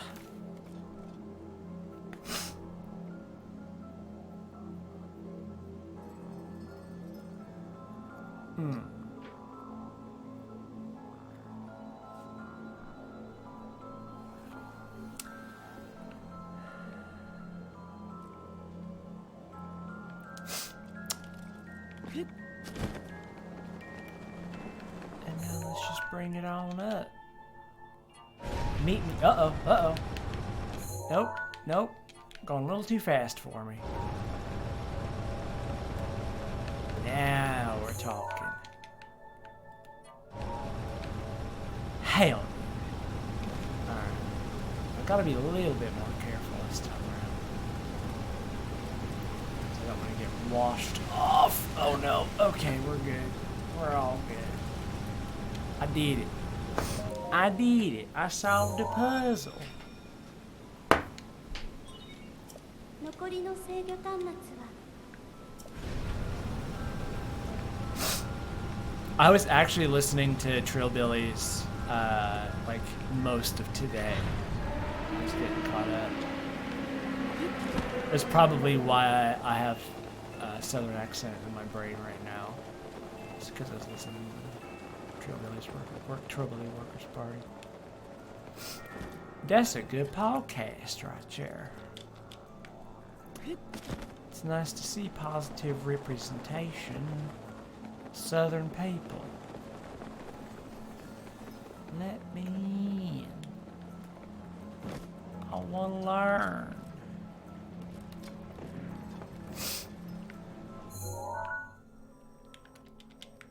Where the fuck is he Southern? Just up there? Up there? What's happening? Am I going out of my mind? What's happening?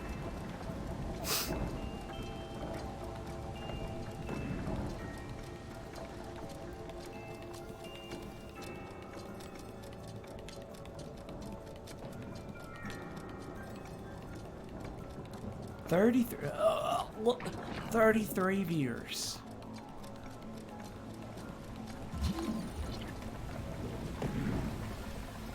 What am I missing?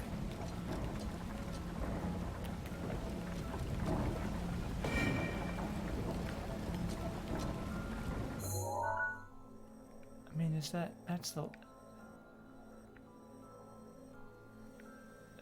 the last one there, right?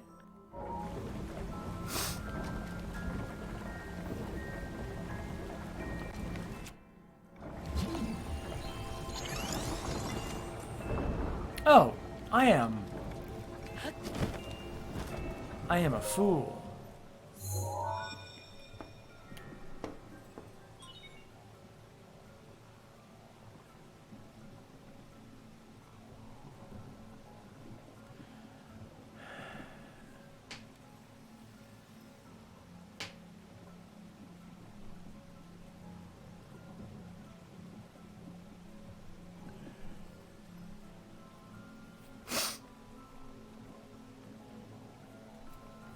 Is it all that harmful to stereotype Southern white people?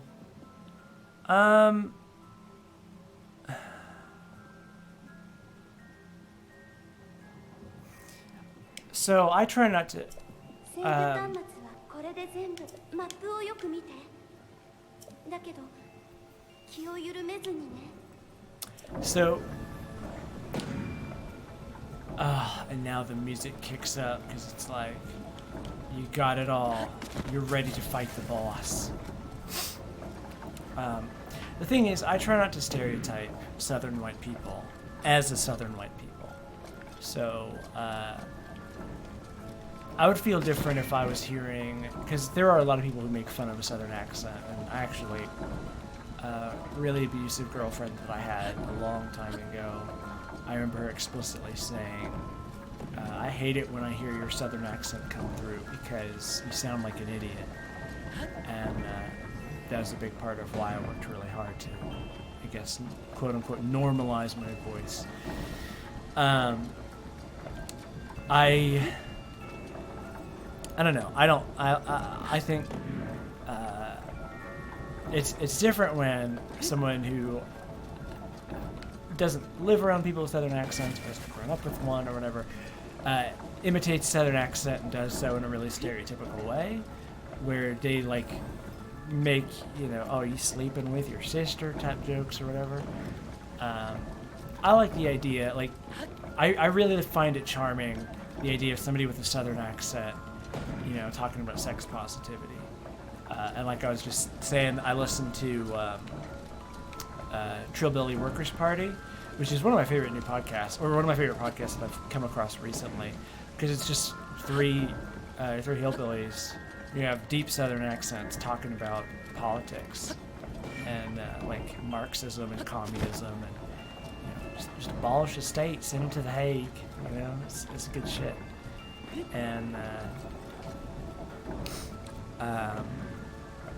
yeah, I try not to stereotype. It would be problematic if I was like, you know, doing the same shit.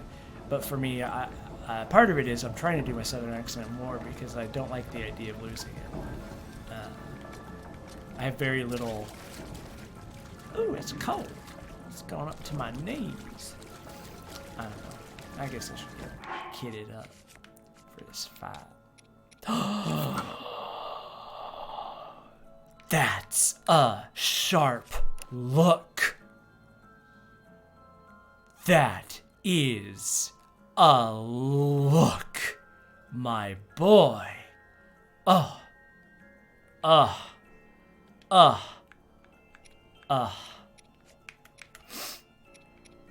that kind of ruins it.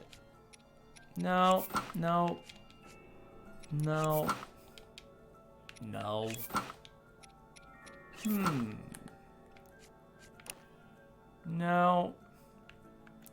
What I need is some of the earrings that you'll get later, or like this. Ooh. Honestly, this is not a fashion show.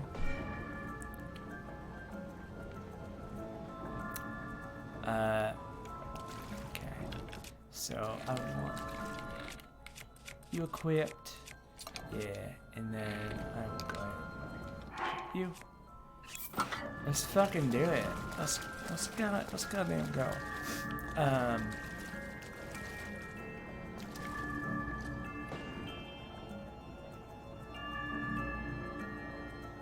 Actually, I'm gonna get some water.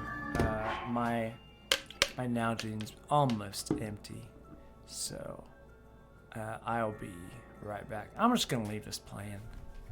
God, now I can't turn off the accent. That's fun. I'll be right back.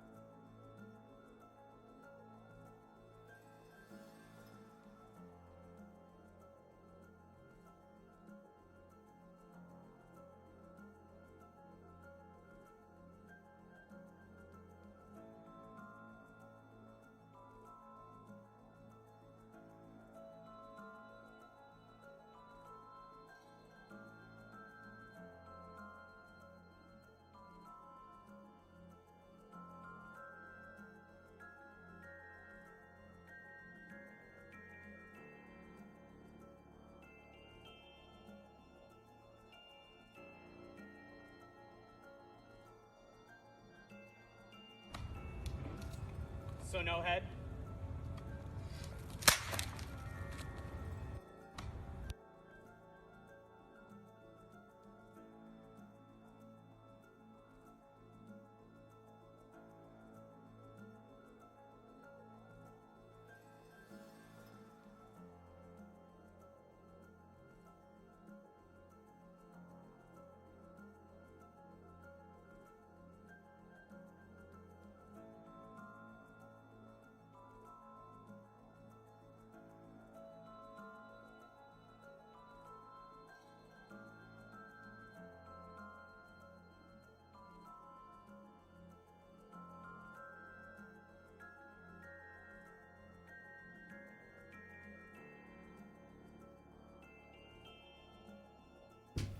What's up, everybody? I'm back. Oh, goodness me. Alright. Oh, what's happening? Oh, I don't have my,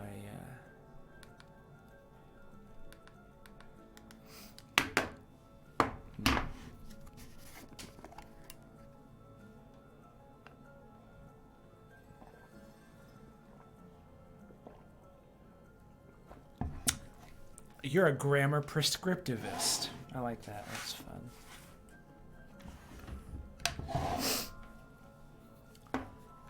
Oh, from Gaggle. Cliffside Etchings. Gaggle at the Tabantha Bridge Stable thinks that a certain section of the cliff face in the distance looks man-made. Man-made. Just what could be hiding there?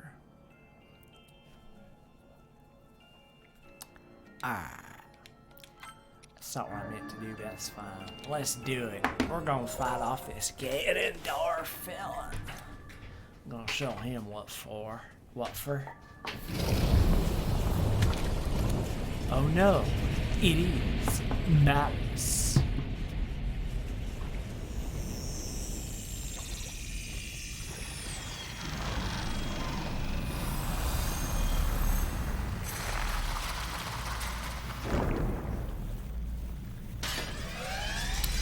God, it's so fucking cool.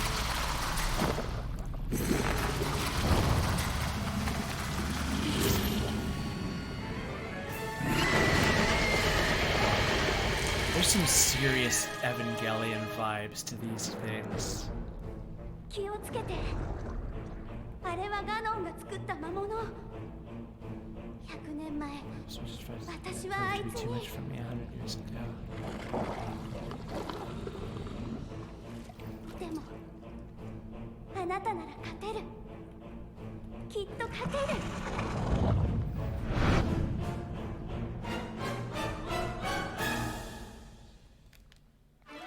あの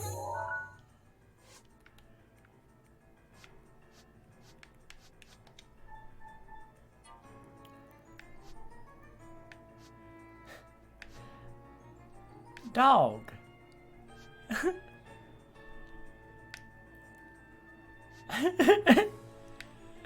Just taking a moment to reflect on the best parts of my life.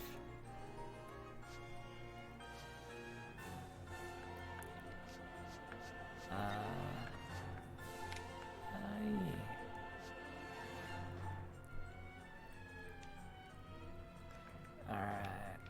Alright. Yeah, let's... 気をつけて。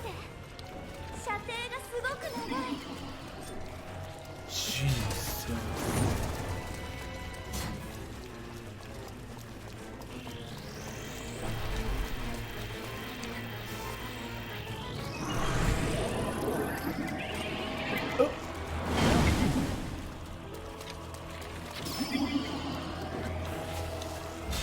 Ouch.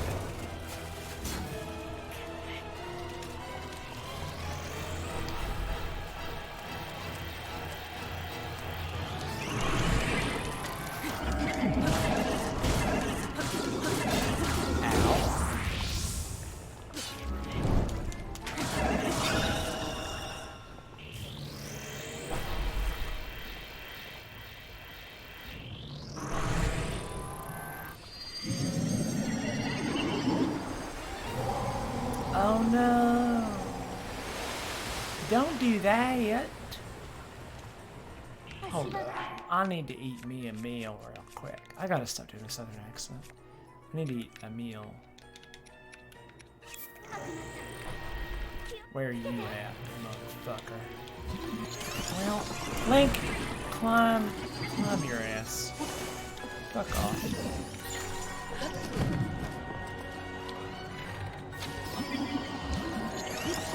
Ow!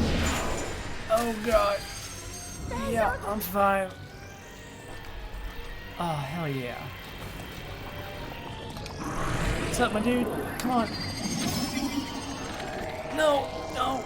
Well, what you gonna do about it, motherfucker? Come here. Oh, well, no.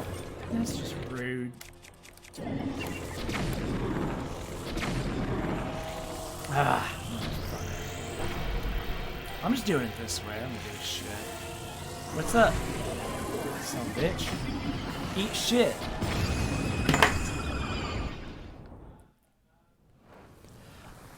Who is the worst champion?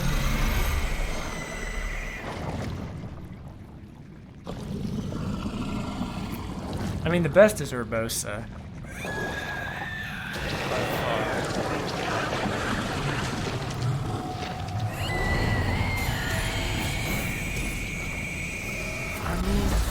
Rivali doesn't have a lot, you know? Rivali kind of is just jealous of Link because, well, he has a crush on Link, but Link's got eyes for someone else. Actually, that's actually really problematic. Hold on. Wait a second. Because Link knew Sidon when Sidon was like a literal baby. Huh, shit. God damn it. Why you gotta go and ruin my ships like that? Fuck. Well, now...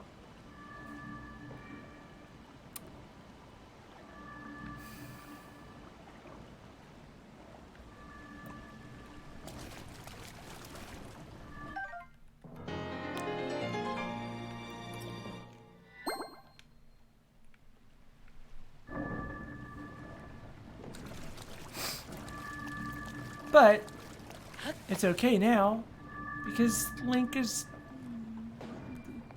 been asleep for 100 years and Sidon's been awake for 100 years, so it's fine.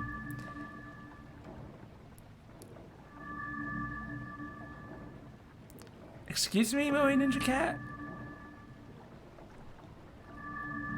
It's Thursday, or as I like to call it, cock and ball torture on Wikipedia. The free insight. What the fuck? Yeah, it's fine now. Once you activate the main control unit, you'll not be able to re-enter the interior of this divine beast.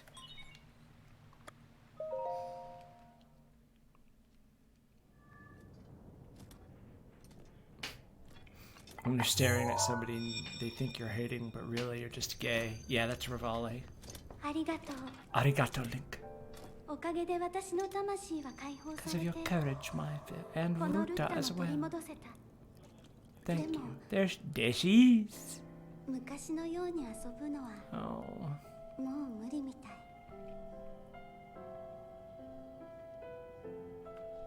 This game is so fucking grim.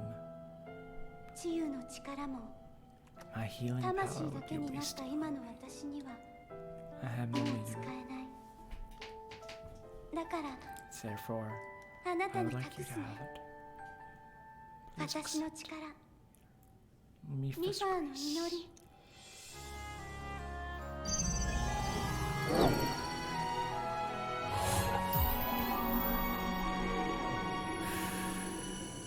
Hell yeah.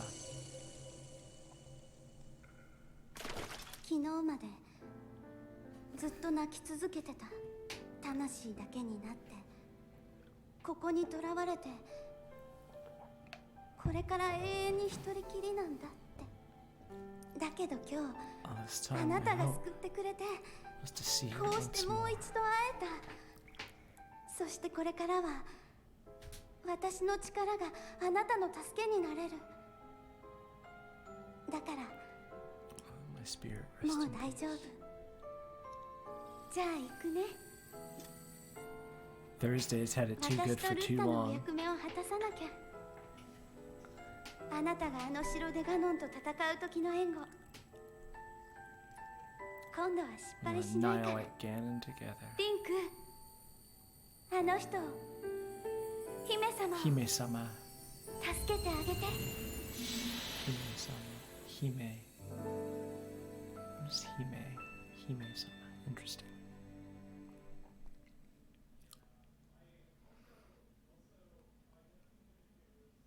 It's easy for me to sort of switch my brain onto the like, ooh, big boy thing. Because for one thing, oh, Grave Robber 3457. Thank you for following 12 minutes ago. Oops.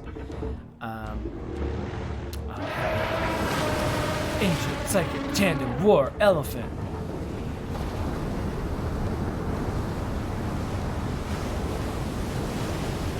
Oh, this is really silly.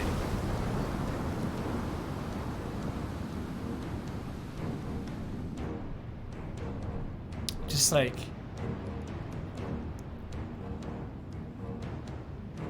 yeah, we going for a swim.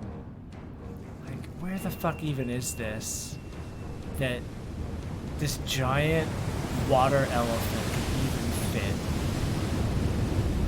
Like, that just doesn't make sense. But it looks cool. It's a fucking sick image. Oh, that sting. Da, da, da, da, da. Ah, that's good. Oh, fuck yeah. And then the tusks.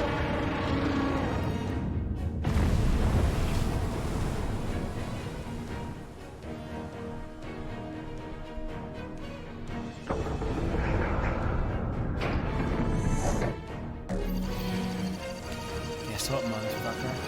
I got your ass in my sights. ルッタ、 We found a way to be useful to Link. 私はリンク Yeah, の this 役 fucking に game 立 is てる。 great. あの人がハイラル城で薬剤ガノンと戦う時、助けてあげて。あなたの一撃でできるだけガノンの力を削って。それがリンクにしてあげられる最後の助けだから。ガノンを封印できたらハイラルに平和 Oh, が which is the best divine beast? あなたと私も役目を終え I really like the salamander one. お父様、お元気かしら。私、 Oh, hey, わがまま Strixon. ばっかりでいっぱ I'm い心 sorry I 配 made か you けて。 worry. Oh, Mifa. できればもう一度会いたかったな。 I feel so bad for all these people.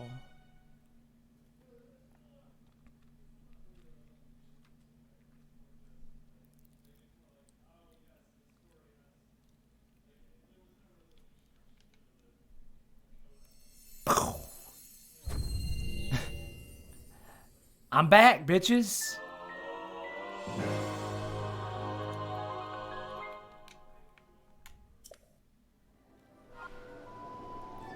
Well, I'm here now, so that happened.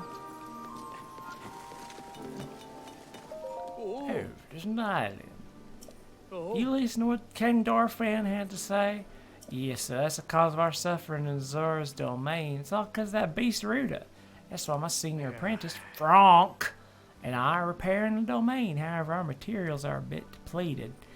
Yeah, repairs require a large number of luminous stones. You can find plenty of them around Upland Zorana. Have you by chance already stumbled across some luminous stones during your travels? For instance, if you have 10 of them, that'd be a big help. Here are the stones. I figured I had enough. Wow, you're really giving me 10 luminous stones? In that case, please excuse me while I count them. 10 and 2, 8 and 3, 4, 5, 6, 7, 8, 9, and 10. Oh my, you really brought all 10. Thank you. Yes, I will happily take those luminous stones from you. Oh, that's right, I must reward you. Diamond. Most precious gem one can find in Hyrule. Its signature sparkle has charmed Hyruleans for generations. As such, it has sold for a very high price since ancient times. And what's more, I'll give you 1 extra as a bonus. Ah, shit, son. You're a lifesaver, truly. If you ever find yourself in possession of 10 luminous stones in the future, I hope you'll bring them to me. But if that happens, know that I'll only be able to give you 1 diamond for them. I'd be honored if you'd accept it when the time comes. How much luminous stone have I got?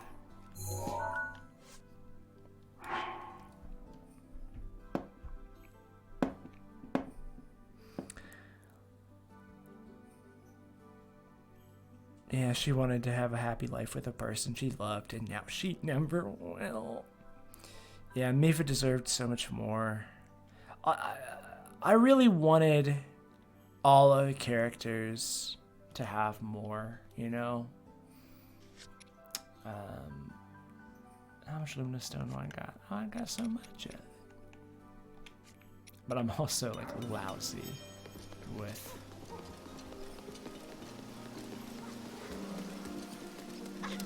All is as it should be. You know, buddy, you're tall, but you're not as tall as Sidon. That's right, I said it. Tom Vault. Y'all should listen to Critical Bits. It's a good roleplay podcast. Oh, what is this? Huh?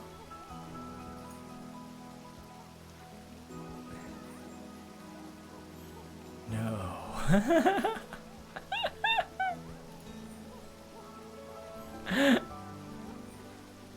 That's really funny.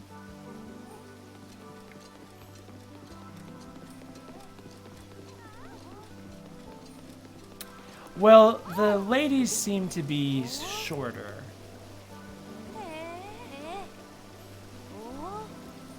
But, you know. I guess I'll go talk to the leader of this place. There he is. Is the labor of love for orb. Yeah. Whoosh. Link, you did well to survive your trial. I have been awaiting your return. The violent downpour has disappeared, as has the threat to Zora's domain. It's all little more than a bad dream now. Thanks to your efforts, there is no longer any danger of a great flood laying waste to Hyrule. Look at them all. They're so colorful. You appeased the divine beast of Arota, and thusly saved Zora's domain. We are all truly grateful. What you did for us was more than we could have ever expected of you. Link, I must sincerely apologize for my harsh treatment of you. That whole time you were thinking of Hyrule's and Lady Mifa's well-being, just like the rest of us. All of our members of the council humbly felt our feelings back in gratitude, along with the rest of our people. Perhaps the older generation of Zora, myself included, misunderstood Hylians. After all, it would seem so. That said, I would be overjoyed if you could find it in your heart to forgive me. If not now, then perhaps one day. Link, I must reward your efforts. Now then, I implore you to collect the treasure inside that chest over there. It's cherished by me for memento of sorts. I would like you to have it as a token of our friendship. Please take care of it. By the way, Link, I see you are without your trusty blade. The sword that seals the darkness. Did you perhaps lose it when you lost your memory? What sword? So you have forgotten that as well. That is a legendary blade which only you, a Hylian champion, can wield. And no doubt resting somewhere in Hyrule, even now, waiting for its master to return. Link, Zora, thank you from the depth of the heart. And you too, Sidon. Father, I'm proud of you for fighting Divine Beast alongside Link. You have grown much recently. I know you will be a worthy heir when the time comes, and I approve of this wedding. Father, I thank you. The heavy rains have stopped, and the Divine Beast is our ally once again. How glorious, truly splendid. Wah. Link, this is wonderful. Finally, we can be together. Oh, good. Link, thank you so much. Truly, I could never thank you enough.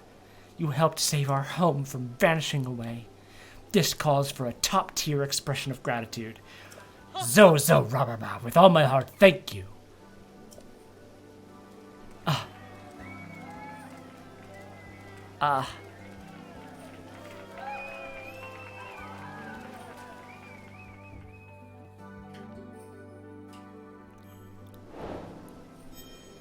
Well, huge squirrels. Large scale tried. Oh no, my inventory's full. I guess I better get rid of some. Well, I was gonna make a joke about that boomerang coming back, but fuck me, I guess. I've got a trident. Let's see. A spear of peerless grace cherished by the Zori champion Mifa, although Mifa specializes in healing abilities, her spirit ensures a class all of its own. God, I love girls also. Especially my girlfriend. Sidon! Hey! Look at me! Look how handsome I am! I've got your sister's spear! And her soul in my body! Hey! Hey!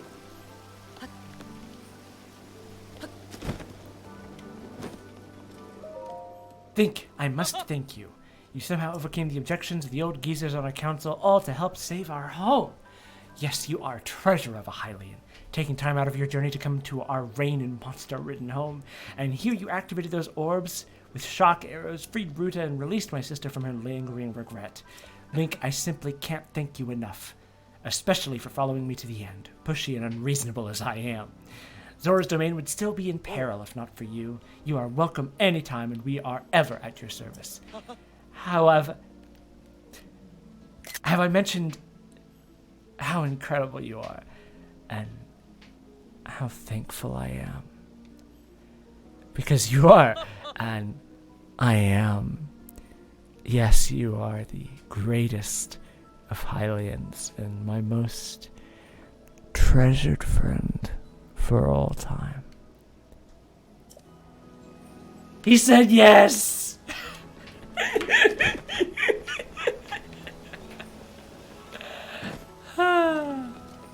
Hell yeah. Let's see.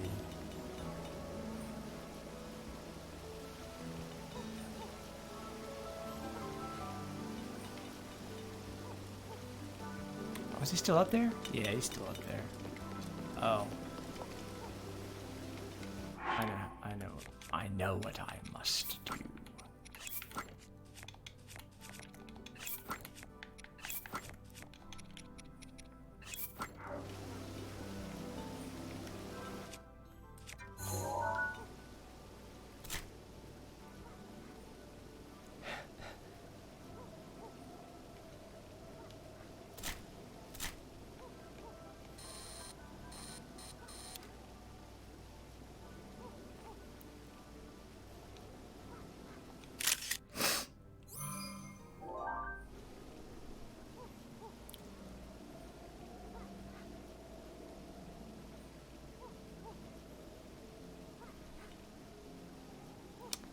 I wish that you could do more with this camera.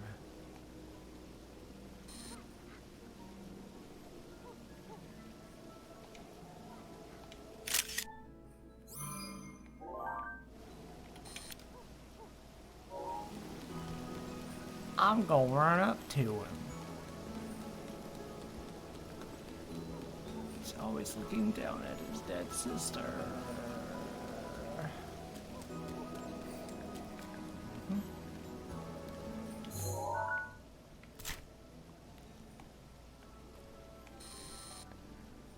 Oh. And his dad is watching. Oh, God.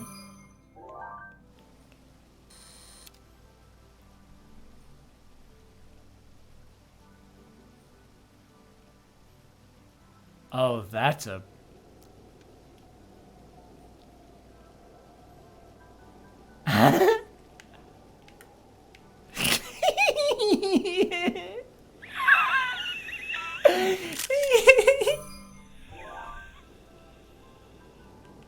Oh my God. This is like a horror movie here. He has no idea. Ah, I see. Hmm.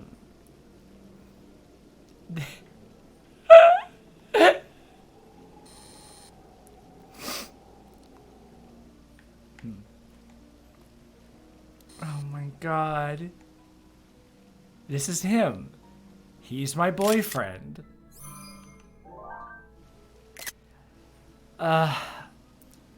I wish you could take away all this extra shit from the camera, you know? I just want to give you a big ol' hug.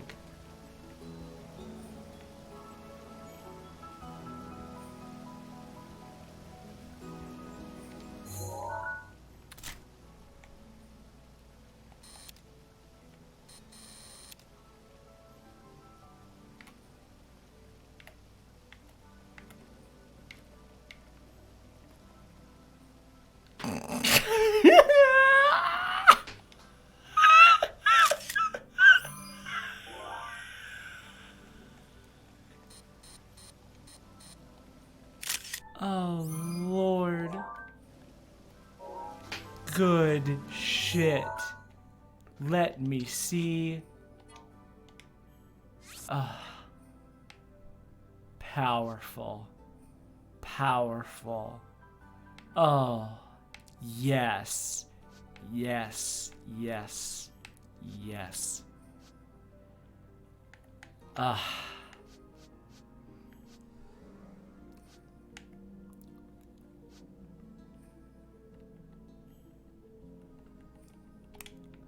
I wish there was a better way to share these pictures, you know? Like, that was why I was taking, like, screenshots in the Switch. God.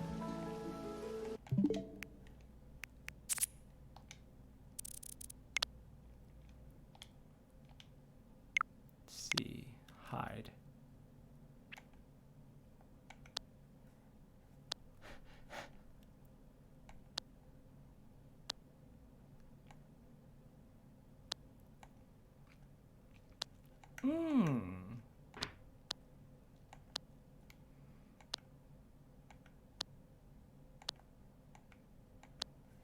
Oh, that's so suggestive.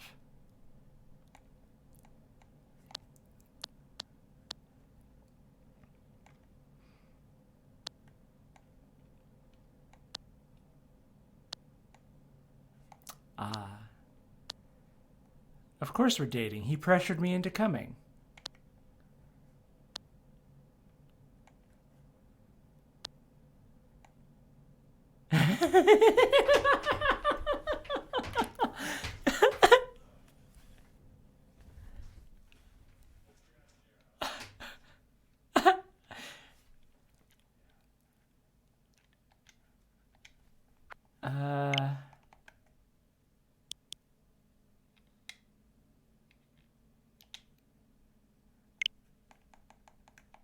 Let's see.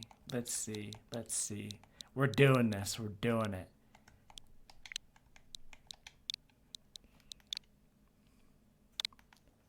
Now.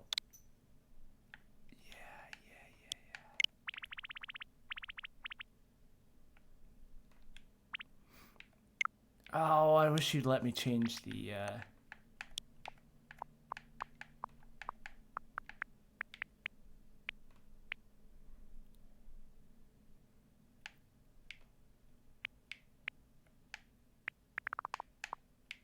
pink is good, but I think the blue makes more sense. Yeah.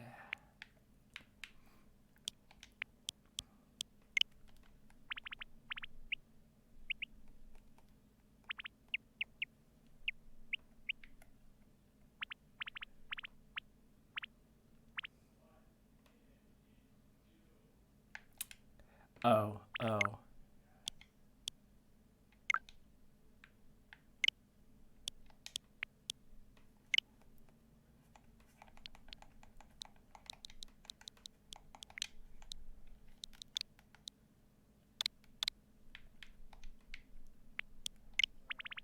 That's as small as it gets, okay. Is it funnier?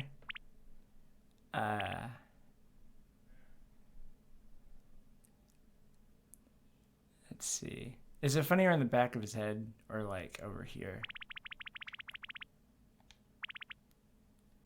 And I wonder.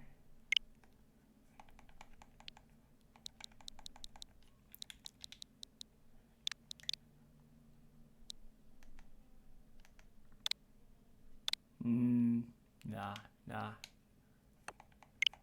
It's gotta be.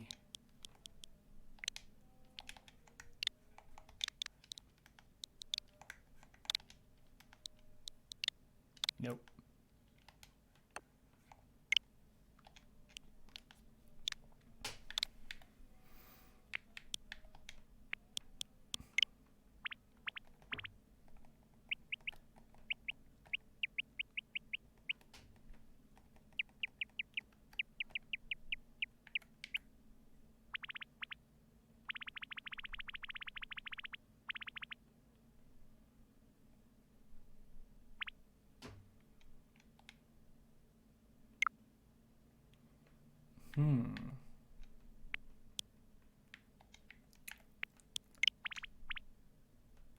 I like that.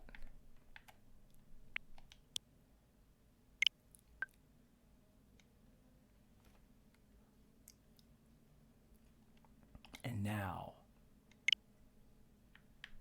we post.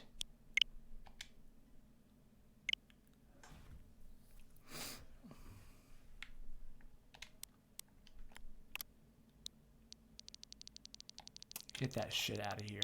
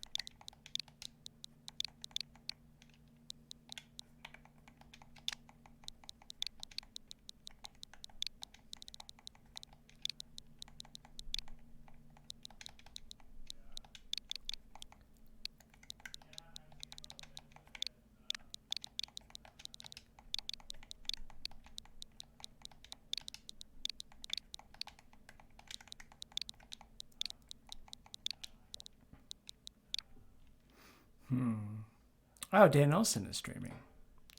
I am enjoying myself. I'm having a good time.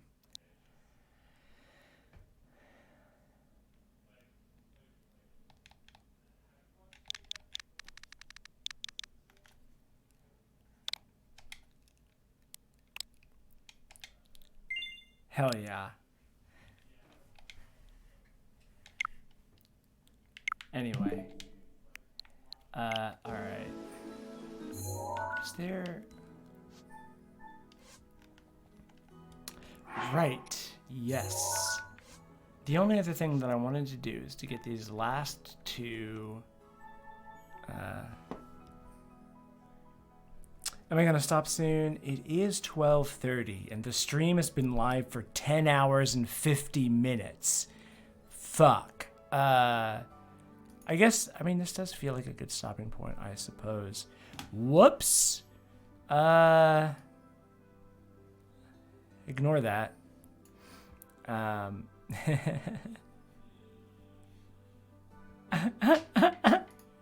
Oh, that's a good tweet. That's my best tweet. I'm actually not that sleepy. I slept in like a motherfucker today. I think. Oh, you just going, Rochi? I got 3 of these to go, and one of them is attached to like big things. Yeah, you know what? I'm gonna call it a night. I feel like cutting it off after 10 hours and 50 minutes is probably not like, you know, probably not a bad thing. Thank you all so much for hanging out. Depending on how I feel tomorrow or what I'm up to, I might stream again of me